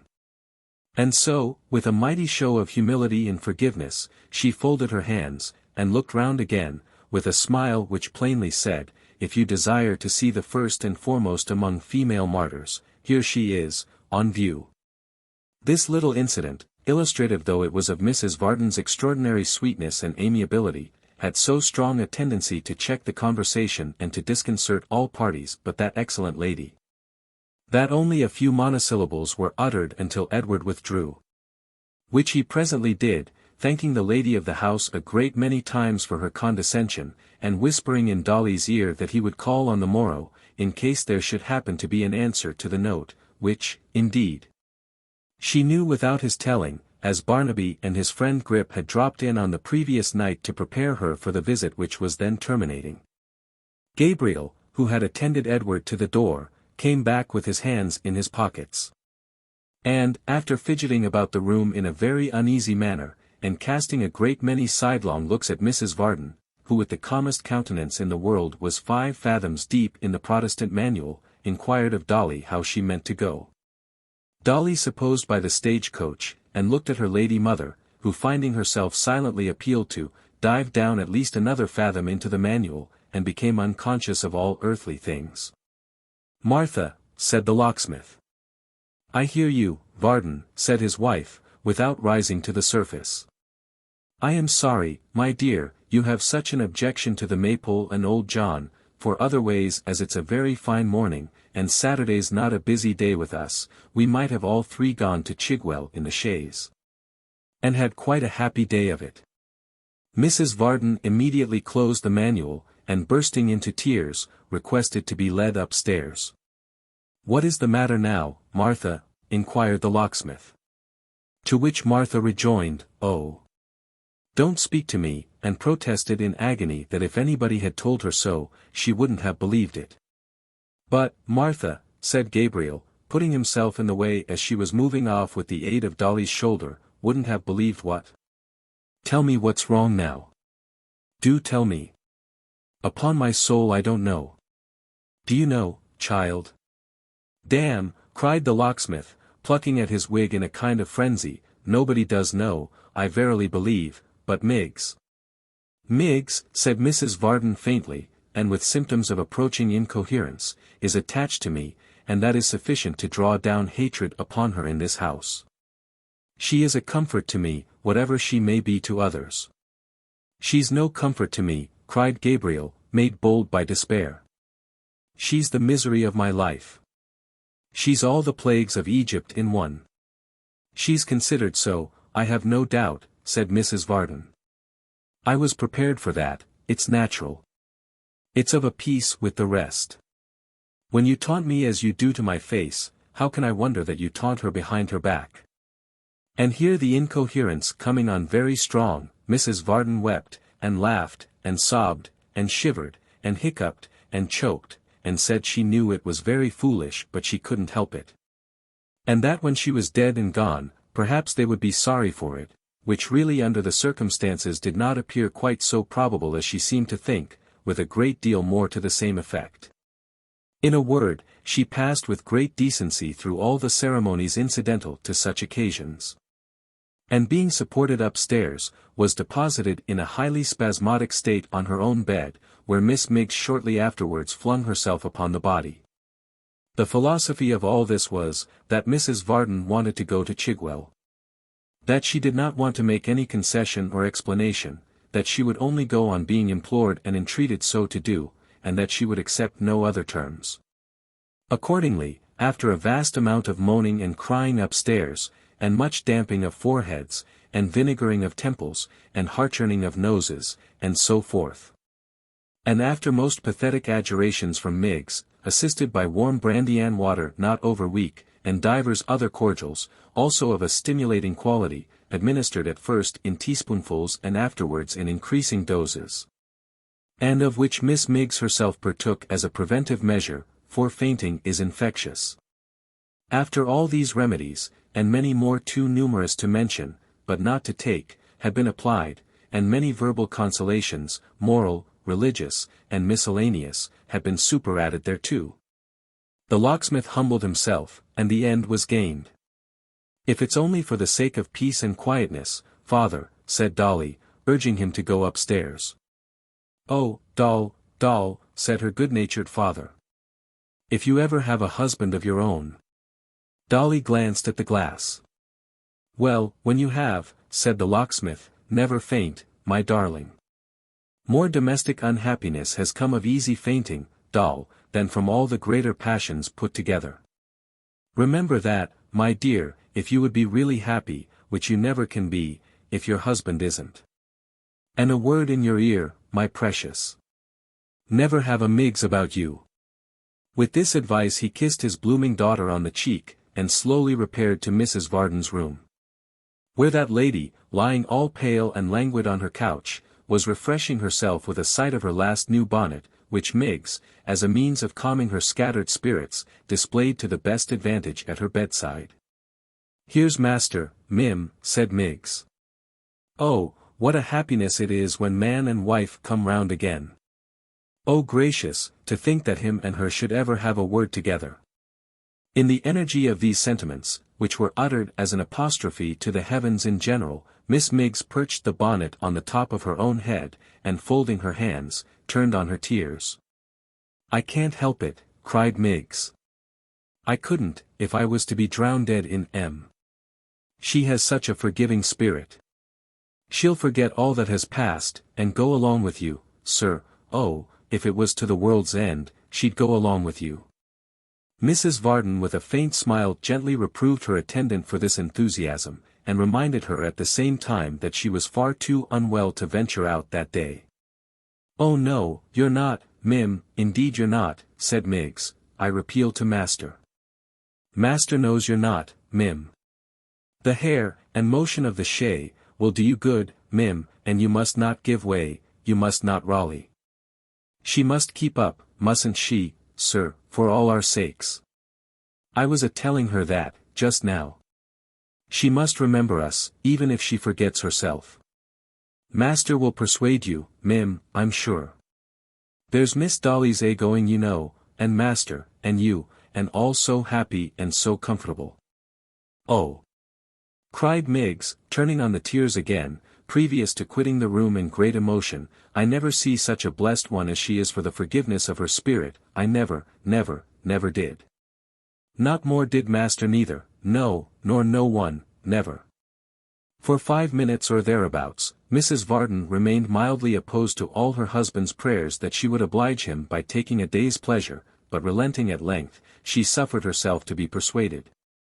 And granting him her free forgiveness, the merit whereof, she meekly said, rested with the manual and not with her, desired that Miggs might come and help her dress. The handmaid attended promptly, and it is but justice to their joint exertions to record that, when the good lady came downstairs in course of time, completely decked out for the journey, she really looked as if nothing had happened. And appeared in the very best health imaginable. As to Dolly, there she was again, the very pink and pattern of good looks, in a smart little cherry-colored mantle, with a hood of the same drawn over her head, and upon the top of that hood a little straw hat trimmed with cherry-colored ribbons, and worn the merest trifle on one side, just enough in short to make it the wickedest and most provoking headdress that ever malicious milliner devised. And not to speak of the manner in which these cherry-colored decorations brightened her eyes, or vied with her lips, or shed a new bloom on her face, she wore such a cruel little muff, and such a heart-rending pair of shoes. And was so surrounded and hemmed in, as it were, by aggravations of all kinds, that when Mr. Tap-Pettit, holding the horse's head, saw her come out of the house alone, such impulses came over him to decoy her into the chaise and drive off like mad, that he would unquestionably have done it, but for certain uneasy doubts besetting him as to the shortest way to Gretna Green. Whether it was up the street or down, or up the right-hand turning or the left, and whether, supposing all the turnpikes to be carried by storm, the blacksmith in the end would marry them on credit. Which by reason of his clerical office appeared, even to his excited imagination, so unlikely, that he hesitated. And while he stood hesitating, and looking post-chaises and six at Dolly, out came his master and his mistress, and the constant Miggs, and the opportunity was gone for ever. For now the chaise creaked upon its springs, and Mrs. Varden was inside. And now it creaked again, and more than ever, and the locksmith was inside, and now it bounded once, as if its heart beat lightly, and Dolly was inside. And now it was gone and its place was empty, and he and that dreary Miggs were standing in the street together. The hearty locksmith was in as good a humour as if nothing had occurred for the last 12 months to put him out of his way. Dolly was all smiles and graces, and Mrs. Varden was agreeable beyond all precedent. As they jogged through the streets talking of this thing and of that, who should be descried upon the pavement but that very coachmaker, looking so genteel that nobody would have believed he had ever had anything to do with a coach but riding in it, and bowing like any nobleman. To be sure Dolly was confused when she bowed again, and to be sure the cherry-colored ribbons trembled a little when she met his mournful eye, which seemed to say, "I have kept my word, I have begun, the business is going to the devil. And you're the cause of it." There he stood, rooted to the ground, as Dolly said, like a statue, and as Mrs. Varden said, like a pump. Till they turned the corner, and when her father thought it was like his impudence, and her mother wondered what he meant by it, Dolly blushed again till her very hood was pale. But on they went, not the less merrily for this, and there was the locksmith in the incautious fullness of his heart pulling up at all manner of places, and evincing a most intimate acquaintance with all the taverns on the road, and all the landlords and all the landladies, with whom, indeed, the little horse was on equally friendly terms, for he kept on stopping of his own accord. Never were people so glad to see other people as these landlords and landladies were to behold Mr. Varden and Mrs. Varden and Miss Varden, and wouldn't they get out, said one, and they really must walk upstairs, said another. And she would take it ill and be quite certain they were proud if they wouldn't have a little taste of something, said a third. And so on, that it was really quite a progress rather than a ride, and one continued scene of hospitality from beginning to end. It was pleasant enough to be held in such esteem, not to mention the refreshments. So Mrs. Varden said nothing at the time, and was all affability and delight, but such a body of evidence as she collected against the unfortunate locksmith that day, to be used thereafter as occasion might require, never was got together for matrimonial purposes. In course of time, and in course of a pretty long time too, for these agreeable interruptions delayed them not a little, they arrived upon the skirts of the forest, and riding pleasantly on among the trees, came at last to the Maypole, where the locksmith's cheerful yo-ho speedily brought to the porch old John, and after him young Joe, both of whom were so transfixed at sight of the ladies, that for a moment they were perfectly unable to give them any welcome, and could do nothing but stare. It was only for a moment, however, that Joe forgot himself, for speedily reviving he thrust his drowsy father aside, to Mr. Willet's mighty and inexpressible indignation, and darting out, stood ready to help them to alight. It was necessary for Dolly to get out first. Joe had her in his arms, yes, though for a space of time no longer than you could count one in, Joe had her in his arms. Here was a glimpse of happiness. It would be difficult to describe what a flat and commonplace affair the helping Mrs. Varden out afterwards was, but Joe did it, and did it too with the best grace in the world. Then old John, who, entertaining a dull and foggy sort of idea that Mrs. Varden wasn't fond of him, had been in some doubt whether she might not have come for purposes of assault and battery, took courage, hoped she was well, and offered to conduct her into the house. This tender being amicably received, they marched in together, Joe and Dolly followed, arm in arm, happiness again, and Varden brought up the rear. Old John would have it that they must sit in the bar, and nobody objecting, into the bar they went. All bars are snug places, but the Maypole's was the very snuggest, coziest, and completest bar, that ever the wit of man devised. Such amazing bottles in old oaken pigeonholes, such gleaming tankards dangling from pegs at about the same inclination as thirsty men would hold them to their lips, such sturdy little Dutch kegs ranged in rows on shelves. So many lemons hanging in separate nets, and forming the fragrant grove already mentioned in this chronicle, suggestive, with goodly loaves of snowy sugar stowed away hard by, of punch, idealized beyond all mortal knowledge. Such closets, such presses, such drawers full of pipes, such places for putting things away in hollow window seats, all crammed to the throat with eatables, drinkables, or savory condiments. Lastly, and to crown all, as typical of the immense resources of the establishment, and its defiances to all visitors to cut and come again, such a stupendous cheese. It is a poor heart that never rejoices, it must have been the poorest, weakest, and most watery heart that ever beat, which would not have warmed towards the Maypole bar. Mrs. Varden's did directly. She could no more have reproached John Willet among those household gods, the kegs and bottles, lemons, pipes, and cheese, than she could have stabbed him with his own bright carving knife. The order for dinner too, it might have soothed a savage. A bit of fish, said John to the cook, and some lamb chops, breaded, with plenty of ketchup, and a good salad, and a roast spring chicken, with a dish of sausages and mashed potatoes, or something of that sort. Something of that sort. The resources of these inns. To talk carelessly about dishes, which in themselves were a first-rate holiday kind of dinner, suitable to one's wedding day, as something of that sort, meaning, if you can't get a spring chicken, any other trifle in the way of poultry will do, such as a peacock, perhaps. The kitchen too, with its great broad cavernous chimney, the kitchen, where nothing in the way of cookery seemed impossible, where you could believe in anything to eat, they chose to tell you of. Mrs. Varden returned from the contemplation of these wonders to the bar again, with a head quite dizzy and bewildered. Her housekeeping capacity was not large enough to comprehend them. She was obliged to go to sleep. Waking was pain, in the midst of such immensity. Dolly in the meanwhile, whose gay heart and head ran upon other matters, passed out at the garden door, and glancing back now and then, but of course not wondering whether Joe saw her, tripped away by a path across the fields with which she was well acquainted, to discharge her mission at the warren. And this deponent hath been informed and verily believes, that you might have seen many less pleasant objects than the cherry-coloured mantle and ribbons, as they went fluttering along the green meadows in the bright light of the day. Like giddy things as they were. Chapter 20. The proud consciousness of her trust, and the great importance she derived from it, might have advertised it to all the house if she had had to run the gauntlet of its inhabitants.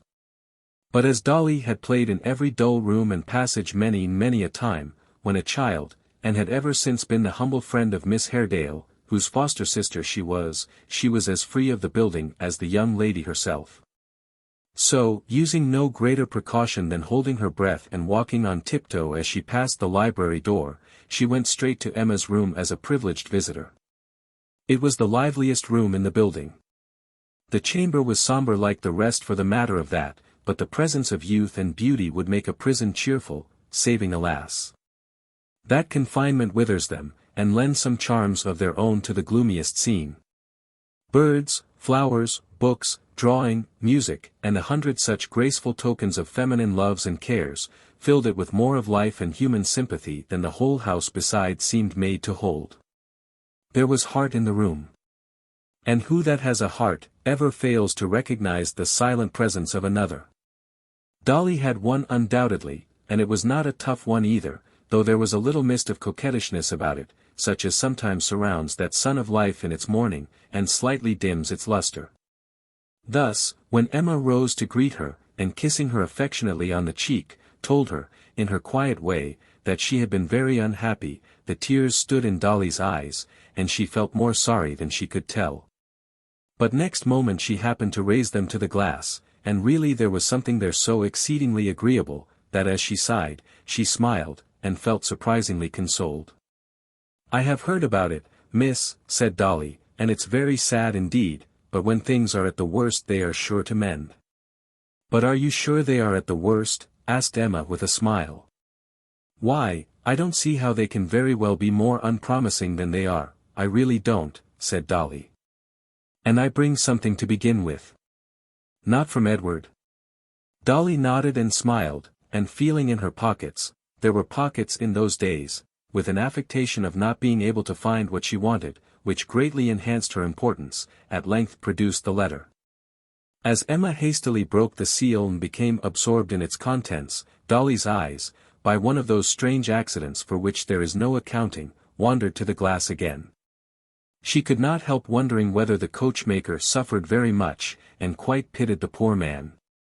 It was a long letter, a very long letter, written close on all 4 sides of the sheet of paper, and crossed afterwards. But it was not a consolatory letter, for as Emma read it she stopped from time to time to put her handkerchief to her eyes. To be sure Dolly marvelled greatly to see her in so much distress, for to her thinking a love affair ought to be one of the best jokes, and the slyest, merriest kind of thing in life.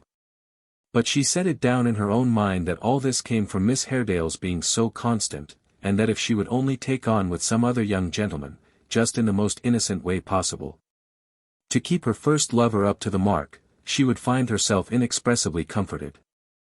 "I am sure that's what I should do if it was me," thought Dolly. To make one's sweetheart miserable is well enough and quite right, but to be made miserable oneself is a little too much. However, it wouldn't do to say so, and therefore she sat looking on in silence. She needed a pretty considerable stretch of patience, for when the long letter had been read once all through it was read again, and when it had been read twice all through it was read again. During this tedious process, Dolly beguiled the time in the most improving manner that occurred to her, by curling her hair on her fingers, with the aid of the looking-glass before mentioned, and giving it some killing twists. Everything has an end. Even young ladies in love cannot read their letters forever. In course of time the packet was folded up, and it only remained to write the answer. But as this promised to be a work of time likewise, Emma said she would put it off until after dinner, and that Dolly must dine with her. As Dolly had made up her mind to do so beforehand, she required very little pressing. And when they had settled this point, they went to walk in the garden. They strolled up and down the terrace walks, talking incessantly, at least, Dolly never left off once, and making that quarter of the sad and mournful house quite gay. Not that they talked loudly or laughed much, but they were both so very handsome, and it was such a breezy day, and their light dresses and dark curls appeared so free and joyous in their abandonment, and Emma was so fair, and Dolly so rosy. And Emma so delicately shaped, and Dolly so plump, and, in short, there are no flowers for any garden like such flowers, let horticulturists say what they may, and both house and garden seemed to know it, and to brighten up sensibly. After this, came the dinner and the letter writing, and some more talking, in the course of which Miss Haredale took occasion to charge upon Dolly certain flirtish and inconstant propensities. Which accusations Dolly seemed to think very complimentary indeed, and to be mightily amused with. Finding her quite incorrigible in this respect, Emma suffered her to depart. But not before she had confided to her that important and never sufficiently to be taken care of answer, and endowed her moreover with a pretty little bracelet as a keepsake. Having clasped it on her arm, and again advised her half in jest and half in earnest to amend her roguish ways, for she knew she was fond of Joe at heart, which Dolly stoutly denied. With a great many haughty protestations that she hoped she could do better than that indeed. And so forth, she bade her farewell, and after calling her back to give her more supplementary messages for Edward, than anybody with tenfold the gravity of Dolly Varden could be reasonably expected to remember, at length dismissed her. Dolly bade her good-bye, and tripping lightly down the stairs arrived at the dreaded library door, and was about to pass it again on tiptoe, when it opened, and behold, there stood Mr. Haredale. Now, Dolly had from her childhood associated with this gentleman the idea of something grim and ghostly, and being at the moment conscience-stricken besides. The sight of him threw her into such a flurry that she could neither acknowledge his presence nor run away, so she gave a great start, and then with downcast eyes stood still and trembled. "Come here, girl," said Mr. Haredale, taking her by the hand. "I want to speak to you." "If you please, sir, I'm in a hurry," faltered Dolly, "and, you have frightened me by coming so suddenly upon me, sir. I would rather go, sir, if you'll be so good as to let me." "Immediately," said Mr. Haredale, who had by this time led her into the room and closed the door. "You shall go directly." "You have just left Emma?" "Yes, sir, just this minute. Father's waiting for me, sir, if you'll please to have the goodness." "I know." "I know," said Mr. Haredale. "Answer me a question. What did you bring here today?"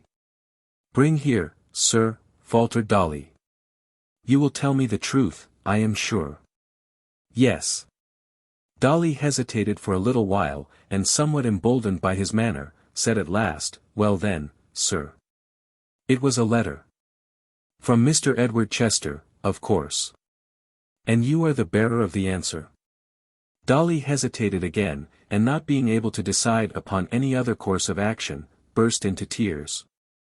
"You alarm yourself without cause," said Mr. Haredale. "Why are you so foolish? Surely you can answer me. You know that I have but to put the question to Emma and learn the truth directly. Have you the answer with you?" Dolly had what is popularly called a spirit of her own, and being now fairly at bay, made the best of it. "Yes, sir," she rejoined, trembling and frightened as she was. "Yes, sir, I have. You may kill me if you please, sir, but I won't give it up. I'm very sorry, but I won't. There, sir. I commend your firmness and your plain speaking," said Mr. Haredale. "Rest assured that I have as little desire to take your letter as your life. You are a very discreet messenger and a good girl." Not feeling quite certain, as she afterwards said, whether he might not be coming over her with these compliments, Dolly kept as far from him as she could, cried again, and resolved to defend her pocket, for the letter was there, to the last extremity. "I have some design," said Mr. Haredale after a short silence, during which a smile, as he regarded her, had struggled through the gloom and melancholy that was natural to his face, of providing a companion for my niece. For her life is a very lonely one. Would you like the office? You are the oldest friend she has, and the best entitled to it. I don't know, sir, answered Dolly, not sure, but he was bantering her. I can't say. I don't know what they might wish at home. I couldn't give an opinion, sir. If your friends had no objection, would you have any? Said Mr. Haredale. Come. There's a plain question, and easy to answer. None at all that I know of, sir, replied Dolly. I should be very glad to be near Miss Emma, of course, and always am. That's well, said Mr. Haredale. That is all I had to say. You are anxious to go. Don't let me detain you. Dolly didn't let him, nor did she wait for him to try, for the words had no sooner passed his lips than she was out of the room, out of the house, and in the fields again. The first thing to be done, of course, when she came to herself and considered what a flurry she had been in, was to cry afresh, and the next thing, when she reflected how well she had got over it, was to laugh heartily. The tears once banished gave place to the smiles, and at last Dolly laughed so much that she was fain to lean against a tree, and give vent to her exultation. When she could laugh no longer, and was quite tired, she put her headdress to rights, dried her eyes, looked back very merrily and triumphantly at the Warren chimneys, which were just visible, and resumed her walk. The twilight had come on, and it was quickly growing dusk, but the path was so familiar to her from frequent traversing that she hardly thought of this, and certainly felt no uneasiness at being left alone. Moreover, there was the bracelet to admire. And when she had given it a good rub, and held it out at arm's length, it sparkled and glittered so beautifully on her wrist, that to look at it in every point of view and with every possible turn of the arm, was quite an absorbing business. There was the letter too, and it looked so mysterious and knowing, when she took it out of her pocket, and it held, as she knew, so much inside, that to turn it over and over, and think about it, and wonder how it began, and how it ended, and what it said all through, was another matter of constant occupation. Between the bracelet and the letter, there was quite enough to do without thinking of anything else, and admiring each by turns, Dolly went on gaily. As she passed through a wicket gate to where the path was narrow, and lay between two hedges garnished here and there with trees, she heard a rustling close at hand, which brought her to a sudden stop. She listened.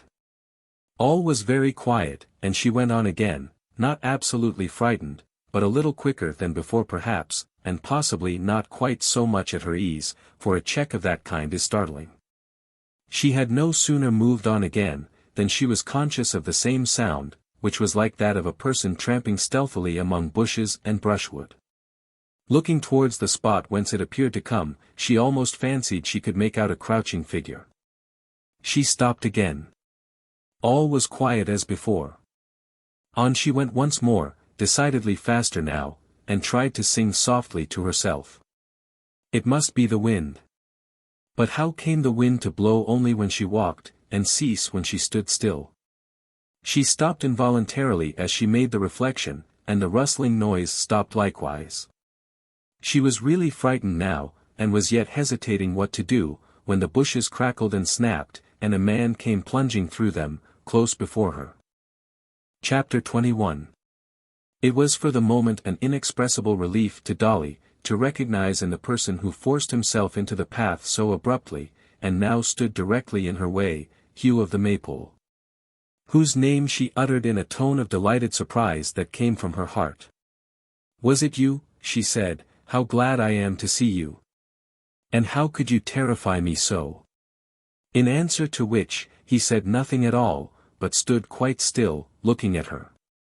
"Did you come to meet me?" asked Dolly. Hugh nodded, and muttered something to the effect that he had been waiting for her, and had expected her sooner. "I thought it likely they would send," said Dolly, greatly reassured by this. "Nobody sent me," was his sullen answer. "I came of my own accord." The rough bearing of this fellow, and his wild, uncouth appearance, had often filled the girl with a vague apprehension even when other people were by, and had occasioned her to shrink from him involuntarily. The having him for an unbidden companion in so solitary a place, with the darkness fast gathering about them, renewed and even increased the alarm she had felt at first. If his manner had been merely dogged and passively fierce, as usual, she would have had no greater dislike to his company than she always felt, perhaps, indeed, would have been rather glad to have had him at hand. But there was something of course bold admiration in his look, which terrified her very much. She glanced timidly towards him, uncertain whether to go forward or retreat, and he stood gazing at her like a handsome satyr. And so they remained for some short time without stirring or breaking silence. At length Dolly took courage, shot past him, and hurried on. "Why do you spend so much breath in avoiding me?" said Hugh, accommodating his pace to hers, and keeping close at her side. "I wish to get back as quickly as I can, and you walk too near me," answered Dolly. "Too near?" said Hugh, stooping over her so that she could feel his breath upon her forehead. "Why too near? You're always proud to me, mistress." "I am proud to no one." "You mistake me," answered Dolly. "Fall back, if you please, or go on." "Nay, mistress," he rejoined, endeavoring to draw her arm through his, "I'll walk with you." She released herself and clenching her little hand, struck him with right good will. At this, Maypole Hugh burst into a roar of laughter, and passing his arm about her waist, held her in his strong grasp as easily as if she had been a bird. "Ha ha ha! Well done, mistress. Strike again. You shall beat my face, and tear my hair, and pluck my beard up by the roots, and welcome, for the sake of your bright eyes. Strike again, mistress. Do. Ha ha ha. I like it. Let me go," she cried, endeavoring with both her hands to push him off. "Let me go this moment." "You had as good be kinder to me, sweet lips," said Hugh. "You had, indeed. Come. Tell me now. Why are you always so proud? I don't quarrel with you for it. I love you when you're proud. Ha ha ha. You can't hide your beauty from a poor fellow, that's a comfort." She gave him no answer, but as he had not yet checked her progress, continued to press forward as rapidly as she could. At length, between the hurry she had made, her terror, and the tightness of his embrace, her strength failed her, and she could go no further. "Hugh," cried the panting girl, "good Hugh. If you will leave me I will give you anything, everything I have, and never tell one word of this to any living creature." "You had best not," he answered. "Harkee, little dove, you had best not. All about here know me, and what I dare do if I have a mind. If ever you are going to tell, stop when the words are on your lips, and think of the mischief you'll bring, if you do, upon some innocent heads that you wouldn't wish to hurt a hair of. Bring trouble on me, and I'll bring trouble and something more on them in return. I care no more for them than for so many dogs, not so much, why should I? I'd sooner kill a man than a dog any day. I've never been sorry for a man's death in all my life, and I have for a dog's." There was something so thoroughly savage in the manner of these expressions, and the looks and gestures by which they were accompanied, that her great fear of him gave her new strength, and enabled her by a sudden effort to extricate herself and run fleetly from him. But Hugh was as nimble, strong, and swift of foot, as any man in broad England, and it was but a fruitless expenditure of energy, for he had her in his encircling arms again before she had gone 100 yards. "Softly, darling, gently, would you fly from rough Hugh, that loves you as well as any drawing-room gallant?" "I would," she answered, struggling to free herself again. "I will. Help." "A fine for crying out," said Hugh. "Ha ha ha. A fine, pretty one, from your lips. I pay myself. Ha ha ha. Help. Help. Help." As she shrieked with the utmost violence she could exert, a shout was heard in answer, and another, and another. "Thank heaven," cried the girl in an ecstasy. "Joe, dear Joe, this way. Help." Her assailant paused, and stood irresolute for a moment, but the shouts drawing nearer and coming quick upon them, forced him to a speedy decision.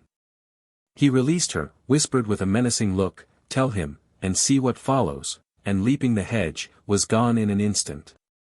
Dolly darted off, and fairly ran into Joe Willet's open arms. "What is the matter? Are you hurt? What was it? Who was it? Where is he? What was he like?" With a great many encouraging expressions and assurances of safety, were the first words Joe poured forth. But poor little Dolly was so breathless and terrified that for some time she was quite unable to answer him, and hung upon his shoulder, sobbing and crying as if her heart would break. Joe had not the smallest objection to have her hanging on his shoulder, no, not the least, though it crushed the cherry-colored ribbons sadly, and put the smart little hat out of all shape. But he couldn't bear to see her cry. It went to his very heart. He tried to console her, bent over her, whispered to her, some say kissed her, but that's a fable. At any rate he said all the kind and tender things he could think of, and Dolly let him go on and didn't interrupt him once, and it was a good 10 minutes before she was able to raise her head and thank him. "What was it that frightened you?" said Joe. A man whose person was unknown to her had followed her, she answered. He began by begging, and went on to threats of robbery, which he was on the point of carrying into execution, and would have executed, but for Joe's timely aid. The hesitation and confusion with which she said this, Joe attributed to the fright she had sustained, and no suspicion of the truth occurred to him for a moment. Stop when the words are on your lips. 100 times that night, and very often afterwards, when the disclosure was rising to her tongue, Dolly thought of that, and repressed it. A deeply rooted dread of the man. The conviction that his ferocious nature, once roused, would stop at nothing, and the strong assurance that if she impeached him, the full measure of his wrath and vengeance would be wreaked on Joe, who had preserved her. These were considerations she had not the courage to overcome, and inducements to secrecy too powerful for her to surmount. Joe, for his part, was a great deal too happy to inquire very curiously into the matter.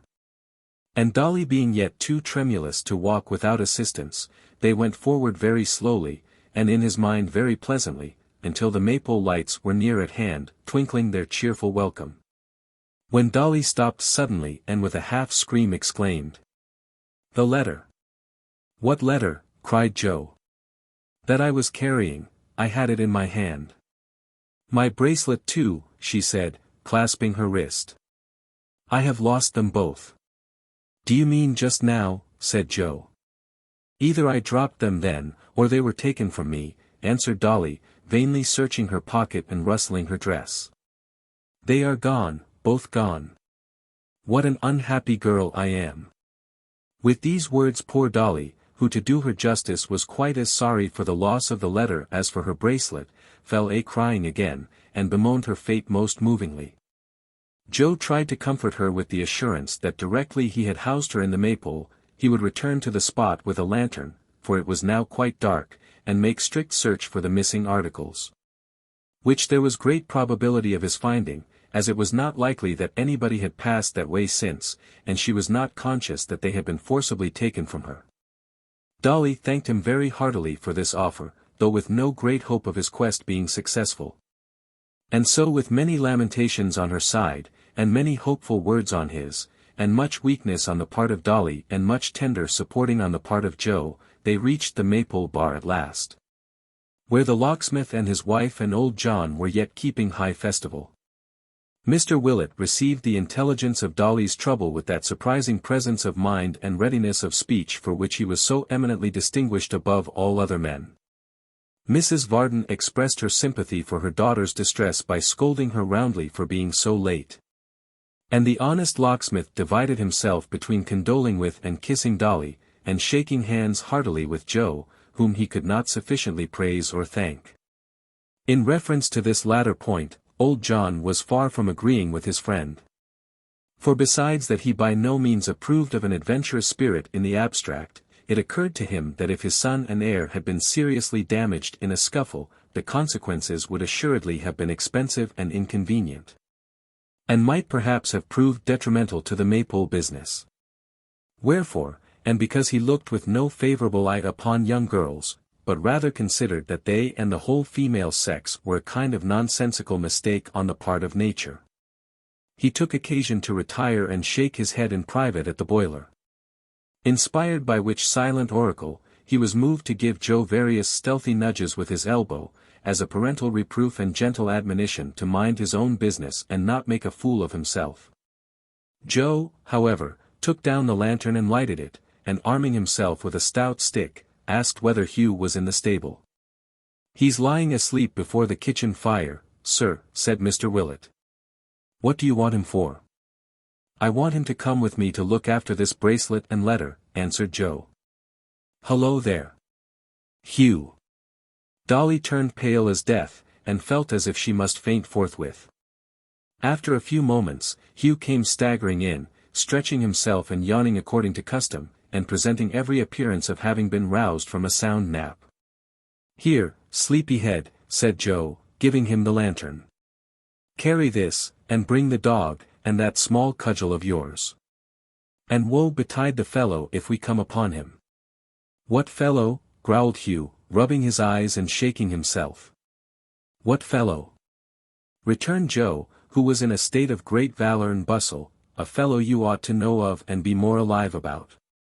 It's well for the like of you, lazy giant that you are, to be snoring your time away in chimney corners, when honest men's daughters can't cross even our quiet meadows at nightfall without being set upon by footpads, and frightened out of their precious lives."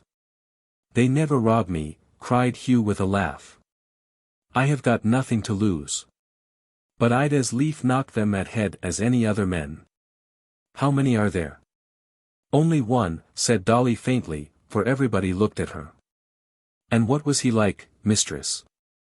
said Hugh with a glance at young Willet, so slight and momentary that the scowl it conveyed was lost on all but her. "About my height." Not so tall," Dolly replied, scarce knowing what she said. "His dress," said Hugh, looking at her keenly, like any of ours now." "I know all the people hereabouts, and maybe could give a guess at the man, if I had anything to guide me." Dolly faltered and turned paler yet. Then answered that he was wrapped in a loose coat and had his face hidden by a handkerchief and that she could give no other description of him. "You wouldn't know him if you saw him then, belike," said Hugh with a malicious grin. "I should not," answered Dolly, bursting into tears again. "I don't wish to see him. I can't bear to think of him. I can't talk about him any more. Don't go to look for these things, Mr. Joe, pray don't. I entreat you not to go with that man." "Not to go with me," cried Hugh. "I'm too rough for them all. They're all afraid of me. Why, bless you mistress, I've the tenderest heart alive." "I love all the ladies, ma'am," said Hugh, turning to the locksmith's wife. Mrs. Varden opined that if he did, he ought to be ashamed of himself, such sentiments being more consistent, so she argued, with a benighted Mussulman or wild islander than with a stanch Protestant. Arguing from this imperfect state of his morals, Mrs. Varden further opined that he had never studied the manual.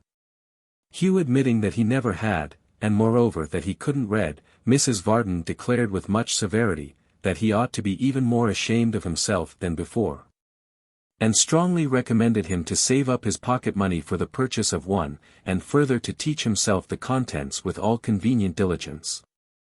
She was still pursuing this train of discourse, when Hugh, somewhat unceremoniously and irreverently, followed his young master out, and left her to edify the rest of the company. This she proceeded to do, and finding that Mr. Willet's eyes were fixed upon her with an appearance of deep attention, gradually addressed the whole of her discourse to him, whom she entertained with a moral and theological lecture of considerable length, in the conviction that great workings were taking place in his spirit. The simple truth was, however, that Mr. Willet, although his eyes were wide open and he saw a woman before him whose head by long and steady looking it seemed to grow bigger and bigger until it filled the whole bar, was to all other intents and purposes fast asleep, and so sat leaning back in his chair with his hands in his pockets until his son's return caused him to wake up with a deep sigh, and a faint impression that he had been dreaming about pickled pork and greens, a vision of his slumbers which was no doubt referable to the circumstance of Mrs. Varden's having frequently pronounced the word grace with much emphasis. Which word, entering the portals of Mr. Willet's brain as they stood ajar, and coupling itself with the words, before meat, which were there ranging about, did in time suggest a particular kind of meat together with that description of vegetable which is usually its companion. The search was wholly unsuccessful. Joe had groped along the path a dozen times, and among the grass, and in the dry ditch, and in the hedge, but all in vain. Dolly, who was quite inconsolable for her loss, wrote a note to Miss Haredale giving her the same account of it that she had given at the Maypole, which Joe undertook to deliver as soon as the family were stirring next day. That done, they sat down to tea in the bar, where there was an uncommon display of buttered toast, and, in order that they might not grow faint for want of sustenance, and might have a decent halting-place or halfway house between dinner and supper, a few savoury trifles in the shape of great rashers of broiled ham, which being well cured, done to a turn, and smoking hot, sent forth a tempting and delicious fragrance. Mrs. Varden was seldom very Protestant at meals, unless it happened that they were underdone, or overdone, or indeed that anything occurred to put her out of humour. Her spirits rose considerably on beholding these goodly preparations, and from the nothingness of good works, she passed to the somethingness of ham and toast with great cheerfulness. Nay, under the influence of these wholesome stimulants, she sharply reproved her daughter for being low and despondent, which she considered an unacceptable frame of mind, and remarked, as she held her own plate for a fresh supply, that it would be well for Dolly, who pined over the loss of a toy and a sheet of paper, if she would reflect upon the voluntary sacrifices of the missionaries in foreign parts who lived chiefly on salads. The proceedings of such a day occasion various fluctuations in the human thermometer, and especially in instruments so sensitively and delicately constructed as Mrs. Varden. Thus, at dinner Mrs. V stood at summer heat. Genial, smiling, and delightful. After dinner, in the sunshine of the wine, she went up at least half a dozen degrees, and was perfectly enchanting. As its effect subsided, she fell rapidly, went to sleep for an hour or so at temperate, and woke at something below freezing. Now she was at summer heat again, in the shade. And when tea was over, and old John, producing a bottle of cordial from one of the oaken cases, insisted on her sipping 2 glasses thereof in slow succession, she stood steadily at 90 for 1 hour and a quarter. Profiting by experience, the locksmith took advantage of this genial weather to smoke his pipe in the porch, and in consequence of this prudent management, he was fully prepared, when the glass went down again, to start homewards directly. The horse was accordingly put in, and the chaise brought round to the door. Joe, who would on no account be dissuaded from escorting them until they had passed the most dreary and solitary part of the road, led out the grey mare at the same time.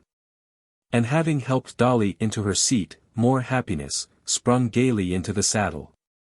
Then, after many good nights, and admonitions to wrap up, and glancing of lights, and handing in of cloaks and shawls, the chaise rolled away, and Joe trotted beside it, on Dolly's side, no doubt, and pretty close to the wheel too. Chapter 22. It was a fine bright night, and for all her lowness of spirits Dolly kept looking up at the stars in a manner so bewitching, and she knew it. That Joe was clean out of his senses, and plainly showed that if ever a man were, not to say over head and ears, but over the monument and the top of St. Paul's in love, that man was himself. The road was a very good one. Not at all a jolting road, or an uneven one, and yet Dolly held the side of the chaise with one little hand, all the way. If there had been an executioner behind him with an uplifted axe ready to chop off his head if he touched that hand, Joe couldn't have helped doing it. From putting his own hand upon it as if by chance, and taking it away again after a minute or so, he got to riding along without taking it off at all. As if he, the escort, were bound to do that as an important part of his duty, and had come out for the purpose. The most curious circumstance about this little incident was, that Dolly didn't seem to know of it. She looked so innocent and unconscious when she turned her eyes on Joe, that it was quite provoking.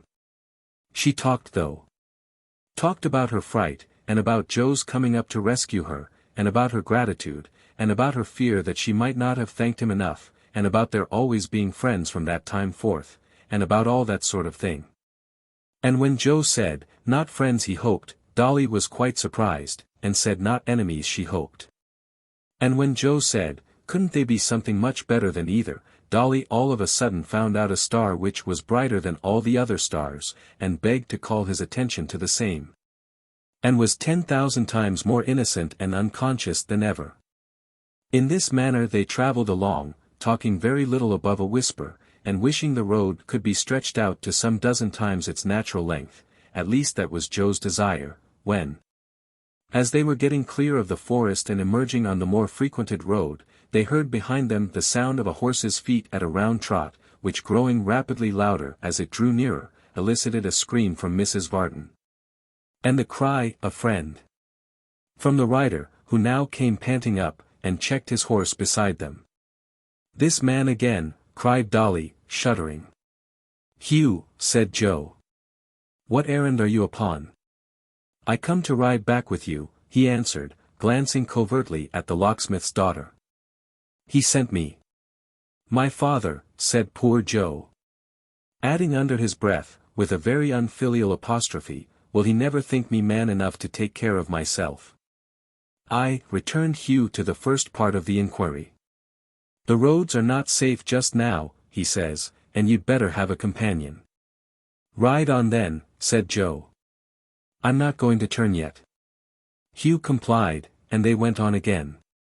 It was his whim or humour to ride immediately before the chaise, and from this position he constantly turned his head, and looked back.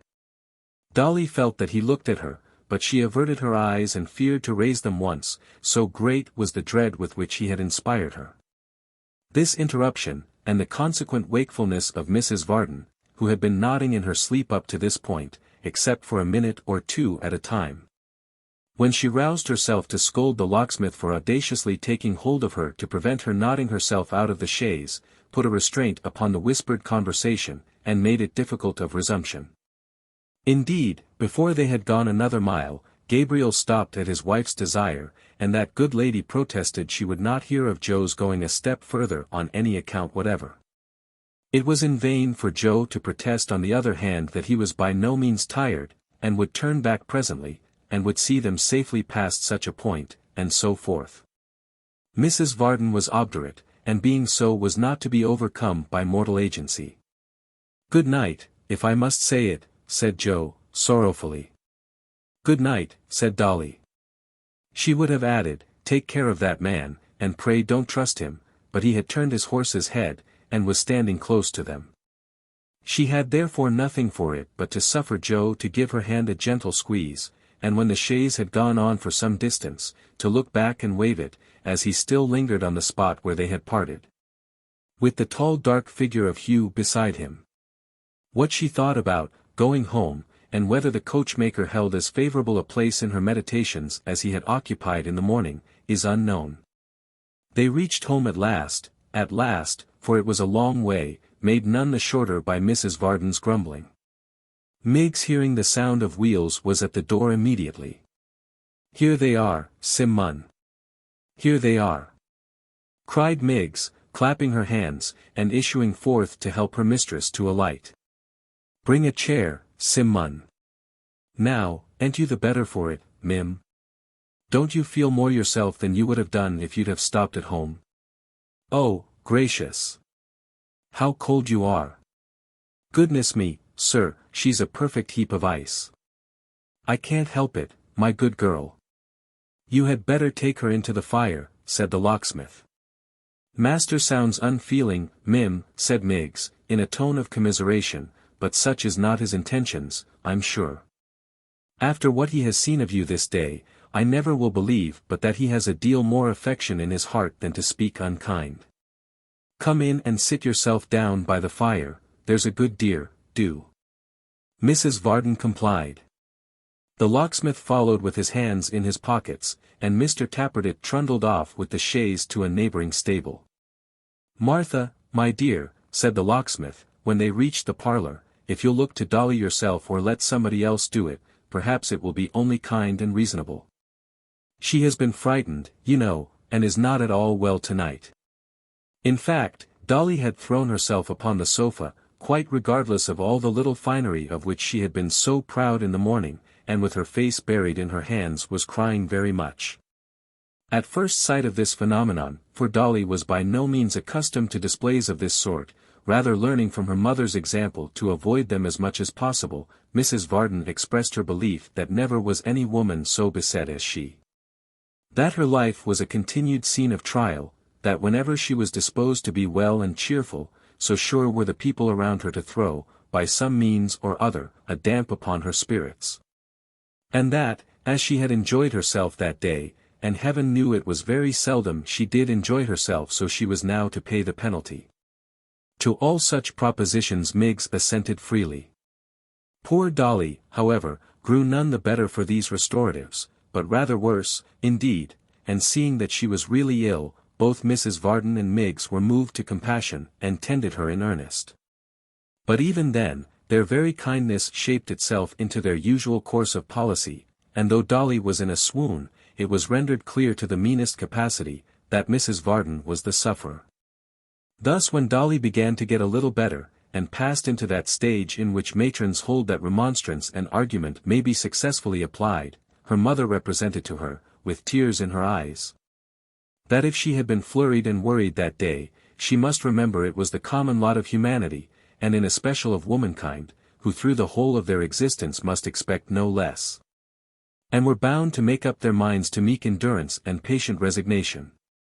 Mrs. Varden entreated her to remember that one of these days she would, in all probability, have to do violence to her feelings so far as to be married. And that marriage, as she might see every day of her life, and truly she did, was a state requiring great fortitude and forbearance. She represented to her in lively colours, that if she, Mrs. V., had not, in steering her course through this vale of tears, been supported by a strong principle of duty which alone upheld and prevented her from drooping, she must have been in her grave many years ago. In which case she desired to know what would have become of that errant spirit, meaning the locksmith, of whose eye she was the very apple, and in whose path she was, as it were, a shining light and guiding star. Miss Miggs also put in her word to the same effect. She said that indeed and indeed Miss Dolly might take pattern by her blessed mother, who, she always had said, and always would say, though she were to be hanged, drawn, and quartered for it next minute, was the mildest, amiablest, forgivingest spirited, longest sufferingest female as ever she could have believed. The mere narration of whose excellencies had worked such a wholesome change in the mind of her own sister-in-law, that, whereas, before, she and her husband lived like cat and dog, and were in the habit of exchanging brass candlesticks, pot-lids, flat irons, and other such strong resentments, they were now the happiest and affectionatest couple upon earth. As could be proved any day on application at Golden Lion Court, No. 27, second bell handle on the right-hand doorpost. After glancing at herself as a comparatively worthless vessel, but still as one of some desert, she besought her to bear in mind that her aforesaid dear and only mother was of a weakly constitution and excitable temperament, who had constantly to sustain afflictions in domestic life, compared with which thieves and robbers were as nothing, and yet never sunk down or gave way to despair or wrath, but, in prize-fighting phraseology, always came up to time with a cheerful countenance, and went in to win as if nothing had happened. When Miggs finished her solo, her mistress struck in again, and the two together performed a duet to the same purpose. The burden being, that Mrs. Varden was persecuted perfection, and Mr. Varden, as the representative of mankind in that apartment, a creature of vicious and brutal habits, utterly insensible to the blessings he enjoyed.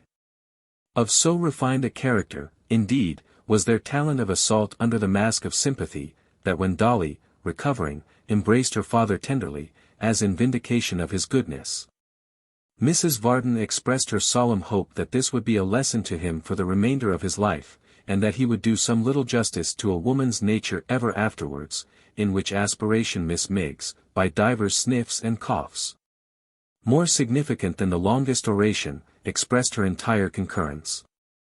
But the great joy of Miggs's heart was, that she not only picked up a full account of what had happened, but had the exquisite delight of conveying it to Mr. Tappertit for his jealousy and torture. For that gentleman, on account of Dolly's indisposition, had been requested to take his supper in the workshop, and it was conveyed thither by Miss Miggs's own fair hands. "Oh, Sim Mun," said the young lady, "such goings on today." "Oh, gracious me, Sim Mun." Mr. Tappertit, who was not in the best of humours, and who disliked Miss Miggs more when she laid her hand on her heart and panted for breath than at any other time, as her deficiency of outline was most apparent under such circumstances, eyed her over in his loftiest style, and deigned to express no curiosity whatever. "I never heard the like, nor nobody else," pursued Miggs. "The idea of interfering with her. What people can see in her to make it worth their while to do so, that's the joke, he. Finding there was a lady in the case, Mr. Tappertit haughtily requested his fair friend to be more explicit, and demanded to know what she meant by her. "Why, that Dolly," said Miggs, with an extremely sharp emphasis on the name. "But, oh, upon my word and honour, young Joseph Willet is a brave one, and he do deserve her, that he do." "Woman," said Mr. Tappertit, jumping off the counter on which he was seated, "beware." "My stars, Sim Mun!" cried Miggs, in affected astonishment. "You frighten me to death. What's the matter?" "There are strings," said Mr. Tappertit, flourishing his bread and cheese knife in the air, "in the human heart that had better not be vibrated. That's what's the matter." "Oh, very well, if you're in a huff," cried Miggs, turning away. "Huff or no huff," said Mr. Tappertit, detaining her by the wrist. "What do you mean, Jezebel? What were you going to say? Answer me." Notwithstanding this uncivil exhortation, Miggs gladly did as she was required, and told him how that their young mistress, being alone in the meadows after dark, had been attacked by 3 or 4 tall men, who would have certainly borne her away and perhaps murdered her, but for the timely arrival of Joseph Willet, who with his own single hand put them all to flight, and rescued her. To the lasting admiration of his fellow creatures generally, and to the eternal love and gratitude of Dolly Varden. "Very good," said Mr. Tappertit, fetching a long breath when the tale was told, and rubbing his hair up till it stood stiff and straight on end all over his head. "His days are numbered." "Oh, Sim Mun." "I tell you," said the apprentice, "his days are numbered. Leave me. Get along with you." Miggs departed at his bidding, but less because of his bidding than because she desired to chuckle in secret. When she had given vent to her satisfaction, she returned to the parlour, where the locksmith, stimulated by quietness and Toby, had become talkative, and was disposed to take a cheerful review of the occurrences of the day. But Mrs. Varden, whose practical religion, as is not uncommon, was usually of the retrospective order, cut him short by declaiming on the sinfulness of such junketings, and holding that it was high time to go to bed. To bed therefore she withdrew, with an aspect as grim and gloomy as that of the Maypole's own state couch, and to bed the rest of the establishment soon afterwards repaired. Chapter 23. Twilight had given place to night some hours, and it was high noon in those quarters of the town in which the world condescended to dwell, the world being then, as now, of very limited dimensions and easily lodged, when Mr. Chester reclined upon a sofa in his dressing-room in the Temple, entertaining himself with a book. He was dressing, as it seemed, by easy stages, and having performed half the journey was taking a long rest. Completely attired as to his legs and feet in the trimmest fashion of the day, he had yet the remainder of his toilet to perform. The coat was stretched, like a refined scarecrow, on its separate horse. The waistcoat was displayed to the best advantage, the various ornamental articles of dress were severally set out in most alluring order. And yet he lay dangling his legs between the sofa and the ground, as intent upon his book as if there were nothing but bed before him. "Upon my honour," he said, at length raising his eyes to the ceiling with the air of a man who was reflecting seriously on what he had read. "Upon my honour, the most masterly composition, the most delicate thoughts, the finest code of morality, and the most gentlemanly sentiments in the universe. Ah, Ned, if you would but form your mind by such precepts, we should have but one common feeling on every subject that could possibly arise between us. This apostrophe was addressed, like the rest of his remarks, to empty air, for Edward was not present, and the father was quite alone. "My Lord Chesterfield," he said, pressing his hand tenderly upon the book as he laid it down, "if I could but have profited by your genius soon enough to have formed my son on the model you have left to all wise fathers. Both he and I would have been rich men." Shakespeare was undoubtedly very fine in his way, Milton good, though prosy, Lord Bacon deep, and decidedly knowing, but the writer who should be his country's pride, is my Lord Chesterfield. He became thoughtful again, and the toothpick was in requisition. "I thought I was tolerably accomplished as a man of the world," he continued. "I flattered myself that I was pretty well versed in all those little arts and graces which distinguish men of the world from boors and peasants, and separate their character from those intensely vulgar sentiments which are called the national character. Apart from any natural prepossession in my own favor, I believed I was. Still, in every page of this enlightened writer, I find some captivating hypocrisy which has never occurred to me before, or some superlative piece of selfishness to which I was utterly a stranger. I should quite blush for myself before this stupendous creature, if remembering his precepts, one might blush at anything. An amazing man. A nobleman indeed. Any king or queen may make a lord, but only the devil himself, and the Graces, can make a Chesterfield. Men who are thoroughly false and hollow, seldom try to hide those vices from themselves. And yet in the very act of avowing them, they lay claim to the virtues they feign most to despise. For, say they, this is honesty, this is truth. All mankind are like us, but they have not the candor to avow it. The more they affect to deny the existence of any sincerity in the world, the more they would be thought to possess it in its boldest shape. And this is an unconscious compliment to truth on the part of these philosophers, which will turn the laugh against them to the day of judgment. Mr. Chester, having extolled his favorite author, as above recited, took up the book again in the excess of his admiration and was composing himself for a further perusal of its sublime morality, when he was disturbed by a noise at the outer door. Occasioned as it seemed by the endeavors of his servant to obstruct the entrance of some unwelcome visitor. "A late hour for an importunate creditor," he said, raising his eyebrows with as indolent an expression of wonder as if the noise were in the street, and one with which he had not the smallest possible concern. "Much after their accustomed time. The usual pretense, I suppose. No doubt a heavy payment to make up tomorrow. Poor fellow, he loses time, and time is money as the good proverb says. I never found it out though. Well. What now? You know I am not at home."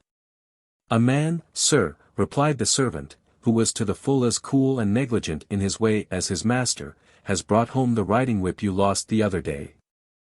I told him you were out, but he said he was to wait while I brought it in, and wouldn't go till I did." "He was quite right," returned his master, "and you're a blockhead, possessing no judgment or discretion whatever. Tell him to come in, and see that he rubs his shoes for exactly 5 minutes first." The man laid the whip on a chair, and withdrew. The master, who had only heard his foot upon the ground and had not taken the trouble to turn round and look at him, shut his book, and pursued the train of ideas his entrance had disturbed.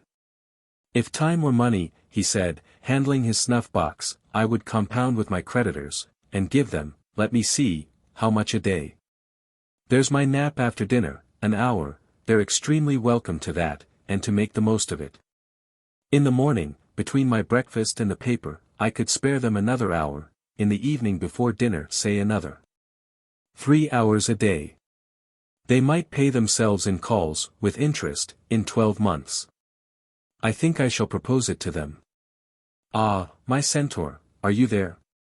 "Here I am," replied Hugh, striding in, followed by a dog, as rough and sullen as himself, "and trouble enough I've had to get here. What do you ask me to come for, and keep me out when I do come?"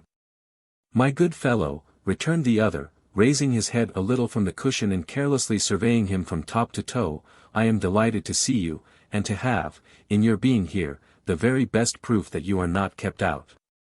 How are you?" "I'm well enough," said Hugh impatiently. "You look a perfect marvel of health. Sit down." "I'd rather stand," said Hugh.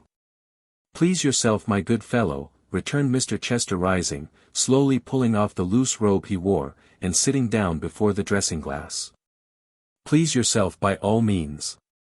Having said this in the politest and blandest tone possible, he went on dressing, and took no further notice of his guest, who stood in the same spot as uncertain what to do next, eyeing him sulkily from time to time. "Are you going to speak to me, master?" he said, after a long silence. "My worthy creature," returned Mr. Chester, "you are a little ruffled and out of humour. I'll wait till you're quite yourself again. I am in no hurry." This behaviour had its intended effect. It humbled and abashed the man, and made him still more irresolute and uncertain. Hard words he could have returned, violence he would have repaid with interest. But this cool, complacent, contemptuous, self-possessed reception, caused him to feel his inferiority more completely than the most elaborate arguments. Everything contributed to this effect. His own rough speech, contrasted with the soft persuasive accents of the other, his rude bearing, and Mr. Chester's polished manner, the disorder and negligence of his ragged dress, and the elegant attire he saw before him. With all the unaccustomed luxuries and comforts of the room, and the silence that gave him leisure to observe these things, and feel how ill at ease they made him. All these influences, which have too often some effect on tutored minds and become of almost resistless power when brought to bear on such a mind as his, quelled Hugh completely. He moved by little and little nearer to Mr. Chester's chair, and glancing over his shoulder at the reflection of his face in the glass, as if seeking for some encouragement in its expression, said at length, with a rough attempt at conciliation: "Are you going to speak to me, master, or am I to go away?" "Speak you," said Mr. Chester, "speak you, good fellow. I have spoken, have I not? I am waiting for you." "Why, look ye, sir," returned Hugh with increased embarrassment, "am I the man that you privately left your whip with before you rode away from the Maypole, and told to bring it back whenever he might want to see you on a certain subject?" "No doubt the same, or you have a twin brother," said Mr. Chester, glancing at the reflection of his anxious face, "which is not probable, I should say." "Then I have come, sir," said Hugh, "and I have brought it back, and something else along with it. A letter, sir, it is, that I took from the person who had charge of it." As he spoke, he laid upon the dressing-table Dolly's lost epistle. The very letter that had cost her so much trouble. "Did you obtain this by force, my good fellow?" said Mr. Chester, casting his eye upon it without the least perceptible surprise or pleasure. "Not quite," said Hugh.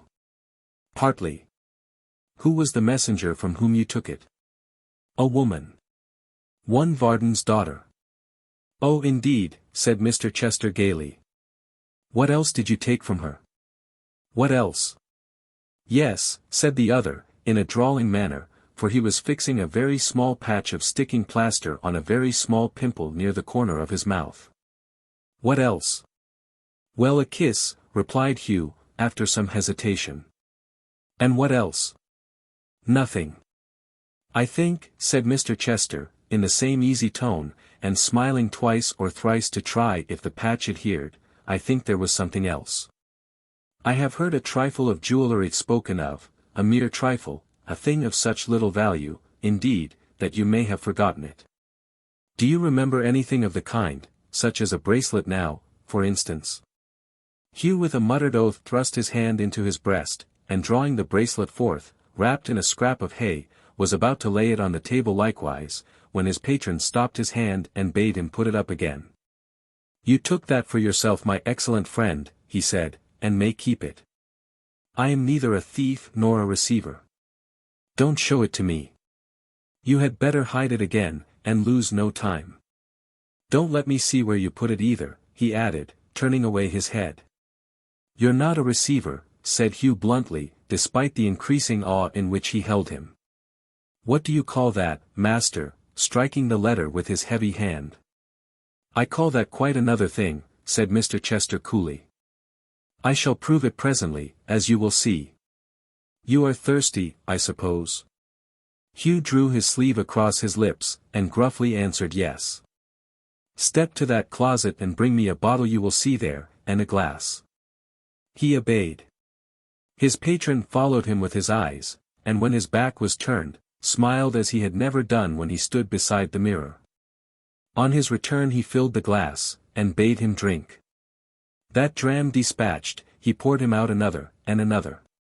"How many can you bear?" he said, filling the glass again. "As many as you like to give me." "Pour on. Fill high. A bumper with a bead in the middle. Give me enough of this," he added, as he tossed it down his hairy throat, "and I'll do murder if you ask me. As I don't mean to ask you, and you might possibly do it without being invited if you went on much further," said Mr. Chester with great composure, "we will stop, if agreeable to you, my good friend, at the next glass. You were drinking before you came here." "I always am when I can get it," cried Hugh boisterously, waving the empty glass above his head, and throwing himself into a rude dancing attitude. "I always am. Why not? Ha ha ha. What's so good to me as this? Whatever has been? What else has kept away the cold on bitter nights, and driven hunger off in starving times? What else has given me the strength and courage of a man, when men would have left me to die, a puny child? I should never have had a man's heart but for this. I should have died in a ditch. Where's he who when I was a weak and sickly wretch, with trembling legs and fading sight, bade me cheer up, as this did? I never knew him, not I. I drink to the drink, master. Ha ha ha. You are an exceedingly cheerful young man," said Mr. Chester, putting on his cravat with great deliberation, and slightly moving his head from side to side to settle his chin in its proper place. "Quite a boon companion. Do you see this hand, master," said Hugh, "and this arm, bearing the brawny limb to the elbow? It was once mere skin and bone, and would have been dust in some poor churchyard by this time, but for the drink. You may cover it," said Mr. Chester, "it's sufficiently real in your sleeve." "I should never have been spirited up to take a kiss from the proud little beauty, master, but for the drink," cried Hugh. "Ha ha ha. It was a good one. As sweet as honeysuckle, I warrant you. I thank the drink for it. I'll drink to the drink again, master. Fill me one more. Come. One more. You are such a promising fellow," said his patron, putting on his waistcoat with great nicety, and taking no heed of this request, "that I must caution you against having too many impulses from the drink, and getting hung before your time. What's your age?" "I don't know. At any rate," said Mr. Chester, "you are young enough to escape what I may call a natural death for some years to come. How can you trust yourself in my hands on so short an acquaintance, with a halter round your neck? What a confiding nature yours must be." Hugh fell back a pace or two and surveyed him with a look of mingled terror, indignation, and surprise. Regarding himself in the glass with the same complacency as before, and speaking as smoothly as if he were discussing some pleasant chit-chat of the town, his patron went on. "Robbery on the King's highway, my young friend, is a very dangerous and ticklish occupation. It is pleasant, I have no doubt, while it lasts, but like many other pleasures in this transitory world, it seldom lasts long. And really if in the ingenuousness of youth, you open your heart so readily on the subject, I am afraid your career will be an extremely short one." "How's this?" said Hugh. "What do you talk of, master? Who was it set me on?" "Who?" said Mr. Chester, wheeling sharply round, and looking full at him for the first time. "I didn't hear you. Who was it?" Hugh faltered, and muttered something which was not audible. "Who was it?" "I am curious to know," said Mr. Chester, with surpassing affability. "Some rustic beauty perhaps. But be cautious, my good friend. They are not always to be trusted. Do take my advice now, and be careful of yourself." With these words he turned to the glass again, and went on with his toilet. Hugh would have answered him that he, the questioner himself, had set him on, but the words stuck in his throat.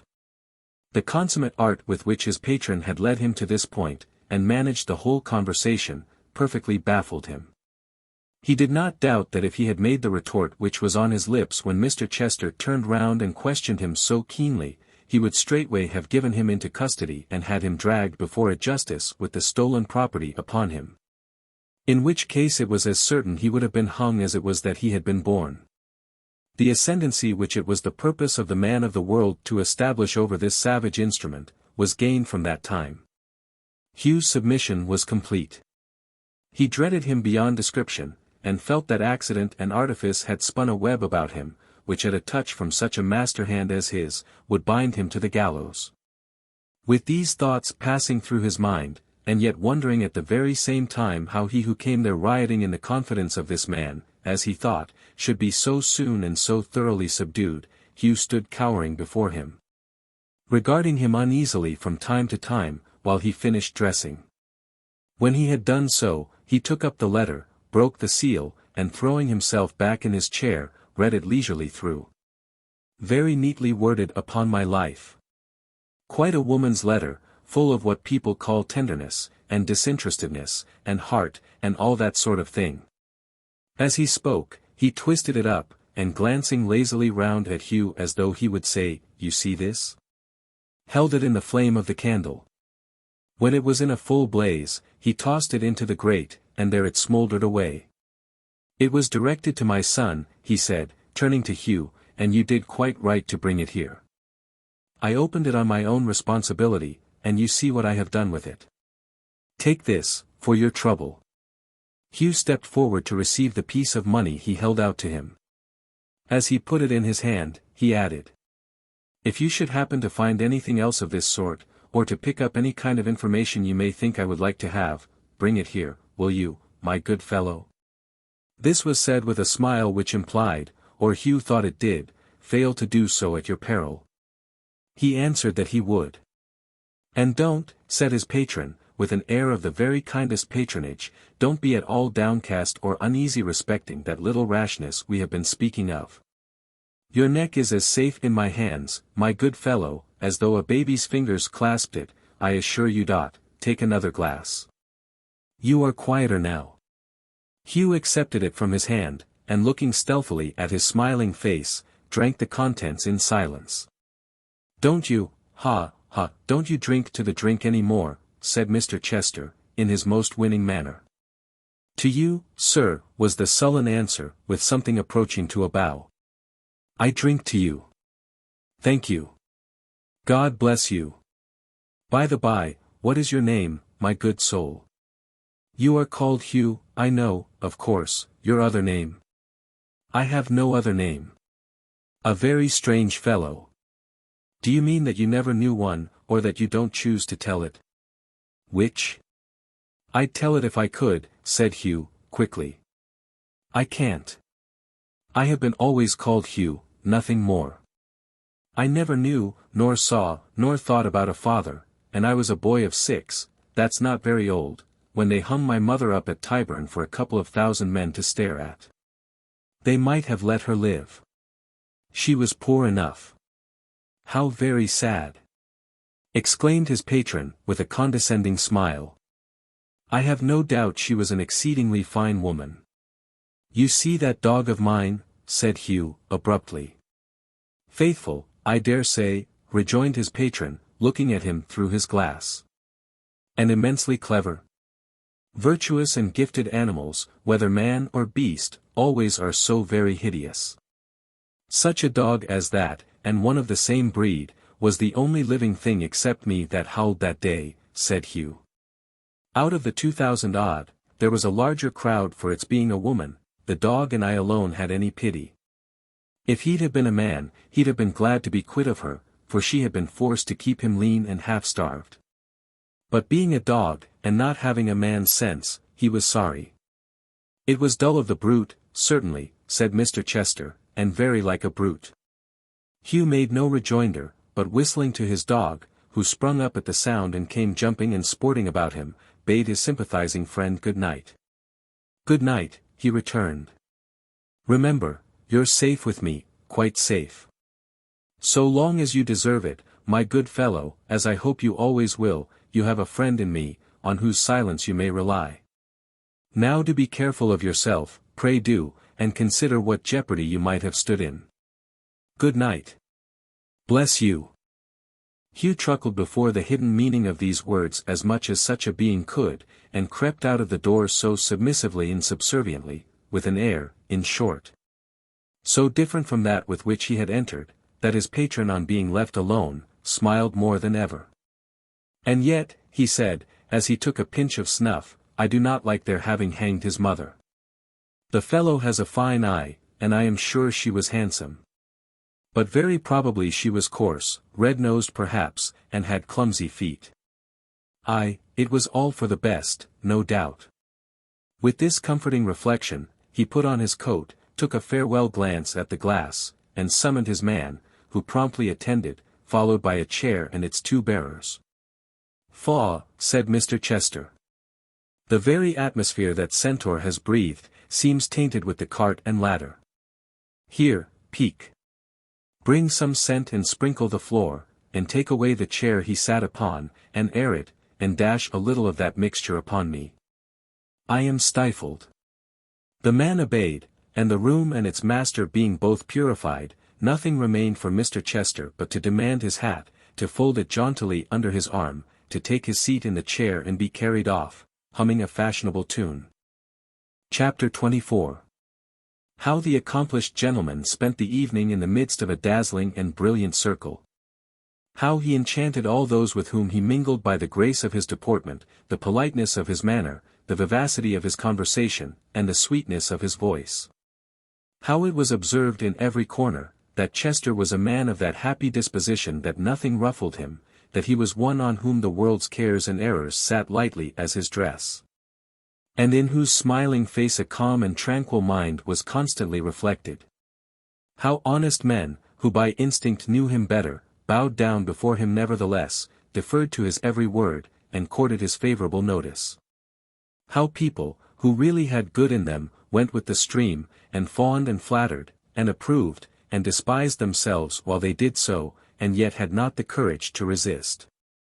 How, in short, he was one of those who are received and cherished in society, as the phrase is, by scores who individually would shrink from and be repelled by the object of their lavish regard, are things of course, which will suggest themselves. Matter so commonplace needs but a passing glance, and there an end. The despisers of mankind, apart from the mere fools and mimics, of that creed, are of two sorts. They who believe their merit neglected and unappreciated, make up one class. They who receive adulation and flattery, knowing their own worthlessness, compose the other. Be sure that the coldest-hearted misanthropes are ever of this last order. Mr. Chester sat up in bed next morning, sipping his coffee, and remembering with a kind of contemptuous satisfaction how he had shone last night, and how he had been caressed and courted. When his servant brought in a very small scrap of dirty paper, tightly sealed in two places, on the inside whereof was inscribed in pretty large text these words, a friend. Desiring of a conference. Immediate. Private. Burn it when you've read it. Where in the name of the gunpowder plot did you pick up this? Said his master. It was given him by a person then waiting at the door, the man replied. With a cloak and dagger, said Mr. Chester. With nothing more threatening about him, it appeared, than a leather apron and a dirty face. Let him come in. In he came, Mr. Tappertit. With his hair still on end, and a great lock in his hand, which he put down on the floor in the middle of the chamber as if he were about to go through some performances in which it was a necessary agent. Sir, said Mr. Tappertit with a low bow, I thank you for this condescension, and am glad to see you. Pardon the menial office in which I am engaged, sir, and extend your sympathies to one, who, humble as his appearance is, has inward workings far above his station. Mr. Chester held the bed-curtain farther back, and looked at him with a vague impression that he was some maniac, who had not only broken open the door of his place of confinement, but had brought away the lock. Mr. Tappertit bowed again, and displayed his legs to the best advantage. You have heard, sir, said Mr. Tappertit, laying his hand upon his breast, of G. Varden locksmith and bell hanger and repairs neatly executed in town and country, Clerkenwell, London. What then, asked Mr. Chester. I'm his prentice, sir. What then? Ahem, said Mr. Tappertit. Would you permit me to shut the door, sir, and will you further, sir, give me your honour bright, that what passes between us is in the strictest confidence? Mr. Chester laid himself calmly down in bed again, and turning a perfectly undisturbed face towards the strange apparition, which had by this time closed the door, begged him to speak out, and to be as rational as he could, without putting himself to any very great personal inconvenience. In the first place, sir, said Mr. Tappertit, producing a small pocket handkerchief and shaking it out of the folds. As I have not a card about me, for the envy of masters debases us below that level, allow me to offer the best substitute that circumstances will admit of. If you will take that in your own hand, sir, and cast your eye on the right-hand corner, said Mr. Tappertit, offering it with a graceful air, you will meet with my credentials. Thank you, answered Mr. Chester, politely accepting it, and turning to some blood-red characters at one end. 4. Simon Tappertit. 1. Is that the? Without the numbers, sir, that is my name, replied the prentice. They are merely intended as directions to the washerwoman, and have no connection with myself or family. Your name, sir, said Mr. Tappertit, looking very hard at his nightcap, is Chester, I suppose. You needn't pull it off, sir, thank you. I observe E.C. from here. We will take the rest for granted. Pray, Mr. Tappertit, said Mr. Chester, has that complicated piece of ironmongery which you have done me the favour to bring with you, any immediate connection with the business we are to discuss? It has not, sir, rejoined the prentice. It's going to be fitted on a warehouse door in Thames Street. Perhaps, as that is the case, said Mr. Chester, and as it has a stronger flavour of oil than I usually refresh my bedroom with, you will oblige me so far as to put it outside the door. By all means, sir, said Mr. Tappertit, suiting the action to the word. You'll excuse my mentioning it, I hope. Don't apologize, sir, I beg. And now, if you please, to business. During the whole of this dialogue, Mr. Chester had suffered nothing but his smile of unvarying serenity and politeness to appear upon his face. Sim Tappertit, who had far too good an opinion of himself to suspect that anybody could be playing upon him, thought within himself that this was something like the respect to which he was entitled, and drew a comparison from this courteous demeanour of a stranger, by no means favourable to the worthy locksmith. From what passes in our house, said Mr. Tappertit, I am aware, sir, that your son keeps company with a young lady against your inclinations. Sir, your son has not used me well. Mr. Tappertit, said the other, you grieve me beyond description. Thank you, sir, replied the prentice. I'm glad to hear you say so. He's very proud, sir, is your son, very haughty. I am afraid he is haughty, said Mr. Chester. Do you know I was really afraid of that before, and you confirm me? To recount the menial offices I've had to do for your son, sir, said Mr. Tappertit.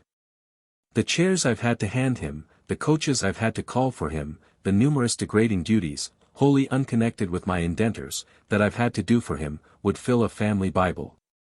Besides which, sir, he is but a young man himself, and I do not consider, thank ye Sim, a proper form of address on those occasions. Mr. Tappertit, your wisdom is beyond your years. Pray go on.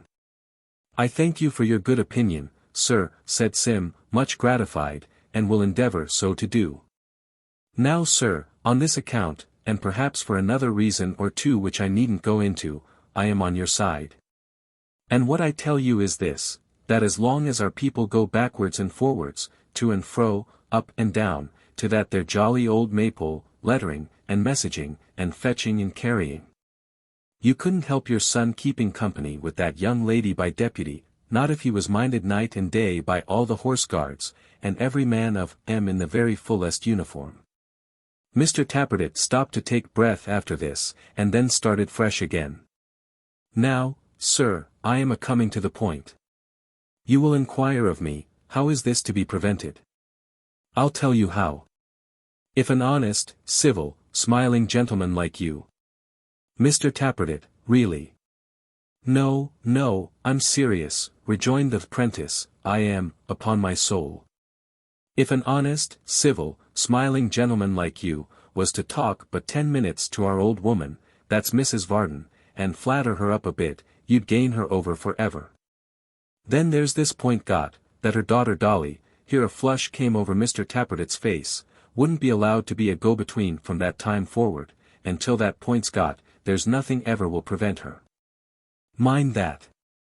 Mr. Tappertit, your knowledge of human nature. Wait a minute, said Sim, folding his arms with a dreadful calmness. Now I come to the point. Sir, there is a villain at that Maypole, a monster in human shape, a vagabond of the deepest dye, that unless you get rid of and have kidnapped and carried off at the very least, nothing less will do, will marry your son to that young woman. As certainly and as surely as if he was the Archbishop of Canterbury himself. He will, sir, for the hatred and malice that he bears to you, let alone the pleasure of doing a bad action, which to him is its own reward. If you knew how this chap, this Joseph Willet, that's his name, comes backwards and forwards to our house, libeling, and denouncing, and threatening you, and how I shudder when I hear him, you'd hate him worse than I do, sir. Said Mr. Tappertit wildly, putting his hair up straighter, and making a crunching noise with his teeth. If such a thing is possible. A little private vengeance in this, Mr. Tappertit? Private vengeance, sir, or public sentiment, or both combined, destroy him, said Mr. Tappertit. Miggs says so too. Miggs and me both say so. We can't bear the plotting and undermining that takes place. Our souls recoil from it.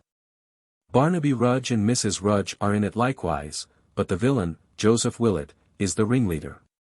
Their plottings and schemes are known to me and Miggs. If you want information of them, apply to us. Put Joseph Willet down, sir. Destroy him. Crush him. And be happy.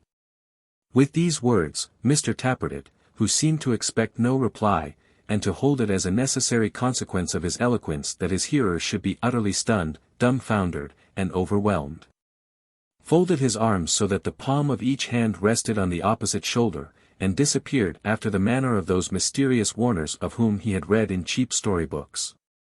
That fellow, said Mr. Chester, relaxing his face when he was fairly gone, is good practice. I have some command of my features, beyond all doubt. He fully confirms what I suspected, though. And blunt tools are sometimes found of use, where sharper instruments would fail. I fear I may be obliged to make great havoc among these worthy people. A troublesome necessity. I quite feel for them. With that he fell into a quiet slumber, subsided into such a gentle, pleasant sleep, that it was quite infantine. Chapter 25. Leaving the favored, and well received, and flattered of the world, him of the world most worldly, who never compromised himself by an ungentlemanly action, and never was guilty of a manly one. To lie smilingly asleep, for even sleep, working but little change in his dissembling face, became with him a piece of cold, conventional hypocrisy. We follow in the steps of two slow travellers on foot, making towards Chigwell. Barnaby and his mother. Grip in their company, of course. The widow, to whom each painful mile seemed longer than the last, toiled wearily along. While Barnaby, yielding to every inconstant impulse, fluttered here and there, now leaving her far behind, now lingering far behind himself, now darting into some by-lane or path and leaving her to pursue her way alone. Until he stealthily emerged again and came upon her with a wild shout of merriment, as his wayward and capricious nature prompted. Now he would call to her from the topmost branch of some high tree by the roadside, now using his tall staff as a leaping pole, come flying over ditch or hedge or five-barred gate. Now run with surprising swiftness for a mile or more on the straight road, and halting, sport upon a patch of grass with grip till she came up. These were his delights. And when his patient mother heard his merry voice, or looked into his flushed and healthy face, she would not have abated them by one sad word or murmur. Though each had been to her a source of suffering in the same degree as it was to him of pleasure. It is something to look upon enjoyment, so that it be free and wild and in the face of nature, though it is but the enjoyment of an idiot. It is something to know that heaven has left the capacity of gladness in such a creature's breast. It is something to be assured that, however lightly men may crush that faculty in their fellows, the great Creator of mankind imparts it even to his despised and slighted work. Who would not rather see a poor idiot happy in the sunlight, than a wise man pining in a darkened jail? Ye men of gloom and austerity, who paint the face of infinite benevolence with an eternal frown. Read in the everlasting book, wide open to your view, the lesson it would teach. Its pictures are not in black and somber hues, but bright and glowing tints. Its music, save when ye drown it, is not in sighs and groans, but songs and cheerful sounds. Listen to the million voices in the summer air, and find one dismal as your own.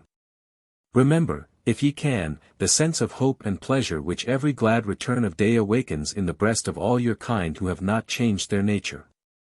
And learn some wisdom even from the witless, when their hearts are lifted up they know not why, by all the mirth and happiness it brings. The widow's breast was full of care, was laden heavily with secret dread and sorrow. But her boy's gaiety of heart gladdened her, and beguiled the long journey. Sometimes he would bid her lean upon his arm, and would keep beside her steadily for a short distance. But it was more his nature to be rambling to and fro, and she better liked to see him free and happy, even than to have him near her, because she loved him better than herself. She had quitted the place to which they were travelling, directly after the event which had changed her whole existence, and for 22 years had never had courage to revisit it. It was her native village. How many recollections crowded on her mind when it appeared in sight. 22 years. Her boy's whole life and history. The last time she looked back upon those roofs among the trees, she carried him in her arms, an infant. How often since that time had she sat beside him night and day, watching for the dawn of mind that never came, how had she feared, and doubted, and yet hoped, long after conviction forced itself upon her. The little stratagems she had devised to try him, the little tokens he had given in his childish way, not of dullness but of something infinitely worse, so ghastly and unchildlike in its cunning, came back as vividly as if but yesterday had intervened. The room in which they used to be, the spot in which his cradle stood, he, old and elfin-like in face, but ever dear to her, gazing at her with a wild and vacant eye, and crooning some uncouth song as she sat by and rocked him. Every circumstance of his infancy came thronging back, and the most trivial, perhaps, the most distinctly. His older childhood, too, the strange imaginings he had, his terror of certain senseless things, familiar objects he endowed with life. The slow and gradual breaking out of that one horror, in which, before his birth, his darkened intellect began. How, in the midst of all, she had found some hope and comfort in his being unlike another child, and had gone on almost believing in the slow development of his mind until he grew a man, and then his childhood was complete and lasting. One after another, all these old thoughts sprung up within her, strong after their long slumber and bitterer than ever. She took his arm and they hurried through the village street. It was the same as it was wont to be in old times, yet different too, and wore another air. The change was in herself, not it, but she never thought of that, and wondered at its alteration, and where it lay, and what it was. The people all knew Barnaby, and the children of the place came flocking round him, as she remembered to have done with their fathers and mothers round some silly beggarman, when a child herself. None of them knew her.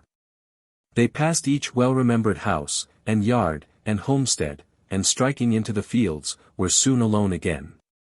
The warren was the end of their journey. Mr. Haredale was walking in the garden, and seeing them as they passed the iron gate, unlocked it, and bade them enter that way. At length you have mustered heart to visit the old place, he said to the widow. I am glad you have. For the first time, and the last, sir, she replied. The first for many years, but not the last. The very last. You mean, said Mr. Haredale, regarding her with some surprise, that having made this effort, you are resolved not to persevere and are determined to relapse? This is unworthy of you. I have often told you, you should return here. You would be happier here than elsewhere, I know. As to Barnaby, it's quite his home. And Grips, said Barnaby, holding the basket open. The raven hopped gravely out, and perching on his shoulder and addressing himself to Mr. Haredale, cried, as a hint, perhaps, that some temperate refreshment would be acceptable, Polly put the kettle on, we'll all have tea. Hear me, Mary, said Mr. Haredale kindly, as he motioned her to walk with him towards the house. Your life has been an example of patience and fortitude, except in this one particular which has often given me great pain. It is enough to know that you were cruelly involved in the calamity which deprived me of an only brother, and Emma of her father, without being obliged to suppose, as I sometimes am, that you associate us with the author of our joint misfortunes. Associate you with him, sir, she cried. Indeed, said Mr. Haredale, I think you do. I almost believe that because your husband was bound by so many ties to our relation, and died in his service and defense, you have come in some sort to connect us with his murder. Alas, she answered. You little know my heart, sir. You little know the truth. It is natural you should do so, it is very probable you may, without being conscious of it, said Mr. Haredale, speaking more to himself than her. We are a fallen house.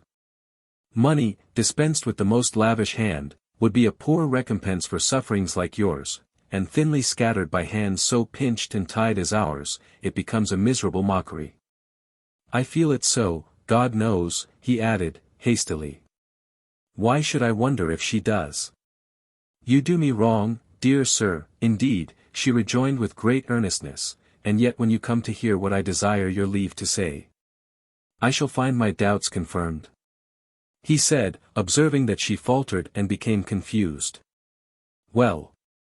He quickened his pace for a few steps, but fell back again to her side, and said. And have you come all this way at last, solely to speak to me? She answered, yes. A curse, he muttered, upon the wretched state of us proud beggars, from whom the poor and rich are equally at a distance, the one being forced to treat us with a show of cold respect, the other condescending to us in their every deed and word, and keeping more aloof, the nearer they approach us. Why, if it were pain to you, as it must have been, to break for this slight purpose the chain of habit forged through 22 years, could you not let me know your wish, and beg me to come to you? There was not time, sir, she rejoined. I took my resolution but last night, and taking it, felt that I must not lose a day, an hour, in having speech with you. They had by this time reached the house. Mr. Haredale paused for a moment, and looked at her as if surprised by the energy of her manner. Observing, however, that she took no heed of him, but glanced up, shuddering, at the old walls with which such horrors were connected in her mind, he led her by a private stair into his library, where Emma was seated in a window, reading. The young lady, seeing who approached, hastily rose and laid aside her book, and with many kind words, and not without tears, gave her a warm and earnest welcome. But the widow shrunk from her embrace as though she feared her, and sunk down trembling on a chair. It is the return to this place after so long an absence, said Emma gently. Pray ring, dear uncle, or stay, Barnaby will run himself and ask for wine. Not for the world, she cried. It would have another taste, I could not touch it. I want but a minute's rest. Nothing but that. Miss Haredale stood beside her chair, regarding her with silent pity. She remained for a little time quite still, then rose and turned to Mr. Haredale, who had sat down in his easy chair, and was contemplating her with fixed attention. The tale connected with the mansion borne in mind, it seemed, as has been already said, the chosen theatre for such a deed as it had known. The room in which this group were now assembled, hard by the very chamber where the act was done, dull, dark, and sombre, heavy with worm-eaten books, deadened and shut in by faded hangings, muffling every sound. Shadowed mournfully by trees whose rustling boughs gave ever and anon a spectral knocking at the glass, wore, beyond all others in the house, a ghostly, gloomy air. Nor were the group assembled there, unfitting tenants of the spot. The widow, with her marked and startling face and downcast eyes, Mr. Haredale stern and despondent ever, his niece beside him, like, yet most unlike, the picture of her father, which gazed reproachfully down upon them from the blackened wall. Barnaby, with his vacant look and restless eye, were all in keeping with the place, and actors in the legend. Nay, the very raven, who had hopped upon the table and with the air of some old necromancer appeared to be profoundly studying a great folio volume that lay open on a desk, was strictly in unison with the rest. And looked like the embodied spirit of evil biding his time of mischief. "I scarcely know," said the widow, breaking silence, "how to begin. You will think my mind disordered. The whole tenor of your quiet and reproachless life since you were last here," returned Mr. Haredale, mildly, "shall bear witness for you. Why do you fear to awaken such a suspicion? You do not speak to strangers. You have not to claim our interest or consideration for the first time. Be more yourself. Take heart. Any advice or assistance that I can give you, you know is yours of right, and freely yours." "What if I came, sir," she rejoined, "I who have but one other friend on earth, to reject your aid from this moment, and to say that henceforth I launch myself upon the world, alone and unassisted, to sink or swim as heaven may decree?"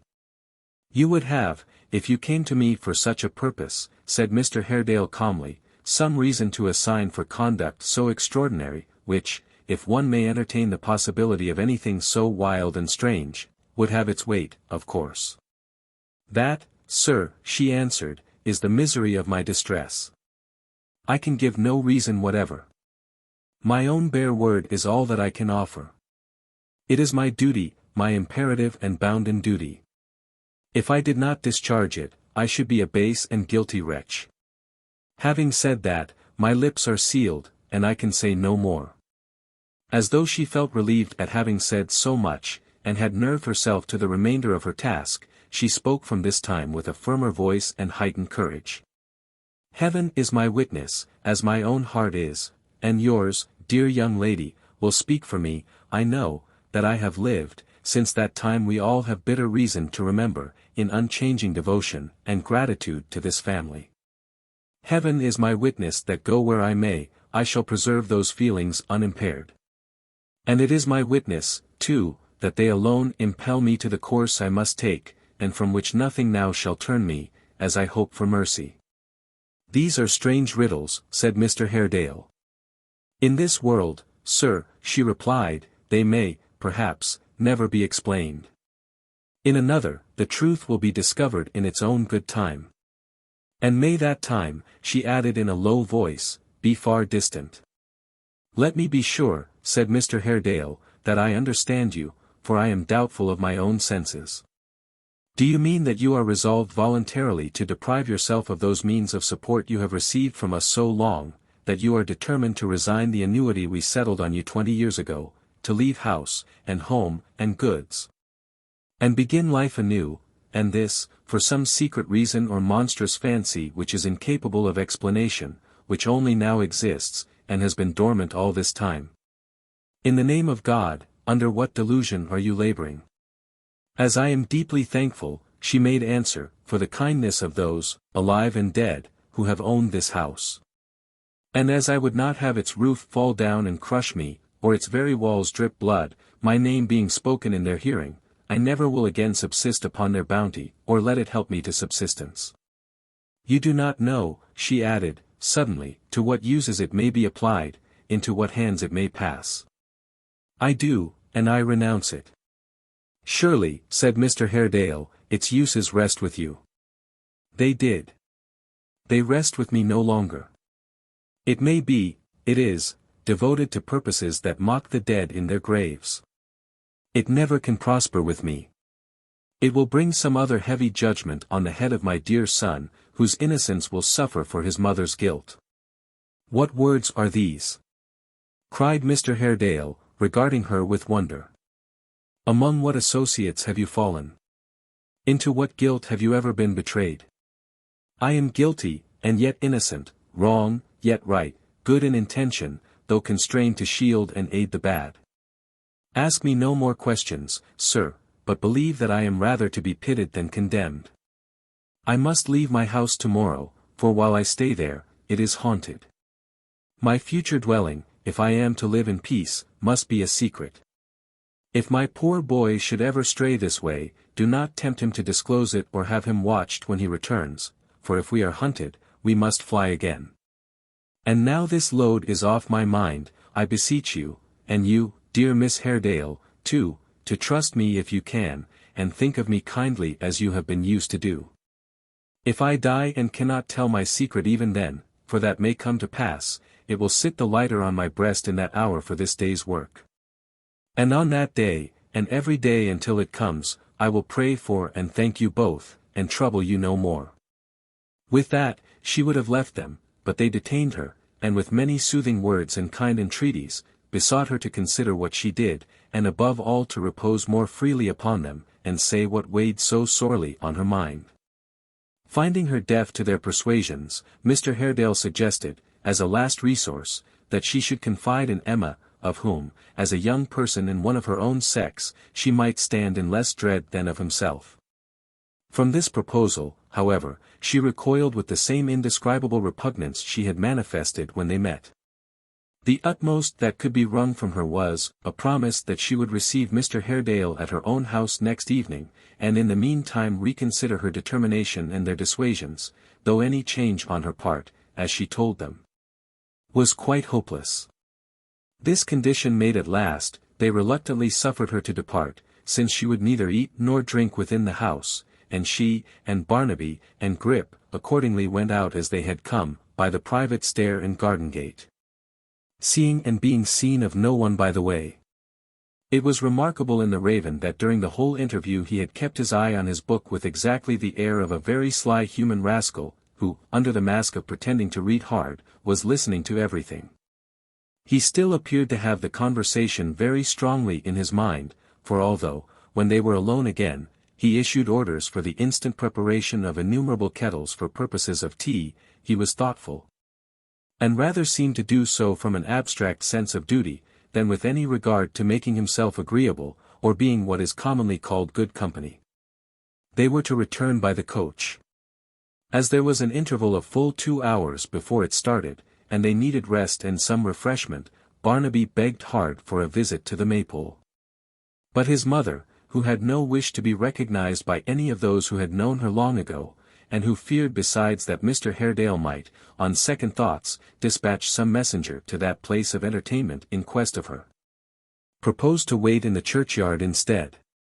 As it was easy for Barnaby to buy and carry thither such humble viands as they required, he cheerfully assented, and in the churchyard they sat down to take their frugal dinner.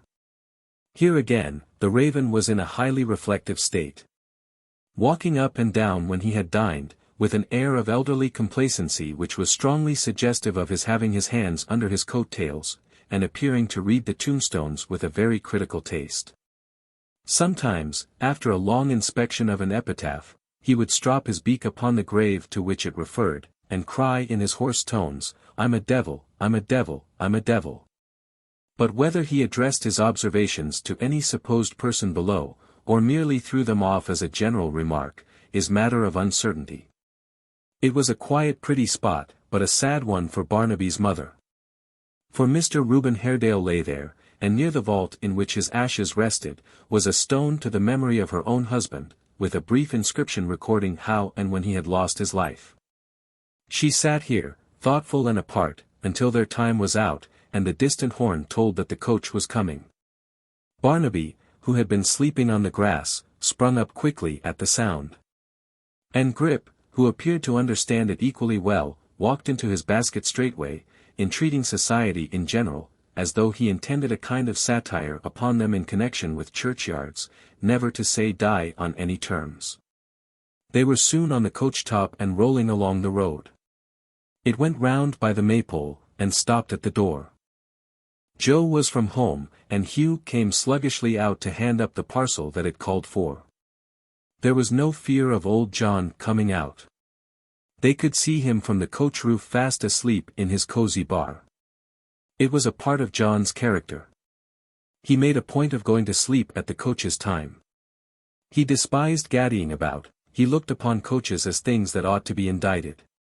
As disturbers of the peace of mankind, as restless, bustling, busy, horn-blowing contrivances, quite beneath the dignity of men, and only suited to giddy girls that did nothing but chatter and go a-shopping. We know nothing about coaches here, sir, John would say, if any unlucky stranger made inquiry touching the offensive vehicles. We don't book for 'em, we'd rather not, they're more trouble than they're worth, with their noise and rattle. If you like to wait for 'em you can, but we don't know anything about 'em, they may call and they may not. There's a carrier, he was looked upon as quite good enough for us, when I was a boy. She dropped her veil as Hugh climbed up, and while he hung behind, and talked to Barnaby in whispers. But neither he nor any other person spoke to her, or noticed her, or had any curiosity about her. And so, an alien, she visited and left the village where she had been born, and had lived a merry child, a comely girl, a happy wife, where she had known all her enjoyment of life, and had entered on its hardest sorrows. Chapter 26. "And you're not surprised to hear this, Varden," said Mr. Haredale. "Well, you and she have always been the best friends, and you should understand her if anybody does." "I ask your pardon, sir," rejoined the locksmith. "I didn't say I understood her. I wouldn't have the presumption to say that of any woman. It's not so easily done. But I am not so much surprised, sir, as you expected me to be, certainly." "May I ask why not, my good friend?" "I have seen, sir," returned the locksmith with evident reluctance, "I have seen in connection with her, something that has filled me with distrust and uneasiness. She has made bad friends, how, or when, I don't know. But that her house is a refuge for one robber and cutthroat at least, I am certain. There, sir. Now it's out. Varden. My own eyes, sir, are my witnesses, and for her sake I would be willingly half blind, if I could but have the pleasure of mistrusting 'em. I have kept the secret till now, and it will go no further than yourself, I know. But I tell you that with my own eyes, broad awake, I saw, in the passage of her house one evening after dark, the highwayman who robbed and wounded Mr. Edward Chester, and on the same night threatened me." "And you made no effort to detain him?" said Mr. Haredale quickly. "Sir," returned the locksmith, "she herself prevented me, held me, with all her strength, and hung about me until he had got clear off." And having gone so far, he related circumstantially all that had passed upon the night in question. This dialogue was held in a low tone in the locksmith's little parlour, into which honest Gabriel had shown his visitor on his arrival. Mr. Haredale had called upon him to entreat his company to the widow's, that he might have the assistance of his persuasion and influence, and out of this circumstance the conversation had arisen. "I forbore," said Gabriel, "from repeating one word of this to anybody, as it could do her no good and might do her great harm. I thought and hoped, to say the truth, that she would come to me, and talk to me about it, and tell me how it was. But though I have purposely put myself in her way more than once or twice, she has never touched upon the subject, except by a look." "And indeed," said the good-natured locksmith, "there was a good deal in the look, more than could have been put into a great many words. It said among other matters, 'Don't ask me anything,' so imploringly, that I didn't ask her anything. You'll think me an old fool, I know, sir. If it's any relief to call me one, pray do." "I am greatly disturbed by what you tell me," said Mr. Haredale, after a silence. "What meaning do you attach to it?" The locksmith shook his head, and looked doubtfully out of window at the failing light. "She cannot have married again," said Mr. Haredale. "Not without our knowledge surely, sir. She may have done so, in the fear that it would lead, if known, to some objection or estrangement. Suppose she married incautiously, it is not improbable, for her existence has been a lonely and monotonous one for many years, and the man turned out a ruffian, she would be anxious to screen him, and yet would revolt from his crimes. This might be. It bears strongly on the whole drift of her discourse yesterday, and would quite explain her conduct. Do you suppose Barnaby is privy to these circumstances?" "Quite impossible to say, sir," returned the locksmith, shaking his head again, "and next to impossible to find out from him. If what you suppose is really the case, I tremble for the lad, a notable person, sir, to put to bad uses. It is not possible, Varden, said Mr. Haredale, in a still lower tone of voice than he had spoken yet, that we have been blinded and deceived by this woman from the beginning. It is not possible that this connection was formed in her husband's lifetime, and led to his and my brother's. Good God, sir, cried Gabriel, interrupting him, don't entertain such dark thoughts for a moment. 25 years ago, where was there a girl like her? A gay, handsome, laughing, bright-eyed damsel. Think what she was, sir. It makes my heart ache now, even now, though I'm an old man, with a woman for a daughter, to think what she was and what she is. We all change, but that's with time. Time does his work honestly, and I don't mind him. A fig for time, sir. Use him well, and he's a hearty fellow, and scorns to have you at a disadvantage. But care and suffering, and those have changed her, are devils, sir, secret, stealthy, undermining devils, who tread down the brightest flowers in Eden, and do more havoc in a month than time does in a year. Picture to yourself for 1 minute what Mary was before they went to work with her fresh heart and face, do her that justice, and say whether such a thing is possible. You're a good fellow, Varden, said Mr. Haredale, and are quite right. I have brooded on that subject so long, that every breath of suspicion carries me back to it. You are quite right.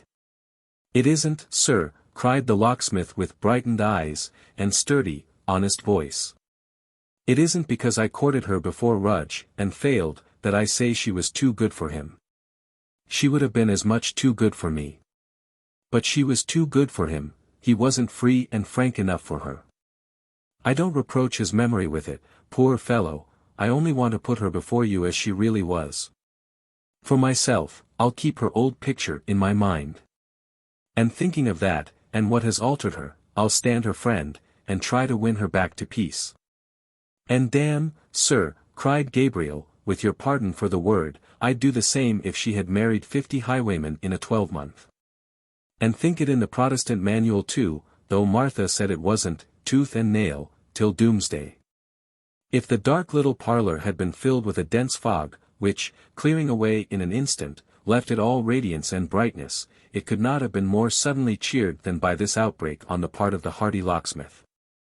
In a voice nearly as full and round as his own, Mr. Haredale cried, well said, and bade him come away without more parley.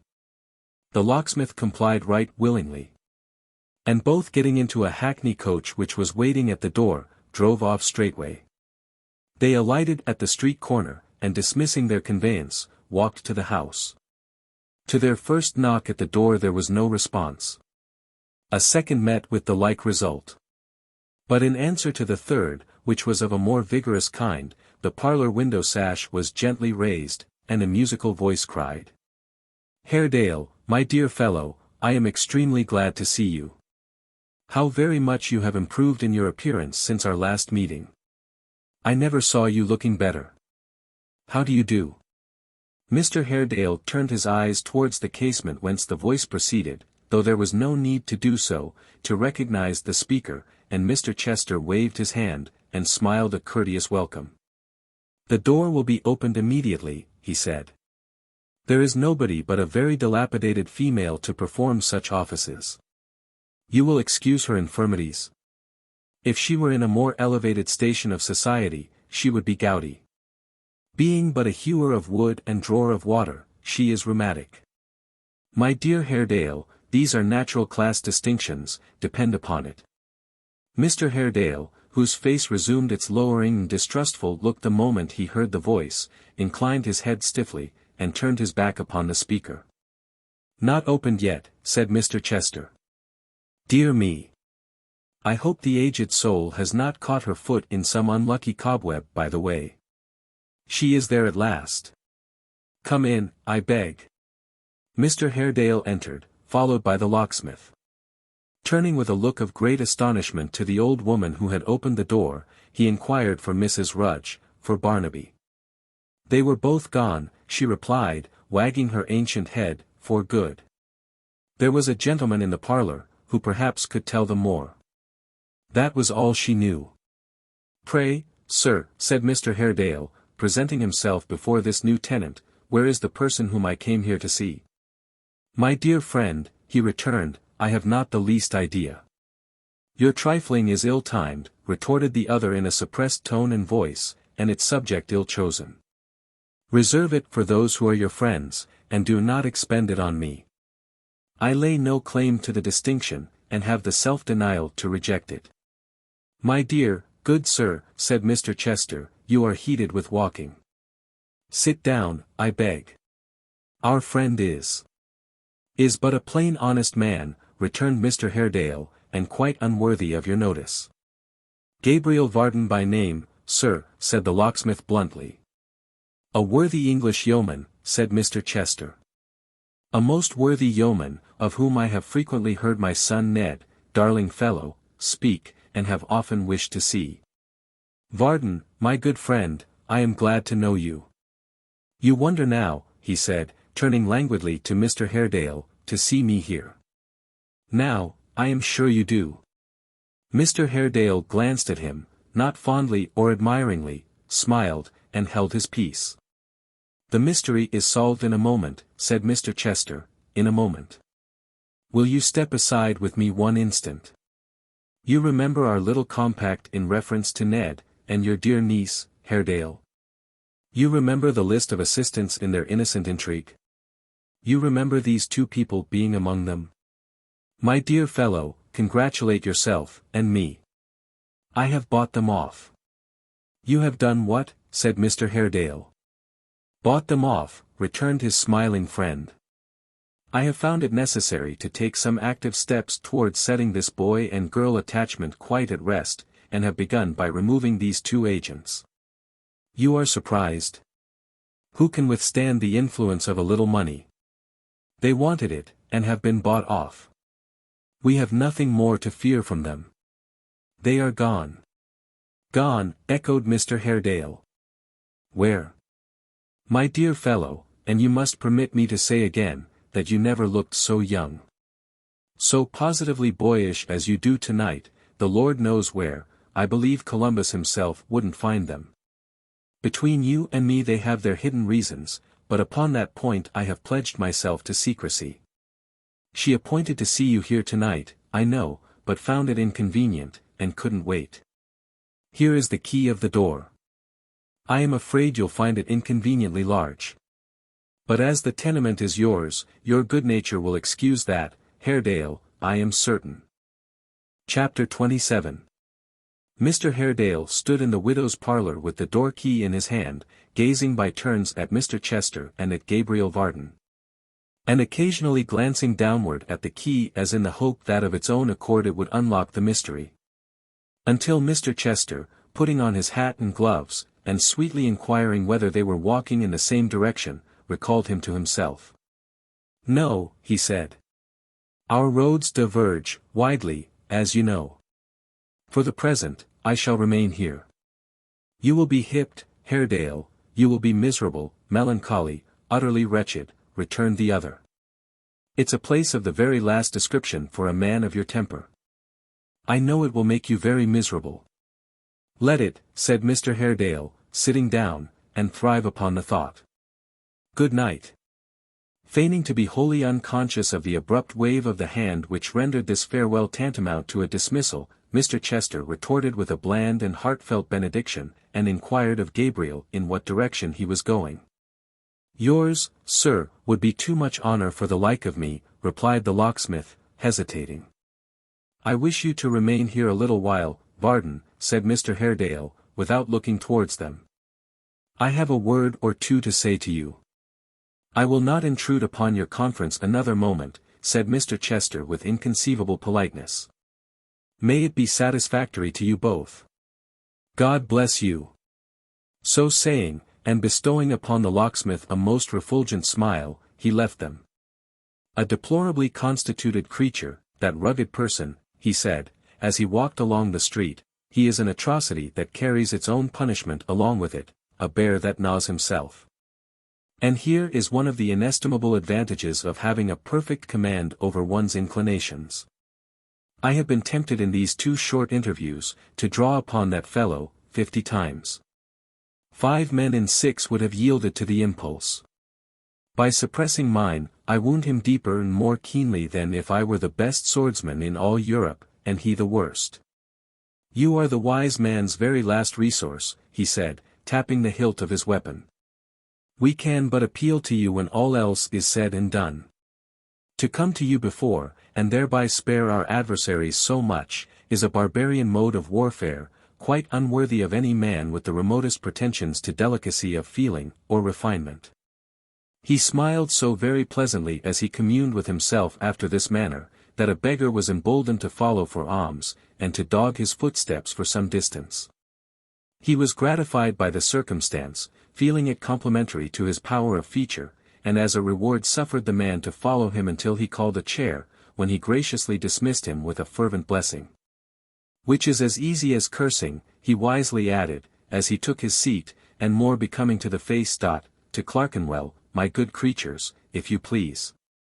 The chairmen were rendered quite vivacious by having such a courteous burden, and to Clerkenwell they went at a fair round trot.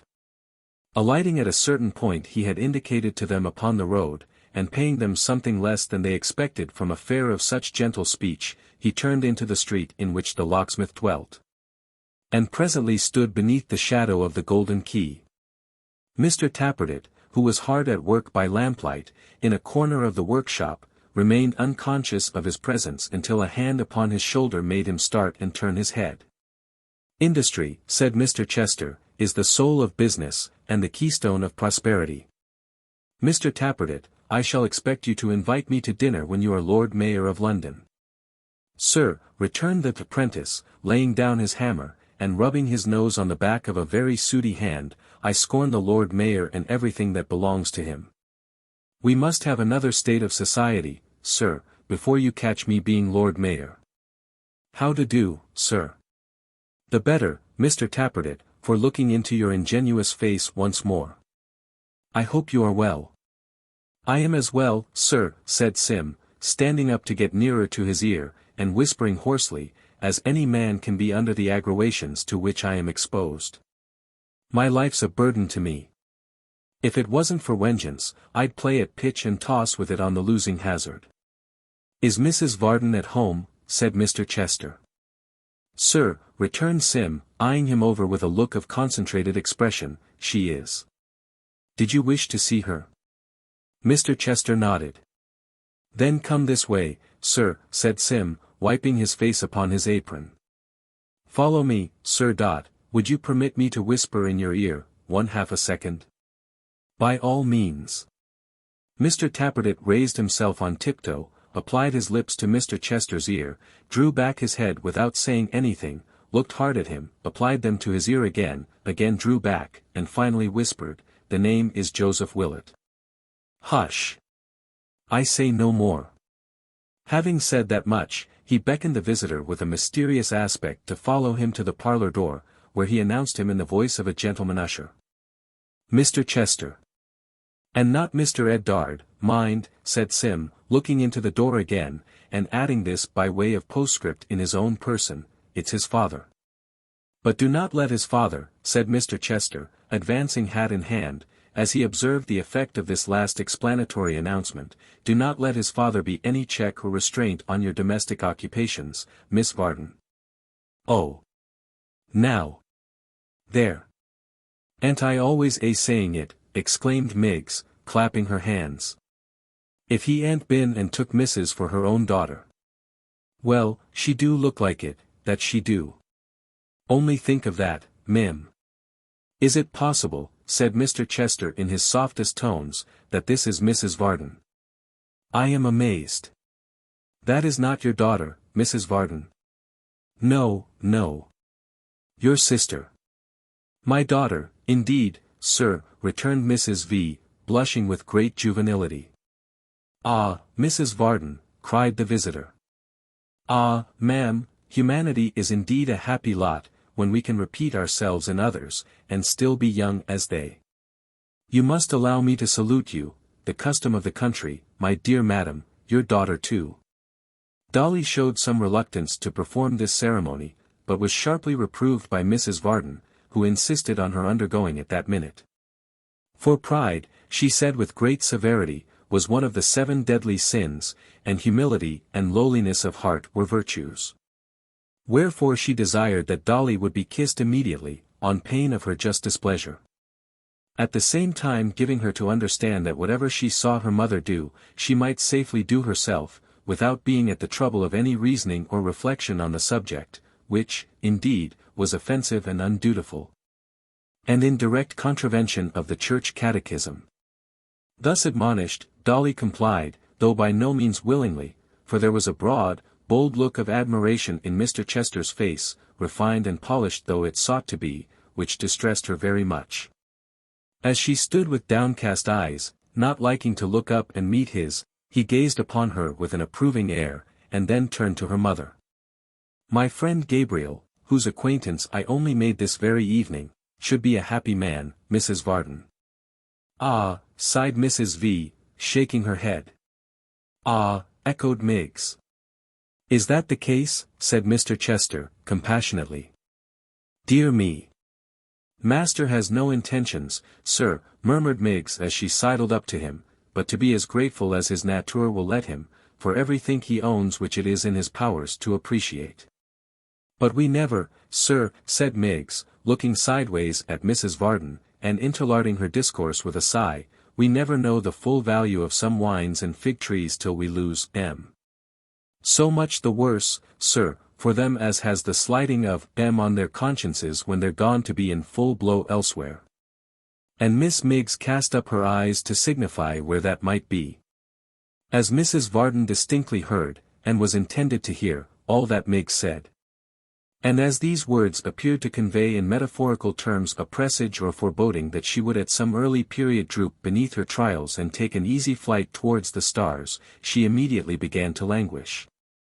And taking a volume of the manual from a neighboring table, leant her arm upon it as though she were hope and that her anchor. Mr. Chester perceiving this, and seeing how the volume was lettered on the back, took it gently from her hand, and turned the fluttering leaves. "My favourite book, dear madam." How often, how very often in his early life, before he can remember, this clause was strictly true, have I deduced little easy moral lessons from its pages, for my dear son Ned. You know Ned? Mrs. Varden had that honour, and a fine affable young gentleman he was. "You're a mother, Mrs. Varden," said Mr. Chester, taking a pinch of snuff, "and you know what I, as a father, feel, when he is praised. He gives me some uneasiness, much uneasiness. He's of a roving nature, ma'am, from flower to flower, from sweet to sweet, but his is the butterfly time of life, and we must not be hard upon such trifling." He glanced at Dolly. She was attending evidently to what he said. Just what he desired. "The only thing I object to in this little trait of Ned's, is," said Mr. Chester, "and the mention of his name reminds me, by the way, that I am about to beg the favour of a minute's talk with you alone, the only thing I object to in it, is that it does partake of insincerity. Now, however I may attempt to disguise the fact from myself in my affection for Ned, still I always revert to this, that if we are not sincere, we are nothing. Nothing upon earth. Let us be sincere, my dear madam." "And Protestant," murmured Mrs. Varden. "And Protestant above all things. Let us be sincere and Protestant, strictly moral, strictly just, though always with a leaning towards mercy, strictly honest, and strictly true, and we gain, it is a slight point, certainly, but still it is something tangible. We throw up a groundwork and foundation, so to speak, of goodness, on which we may afterwards erect some worthy superstructure. Now, to be sure, Mrs. Varden thought, here is a perfect character.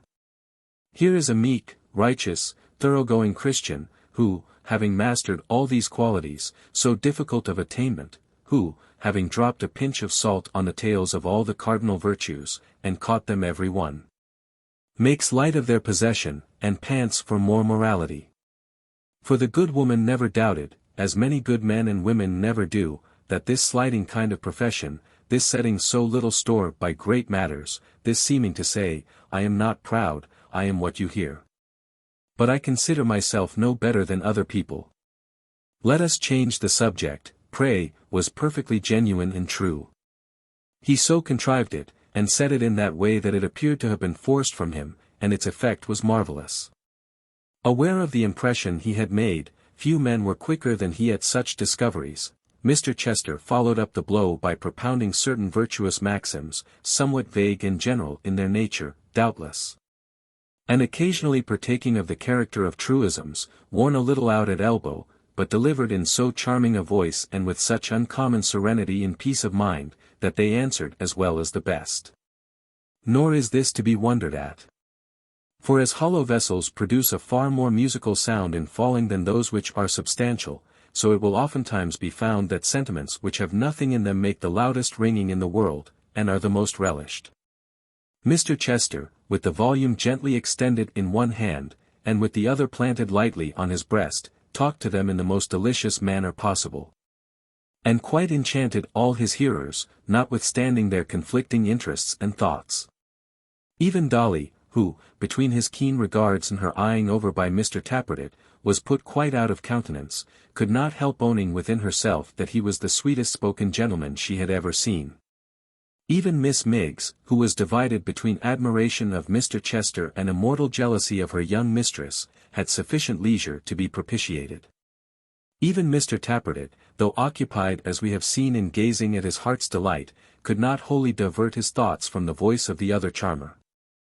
Mrs. Varden, to her own private thinking, had never been so improved in all her life. And when Mr. Chester, rising and craving permission to speak with her apart, took her by the hand and led her at arm's length upstairs to the best sitting-room, she almost deemed him something more than human. "Dear madam," he said, pressing her hand delicately to his lips, "be seated." Mrs. Varden called up quite a courtly air, and became seated. "You guess my object," said Mr. Chester, drawing a chair towards her. "You divine my purpose. I am an affectionate parent, my dear Mrs. Varden." "That I am sure you are, sir," said Mrs. V. "Thank you," returned Mr. Chester, tapping his snuff-box lid. "Heavy moral responsibilities rest with parents, Mrs. Varden." Mrs. Varden slightly raised her hands, shook her head, and looked at the ground as though she saw straight through the globe, out at the other end, and into the immensity of space beyond. "I may confide in you," said Mr. Chester, without reserve. "I love my son, ma'am, dearly, and loving him as I do, I would save him from working certain misery. You know of his attachment to Miss Haredale. You have abetted him in it, and very kind of you it was to do so. I am deeply obliged to you, most deeply obliged to you, for your interest in his behalf, but my dear ma'am, it is a mistaken one, I do assure you." Mrs. Varden stammered that she was sorry. "Sorry, my dear ma'am," he interposed. "Never be sorry for what is so very amiable, so very good in intention, so perfectly like yourself. But there are grave and weighty reasons, pressing family considerations, and apart even from these, points of religious difference, which interpose themselves, and render their union impossible, utterly impossible. I should have mentioned these circumstances to your husband, but he has, you will excuse my saying this so freely, he has not your quickness of apprehension or depth of moral sense. What an extremely airy house this is, and how beautifully kept! For one like myself, a widower so long, these tokens of female care and superintendence have inexpressible charms." Mrs. Varden began to think, she scarcely knew why, that the young Mr. Chester must be in the wrong and the old Mr. Chester must be in the right. "My son Ned," resumed her tempter with his most winning air, "has had, I am told, your lovely daughter's aid, and your open-hearted husband's." "Much more than mine, sir," said Mrs. Varden, "a great deal more. I have often had my doubts." "It's a bad example," suggested Mr. Chester. "It is. No doubt it is. Your daughter is at that age when to set before her an encouragement for young persons to rebel against their parents on this most important point, is particularly injudicious." "You are quite right. I ought to have thought of that myself, but it escaped me, I confess, so far superior are your sex to ours, dear madam, in point of penetration and sagacity. Mrs. Varden looked as wise as if she had really said something to deserve this compliment, firmly believed she had, in short, and her faith in her own shrewdness increased considerably. "My dear ma'am," said Mr. Chester, "you embolden me to be plain with you. My son and I are at variance on this point. The young lady and her natural guardian differ upon it, also. And the closing point is, that my son is bound by his duty to me, by his honor, by every solemn tie and obligation, to marry someone else." "Engaged to marry another lady," quoth Mrs. Varden, holding up her hands. "My dear madam, brought up, educated, and trained, expressly for that purpose." "Expressly for that purpose. Miss Haredale, I am told, is a very charming creature. I am her foster mother, and should know, the best young lady in the world," said Mrs. Varden. "I have not the smallest doubt of it. I am sure she is. And you, who have stood in that tender relation towards her, are bound to consult her happiness. Now, can I, as I have said to Haredale, who quite agrees, can I possibly stand by, and suffer her to throw herself away, although she is of a Catholic family, upon a young fellow who, as yet, has no heart at all? It is no imputation upon him to say he has not, because young men who have plunged deeply into the frivolities and conventionalities of society, very seldom have. Their hearts never grow, my dear ma'am, till after 30.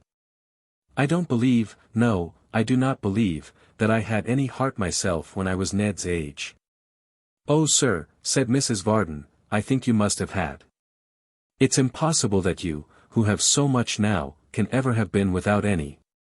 "I hope," he answered, shrugging his shoulders meekly, "I have a little, I hope, a very little, heaven knows. But to return to Ned, I have no doubt you thought, and therefore interfered benevolently in his behalf, that I objected to Miss Haredale." "How very natural." "My dear madam, I object to him, emphatically to Ned himself." Mrs. Varden was perfectly aghast at the disclosure. "He has, if he honorably fulfills this solemn obligation of which I have told you, and he must be honorable, dear Mrs. Varden, or he is no son of mine, a fortune within his reach. He is of most expensive, ruinously expensive habits. And if, in a moment of caprice and wilfulness, he were to marry this young lady, and so deprive himself of the means of gratifying the tastes to which he has been so long accustomed, he would, my dear madam. He would break the gentle creature's heart. Mrs. Varden, my good lady, my dear soul, I put it to you, is such a sacrifice to be endured? Is the female heart a thing to be trifled with in this way? Ask your own, my dear madam.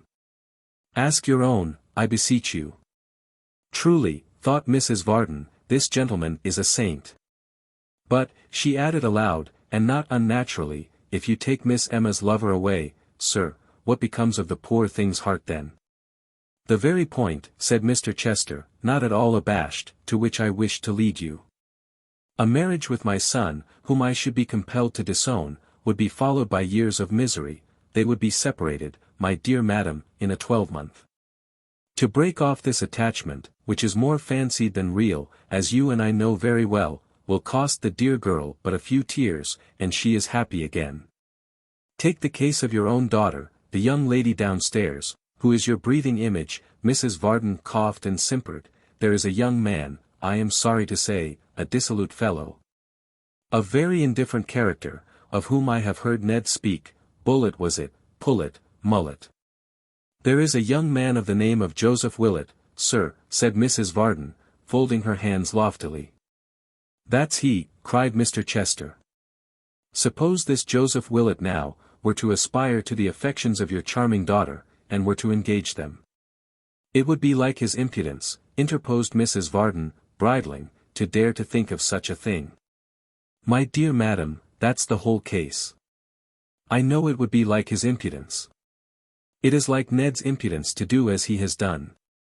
But you would not on that account, or because of a few tears from your beautiful daughter, refrain from checking their inclinations in their birth. I meant to have reasoned thus with your husband when I saw him at Mrs. Rudge's this evening. "My husband," said Mrs. Varden, interposing with emotion, "would be a great deal better at home than going to Mrs. Rudge's so often. I don't know what he does there. I don't see what occasion he has to busy himself in her affairs at all, sir." "If I don't appear to express my concurrence in those last sentiments of yours," returned Mr. Chester, "quite so strongly as you might desire, it is because his being there, my dear madam, and not proving conversational, led me hither. And procured me the happiness of this interview with one, in whom the whole management, conduct, and prosperity of her family are centred, I perceive." With that he took Mrs. Varden's hand again. And having pressed it to his lips with the high-flown gallantry of the day, a little burlesque to render it the more striking in the good lady's unaccustomed eyes, proceeded in the same strain of mingled sophistry, cajolery, and flattery, to entreat that her utmost influence might be exerted to restrain her husband and daughter from any further promotion of Edward's suit to Miss Haredale, and from aiding or abetting either party in any way. Mrs. Varden was but a woman, and had her share of vanity, obstinacy, and love of power. She entered into a secret treaty of alliance, offensive and defensive, with her insinuating visitor. And really did believe, as many others would have done who saw and heard him, that in so doing she furthered the ends of truth, justice, and morality, in a very uncommon degree. Overjoyed by the success of his negotiation, and mightily amused within himself, Mr. Chester conducted her downstairs in the same state as before. And having repeated the previous ceremony of salutation, which also as before comprehended Dolly, took his leave, first completing the conquest of Miss Miggs's heart, by inquiring if, this young lady, would light him to the door. "Oh, Mim," said Miggs, returning with the candle. "Oh gracious me, Mim, there's a gentleman. Was there ever such an angel to talk as he is, and such a sweet-looking man? So upright and noble, that he seems to despise the very ground he walks on. And yet so mild and condescending, that he seems to say, but I will take notice on it too. And to think of his taking you for Miss Dolly, and Miss Dolly for your sister, oh, my goodness me, if I was master wouldn't I be jealous of him." Mrs. Varden reproved her handmaid for this vain speaking. But very gently and mildly, quite smilingly indeed, remarking that she was a foolish, giddy, light-headed girl, whose spirits carried her beyond all bounds, and who didn't mean half she said, or she would be quite angry with her. "For my part," said Dolly, in a thoughtful manner, "I half believe Mr. Chester is something like Miggs in that respect. For all his politeness and pleasant speaking, I am pretty sure he was making game of us, more than once. If you venture to say such a thing again, and to speak ill of people behind their backs in my presence, Miss," said Mrs. Varden, "I shall insist upon your taking a candle and going to bed directly."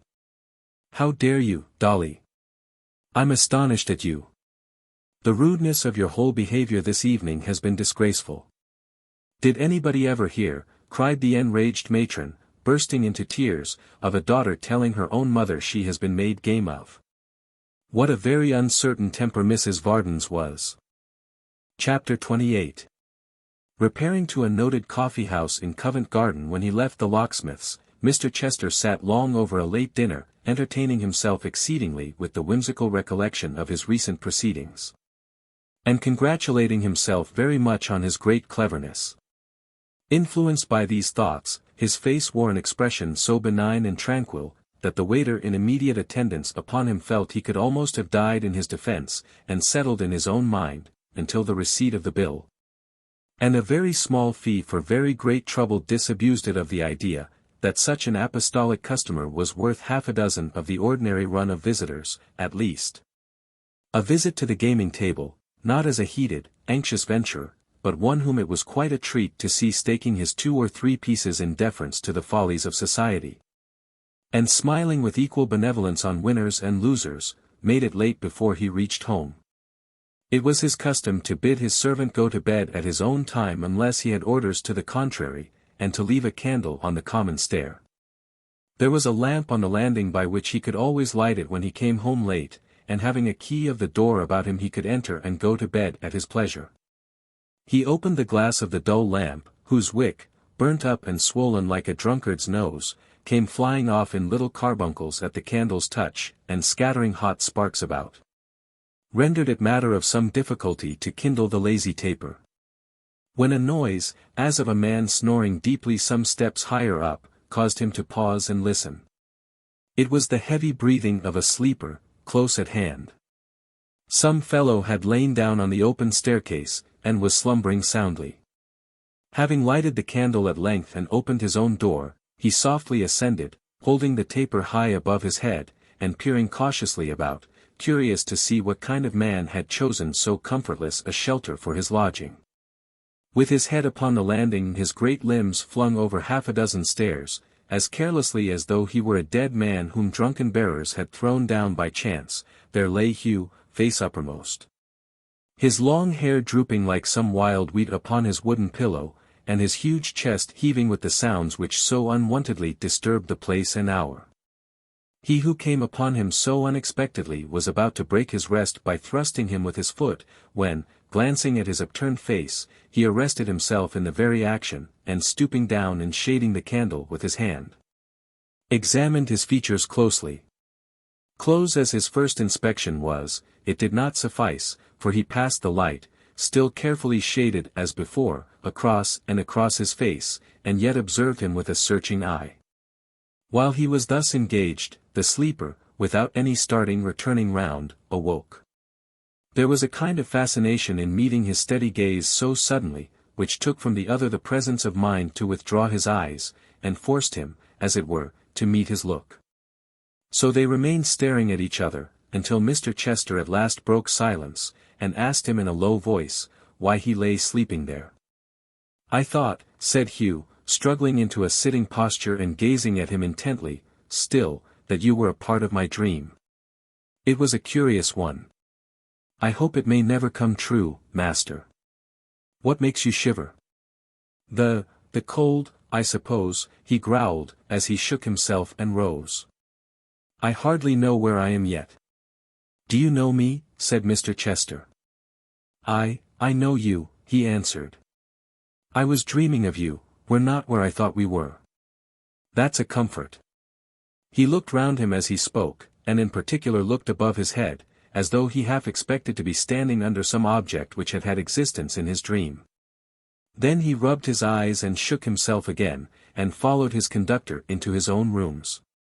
Mr. Chester lighted the candles which stood upon his dressing table, and wheeling an easy chair towards the fire, which was yet burning, stirred up a cheerful blaze, sat down before it, and bade his uncouth visitor, "Come here. And draw his boots off. You have been drinking again, my fine fellow," he said, as Hugh went down on one knee, and did as he was told. "As I'm alive, master, I've walked the 12 long miles, and waited here I don't know how long, and had no drink between my lips since dinner-time at noon. And can you do nothing better, my pleasant friend, than fall asleep, and shake the very building with your snores?" said Mr. Chester. "Can't you dream in your straw at home, dull dog as you are, that you need come here to do it? Reach me those slippers, and tread softly." Hugh obeyed in silence. "And hark ye, my dear young gentleman," said Mr. Chester, as he put them on, "the next time you dream, don't let it be of me, but of some dog or horse with whom you are better acquainted. Fill the glass once, you'll find it and the bottle in the same place, and empty it to keep yourself awake." Hugh obeyed again even more zealously, and having done so, presented himself before his patron. "Now," said Mr. Chester, "what do you want with me?" "There was news today," returned Hugh. "Your son was at our house, came down on horseback. He tried to see the young woman, but couldn't get sight of her.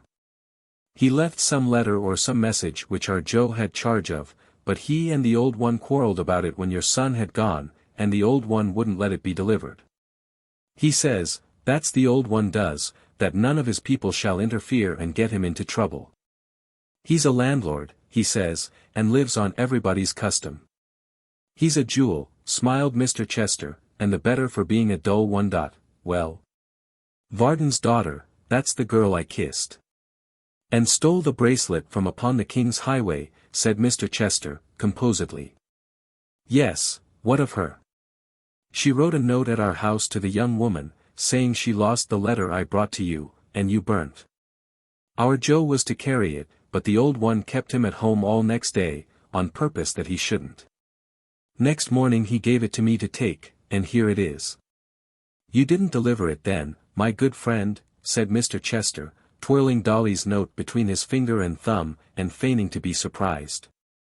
I supposed you'd want to have it, retorted Hugh. Burn one, burn all, I thought. My devil-may-care acquaintance, said Mr. Chester, really if you do not draw some nicer distinctions, your career will be cut short with most surprising suddenness. Don't you know that the letter you brought to me, was directed to my son who resides in this very place? And can you descry no difference between his letters and those addressed to other people? If you don't want it, said Hugh, disconcerted by this reproof, for he had expected high praise, give it me back, and I'll deliver it. I don't know how to please you, master. I shall deliver it, returned his patron, putting it away after a moment's consideration, myself. Does the young lady walk out, on fine mornings? Mostly, about noon is her usual time. Alone? Yes, alone. Where? In the grounds before the house. Them that the footpath crosses. If the weather should be fine, I may throw myself in her way tomorrow, perhaps, said Mr. Chester, as coolly as if she were one of his ordinary acquaintance. Mr. Hugh, if I should ride up to the Maypole door, you will do me the favor only to have seen me once. You must suppress your gratitude, and endeavor to forget my forbearance in the matter of the bracelet. It is natural it should break out, and it does you honor, but when other folks are by, you must, for your own sake and safety, be as like your usual self as though you owed me no obligation whatever, and had never stood within these walls. You comprehend me? Hugh understood him perfectly. After a pause he muttered that he hoped his patron would involve him in no trouble about this last letter, for he had kept it back solely with the view of pleasing him. He was continuing in this strain, when Mr. Chester with a most beneficent and patronizing air cut him short by saying, My good fellow, you have my promise, my word, my sealed bond, for a verbal pledge with me is quite as good. That I will always protect you so long as you deserve it. Now, do set your mind at rest. Keep it at ease, I beg of you. When a man puts himself in my power so thoroughly as you have done, I really feel as though he had a kind of claim upon me. I am more disposed to mercy and forbearance under such circumstances than I can tell you, Hugh. Do look upon me as your protector, and rest assured, I entreat you, that on the subject of that indiscretion, you may preserve, as long as you and I are friends, the lightest heart that ever beat within a human breast. Fill that glass once more to cheer you on your road homewards. I am really quite ashamed to think how far you have to go, and then God bless you for the night. They think, said Hugh, when he had tossed the liquor down, that I am sleeping soundly in the stable. Ha ha ha. The stable door is shut, but the steed's gone, master. You are a most convivial fellow, returned his friend, and I love your humor of all things. Good night. Take the greatest possible care of yourself, for my sake. It was remarkable that during the whole interview, each had endeavored to catch stolen glances of the other's face, and had never looked full at it. They interchanged one brief and hasty glance as Hugh went out, averted their eyes directly, and so separated. Hugh closed the double doors behind him, carefully and without noise. And Mr. Chester remained in his easy chair, with his gaze intently fixed upon the fire. Well, he said, after meditating for a long time, and said with a deep sigh and an uneasy shifting of his attitude, as though he dismissed some other subject from his thoughts, and returned to that which had held possession of them all the day, the plot thickens. I have thrown the shell, it will explode, I think, in 48 hours, and should scatter these good folks amazingly. We shall see. He went to bed and fell asleep, but had not slept long when he started up and thought that Hugh was at the outer door, calling in a strange voice, very different from his own, to be admitted. The delusion was so strong upon him, and was so full of that vague terror of the night in which such visions have their being, that he rose, and taking his sheathed sword in his hand, opened the door, and looked out upon the staircase. and towards the spot where Hugh had lain asleep, and even spoke to him by name. But all was dark and quiet, and creeping back to bed again, he fell, after an hour's uneasy watching, into a second sleep, and woke no more till morning. Chapter 29. The thoughts of worldly men are forever regulated by a moral law of gravitation, which, like the physical one, holds them down to earth. The bright glory of day, and the silent wonders of a starlit night, appeal to their minds in vain. There are no signs in the sun, or in the moon, or in the stars, for their reading. They are like some wise men, who, learning to know each planet by its Latin name, have quite forgotten such small heavenly constellations as charity, forbearance, universal love, and mercy. Although they shine by night and day so brightly that the blind may see them. And who, looking upward at the spangled sky, see nothing there but the reflection of their own great wisdom and book learning.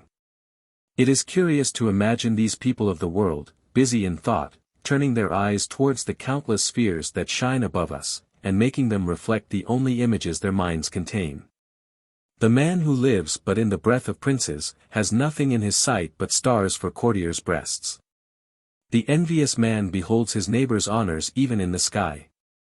To the money hoarder, and the mass of worldly folk, the whole great universe above glitters with sterling coin, fresh from the mint, stamped with the sovereign's head, coming always between them and heaven, turn where they may.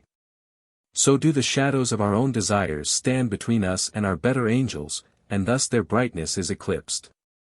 Everything was fresh and gay, as though the world were but that morning made, when Mr. Chester rode at a tranquil pace along the forest road. Though early in the season, it was warm and genial weather. The trees were budding into leaf, the hedges and the grass were green, the air was musical with songs of birds, and high above them all the lark poured out her richest melody. In shady spots, the morning dew sparkled on each young leaf and blade of grass, and where the sun was shining, some diamond drops yet glistened brightly, as in unwillingness to leave so fair a world, and have such brief existence. Even the light wind, whose rustling was as gentle to the ear as softly falling water, had its hope and promise. And, leaving a pleasant fragrance in its track as it went fluttering by, whispered of its intercourse with summer, and of his happy coming. The solitary rider went glancing on among the trees, from sunlight into shade and back again, at the same even pace, looking about him, certainly, from time to time, but with no greater thought of the day or the scene through which he moved, than that he was fortunate, being choicely dressed, to have such favorable weather. He smiled very complacently at such times, but rather as if he were satisfied with himself than with anything else, and so went riding on, upon his chestnut cob, as pleasant to look upon as his own horse. And probably far less sensitive to the many cheerful influences by which he was surrounded. In the course of time, the Maypole's massive chimneys rose upon his view, but he quickened not his pace one jot, and with the same cool gravity rode up to the tavern porch. John Willet, who was toasting his red face before a great fire in the bar, and who, with surpassing foresight and quickness of apprehension, had been thinking, as he looked at the blue sky, that if that state of things lasted much longer, it might ultimately become necessary to leave off fires and throw the windows open, issued forth to hold his stirrup, calling lustily for Hugh. "Oh, you're here, are you, sir?" said John, rather surprised by the quickness with which he appeared. "Take this here valuable animal into the stable, and have more than particular care of him if you want to keep your place. A mortal lazy fellow, sir, he needs a deal of looking after." "But you have a son," returned Mr. Chester, giving his bridle to Hugh as he dismounted, and acknowledging his salute by a careless motion of his hand towards his hat. "Why don't you make him useful?" "Why, the truth is, sir," replied John with great importance, "that my son—" "What, you're listening, are you, villain?" "Who's listening?" returned Hugh angrily. "A treat, indeed, to hear you speak. Would you have me take him until he's cool?" "Walk him up and down further off then, sir," cried old John, "and when you see me and a noble gentleman entertaining ourselves with talk, keep your distance." "If you don't know your distance, sir," added Mr. Willet, after an enormously long pause, during which he fixed his great dull eyes on Hugh, and waited with exemplary patience for any little property in the way of ideas that might come to him. "We'll find a way to teach you, pretty soon." Hugh shrugged his shoulders scornfully, and in his reckless swaggering way, crossed to the other side of the little green, and there, with the bridle slung loosely over his shoulder, led the horse to and fro, glancing at his master every now and then from under his bushy eyebrows, with as sinister an aspect as one would desire to see. Mr. Chester, who, without appearing to do so, had eyed him attentively during this brief dispute, stepped into the porch, and turning abruptly to Mr. Willet, said, "You keep strange servants, John." "Strange enough to look at, sir, certainly," answered the host, "but out of doors, for horses, dogs, and the likes of that, there ain't a better man in England than is that Maypole Hugh yonder." "He ain't fit for indoors," added Mr. Willet, with the confidential air of a man who felt his own superior nature. "I do that. But if that chap had only a little imagination, sir." "He's an active fellow now, I dare swear," said Mr. Chester, in a musing tone, which seemed to suggest that he would have said the same had there been nobody to hear him. "Active, sir?" retorted John, with quite an expression in his face, "that chap. Hullo there. You, sir. Bring that horse here, and go and hang my wig on the weathercock, to show this gentleman whether you're one of the lively sort or not." Hugh made no answer, but throwing the bridle to his master, and snatching his wig from his head, in a manner so unceremonious and hasty that the action discomposed Mr. Willet not a little, though performed at his own special desire, climbed nimbly to the very summit of the maypole before the house, and hanging the wig upon the weathercock, sent it twirling round like a roasting jack. Having achieved this performance, he cast it on the ground, and sliding down the pole with inconceivable rapidity, alighted on his feet almost as soon as it had touched the earth. "There, sir," said John, relapsing into his usual stolid state, "you won't see that at many houses, besides the Maypole, where there's good accommodation for man and beast, nor that neither, though that with him is nothing." This last remark bore reference to his vaulting on horseback, as upon Mr. Chester's first visit, and quickly disappearing by the stable gate. "That with him is nothing," repeated Mr. Willet, brushing his wig with his wrist, and inwardly resolving to distribute a small charge for dust and damage to that article of dress, through the various items of his guest's bill. "He'll get out of most any winder in the house. There never was such a chap for flinging himself about and never hurting his bones. It's my opinion, sir, that it's pretty nearly allowing to his not having any imagination. And that if imagination could be, which it can't, knocked into him, he'd never be able to do it any more. But we was talking, sir, about my son." "True, Willet, true," said his visitor, turning again towards the landlord with his accustomed serenity of face. "My good friend, what about him?" It has been reported that Mr. Willet, previously to making answer, winked. But as he was never known to be guilty of such lightness of conduct either before or afterwards, this may be looked upon as a malicious invention of his enemies, founded, perhaps, upon the undisputed circumstance of his taking his guest by the third breast button of his coat, counting downwards from the chin, and pouring his reply into his ear.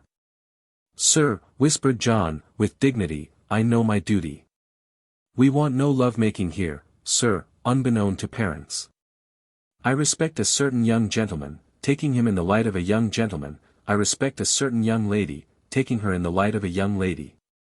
But of the two as a couple, I have no knowledge, sir, none whatever. My son, sir, is upon his patrol. I thought I saw him looking through the corner window but this moment," said Mr. Chester, who naturally thought that being on patrol implied walking about somewhere. "No doubt you did, sir," returned John. "He is upon his patrol of honor, sir, not to leave the premises. Me and some friends of mine that used the Maypole of an evening, sir, considered what was best to be done with him, to prevent his doing anything unpleasant in opposing your desires. And we've put him on his patrol. And what's more, sir, he won't be off his patrol for a pretty long time to come, I can tell you that." When he had communicated this bright idea, which had its origin in the perusal by the village cronies of a newspaper, containing, among other matters, an account of how some officer pending the sentence of some court-martial had been enlarged on parole. Mr. Willet drew back from his guest's ear, and without any visible alteration of feature, chuckled thrice audibly.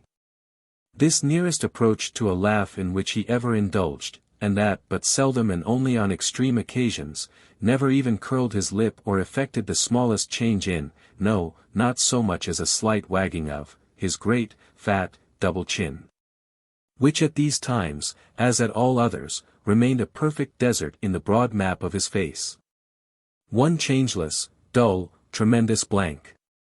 Lest it should be matter of surprise to any, that Mr. Willet adopted this bold course in opposition to one whom he had often entertained, and who had always paid his way at the Maypole gallantly. It may be remarked that it was his very penetration and sagacity in this respect, which occasioned him to indulge in those unusual demonstrations of jocularity, just now recorded. For Mr. Willet, after carefully balancing father and son in his mental scales, had arrived at the distinct conclusion that the old gentleman was a better sort of a customer than the young one. Throwing his landlord into the same scale, which was already turned by this consideration, and heaping upon him, again, his strong desires to run counter to the unfortunate Joe, and his opposition as a general principle to all matters of love and matrimony, it went down to the very ground straightway, and sent the light cause of the younger gentleman flying upwards to the ceiling. Mr. Chester was not the kind of man to be by any means dim-sighted to Mr. Willet's motives, but he thanked him as graciously as if he had been one of the most disinterested martyrs that ever shone on earth. And leaving him, with many complimentary reliances on his great taste and judgment, to prepare whatever dinner he might deem most fitting the occasion, bent his steps towards the warren.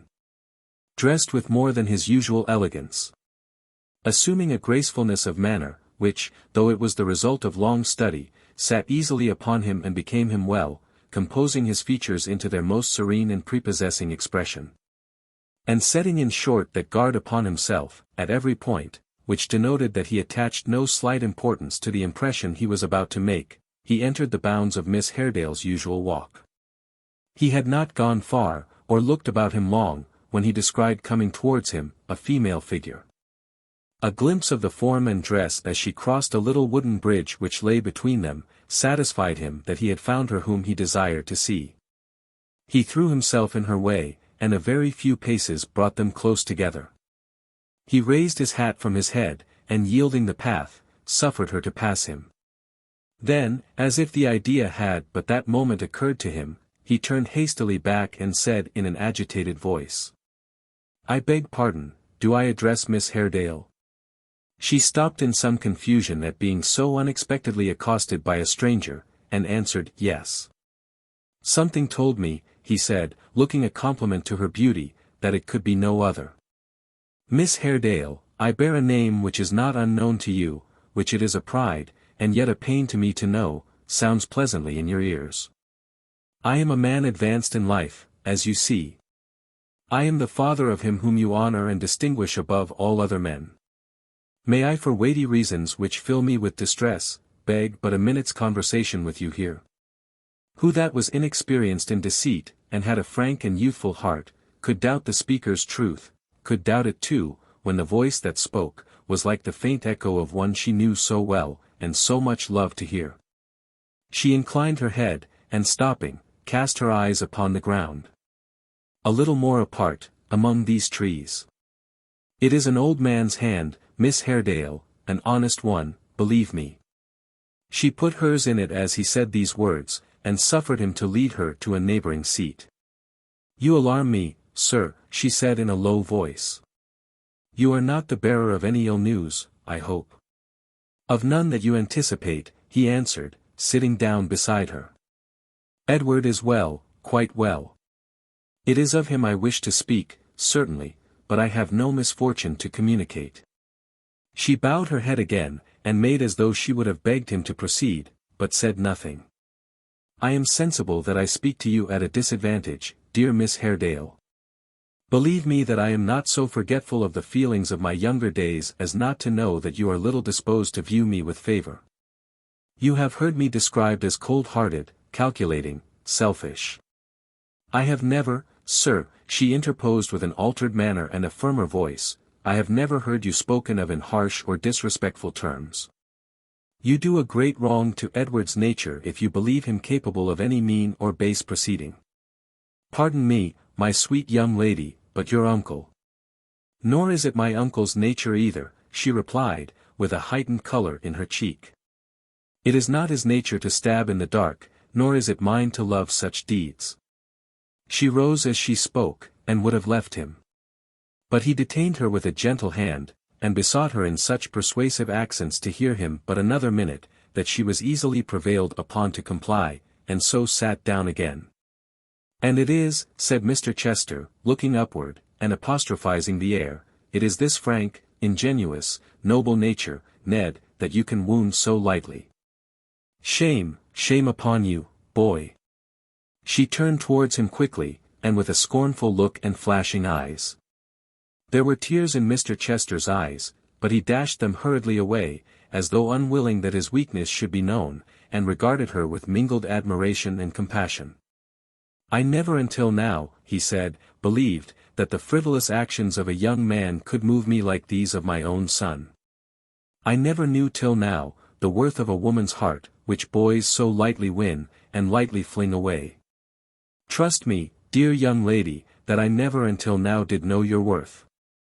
And though an abhorrence of deceit and falsehood has impelled me to seek you out, and would have done so had you been the poorest and least gifted of your sex, I should have lacked the fortitude to sustain this interview could I have pictured you to my imagination as you really are. Oh! If Mrs. Varden could have seen the virtuous gentleman as he said these words, with indignation sparkling from his eyes, if she could have heard his broken, quavering voice, if she could have beheld him as he stood bareheaded in the sunlight, and with unwonted energy poured forth his eloquence.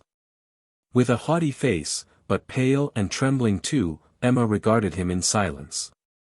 She neither spoke nor moved, but gazed upon him as though she would look into his heart. I throw off, said Mr. Chester, the restraint which natural affection would impose on some men, and reject all bonds but those of truth and duty. Miss Haredale, you are deceived by your unworthy lover, and my unworthy son. Still she looked at him steadily, and still said not one word. I have ever opposed his professions of love for you, you will do me the justice, dear Miss Haredale, to remember that. Your uncle and myself were enemies in early life, and if I had sought retaliation, I might have found it here. But as we grow older, we grow wiser, bitter, I would fain hope, and from the first, I have opposed him in this attempt. I foresaw the end, and would have spared you, if I could. Speak plainly, sir, she faltered.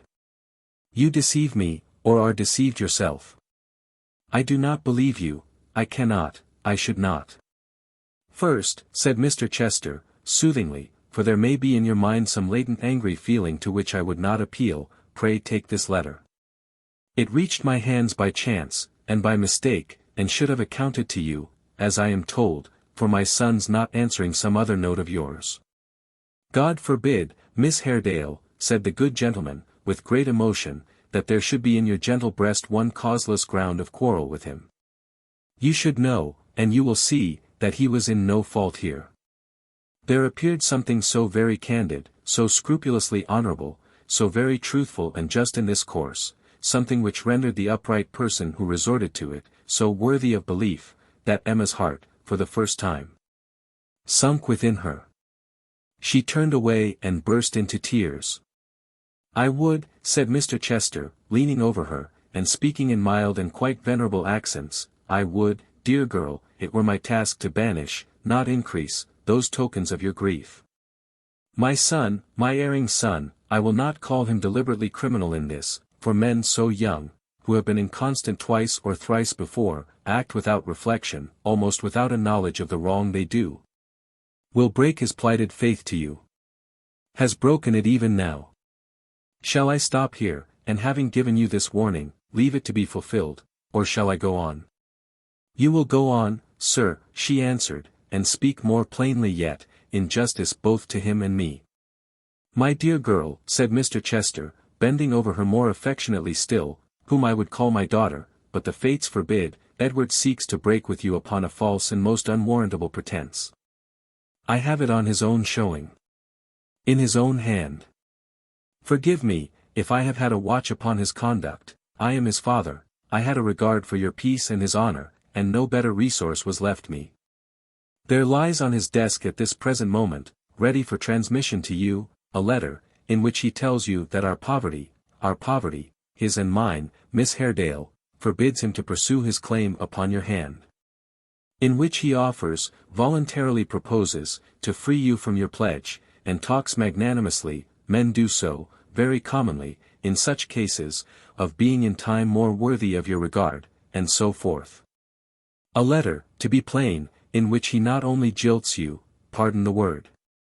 I would summon to your aid your pride and dignity, not only jilts you, I fear, in favor of the object whose slighting treatment first inspired his brief passion for yourself and gave it birth in wounded vanity, but affects to make a merit and a virtue of the act.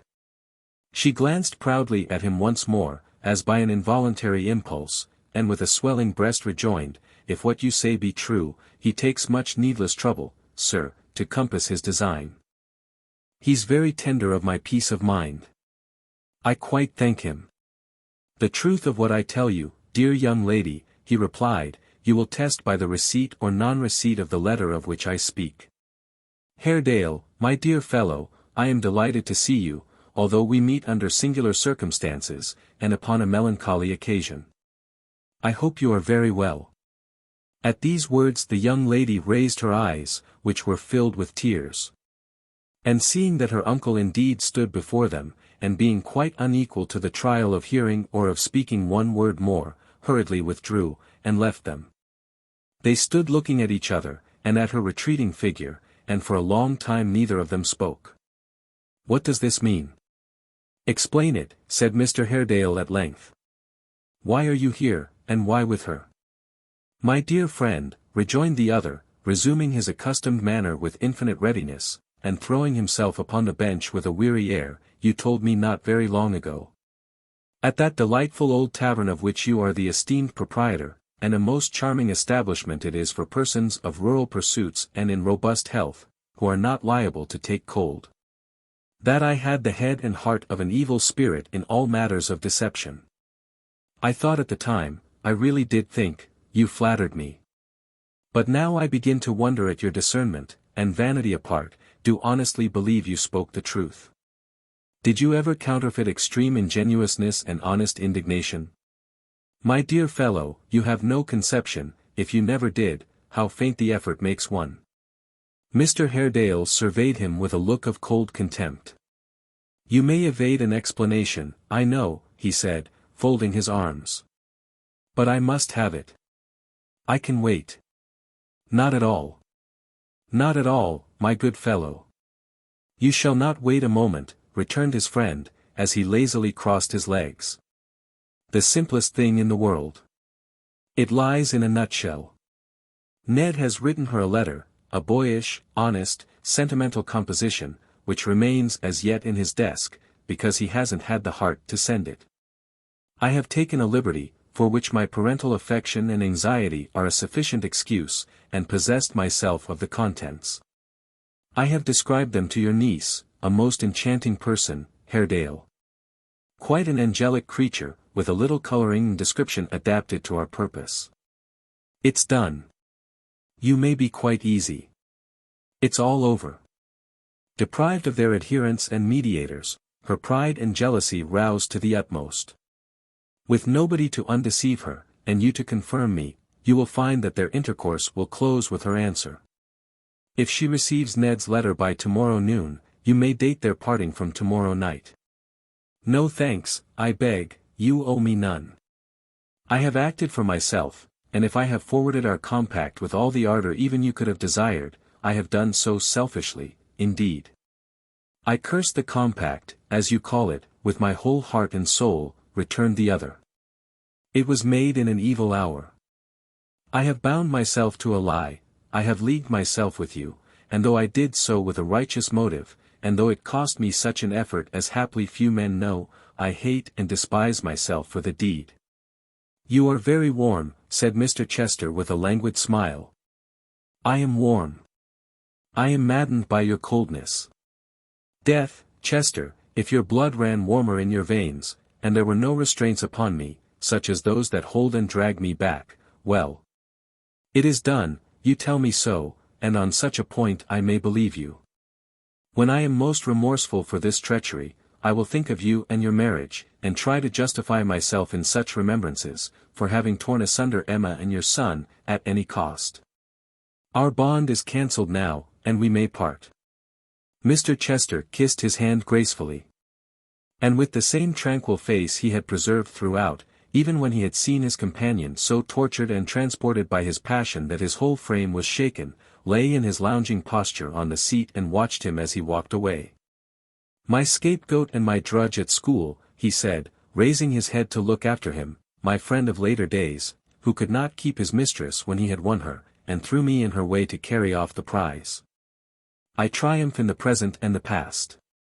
Bark on, ill-favored, ill-conditioned cur, fortune has ever been with me, I like to hear you.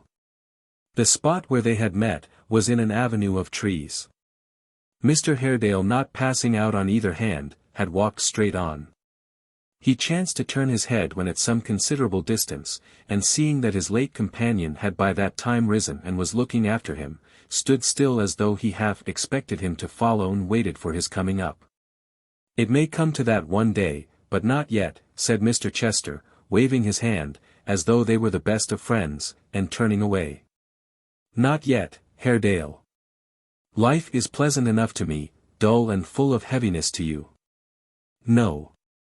To cross swords with such a man, to indulge his humor unless upon extremity, would be weak indeed. For all that, he drew his sword as he walked along, and in an absent humor ran his eye from hilt to point full 20 times. But thoughtfulness begets wrinkles. Remembering this, he soon put it up, smoothed his contracted brow, hummed a gay tune with greater gaiety of manner, and was his unruffled self again. Chapter 30. A homely proverb recognizes the existence of a troublesome class of persons who, having an inch conceded them, will take an ell. Not to quote the illustrious examples of those heroic scourges of mankind, whose amiable path in life has been from birth to death through blood, and fire, and ruin, and who would seem to have existed for no better purpose than to teach mankind that as the absence of pain is pleasure, so the earth, purged of their presence, may be deemed a blessed place, not to quote such mighty instances. It will be sufficient to refer to old John Willet. Old John, having long encroached a good standard inch, full measure, on the liberty of Joe, and having snipped off a Flemish L in the matter of the parole, grew so despotic and so great, that his thirst for conquest knew no bounds. The more young Joe submitted, the more absolute old John became. The L soon faded into nothing. Yards, furlongs, miles arose. And on went old John in the pleasantest manner possible, trimming off an exuberance in this place, shearing away some liberty of speech or action in that, and conducting himself in his small way with as much high mightiness and majesty as the most glorious tyrant that ever had his statue reared in the public ways, of ancient or of modern times. As great men are urged on to the abuse of power, when they need urging, which is not often, by their flatterers and dependents, so old John was impelled to these exercises of authority by the applause and admiration of his Maypole cronies, who, in the intervals of their nightly pipes and pots, would shake their heads and say that Mr. Willet was a father of the good old English sort. That there were no newfangled notions or modern ways in him, that he put them in mind of what their fathers were when they were boys, that there was no mistake about him. That it would be well for the country if there were more like him, and more was the pity that there were not, with many other original remarks of that nature.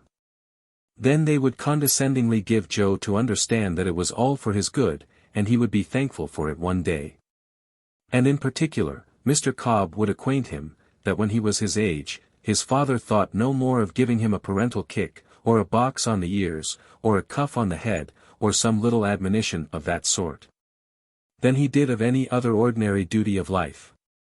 And he would further remark, with looks of great significance, that but for this judicious bringing up, he might have never been the man he was at that present speaking.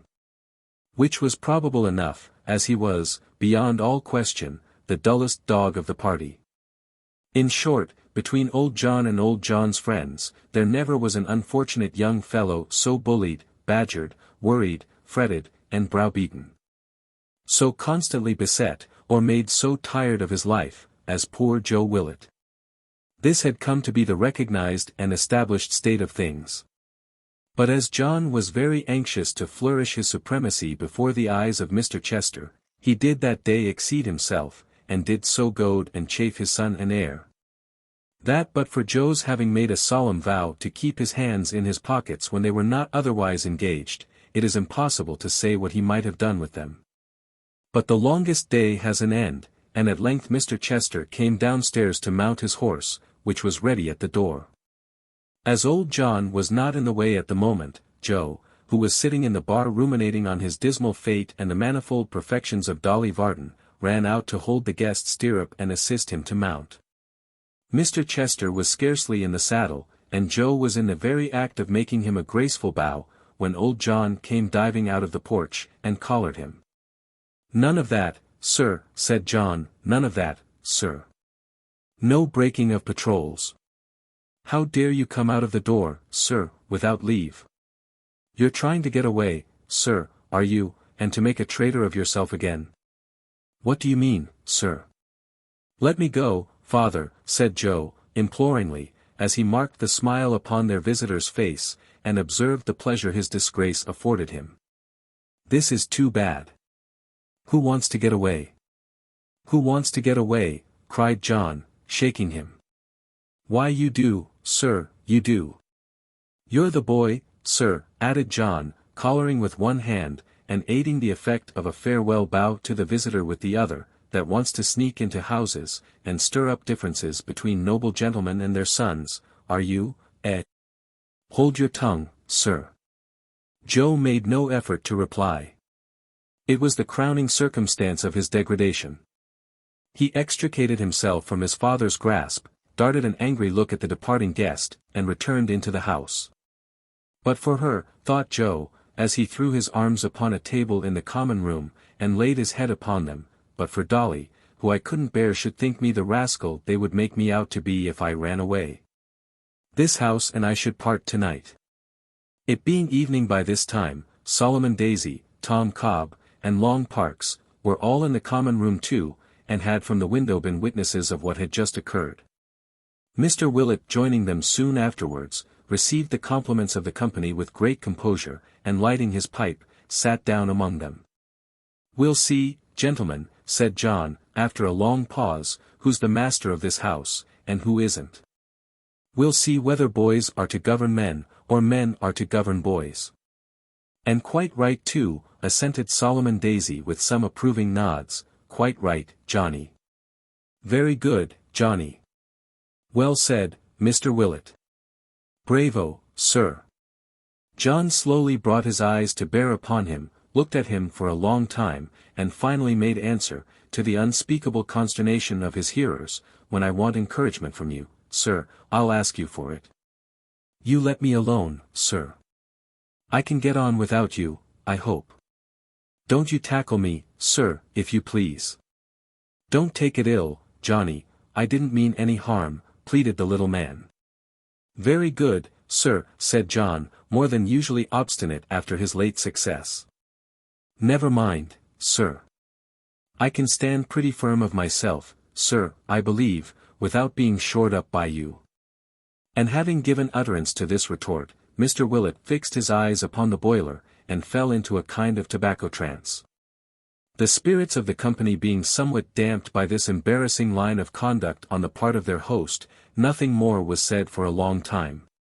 But at length Mr. Cobb took upon himself to remark, as he rose to knock the ashes out of his pipe, that he hoped Joe would thenceforth learn to obey his father in all things. That he had found, that day, he was not one of the sort of men who were to be trifled with, and that he would recommend him, poetically speaking, to mind his eye for the future. "I'd recommend you, in return," said Joe, looking up with a flushed face, "not to talk to me." "Hold your tongue, sir," cried Mr. Willet, suddenly rousing himself, and turning round. "I won't, father," cried Joe, smiting the table with his fist, so that the jugs and glasses rung again. These things are hard enough to bear from you, from anybody else I never will endure them any more. Therefore I say, Mr. Cobb, don't talk to me. Why, who are you, said Mr. Cobb, sneeringly, that you're not to be talked to, Joe?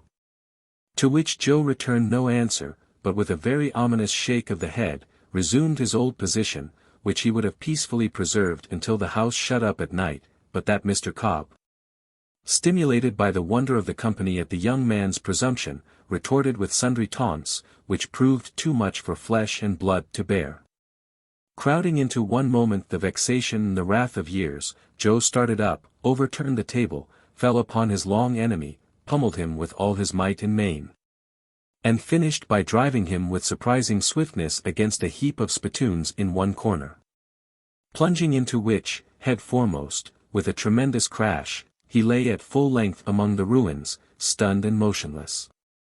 Then, without waiting to receive the compliments of the bystanders on the victory he had won, he retreated to his own bedchamber, and considering himself in a state of siege, piled all the portable furniture against the door by way of barricade.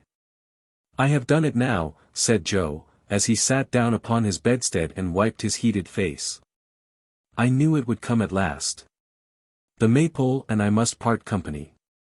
I'm a roving vagabond, she hates me for evermore, it's all over. Chapter 31. Pondering on his unhappy lot, Joe sat and listened for a long time, expecting every moment to hear their creaking footsteps on the stairs, or to be greeted by his worthy father with a summons to capitulate unconditionally, and deliver himself up straightway. But neither voice nor footstep came. And though some distant echoes, as of closing doors and people hurrying in and out of rooms, resounding from time to time through the great passages, and penetrating to his remote seclusion, gave note of unusual commotion downstairs, no nearer sound disturbed his place of retreat, which seemed the quieter for these far-off noises, and was as dull and full of gloom as any hermit's cell. It came on darker and darker. The old-fashioned furniture of the chamber, which was a kind of hospital for all the invalid movables in the house, grew indistinct and shadowy in its many shapes. Chairs and tables, which by day were as honest cripples as need be, assumed a doubtful and mysterious character. And one old leprous screen of faded India leather and gold binding, which had kept out many a cold breath of air in days of yore and shut in many a jolly face, frowned on him with a spectral aspect, and stood at full height in its allotted corner, like some gaunt ghost who waited to be questioned. A portrait opposite the window, a queer, old grey-eyed general, in an oval frame, seemed to wink and doze as the light decayed, and at length, when the last faint glimmering speck of day went out, to shut its eyes in good earnest, and fall sound asleep. There was such a hush and mystery about everything, that Joe could not help following its example, and so went off into a slumber likewise, and dreamed of Dolly, till the clock of Chigwell church struck 2. Still nobody came. The distant noises in the house had ceased, and out of doors all was quiet, save for the occasional barking of some deep-mouthed dog, and the shaking of the branches by the night wind. He gazed mournfully out of window at each well-known object as it lay sleeping in the dim light of the moon, and creeping back to his former seat, thought about the late uproar, until, with long thinking of, it seemed to have occurred a month ago. Thus, between dozing, and thinking, and walking to the window and looking out, the night wore away, the grim old screen, and the kindred chairs and tables, began slowly to reveal themselves in their accustomed forms. The grey-eyed general seemed to wink and yawn and rouse himself, and at last he was broad awake again, and very uncomfortable and cold and haggard he looked, in the dull grey light of morning. The sun had begun to peep above the forest trees, and already flung across the curling mist bright bars of gold, when Joe dropped from his window on the ground below, a little bundle and his trusty stick, and prepared to descend himself. It was not a very difficult task, for there were so many projections and gable ends in the way, that they formed a series of clumsy steps, with no greater obstacle than a jump of some few feet at last. Joe, with his stick and bundle on his shoulder, quickly stood on the firm earth, and looked up at the old Maypole, it might be for the last time. He didn't apostrophize it, for he was no great scholar. He didn't curse it, for he had little ill will to give to anything on earth. He felt more affectionate and kind to it than ever he had done in all his life before, so said with all his heart, "God bless you," as a parting wish, and turned away. He walked along at a brisk pace, big with great thoughts of going for a soldier and dying in some foreign country where it was very hot and sandy, and leaving God knows what unheard of wealth in prize money to Dolly, who would be very much affected when she came to know of it. And full of such youthful visions, which were sometimes sanguine and sometimes melancholy, but always had her for their main point and centre, pushed on vigorously until the noise of London sounded in his ears, and the Black Lion hove in sight. It was only 8 o'clock then, and very much astonished the Black Lion was, to see him come walking in with dust upon his feet at that early hour, with no grey mare to bear him company. But as he ordered breakfast to be got ready with all speed, and on its being set before him gave indisputable tokens of a hearty appetite, the Lion received him, as usual, with a hospitable welcome, and treated him with those marks of distinction, which, as a regular customer, and one within the freemasonry of the trade, he had a right to claim. This Lion or landlord, for he was called both man and beast, by reason of his having instructed the artist who painted his sign, to convey into the features of the lordly brute whose effigy it bore, as near a counterpart of his own face as his skill could compass and devise, was a gentleman almost as quick of apprehension, and of almost as subtle a wit, as the mighty John himself. But the difference between them lay in this, that whereas Mr. Willet's extreme sagacity and acuteness were the efforts of unassisted nature, the Lion stood indebted, in no small amount, to beer, of which he swigged such copious draughts, that most of his faculties were utterly drowned and washed away, except the one great faculty of sleep, which he retained in surprising perfection. The creaking Lion over the house door was, therefore, to say the truth, rather a drowsy, tame, and feeble Lion. And as these social representatives of a savage class are usually of a conventional character, being depicted, for the most part, in impossible attitudes and of unearthly colors, he was frequently supposed by the more ignorant and uninformed among the neighbors, to be the veritable portrait of the host as he appeared on the occasion of some great funeral ceremony or public mourning. "What noisy fellow is that in the next room?" said Joe, when he had disposed of his breakfast, and had washed and brushed himself. "A recruiting sergeant," replied the Lion. Joe started involuntarily. Here was the very thing he had been dreaming of, all the way along. "And I wish," said the Lion, "he was anywhere else but here. The party make noise enough, but don't call for much. There's great cry there, Mr. Willet, but very little wool. Your father wouldn't like ham, I know. Perhaps not much under any circumstances. Perhaps if he could have known what was passing at that moment in Joe's mind, he would have liked them still less. Is he recruiting for a fine regiment?" said Joe, glancing at a little round mirror that hung in the bar. "I believe he is," replied the host. "It's much the same thing, whatever regiment he's recruiting for. I'm told there ain't a deal of difference between a fine man and another one, when they're shot through and through." "They're not all shot," said Joe. "No," the Lion answered, "not all. Those that are, supposing it's done easy, are the best off in my opinion." "Ah," retorted Joe, "but you don't care for glory." "For what?" said the Lion. "Glory." "No," returned the Lion, with supreme indifference. "I don't." "You're right in that, Mr. Willet. When glory comes here, and calls for anything to drink and changes a guinea to pay for it, I'll give it him for nothing. It's my belief, sir, that the glory's arms wouldn't do a very strong business." These remarks were not at all comforting. Joe walked out, stopped at the door of the next room, and listened. The sergeant was describing a military life. It was all drinking, he said, except that there were frequent intervals of eating and love-making.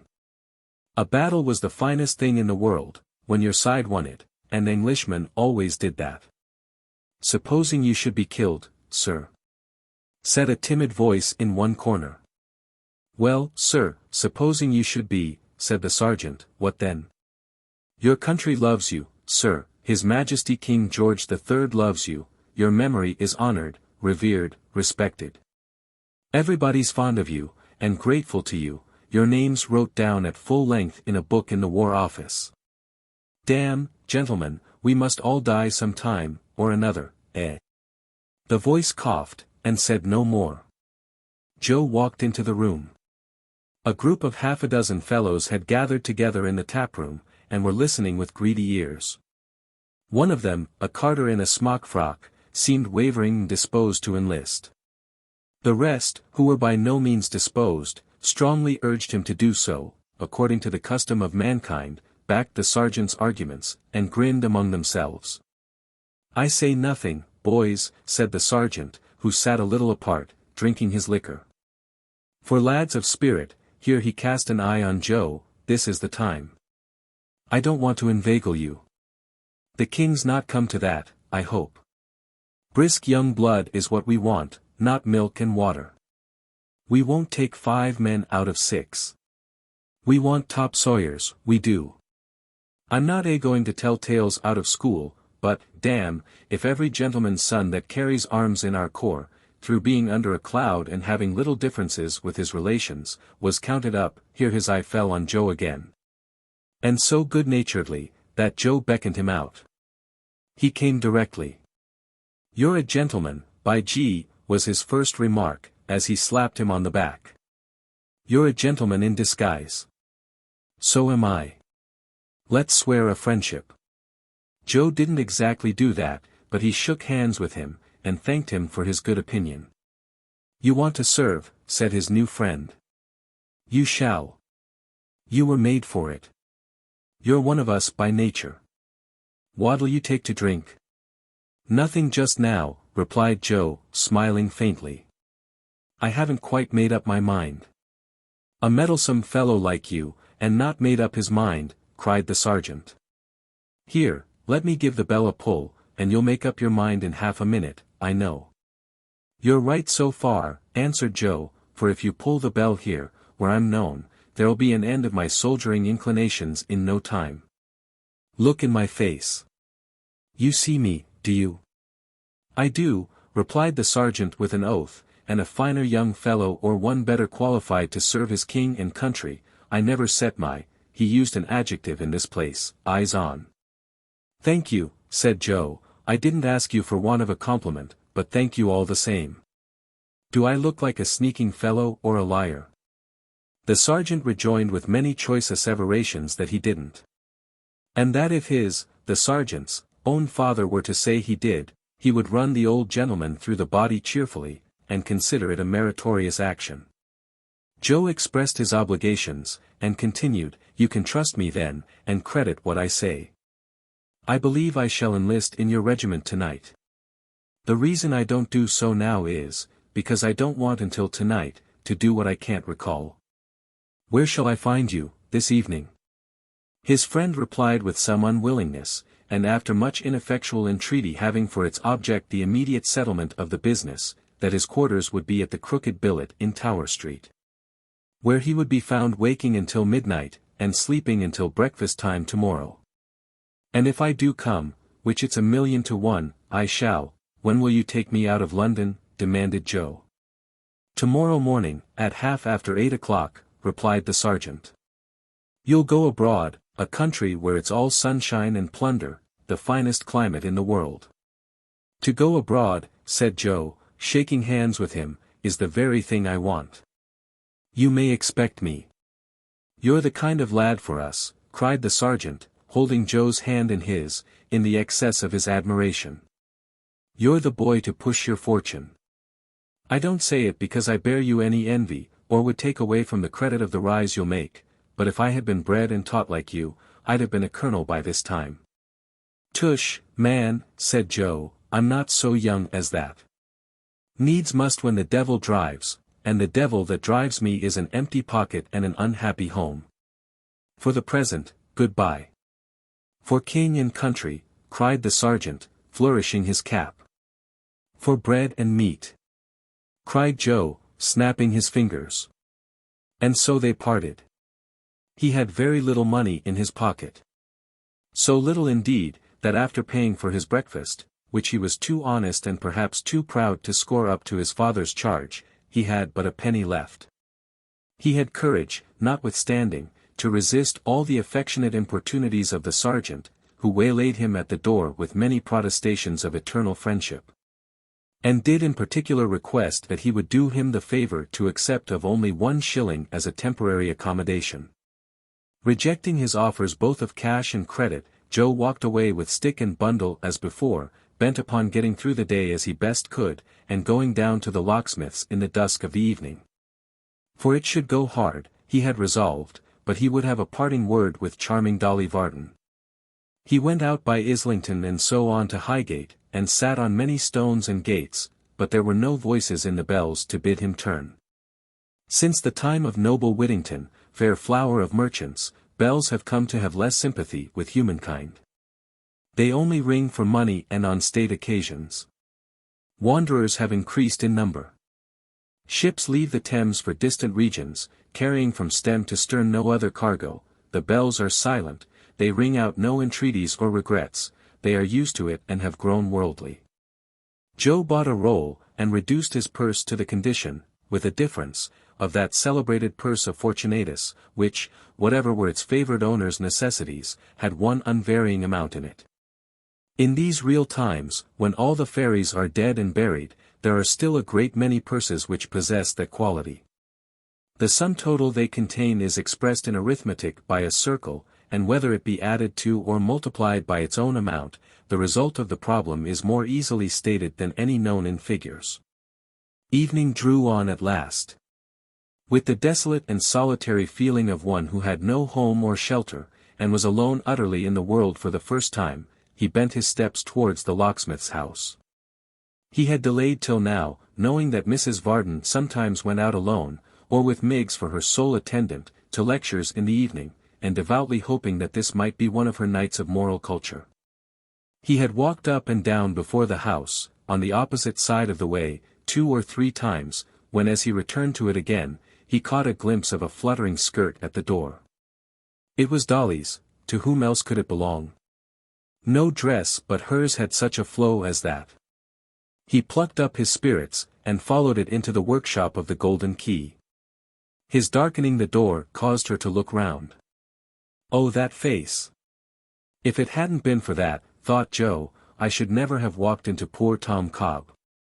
She's 20 times handsomer than ever. She might marry a lord. He didn't say this. He only thought it, perhaps looked it also.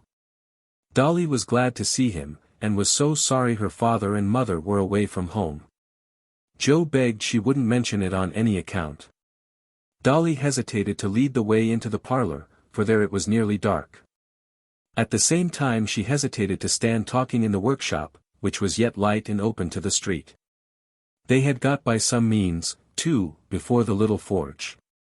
And Joe having her hand in his, which he had no right to have, for Dolly only gave it him to shake, it was so like standing before some homely altar being married, that it was the most embarrassing state of things in the world.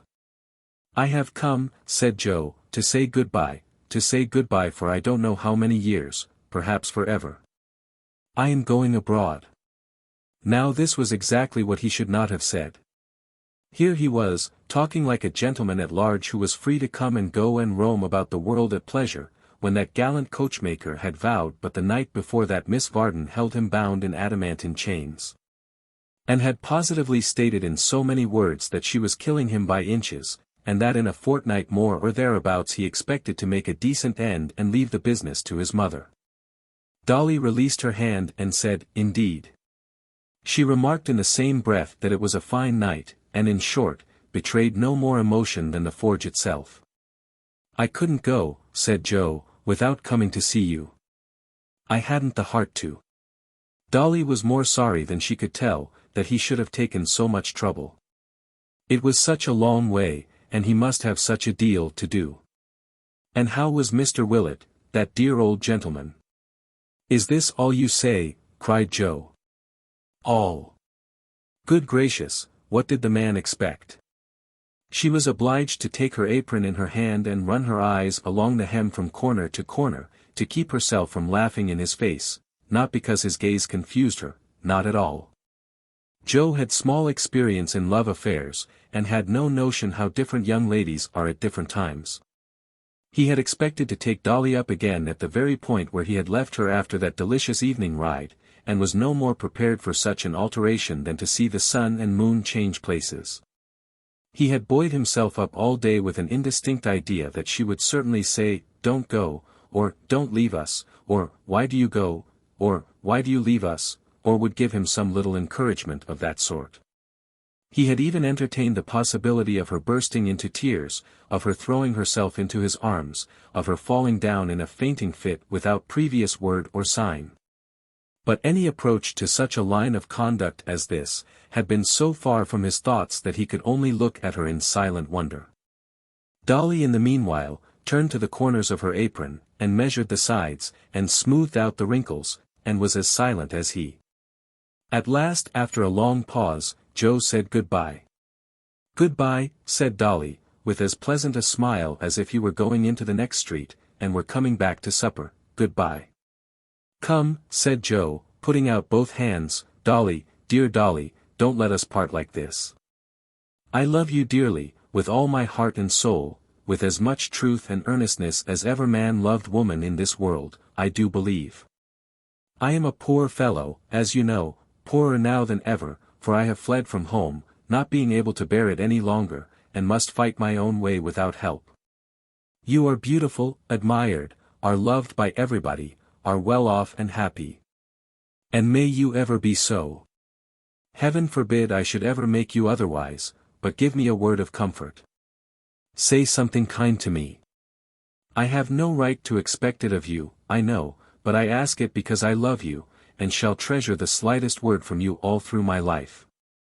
Dolly, dearest, have you nothing to say to me?" "No. Nothing." Dolly was a coquette by nature, and a spoilt child. She had no notion of being carried by storm in this way. The coachmaker would have been dissolved in tears, and would have knelt down, and called himself names, and clasped his hands, and beat his breast, and tugged wildly at his cravat, and done all kinds of poetry. Joe had no business to be going abroad. He had no right to be able to do it. If he was in adamantine chains, he couldn't. "I have said goodbye," said Dolly, twice. "Take your arm away directly, Mr. Joseph, or I'll call Miggs." "I'll not reproach you," answered Joe, "it's my fault, no doubt. I have thought sometimes that you didn't quite despise me, but I was a fool to think so. Every one must, who has seen the life I have led, you most of all. God bless you." He was gone, actually gone. Dolly waited a little while, thinking he would return, peeped out at the door, looked up the street and down as well as the increasing darkness would allow, came in again, waited a little longer, went upstairs humming a tune, bolted herself in. Laid her head down on her bed, and cried as if her heart would break. And yet such natures are made up of so many contradictions, that if Joe Willet had come back that night, next day, next week, next month, the odds are 100 to 1 she would have treated him in the very same manner. And have wept for it afterwards with the very same distress. She had no sooner left the workshop than there cautiously peered out from behind the chimney of the forge, a face which had already emerged from the same concealment twice or thrice, unseen, and which, after satisfying itself that it was now alone, was followed by a leg, a shoulder, and so on by degrees, until the form of Mr. Tappertit stood confessed, with a brown paper cap stuck negligently on one side of its head, and its arms very much akimbo. "Have my ears deceived me," said the prentice, "or do I dream? Am I to thank thee, Fortune, or to cuss thee, Witch?" He gravely descended from his elevation, took down his piece of looking-glass, planted it against the wall upon the usual bench, twisted his head round, and looked closely at his legs. "If they're a dream," said Sim, "let sculptors have such wis-irons, and chisel 'em out when they wake. This is reality. Sleep has no such limbs as them. Tremble, Willet, and despair. She's mine. She's mine." With these triumphant expressions, he seized a hammer and dealt a heavy blow at a vice, which in his mind's eye represented the sconce or head of Joseph Willet. That done, he burst into a peal of laughter which startled Miss Miggs even in her distant kitchen, and dipping his head into a bowl of water, had recourse to a jack towel inside the closet door, which served the double purpose of smothering his feelings and drying his face. Joe, disconsolate and downhearted, but full of courage too, on leaving the locksmith's house made the best of his way to the Crooked Billet, and there inquired for his friend the sergeant, who, expecting no man less, received him with open arms. In the course of 5 minutes after his arrival at that house of entertainment, he was enrolled among the gallant defenders of his native land. And within half an hour, was regaled with a steaming supper of boiled tripe and onions, prepared, as his friend assured him more than once, at the express command of his most sacred majesty the king. To this meal, which tasted very savory after his long fasting, he did ample justice. And when he had followed it up, or down, with a variety of loyal and patriotic toasts, he was conducted to a straw mattress in a loft over the stable, and locked in there for the night. The next morning, he found that the obliging care of his martial friend had decorated his hat with sundry parti-colored streamers, which made a very lively appearance. And in company with that officer, and 3 other military gentlemen newly enrolled, who were under a cloud so dense that it only left 3 shoes, a boot, and a coat and a half visible among them, repaired to the riverside. Here they were joined by a corporal and 4 more heroes, of whom 2 were drunk and daring, and 2 sober and penitent, but each of whom, like Joe, had his dusty stick and bundle. The party embarked in a passage boat bound for Gravesend, whence they were to proceed on foot to Chatham. The wind was in their favour, and they soon left London behind them, a mere dark mist, a giant phantom in the air. Chapter 32. Misfortunes, saith the adage, never come singly. There is little doubt that troubles are exceedingly gregarious in their nature, and flying in flocks, are apt to perch capriciously, crowding on the heads of some poor wights until there is not an inch of room left on their unlucky crowns, and taking no more notice of others who offer as good resting places for the soles of their feet, than if they had no existence. It may have happened that a flight of troubles brooding over London, and looking out for Joseph Willet, whom they couldn't find, darted down haphazard on the first young man that caught their fancy, and settled on him instead. However this may be, certain it is that on the very day of Joe's departure they swarmed about the ears of Edward Chester, and did so buzz and flap their wings, and persecute him, that he was most profoundly wretched. It was evening, and just 8 o'clock, when he and his father, having wine and dessert set before them, were left to themselves for the first time that day. They had dined together, but a 3rd person had been present during the meal, and until they met at table they had not seen each other since the previous night. Edward was reserved and silent. Mr. Chester was more than usually gay. But not caring, as it seemed, to open a conversation with one whose humour was so different, he vented the lightness of his spirit in smiles and sparkling looks, and made no effort to awaken his attention. So they remained for some time, the father lying on a sofa with his accustomed air of graceful negligence, the son seated opposite to him with downcast eyes, busied, it was plain, with painful and uneasy thoughts. "My dear Edward," said Mr. Chester at length, with a most engaging laugh, "do not extend your drowsy influence to the decanter. Suffer that to circulate, let your spirits be never so stagnant." Edward begged his pardon, passed it, and relapsed into his former state. "You do wrong not to fill your glass," said Mr. Chester, holding up his own before the light. "Wine in moderation, not in excess, for that makes men ugly, has 1,000 pleasant influences. It brightens the eye, improves the voice, imparts a new vivacity to one's thoughts and conversation. You should try it, Ned." "Ah, father!"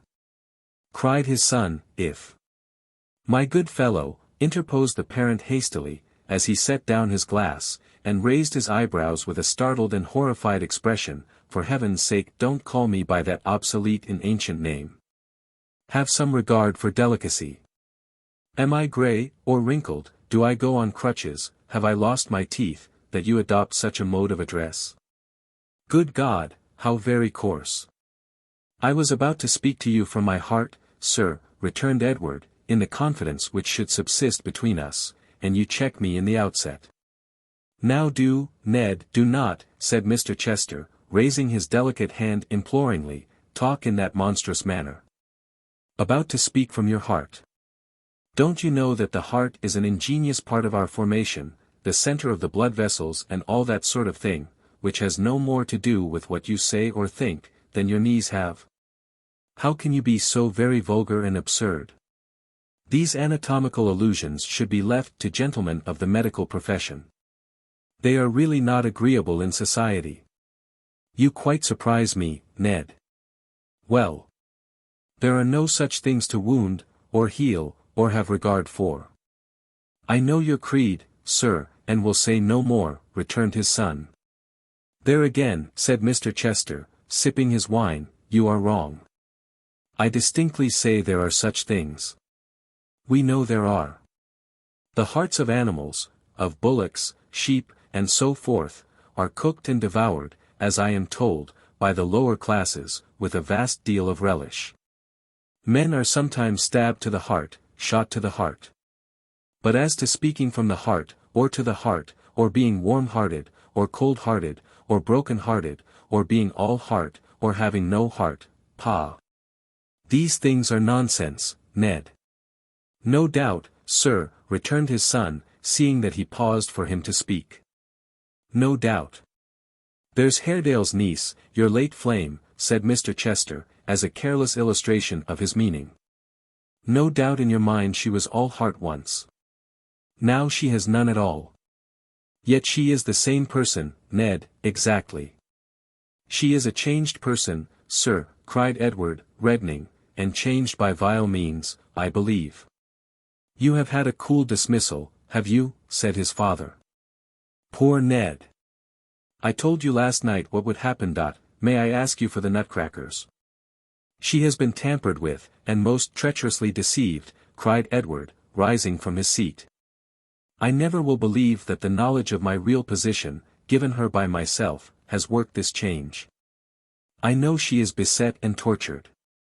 But though our contract is at an end, and broken past all redemption, though I charge upon her want of firmness and want of truth, both to herself and me, I do not now, and never will believe, that any sordid motive, or her own unbiased will, has led her to this course, never. You make me blush, returned his father gaily, for the folly of your nature, in which, but we never know ourselves, I devoutly hope there is no reflection of my own. With regard to the young lady herself, she has done what is very natural and proper, my dear fellow, what you yourself proposed, as I learned from Haredale, and what I predicted, with no great exercise of sagacity, she would do. She supposed you to be rich, or at least quite rich enough, and found you poor. Marriage is a civil contract, people marry to better their worldly condition and improve appearances. It is an affair of house and furniture, of liveries, servants, equipage, and so forth. The lady being poor and you poor also, there is an end of the matter. You cannot enter upon these considerations, and have no manner of business with the ceremony. I drink her health in this glass, and respect and honor her for her extreme good sense. It is a lesson to you. Fill yours, Ned. It is a lesson, returned his son, by which I hope I may never profit, and if years and experience impress it on. Don't say on the heart, interposed his father. On men whom the world and its hypocrisy have spoiled, said Edward warmly, heaven keep me from its knowledge. Come, sir, returned his father, raising himself a little on the sofa, and looking straight towards him, we have had enough of this. Remember, if you please, your interest, your duty, your moral obligations, your filial affections, and all that sort of thing, which it is so very delightful and charming to reflect upon, or you will repent it. I shall never repent the preservation of my self-respect, sir, said Edward. Forgive me if I say that I will not sacrifice it at your bidding, and that I will not pursue the track which you would have me take, and to which the secret share you have had in this late separation tends. His father rose a little higher still, and looking at him as though curious to know if he were quite resolved and earnest, dropped gently down again, and said in the calmest voice, eating his nuts meanwhile. Edward, my father had a son, who being a fool like you, and, like you, entertaining low and disobedient sentiments, he disinherited and cursed one morning after breakfast. The circumstance occurs to me with a singular clearness of recollection this evening. I remember eating muffins at the time, with marmalade. He led a miserable life, the son, I mean, and died early. It was a happy release on all accounts. He degraded the family very much.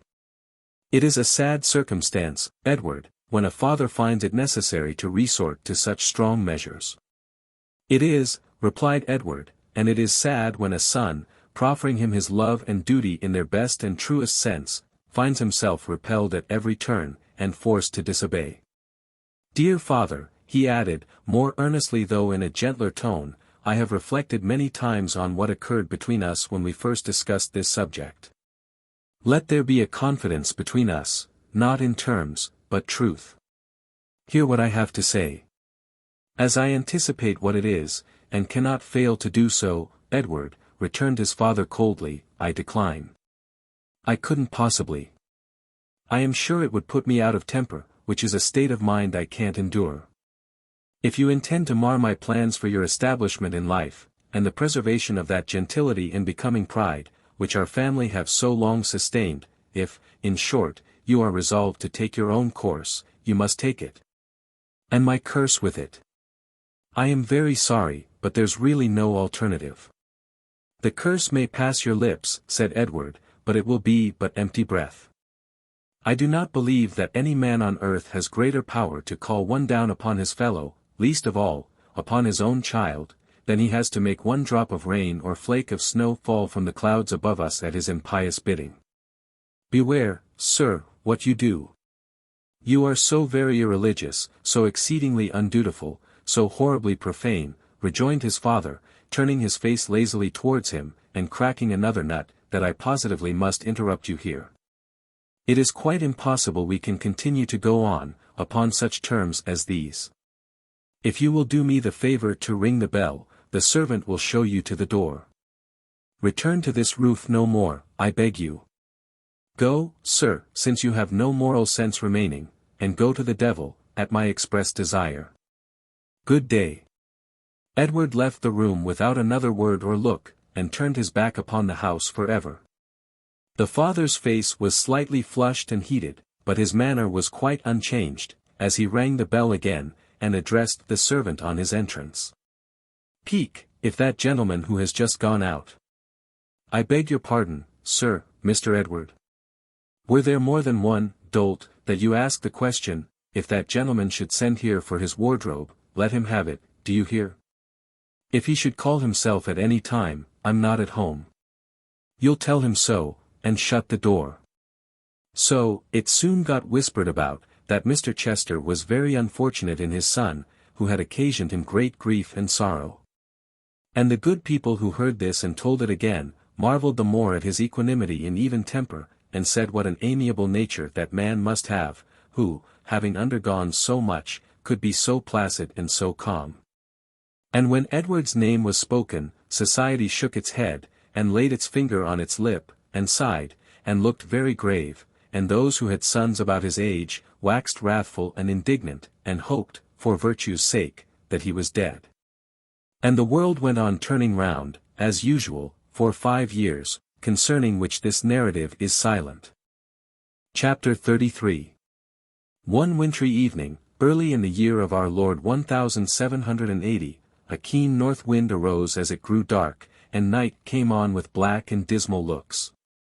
A bitter storm of sleet, sharp, dense, and icy cold, swept the wet streets, and rattled on the trembling windows. Signboards, shaken past endurance in their creaking frames, fell crashing on the pavement. Old tottering chimneys reeled and staggered in the blast, and many a steeple rocked again that night, as though the earth were troubled. It was not a time for those who could by any means get light and warmth, to brave the fury of the weather. In coffee-houses of the better sort, guests crowded round the fire, forgot to be political, and told each other with a secret gladness that the blast grew fiercer every minute. Each humble tavern by the waterside, had its group of uncouth figures round the hearth, who talked of vessels foundering at sea, and all hands lost. Related many a dismal tale of shipwreck and drowned men, and hoped that some they knew were safe, and shook their heads in doubt. In private dwellings, children clustered near the blaze, listening with timid pleasure to tales of ghosts and goblins, and tall figures clad in white standing by bedsides. And people who had gone to sleep in old churches and being overlooked had found themselves alone there at the dead hour of the night, until they shuddered at the thought of the dark rooms upstairs, yet loved to hear the wind moan too, and hoped it would continue bravely. From time to time these happy indoor people stopped to listen, or one held up his finger and cried, "Hark!" And then, above the rumbling in the chimney, and the fast pattering on the glass, was heard a wailing, rushing sound, which shook the walls as though a giant's hand were on them, then a hoarse roar as if the sea had risen. Then such a whirl and tumult that the air seemed mad, and then, with a lengthened howl, the waves of wind swept on, and left a moment's interval of rest. Cheerily, though there were none abroad to see it, shone the Maypole light that evening. Blessings on the red, deep, ruby, glowing red, old curtain of the window, blending into one rich stream of brightness, fire and candle, meat, drink, and company, and gleaming like a jovial eye upon the bleak waste out of doors. Within, what carpet like its crunching sand, what music merry as its crackling logs, what perfume like its kitchen's dainty breath, what weather genial as its hearty warmth. Blessings on the old house, how sturdily it stood. How did the vexed wind chafe and roar about its stalwart roof, how did it pant and strive with its wide chimneys, which still poured forth from their hospitable throats, great clouds of smoke, and puffed defiance in its face. How, above all, did it drive and rattle at the casement, emulous to extinguish that cheerful glow, which would not be put down and seemed the brighter for the conflict. The profusion too, the rich and lavish bounty, of that goodly tavern.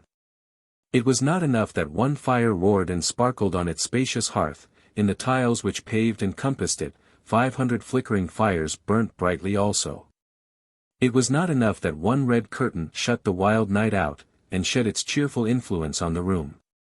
In every saucepan lid, and candlestick, and vessel of copper, brass, or tin that hung upon the walls, were countless ruddy hangings, flashing and gleaming with every motion of the blaze, and offering, let the eye wander where it might, interminable vistas of the same rich color.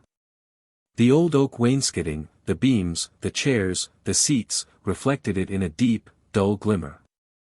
There were fires and red curtains in the very eyes of the drinkers, in their buttons, in their liquor, in the pipes they smoked.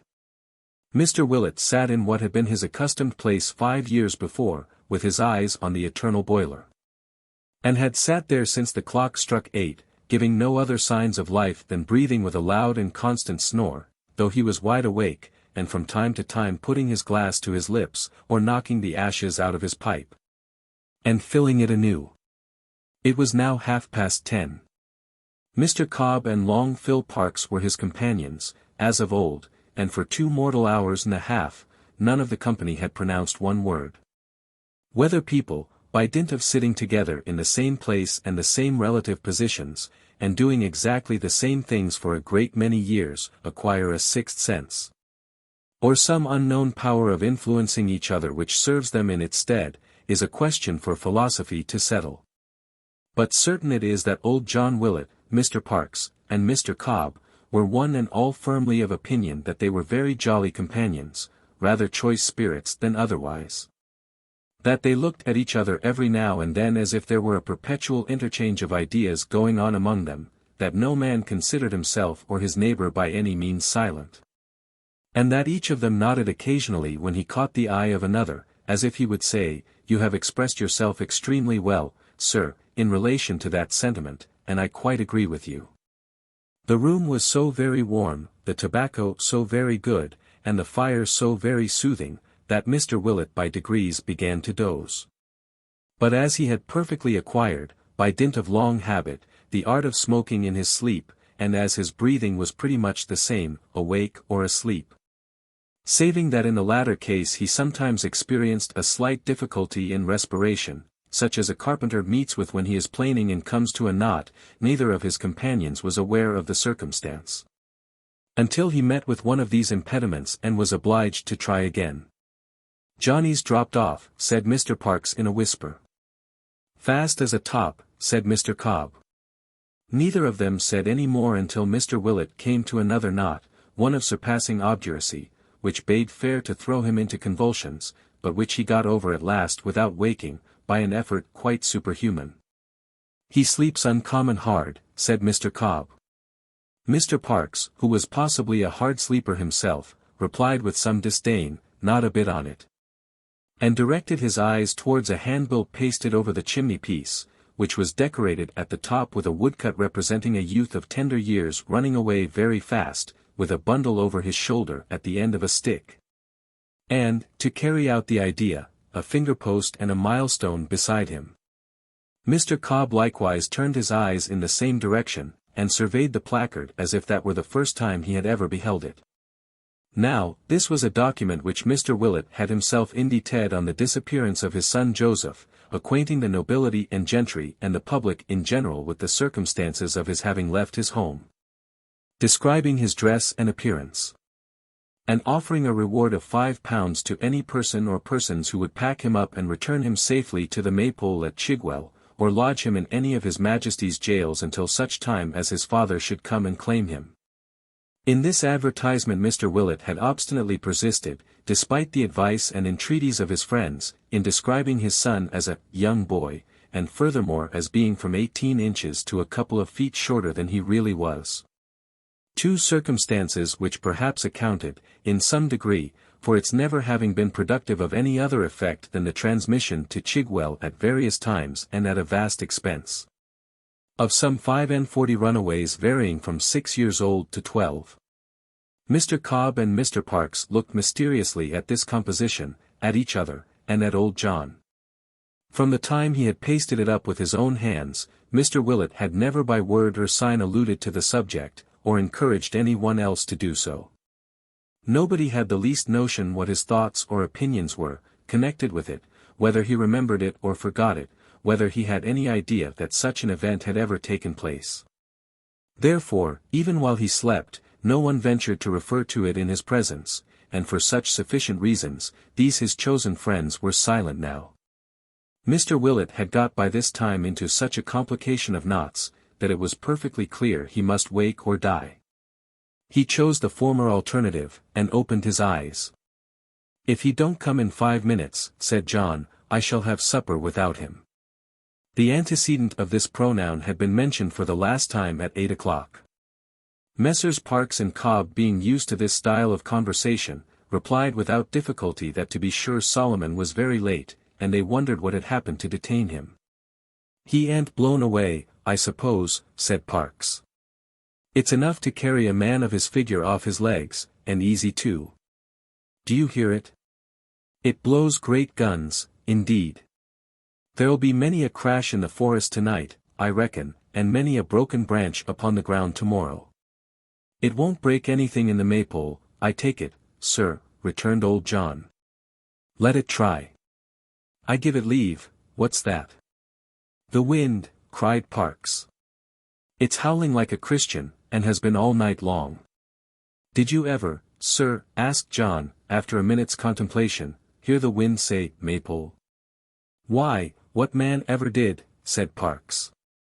"Nor, ahoy, perhaps," added John. "No.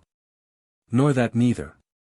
"Very good, sir," said Mr. Willet, perfectly unmoved, "then if that was the wind just now, and you'll wait a little time without speaking, you'll hear it say both words very plain." Mr. Willet was right. After listening for a few moments, they could clearly hear, above the roar and tumult out of doors, this shout repeated, and that with a shrillness and energy, which denoted that it came from some person in great distress or terror. They looked at each other, turned pale, and held their breath. No man stirred. It was in this emergency that Mr. Willet displayed something of that strength of mind and plenitude of mental resource, which rendered him the admiration of all his friends and neighbors. After looking at Messrs. Parkes and Cobb for some time in silence, he clapped his 2 hands to his cheeks, and sent forth a roar which made the glasses dance and rafters ring, a long-sustained, discordant bellow, that rolled onward with the wind. And startling every echo, made the night 100 times more boisterous, a deep, loud, dismal bray, that sounded like a human gong. Then, with every vein in his head and face swollen with the great exertion, and his countenance suffused with a lively purple, he drew a little nearer to the fire, and turning his back upon it, said with dignity, "If that's any comfort to anybody, they're welcome to it. If it ain't, I'm sorry for 'em. If either of you two gentlemen likes to go out and see what's the matter, you can. I'm not curious, myself." While he spoke the cry drew nearer and nearer, footsteps passed the window, the latch of the door was raised, it opened, was violently shut again, and Solomon Daisy, with a lighted lantern in his hand, and the rain streaming from his disordered dress, dashed into the room. A more complete picture of terror than the little man presented, it would be difficult to imagine. The perspiration stood in beads upon his face, his knees knocked together, his every limb trembled, the power of articulation was quite gone. And there he stood, panting for breath, gazing on them with such livid ashy looks, that they were infected with his fear, though ignorant of its occasion, and, reflecting his dismayed and horror-stricken visage, stared back again without venturing to question him.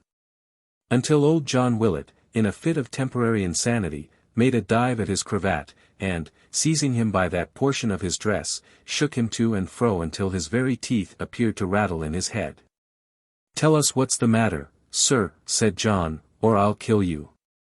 Tell us what's the matter, sir, or in another second I'll have your head under the biler. How dare you look like that? Is anybody following of you? What do you mean? Say something, or I'll be the death of you, I will."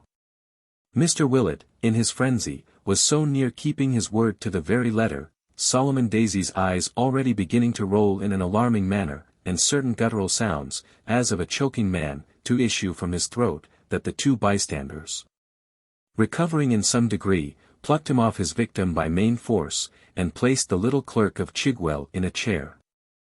Directing a fearful gaze all round the room, he implored them in a faint voice to give him some drink, and above all to lock the house door and close and bar the shutters of the room, without a moment's loss of time. The latter request did not tend to reassure his hearers, or to fill them with the most comfortable sensations. They complied with it, however, with the greatest expedition. And having handed him a bumper of brandy and water, nearly boiling hot, waited to hear what he might have to tell them. "Oh, Johnny," said Solomon, shaking him by the hand. "Oh, Parks. Oh, Tommy Cobb. Why did I leave this house tonight? On the 19th of March, of all nights in the year, on the 19th of March." They all drew closer to the fire. Parks, who was nearest to the door, started and looked over his shoulder. Mr. Willet, with great indignation, inquired what the devil he meant by that, and then said, "God forgive me," and glanced over his own shoulder, and came a little nearer. "When I left here tonight," said Solomon Daisy, "I little thought what day of the month it was. I have never gone alone into the church after dark on this day, for 27 years. I have heard it said that as we keep our birthdays when we are alive, so the ghosts of dead people, who are not easy in their graves, keep the day they died upon. How the wind roars." Nobody spoke. All eyes were fastened on Solomon. "I might have known," he said, "what night it was, by the foul weather. There's no such night in the whole year round as this is, always. I never sleep quietly in my bed on the 19th of March. "Go on," said Tom Cobb, in a low voice. "Nor I neither." Solomon Daisy raised his glass to his lips, put it down upon the floor with such a trembling hand that the spoon tinkled in it like a little bell, and continued thus. "Have I ever said that we are always brought back to this subject in some strange way, when the 19th of this month comes round? Do you suppose it was by accident, I forgot to wind up the church clock? I never forgot it at any other time, though it's such a clumsy thing that it has to be wound up every day. Why should it escape my memory on this day of all others? I made as much haste down there as I could when I went from here, but I had to go home first for the keys, and the wind and rain being dead against me all the way, it was pretty well as much as I could do at times to keep my legs. I got there at last, opened the church door, and went in. I had not met a soul all the way, and you may judge whether it was dull or not. Neither of you would bear me company. If you could have known what was to come, you'd have been in the right. The wind was so strong, that it was as much as I could do to shut the church door by putting my whole weight against it. And even as it was, it burst wide open twice, with such strength that any of you would have sworn, if you had been leaning against it, as I was, that somebody was pushing on the other side. However, I got the key turned, went into the belfry, and wound up the clock, which was very near run down, and would have stood stock still in half an hour. As I took up my lantern again to leave the church, it came upon me all at once that this was the 19th of March. It came upon me with a kind of shock, as if a hand had struck the thought upon my forehead. At the very same moment, I heard a voice outside the tower, rising from among the graves.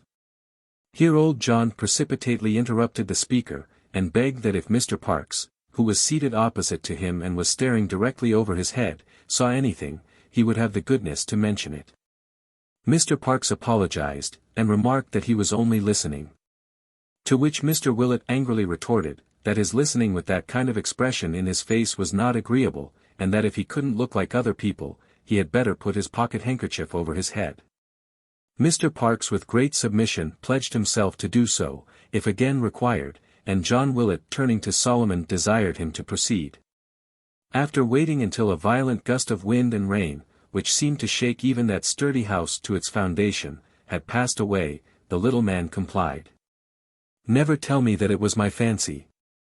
Or that it was any other sound which I mistook for that I tell you of.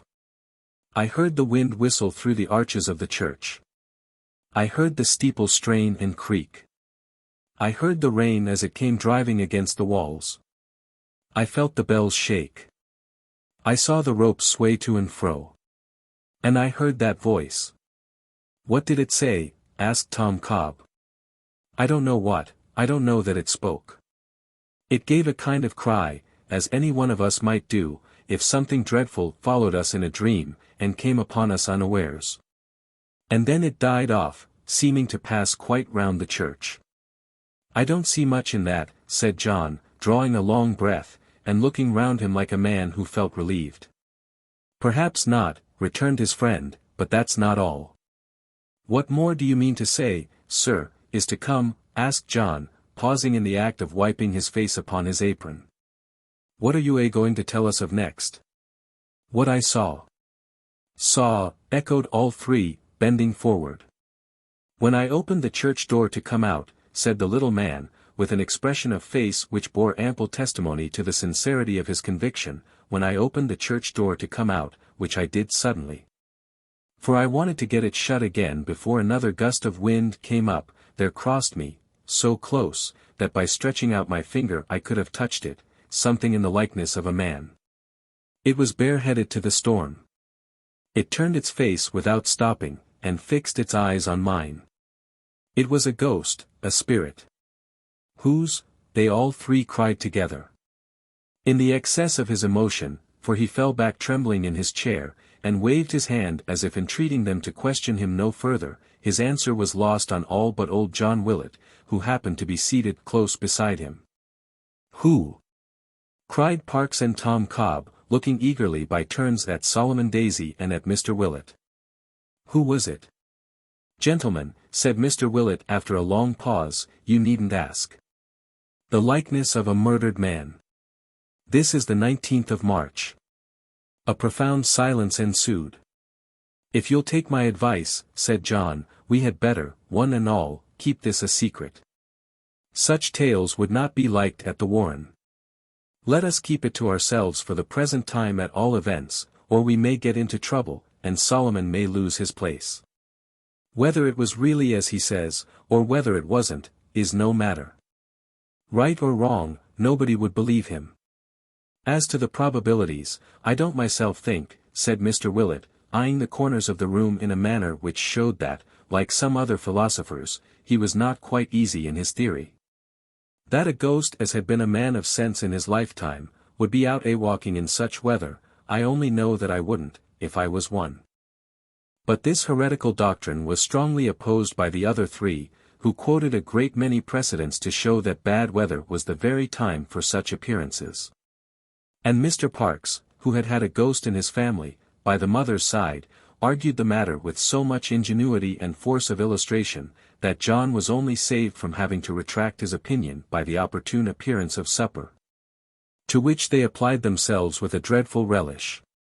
Even Solomon Daisy himself, by dint of the elevating influences of fire, lights, brandy, and good company, so far recovered as to handle his knife and fork in a highly creditable manner, and to display a capacity both of eating and drinking, such as banished all fear of his having sustained any lasting injury from his fright.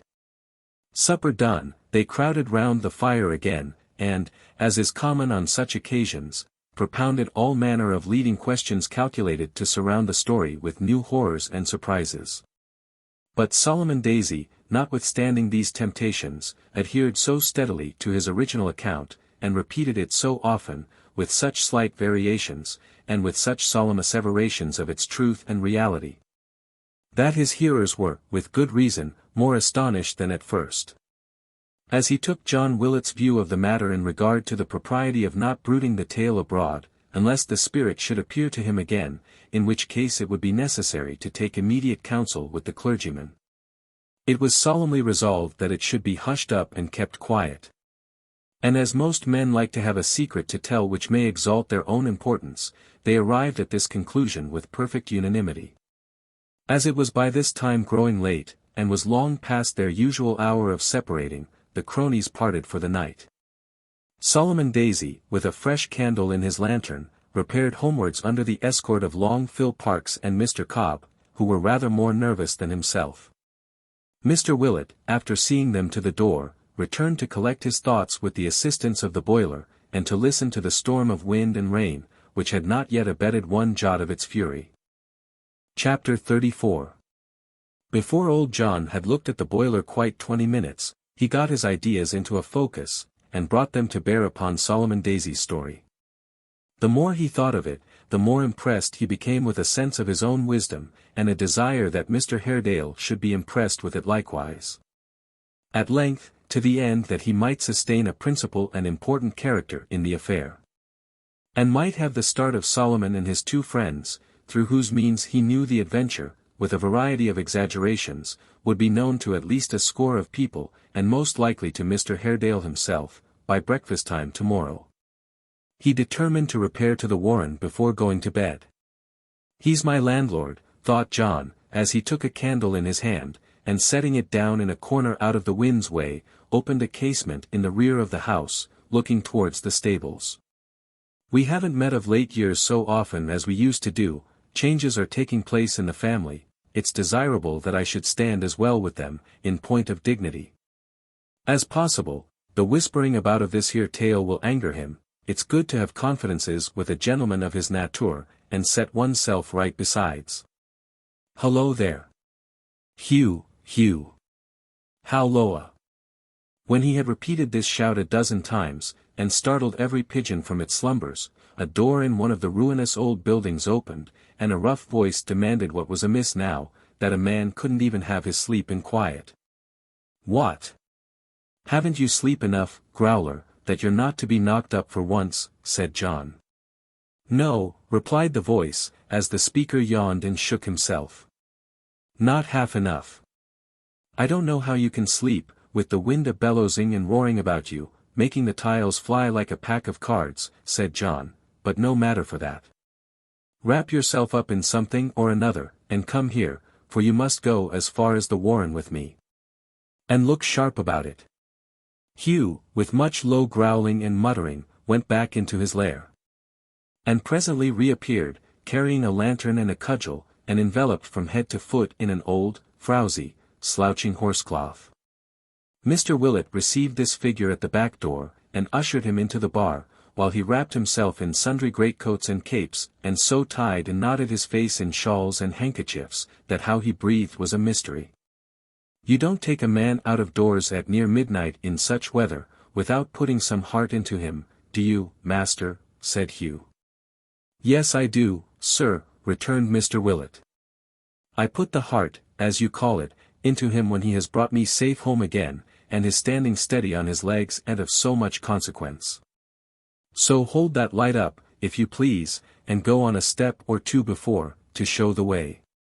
Hugh obeyed with a very indifferent grace, and a longing glance at the bottles. Old John, laying strict injunctions on his cook to keep the doors locked in his absence, and to open to nobody but himself on pain of dismissal, followed him into the blustering darkness out of doors. The way was wet and dismal, and the night so black, that if Mr. Willet had been his own pilot, he would have walked into a deep horsepond within a few hundred yards of his own house, and would certainly have terminated his career in that ignoble sphere of action.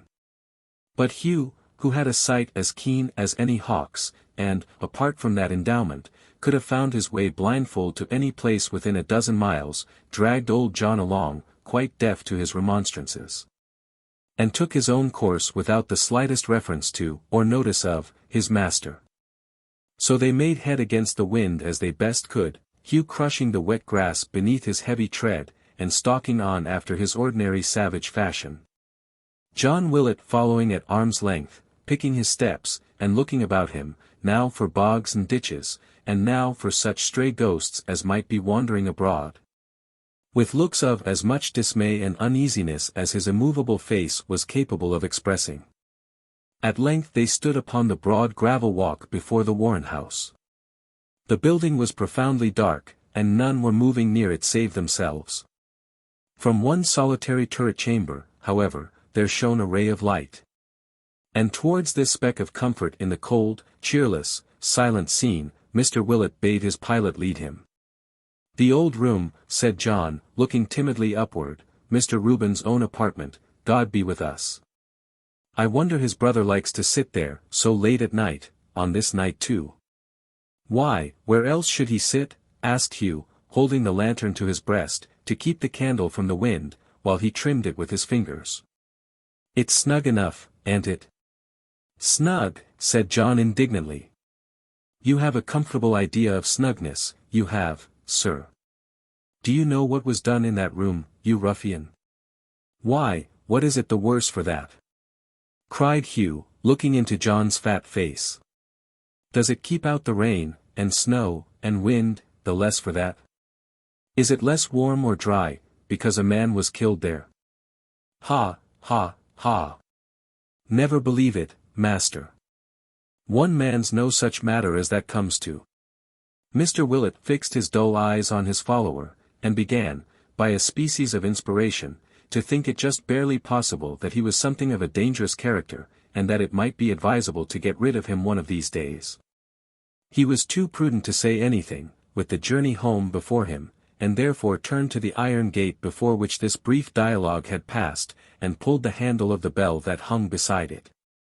The turret in which the light appeared being at one corner of the building, and only divided from the path by one of the garden walks, upon which this gate opened, Mr. Haredale threw up the window directly, and demanded who was there.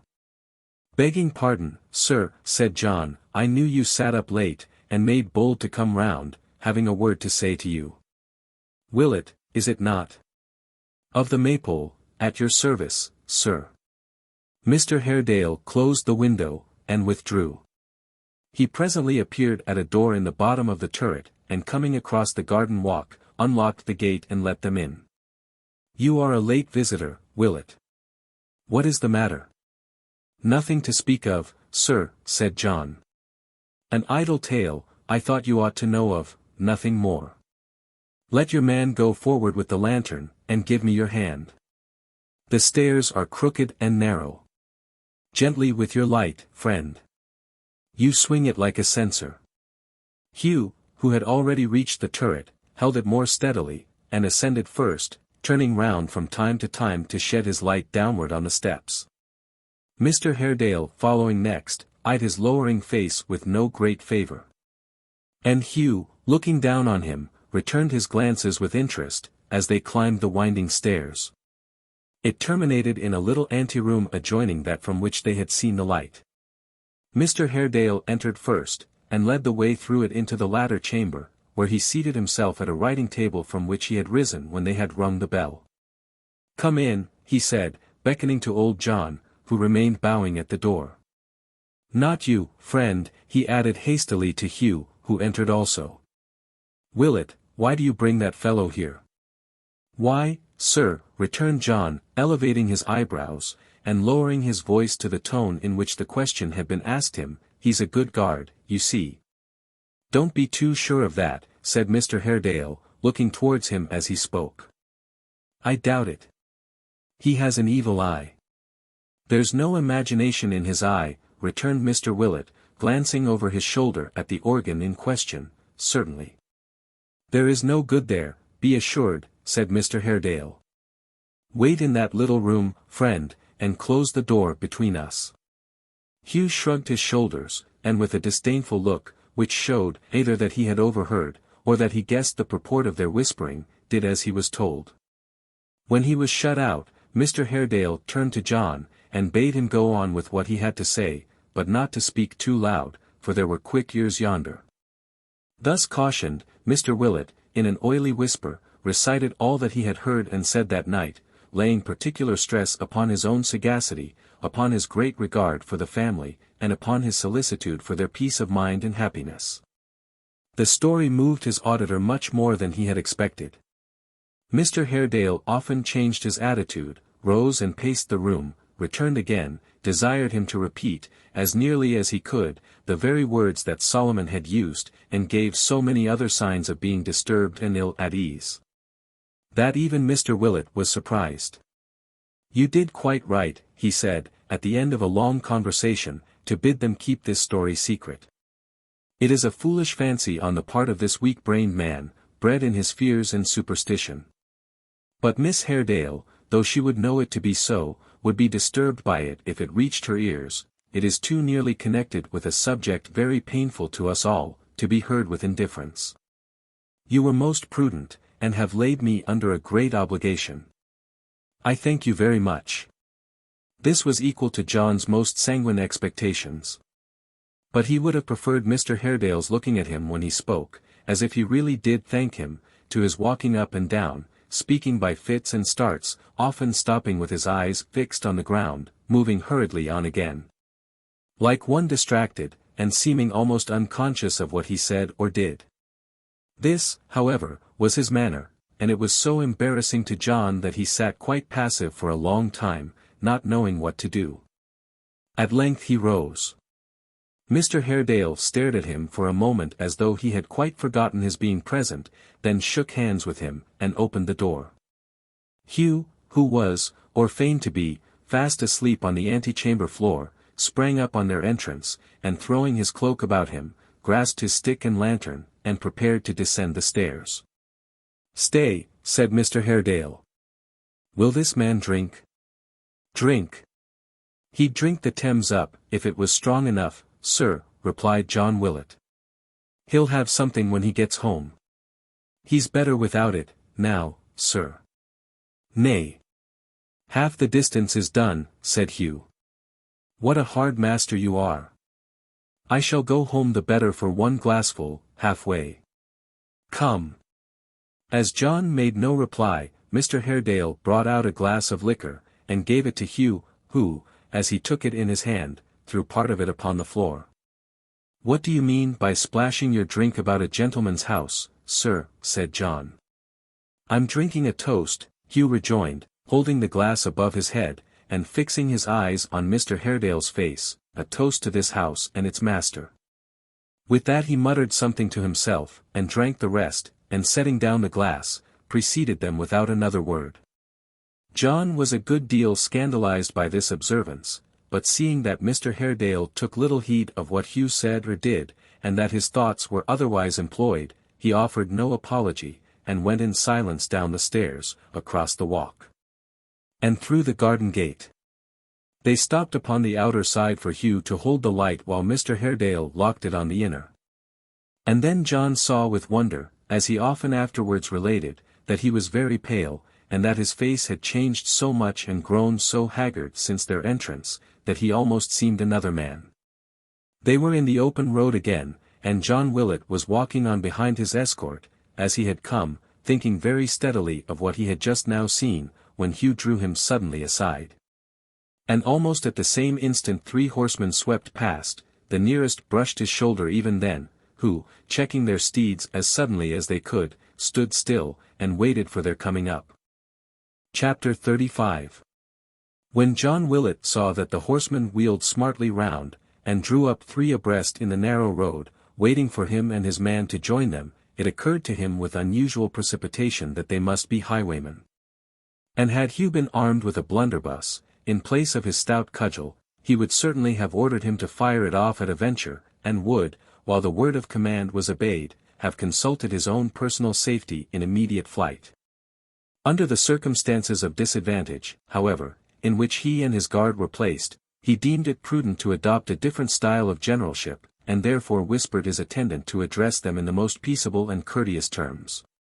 By way of acting up to the spirit and letter of this instruction, Hugh stepped forward, and flourishing his staff before the very eyes of the rider nearest to him, demanded roughly what he and his fellows meant by so nearly galloping over them. And why they scoured the king's highway at that late hour of night. The man whom he addressed was beginning an angry reply in the same strain, when he was checked by the horseman in the centre, who, interposing with an air of authority, inquired in a somewhat loud but not harsh or unpleasant voice. "Pray, is this the London road?" "If you follow it right, it is," replied Hugh roughly. "Nay, brother," said the same person, "you're but a churlish Englishman, if Englishman you be, which I should much doubt but for your tongue. Your companion, I am sure, will answer me more civilly. How say you, friend?" "I say it is the London road, sir," answered John. "And I wish," he added in a subdued voice, as he turned to Hugh, "that you was in any other road, you vagabond. Are you tired of your life, sir, that you go trying to provoke 3 great neck-or-nothing chaps, that could keep on running over us, backards and forards, till we was dead, and then take our bodies up behind them, and drown us 10 miles off?" "How far is it to London?" inquired the same speaker. "Why, from here, sir," answered John, persuasively, "it's 13 very easy mile." The adjective was thrown in, as an inducement to the travellers to ride away with all speed. But instead of having the desired effect, it elicited from the same person, the remark, 13 miles. "That's a long distance," which was followed by a short pause of indecision. "Pray," said the gentleman, "are there any inns hereabouts?" At the word inns, John plucked up his spirit in a surprising manner, his fears rolled off like smoke, all the landlord stirred within him. "There are no inns," rejoined Mr. Willet, with a strong emphasis on the plural number. "But there's a inn, one inn, the Maypole Inn. That's a inn indeed. You won't see the like of that inn often." "You keep it, perhaps?" said the horseman, smiling. "I do, sir," replied John, greatly wondering how he had found this out. "And how far is the Maypole from here?" "About a mile." John was going to add that it was the easiest mile in all the world, when the third rider, who had hitherto kept a little in the rear, suddenly interposed. "And have you one excellent bed, landlord?" "Ham. A bed that you can recommend, a bed that you are sure is well aired, a bed that has been slept in by some perfectly respectable and unexceptionable person?" "We don't take in no tag rag and bobtail at our house, sir," answered John. "And as to the bed itself?" "Say, as to 3 beds," interposed the gentleman who had spoken before, "for we shall want 3 if we stay, though my friend only speaks of 1. "No, no, my lord, you are too good, you are too kind. But your life is of far too much importance to the nation in these portentous times, to be placed upon a level with one so useless and so poor as mine. A great cause, my lord, a mighty cause, depends on you. You are its leader and its champion, its advanced guard and its van. It is the cause of our altars and our homes, our country and our faith. Let me sleep on a chair, the carpet, anywhere. No one will repine if I take cold or fever. Let John Grubby pass the night beneath the open sky, no one will repine for him. But 40,000 men of this our island in the wave, exclusive of women and children, rivet their eyes and thoughts on Lord George Gordon. And every day, from the rising up of the sun to the going down of the same, pray for his health and vigor. My lord, said the speaker, rising in his stirrups, it is a glorious cause, and must not be forgotten. My lord, it is a mighty cause, and must not be endangered. My lord, it is a holy cause, and must not be deserted. It is a holy cause, exclaimed his lordship, lifting up his hat with great solemnity. Amen. John Gruby, said the long-winded gentleman, in a tone of mild reproof. His lordship said amen. I heard my lord, sir, said the man, sitting like a statue on his horse. And do not you say amen, likewise? To which John Gruby made no reply at all, but sat looking straight before him. You surprise me, Gruby, said the gentleman. At a crisis like the present, when Queen Elizabeth, that maiden monarch, weeps within her tomb, and Bloody Mary, with a brow of gloom and shadow, stalks triumphant. Oh, sir, cried the man, gruffly, where's the use of talking of Bloody Mary? Under such circumstances as the present, when my lord's wet through, and tired with hard riding? Let's either go on to London, sir, or put up at once, or that unfortunate Bloody Mary will have more to answer for, and she's done a deal more harm in her grave than she ever did in her lifetime, I believe. By this time Mr. Willet, who had never heard so many words spoken together at one time, or delivered with such volubility and emphasis as by the long-winded gentleman, and whose brain, being wholly unable to sustain or compass them, had quite given itself up for lost, recovered so far as to observe that there was ample accommodation at the Maypole for all the party, good beds, neat wines, excellent entertainment for man and beast, private rooms for large and small parties, dinners dressed upon the shortest notice, choice stabling, and a lock-up coach-house. And, in short, to run over such recommendatory scraps of language as were painted up on various portions of the building, and which in the course of some 40 years he had learnt to repeat with tolerable correctness. He was considering whether it was at all possible to insert any novel sentences to the same purpose, when the gentleman who had spoken first, turning to him of the long wind, exclaimed, What say you, Gashford? Shall we tarry at this house he speaks of, or press forward? You shall decide. I would submit, my lord, then, returned the person he appealed to, in a silky tone, that your health and spirits, so important, under Providence, to our great cause, our pure and truthful cause, here his lordship pulled off his hat again. Though it was raining hard, require refreshment and repose. Go on before, landlord, and show the way, said Lord George Gordon, we will follow at a foot-pace. If you'll give me leave, my lord, said John Gruby, in a low voice, I'll change my proper place, and ride before you. The looks of the landlord's friend are not over-honest, and it may be as well to be cautious with him. John Gruby is quite right, interposed Mr. Gashford, falling back hastily. My lord, a life so precious as yours must not be put in peril. Go forward, John, by all means. If you have any reason to suspect the fellow, blow his brains out. John made no answer, but looking straight before him, as his custom seemed to be when the secretary spoke, bade Hugh push on, and followed close behind him. Then came his lordship, with Mr. Willet at his bridle rein. And, last of all, his lordship's secretary, for that, it seemed, was Gashford's office. Hugh strode briskly on, often looking back at the servant, whose horse was close upon his heels, and glancing with a leer at his holster case of pistols, by which he seemed to set great store. He was a square-built, strong-made, bull-necked fellow, of the true English breed, and as Hugh measured him with his eye, he measured Hugh, regarding him meanwhile with a look of bluff disdain. He was much older than the Maypole man, being to all appearance 45, but was one of those self-possessed, hard-headed, imperturbable fellows, who, if they are ever beaten at fisticuffs, or other kind of warfare, never know it, and go on coolly till they win. If I led you wrong now, said Hugh, tauntingly, you'd shoot me through the head, I suppose. John Gruby took no more notice of this remark than if he had been deaf and Hugh dumb, but kept riding on quite comfortably, with his eyes fixed on the horizon.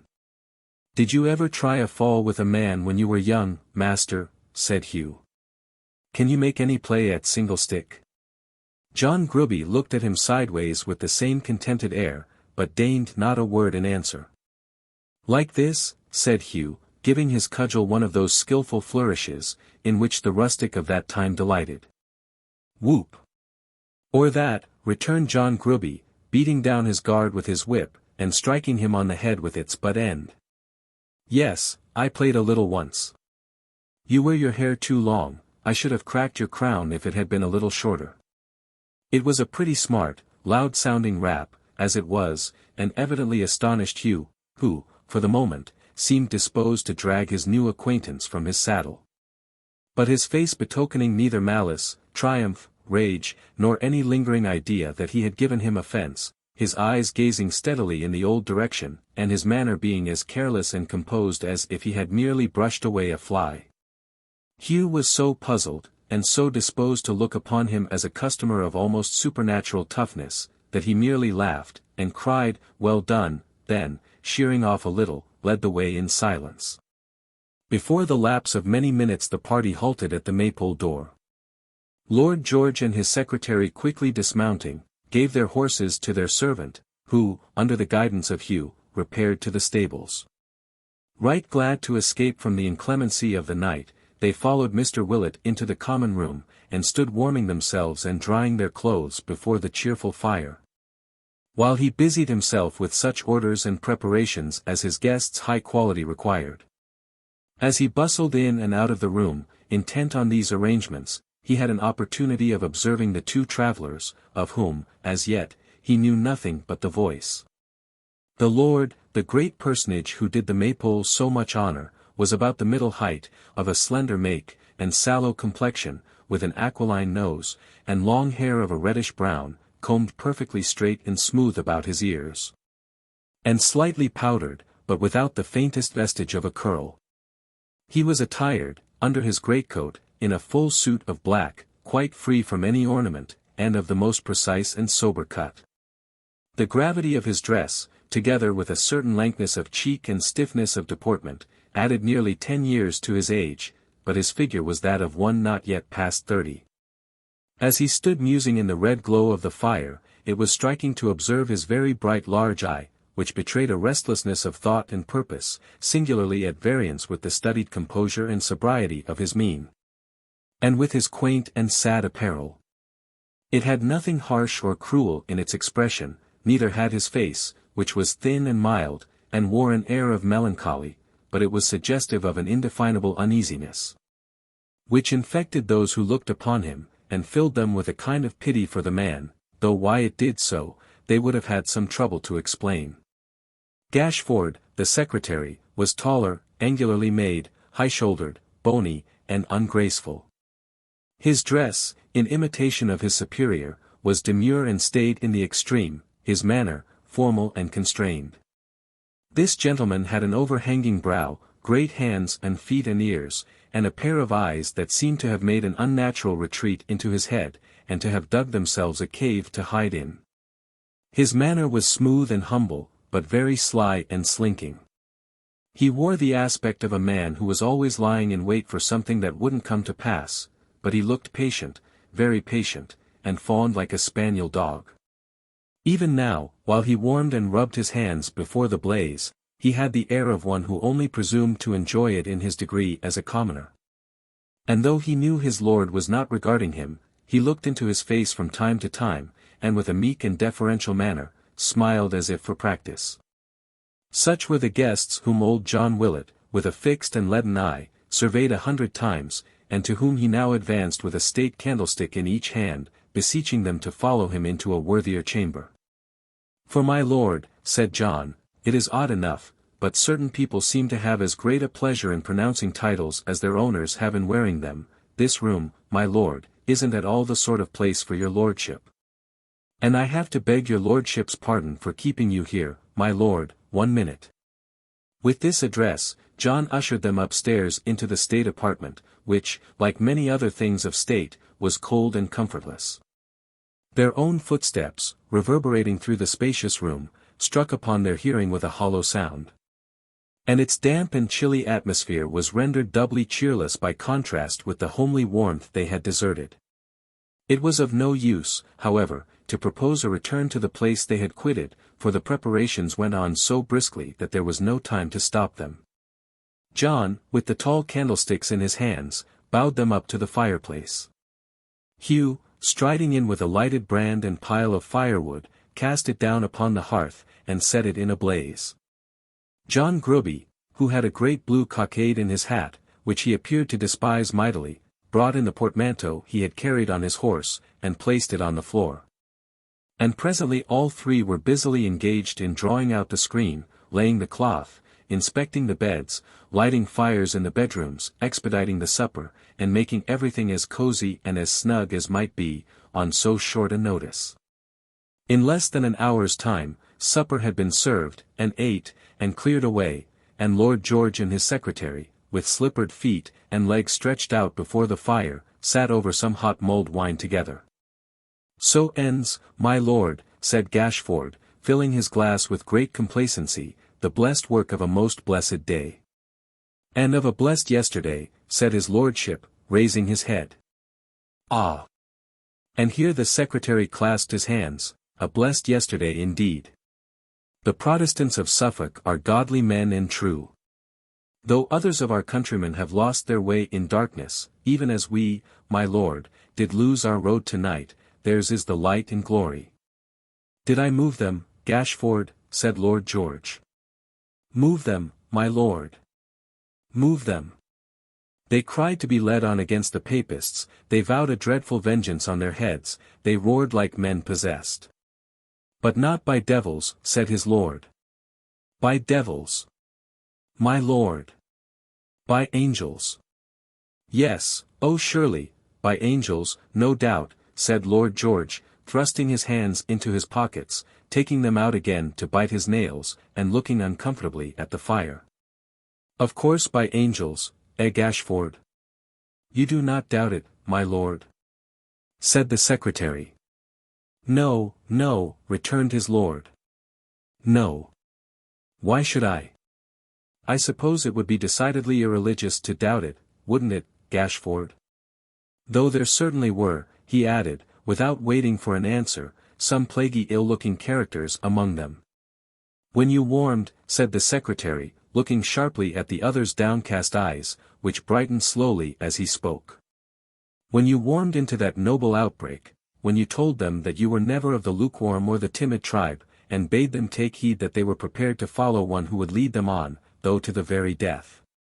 When you spoke of 120,000 men across the Scottish border who would take their own redress at any time, if it were not conceded, when you cried, 'Perish the Pope and all his base adherents. The penal laws against them shall never be repealed while Englishmen have hearts and hands,' and waved your own and touched your sword, and when they cried, 'No Popery,' and you cried, 'No. Not even if we wade in blood,' and they threw up their hats and cried, 'Hurrah. Not even if we wade in blood, no Popery.' Lord George. Down with the Papists, vengeance on their heads." When this was said and done, and a word from you, my lord, could raise or still the tumult, ah! Then I felt what greatness was indeed, and thought, when was there ever power like this of Lord George Gordon's? It's a great power. You're right. It is a great power, he cried with sparkling eyes. But, dear Gashford, did I really say all that? And how much more, cried the secretary, looking upwards. Ah! How much more? And I told them what you say, about the 140,000 men in Scotland, did I? He asked with evident delight. That was bold. Our cause is boldness. Truth is always bold. Certainly. So is religion. She's bold, Gashford. The true religion is, my lord. And that's ours, he rejoined, moving uneasily in his seat, and biting his nails as though he would pare them to the quick. There can be no doubt of ours being the true one. You feel as certain of that as I do, Gashford, don't you? Does my lord ask me, whined Gashford, drawing his chair nearer with an injured air, and laying his broad flat hand upon the table. Me, he repeated, bending the dark hollows of his eyes upon him with an unwholesome smile, who, stricken by the magic of his eloquence in Scotland but a year ago, abjured the errors of the Romish Church. And clung to him as one whose timely hand had plucked me from a pit? True. No, no. I didn't mean it, replied the other, shaking him by the hand, rising from his seat, and pacing restlessly about the room. It's a proud thing to lead the people, Gashford, he added as he made a sudden halt. By force of reason too, returned the pliant secretary. Aye, to be sure. They may cough and jeer, and groan in Parliament, and call me fool and madman, but which of them can raise this human sea and make it swell and roar at pleasure? Not one. Not one, repeated Gashford. Which of them can say for his honesty, what I can say for mine? Which of them has refused a minister's bribe of £1,000 a year, to resign his seat in favour of another? Not one. Not one, repeated Gashford again, taking the lion's share of the mulled wine between whiles. And as we are honest, true, and in a sacred cause, Gashford, said Lord George with a heightened colour and in a louder voice, as he laid his fevered hand upon his shoulder, and are the only men who regard the mass of people out of doors, or are regarded by them, we will uphold them to the last. And will raise a cry against these un-English papists which shall re-echo through the country, and roll with a noise like thunder. I will be worthy of the motto on my coat of arms, called and chosen and faithful. Called, said the secretary, by heaven. I am. Chosen by the people. Yes. Faithful to both. To the block. It would be difficult to convey an adequate idea of the excited manner in which he gave these answers to the secretary's promptings, of the rapidity of his utterance, or the violence of his tone and gesture. In which, struggling through his Puritan's demeanour, was something wild and ungovernable which broke through all restraint. For some minutes he walked rapidly up and down the room, then stopping suddenly, exclaimed. Gashford, you moved them yesterday too. Oh yes. You did. I shone with a reflected light, my lord, replied the humble secretary, laying his hand upon his heart. I did my best. You did well, said his master, and are a great and worthy instrument. If you will ring for John Grubby to carry the portmanteau into my room, and will wait here while I undress, we will dispose of business as usual, if you're not too tired. Too tired, my lord, but this is his consideration. Christian from head to foot.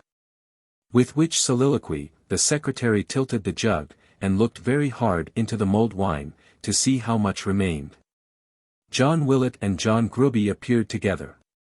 The one bearing the great candlesticks, and the other the portmanteau, showed the deluded lord into his chamber, and left the secretary alone, to yawn and shake himself, and finally to fall asleep before the fire. Now, Mr. Gashford, sir, said John Grubby in his ear, after what appeared to him a moment of unconsciousness, my lord's abed. Oh. Very good, John, was his mild reply. Thank you, John. Nobody need sit up. I know my room. I hope you're not going to trouble your head tonight, or my lord's head neither, with anything more about Bloody Mary, said John. I wish the blessed old creetur had never been born. I said you might go to bed, John, returned the secretary. You didn't hear me, I think. Between Bloody Marys, and blue cockades, and glorious Queen Besses, and no poperies, and Protestant associations, and making of speeches, pursued John Grubby, looking, as usual, a long way off, and taking no notice of this hint. My lord's half off his head. When we go out doors, such a set of ragamuffins comes shouting after us, Gordon forever, that I'm ashamed of myself and don't know where to look. When we're indoors, they come roaring and screaming about the house like so many devils. And my lord, instead of ordering them to be drove away, goes out into the balcony and demeans himself by making speeches to them, and calls men of England, and fellow countrymen, as if he was fond of them and thanked for coming. I can't make it out, but they're all mixed up somehow or another with that unfortunate Bloody Mary, and call her name out till they're hoarse. They're all Protestants too, every man and boy among them, and Protestants are very fond of spoons, I find, and silver plate in general, whenever ariegates is left open accidentally. I wish that was the worst of it, and that no more harm might be to come, but if you don't stop these ugly customers in time, Mr. Gashford, and I know you, you're the man that blows the fire, you'll find him grow a little bit too strong for you. One of these evenings, when the weather gets warmer and Protestants are thirsty, they'll be pulling London down, and I never heard that Bloody Mary went as far as that. Gashford had vanished long ago, and these remarks had been bestowed on empty air. Not at all discomposed by the discovery, John Gruby fixed his hat on, wrong side foremost that he might be unconscious of the shadow of the obnoxious cockade, and withdrew to bed, shaking his head in a very gloomy and prophetic manner until he reached his chamber. Chapter 36. Gashford, with a smiling face, but still with looks of profound deference and humility, betook himself towards his master's room, smoothing his hair down as he went, and humming a psalm tune. As he approached Lord George's door, he cleared his throat and hummed more vigorously. There was a remarkable contrast between this man's occupation at the moment, and the expression of his countenance, which was singularly repulsive and malicious. His beetling brow almost obscured his eyes, his lip was curled contemptuously, his very shoulder seemed to sneer in stealthy whisperings with his great flapped ears. "Hush," he muttered softly, as he peeped in at the chamber door. "He seems to be asleep. Pray heaven he is. Too much watching, too much care, too much thought, ah! Lord preserve him for a martyr. He is a saint, if ever saint drew breath on this bad earth." Placing his light upon a table, he walked on tiptoe to the fire, and sitting in a chair before it with his back towards the bed, went on communing with himself like one who thought aloud. The saviour of his country and his country's religion. The friend of his poor countrymen, the enemy of the proud and harsh. Beloved of the rejected and oppressed, adored by 40,000 bold and loyal English hearts, what happy slumbers his should be. And here he sighed, and warmed his hands, and shook his head as men do when their hearts are full, and heaved another sigh, and warmed his hands again. "Why, Gashford?" said Lord George, who was lying broad awake, upon his side, and had been staring at him from his entrance. My lord," said Gashford, starting and looking round as though in great surprise. "I have disturbed you." "I have not been sleeping." "Not sleeping," he repeated, with assumed confusion. "What can I say for having in your presence given utterance to thoughts, but they were sincere, exclaimed the secretary, drawing his sleeve in a hasty way across his eyes. "And why should I regret your having heard them?" "Gashford," said the poor lord, stretching out his hand with manifest emotion. "Do not regret it. You love me well, I know, too well. I don't deserve such homage." Gashford made no reply, but grasped the hand and pressed it to his lips. Then rising, and taking from the trunk a little desk, he placed it on a table near the fire, unlocked it with a key he carried in his pocket, sat down before it, took out a pen, and, before dipping it in the inkstand, sucked it, to compose the fashion of his mouth perhaps, on which a smile was hovering yet. "How do our numbers stand since last enrolling night?" inquired Lord George. "Are we really 40,000 strong, or do we still speak in round numbers when we take the association at that amount?" "Our total now exceeds that number by 103, Gashford replied, casting his eyes upon his papers. "The funds?" "Not very improving, but there is some manna in the wilderness, my lord." "Ham." "On Friday night the widow's mites dropped in. 40 scavengers, 3 and 4 pence. An aged pew-opener of St. Martin's Parish, 6 pence. A bell-ringer of the established church, 6 pence. A Protestant infant, newly born, 1 halfpenny. The United Link boys, 3 shillings, 1 bad. The anti-popish prisoners in Newgate, 5 and 4 pence. A friend in Bedlam, half a crown. Dennis the hangman, 1 shilling. That Dennis, said his lordship, is an earnest man. I marked him in the crowd in Welbeck Street, last Friday. A good man, rejoined the secretary, a staunch, sincere, and truly zealous man. He should be encouraged, said Lord George. Make a note of Dennis. I'll talk with him. Gashford obeyed, and went on reading from his list. The Friends of Reason, half a guinea. The Friends of Liberty, half a guinea. The Friends of Peace, half a guinea. The Friends of Charity, half a guinea. The Friends of Mercy, half a guinea. The Associated Rememberers of Bloody Mary, half a guinea. The United Bulldogs, half a guinea. The United Bulldogs, said Lord George, biting his nails most horribly, are a new society, are they not? Formerly the Prentice Knights, my lord. The indentures of the old members expiring by degrees, they changed their name, it seems, though they still have prentices among them, as well as workmen. What is their president's name? Inquired Lord George. President, said Gashford, reading, Mr. Simon Tappertit. I remember him. The little man, who sometimes brings an elderly sister to our meetings, and sometimes another female too, who is conscientious, I have no doubt, but not well favoured. The very same, my lord. Tappertit is an earnest man, said Lord George, thoughtfully. Gashford. One of the foremost among them all, my lord. He snuffs the battle from afar, like the warhorse. He throws his hat up in the street as if he were inspired, and makes most stirring speeches from the shoulders of his friends. Make a note of Tappertit, said Lord George Gordon. We may advance him to a place of trust.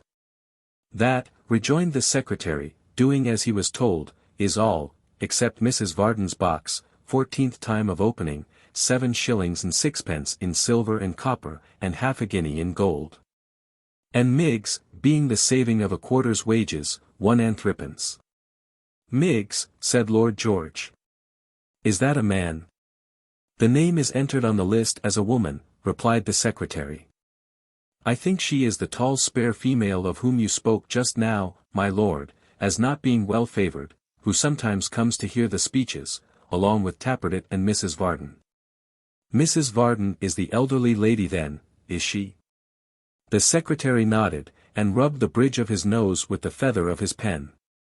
She is a zealous sister, said Lord George. Her collection goes on prosperously, and is pursued with fervour. Has her husband joined? A malignant, returned the secretary, folding up his papers. Unworthy such a wife. He remains in outer darkness and steadily refuses. The consequences be upon his own head, Gashford. My lord. You don't think, he turned restlessly in his bed as he spoke, these people will desert me, when the hour arrives? I have spoken boldly for them, ventured much, suppressed nothing. They'll not fall off, will they? No fear of that, my lord, said Gashford, with a meaning look, which was rather the involuntary expression of his own thoughts than intended as any confirmation of his words, for the other's face was turned away. Be sure there is no fear of that. Nor, he said with a more restless motion than before, of there, but they can sustain no harm from leaguing for this purpose. Right is on our side, though might may be against us. You feel as sure of that as I, honestly, you do. The secretary was beginning with "You do not doubt," when the other interrupted him, and impatiently rejoined. Doubt? No. Who says I doubt? If I doubted, should I cast away relatives, friends, everything, for this unhappy country's sake? This unhappy country, he cried, springing up in bed, after repeating the phrase, unhappy country's sake, to himself, at least a dozen times, forsaken of God and man, delivered over to a dangerous confederacy of popish powers. The prey of corruption, idolatry, and despotism. Who says I doubt? Am I called, and chosen, and faithful? Tell me. Am I, or am I not? To God, the country, and yourself, cried Gashford.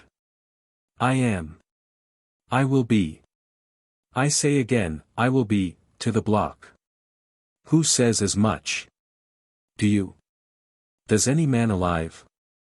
The secretary drooped his head with an expression of perfect acquiescence in anything that had been said or might be, and Lord George, gradually sinking down upon his pillow, fell asleep. Although there was something very ludicrous in his vehement manner, taken in conjunction with his meagre aspect and ungraceful presence, it would scarcely have provoked a smile in any man of kindly feeling. Or even if it had, he would have felt sorry and almost angry with himself next moment, for yielding to the impulse. This lord was sincere in his violence and in his wavering. A nature prone to false enthusiasm, and the vanity of being a leader, were the worst qualities apparent in his composition.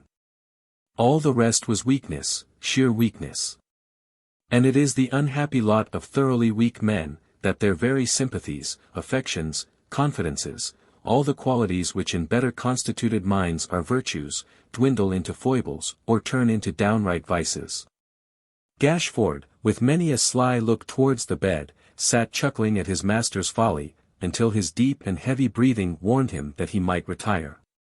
Locking his desk, and replacing it within the trunk, but not before he had taken from a secret lining 2 printed handbills, he cautiously withdrew.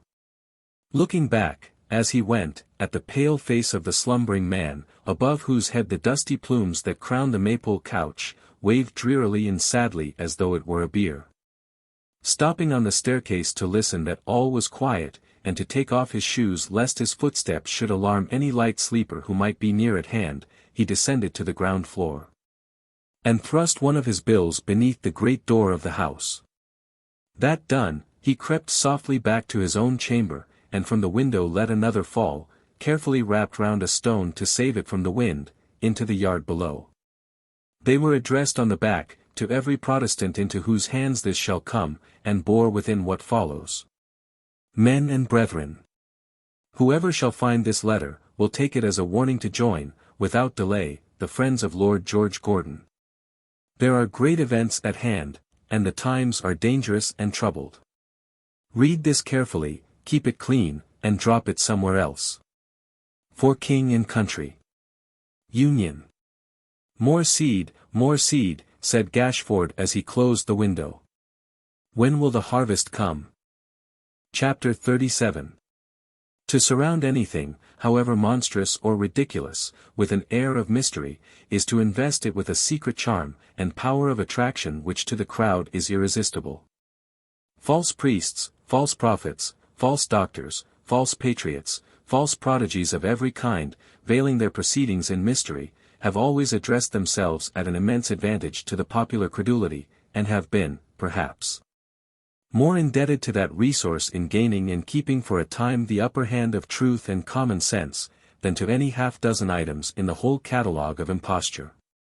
Curiosity is, and has been from the creation of the world, a master passion. To awaken it, to gratify it by slight degrees, and yet leave something always in suspense, is to establish the surest hold that can be had, in wrong, on the unthinking portion of mankind. If a man had stood on London Bridge, calling till he was hoarse, upon the passers-by, to join with Lord George Gordon, although for an object which no man understood, and which in that very incident had a charm of its own, the probability is that he might have influenced a score of people in a month. If all zealous Protestants had been publicly urged to join an association for the avowed purpose of singing a hymn or two occasionally, and hearing some indifferent speeches made, and ultimately of petitioning Parliament not to pass an act for abolishing the penal laws against Roman Catholic priests, the penalty of perpetual imprisonment denounced against those who educated children in that persuasion, and the disqualification of all members of the Romish Church to inherit real property in the United Kingdom by right of purchase or descent, matters so far removed from the business and bosoms of the mass, might perhaps have called together 100 people.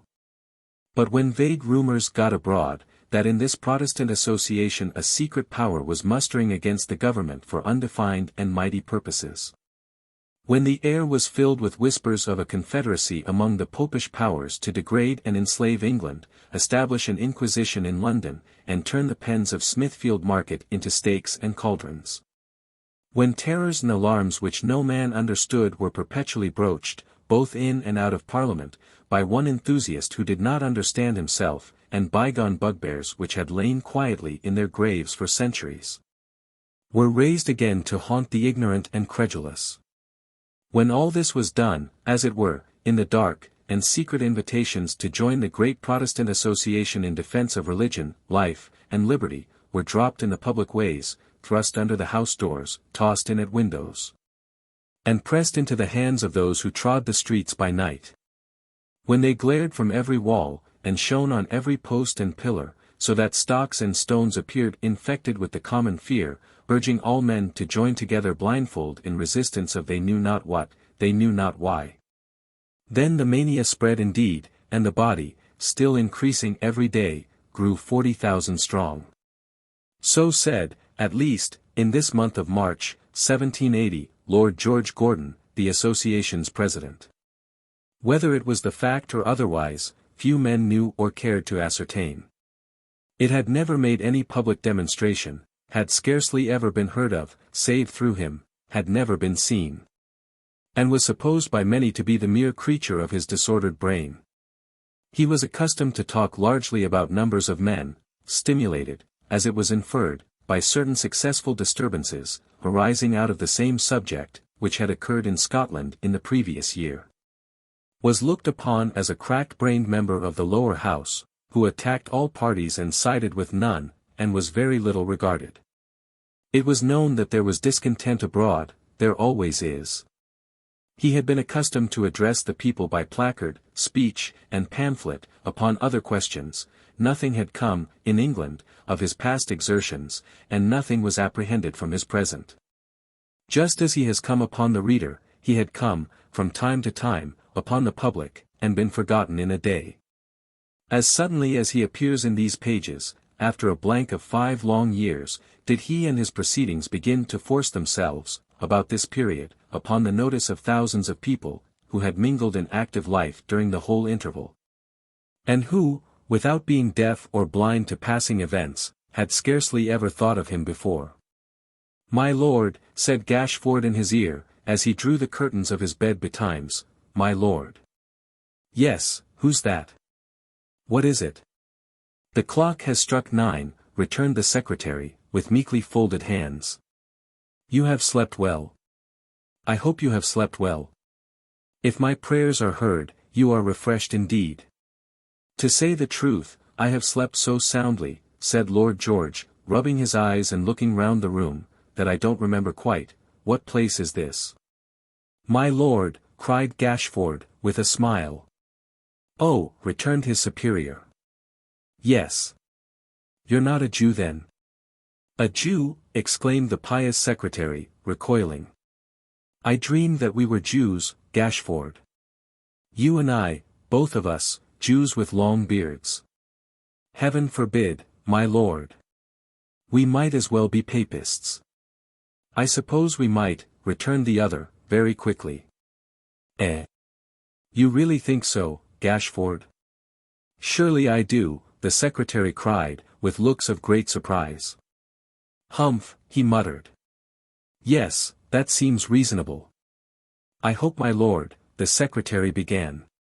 "Hope," he echoed, interrupting him. "Why do you say, you hope? There's no harm in thinking of such things." "Not in dreams," returned the secretary. "In dreams? No, nor waking either."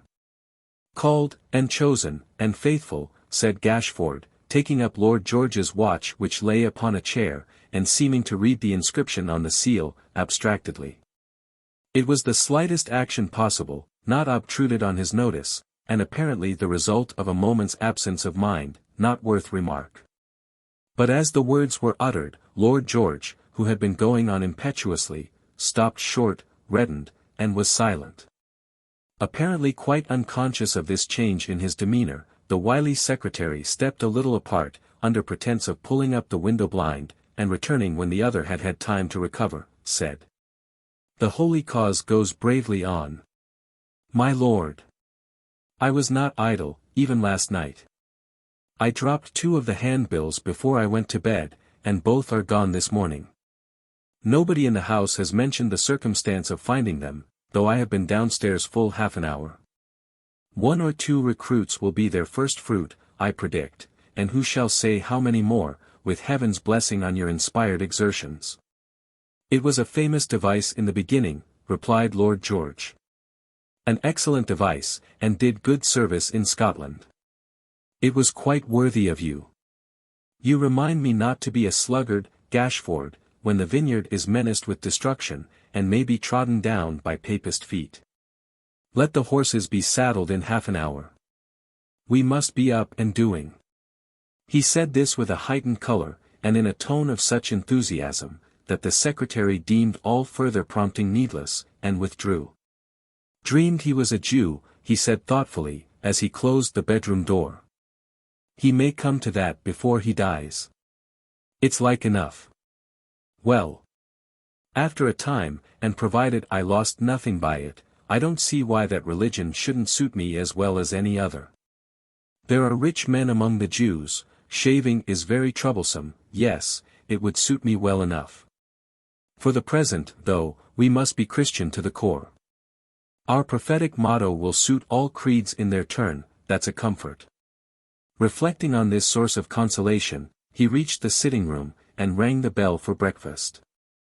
Lord George was quickly dressed, for his plain toilet was easily made, and as he was no less frugal in his repasts than in his Puritan attire, his share of the meal was soon dispatched. The secretary, however, more devoted to the good things of this world, or more intent on sustaining his strength and spirits for the sake of the Protestant cause, ate and drank to the last minute. And required indeed some 3 or 4 reminders from John Gruby, before he could resolve to tear himself away from Mr. Willet's plentiful providing. At length he came downstairs, wiping his greasy mouth, and having paid John Willet's bill, climbed into his saddle. Lord George, who had been walking up and down before the house talking to himself with earnest gestures, mounted his horse. And returning old John Willet's stately bow, as well as the parting salutation of a dozen idlers whom the rumour of a live lord being about to leave the Maypole had gathered round the porch, they rode away, with stout John Gruby in the rear.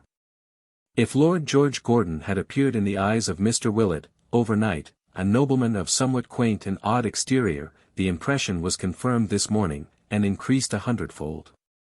Sitting bolt upright upon his bony steed, with his long, straight hair, dangling about his face and fluttering in the wind. His limbs all angular and rigid, his elbows stuck out on either side ungracefully, and his whole frame jogged and shaken at every motion of his horse's feet, a more grotesque or more ungainly figure can hardly be conceived. In lieu of whip, he carried in his hand a great gold-headed cane, as large as any footman carries in these days, and his various modes of holding this unwieldy weapon, now upright before his face like the sabre of a horse soldier, now over his shoulder like a musket, now between his finger and thumb, but always in some uncouth and awkward fashion, contributed in no small degree to the absurdity of his appearance. Stiff, lank, and solemn, dressed in an unusual manner, and ostentatiously exhibiting, whether by design or accident, all his peculiarities of carriage, gesture, and conduct, all the qualities, natural and artificial, in which he differed from other men. He might have moved the sternest looker-on to laughter, and fully provoked the smiles and whispered jests which greeted his departure from the Maypole Inn. Quite unconscious, however, of the effect he produced, he trotted on beside his secretary, talking to himself nearly all the way, until they came within a mile or 2 of London, when now and then some passenger went by who knew him by sight, and pointed him out to some one else, and perhaps stood looking after him, or cried in jest or earnest as it might be, "Hurrah Geordie! No popery!" At which he would gravely pull off his hat, and bow. When they reached the town and rode along the streets, these notices became more frequent. Some laughed, some hissed, some turned their heads and smiled, some wondered who he was, some ran along the pavement by his side and cheered. When this happened in a crush of carts and chairs and coaches, he would make a dead stop, and pulling off his hat, cry, "Gentlemen, no popery," to which the gentlemen would respond with lusty voices, and with 3 times 3.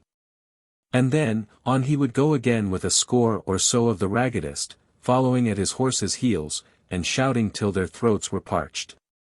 The old ladies too, there were a great many old ladies in the streets, and these all knew him. Some of them, not those of the highest rank, but such as sold fruit from baskets and carried burdens, clapped their shriveled hands, and raised a weazen, piping, shrill, "Hurrah, my lord!" Others waved their hands or handkerchiefs, or shook their fans or parasols, or threw up windows and called in haste to those within, to come and see. All these marks of popular esteem, he received with profound gravity and respect. Bowing very low, and so frequently that his hat was more off his head than on, and looking up at the houses as he passed along, with the air of one who was making a public entry, and yet was not puffed up or proud. So they rode, to the deep and unspeakable disgust of John Gruby, the whole length of Whitechapel, Leadenhall Street, and Cheapside, and into St. Paul's churchyard. Arriving close to the cathedral, he halted, spoke to Gashford. And looking upward at its lofty dome, shook his head, as though he said, "The church in danger." Then to be sure, the bystanders stretched their throats indeed, and he went on again with mighty acclamations from the mob, and lower bows than ever. So along the Strand, up Swallow Street, into the Oxford Road, and thence to his house in Welbeck Street, near Cavendish Square, whither he was attended by a few dozen idlers, of whom he took leave on the steps with this brief parting, "Gentlemen, no popery.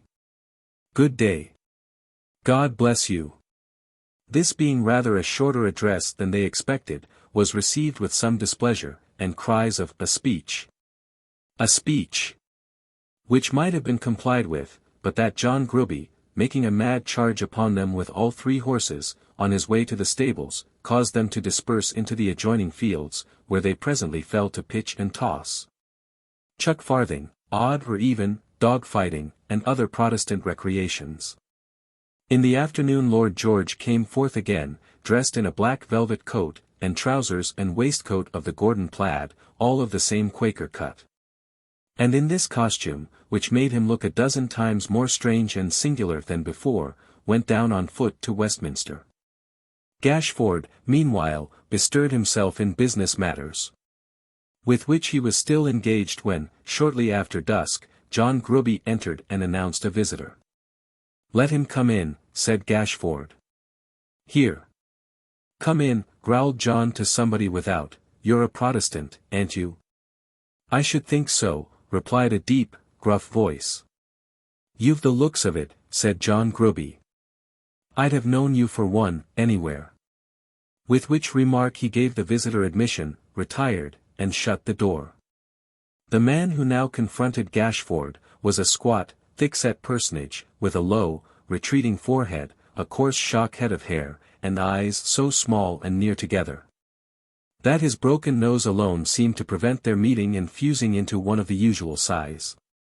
A dingy handkerchief twisted like a cord about his neck, left its great veins exposed to view, and they were swollen and starting, as though with gulping down strong passions, malice, and ill will. His dress was of threadbare velveteen, a faded, rusty, white and black, like the ashes of a pipe or a coal fire after a day's extinction, discolored with the soils of many a stale debauch, and reeking yet with pothouse odors. In lieu of buckles at his knees, he wore unequal loops of packthread, and in his grimy hands he held a knotted stick, the knob of which was carved into a rough likeness of his own vile face. Such was the visitor who doffed his 3-cornered hat in Gashford's presence, and waited, leering, for his notice. "Ah! Dennis," cried the secretary. "Sit down." "I see my lord down yonder," cried the man, with a jerk of his thumb towards the quarter that he spoke of, "and he says to me, says my lord, if you've nothing to do, Dennis, go up to my house and talk with Muster Gashford." Of course I'd nothing to do, you know. These ain't my working hours. Ha ha. I was taking the air when I see my lord, that's what I was doing. I takes the air by night, as the Howells does, Muster Gashford. And sometimes in the daytime, said the secretary, when you go out in state, you know. Ha ha, roared the fellow, smiting his leg, for a gentleman as, you'll say a pleasant thing in a pleasant way, give me Muster Gashford in all London and Westminster. My lord ain't a bad un at that, but he's a fool to you. Ah, to be sure, when I go out in state. And have your carriage, said the secretary, and your chaplain, and all the rest of it. You'll be the death of me, cried Dennis, with another roar, you will. But what's in the wind now, Muster Gashford?" he asked hoarsely. Are we to be under orders to pull down one of them popish chapels, or what?" "Hush!" said the secretary, suffering the faintest smile to play upon his face. "Hush! God bless me, Dennis. We associate, you know, for strictly peaceable and lawful purposes." "I know, bless you," returned the man, thrusting his tongue into his cheek. "I entered a purpose, didn't I?" "No doubt," said Gashford, smiling as before. And when he said so, Dennis roared again, and smote his leg still harder, and falling into fits of laughter, wiped his eyes with the corner of his neckerchief, and cried, "Muster Gashford Agan all England hollow." "Lord George and I were talking of you last night," said Gashford, after a pause. "He says you are a very earnest fellow." "So I am," returned the hangman. "And that you truly hate the papists." "So I do," and he confirmed it with a good round oath. "Look ye here, Muster Gashford," said the fellow, laying his hat and stick upon the floor, and slowly beating the palm of one hand with the fingers of the other, "observe. I'm a constitutional officer that works for my living, and does my work creditable. Do I, or do I not?" "Unquestionably." "Very good. Stop a minute. My work is sound, Protestant, constitutional, English work. Is it, or is it not? No man alive can doubt it. Nor dead neither. Parliament says this here, says Parliament, if any man, woman, or child, does anything which goes again a certain number of our acts, how many hanging laws may there be at this present time, Muster Gashford?" 50. "I don't exactly know how many," replied Gashford, leaning back in his chair and yawning, "a great number though." "Well, say 50. Parliament says, if any man, woman, or child, does anything again any one of them 50 acts, that man, woman, or child, shall be worked off by Dennis. George the Third steps in when they number very strong at the end of a sessions, and says, these are too many for Dennis. I'll have half for myself and Dennis shall have half for himself. And sometimes he throws me in one over that I don't expect, as he did 3 years ago, when I got Mary Jones, a young woman of 19 who come up to Tyburn with an infant at her breast. And was worked off for taking a piece of cloth off the counter of a shop in Ludgate Hill, and putting it down again when the shopman see her. And who had never done any harm before, and only tried to do that, in consequence of her husband having been pressed 3 weeks previous, and she being left to beg, with 2 young children, as was proved upon the trial.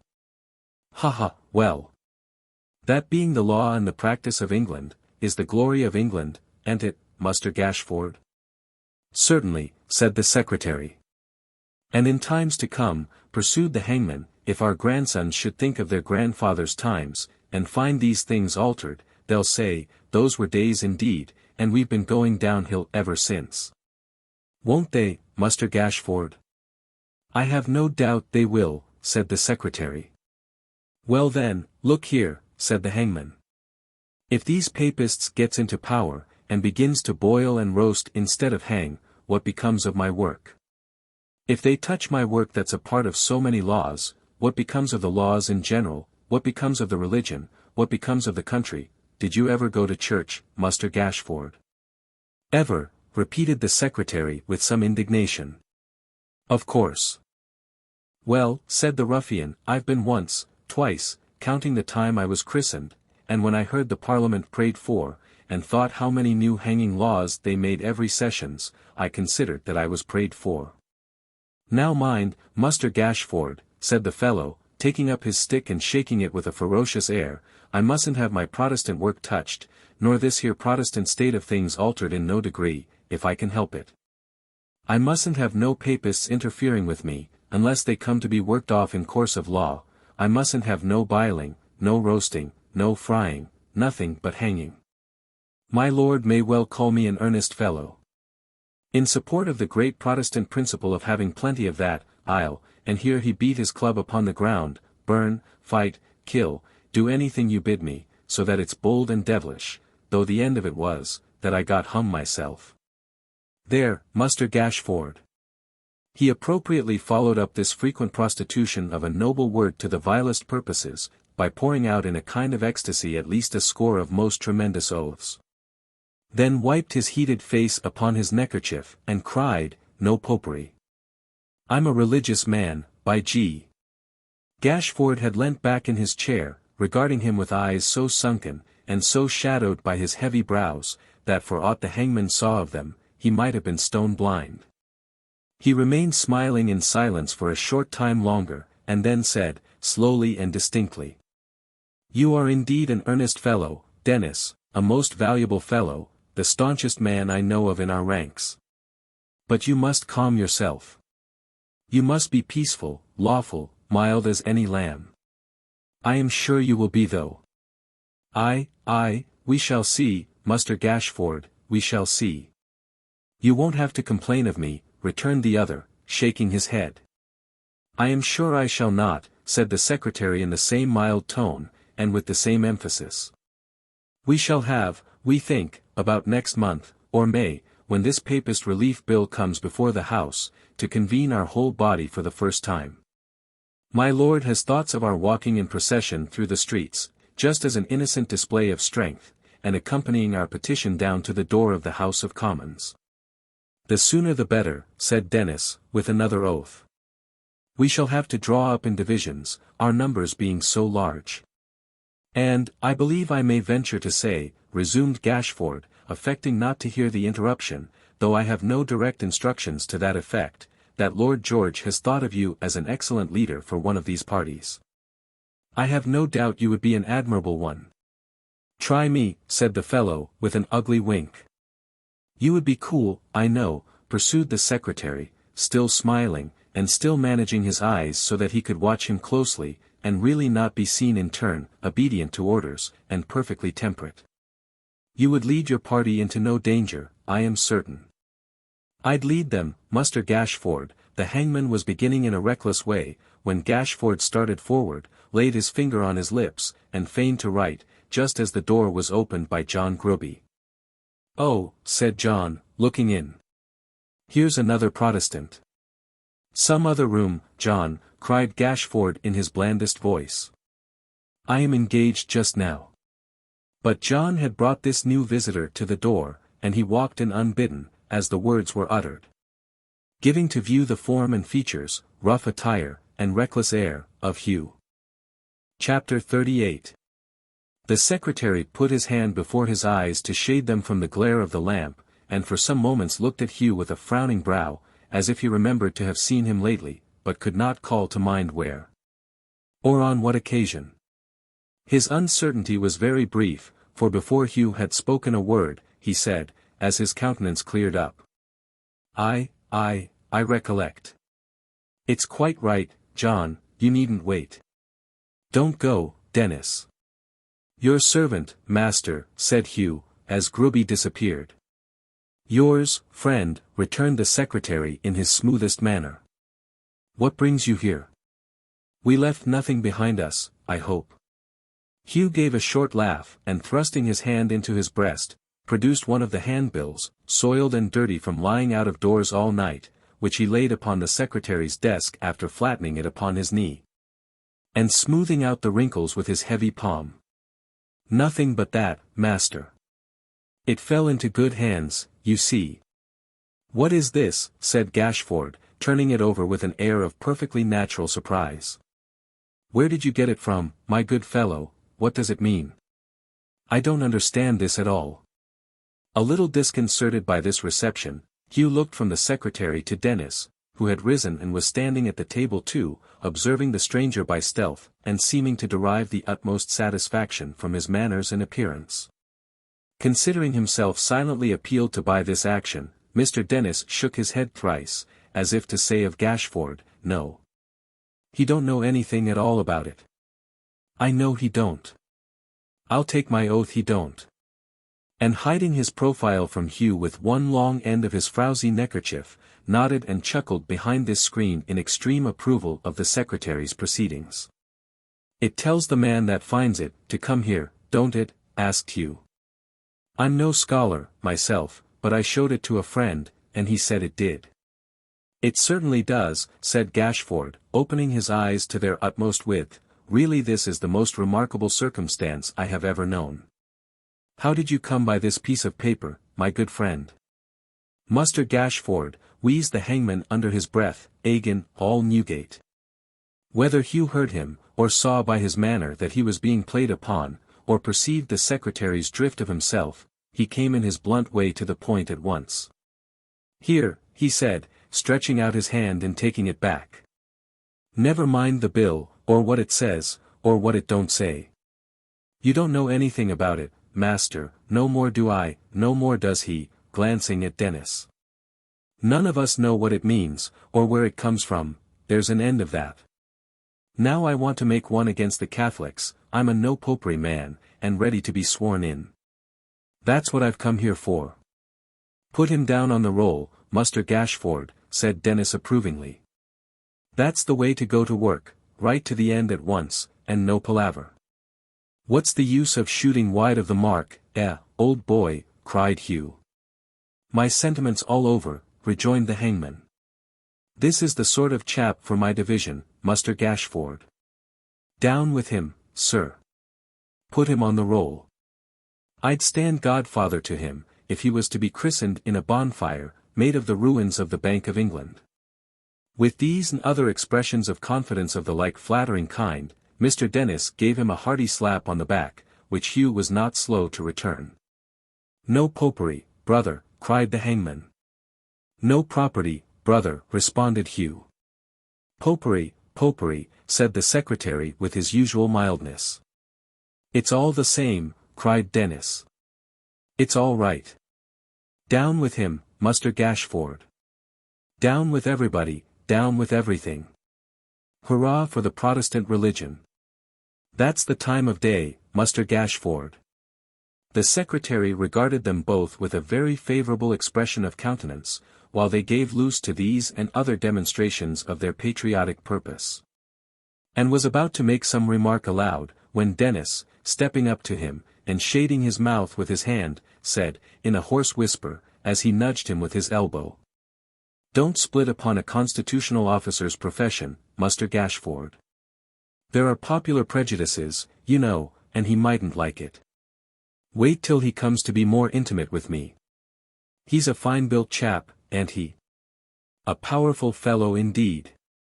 Did you ever, Muster Gashford, whispered Dennis, with a horrible kind of admiration, such as that with which a cannibal might regard his intimate friend, when hungry, did you ever, and here he drew still closer to his ear, and fenced his mouth with both his open hands, see such a throat as his? Do but cast your eye upon it. There's a neck for stretching, Muster Gashford. The secretary assented to this proposition with the best grace he could assume. It is difficult to feign a true professional relish, which is eccentric sometimes, and after asking the candidate a few unimportant questions, proceeded to enroll him a member of the great Protestant Association of England. If anything could have exceeded Mr. Dennis's joy on the happy conclusion of this ceremony, it would have been the rapture with which he received the announcement that the new member could neither read nor write, those two arts being, as Mr. Dennis swore, the greatest possible curse a civilized community could know. And militating more against the professional emoluments and usefulness of the great constitutional office he had the honor to hold, than any adverse circumstances that could present themselves to his imagination.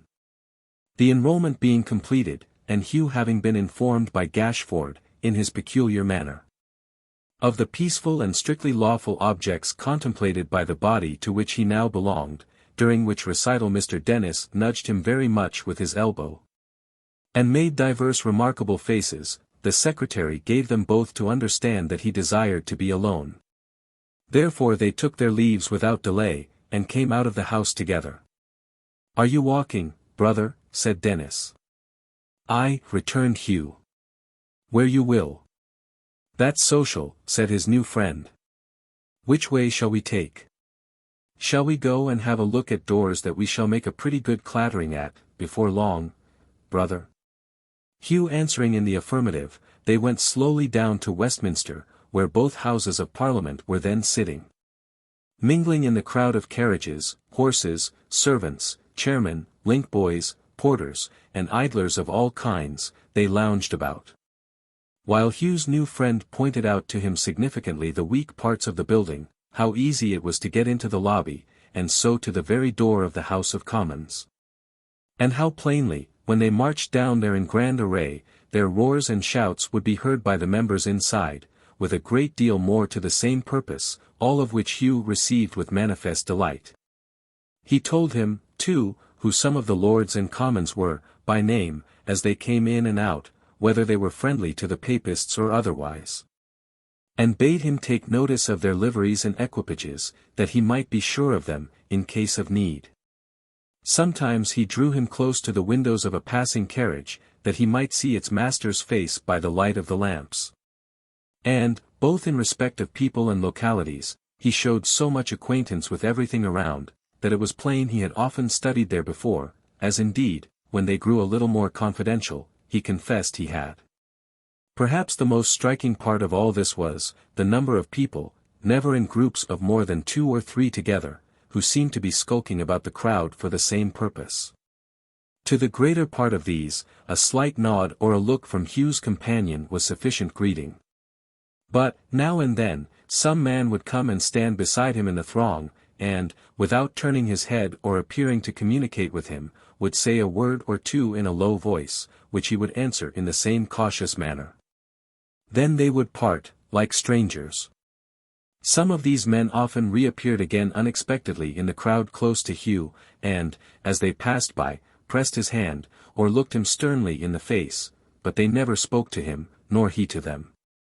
No, not a word. It was remarkable, too, that whenever they happened to stand where there was any press of people, and Hugh chanced to be looking downward, he was sure to see an arm stretched out, under his own perhaps. Or perhaps across him, which thrust some paper into the hand or pocket of a bystander, and was so suddenly withdrawn that it was impossible to tell from whom it came. Nor could he see in any face, on glancing quickly round, the least confusion or surprise.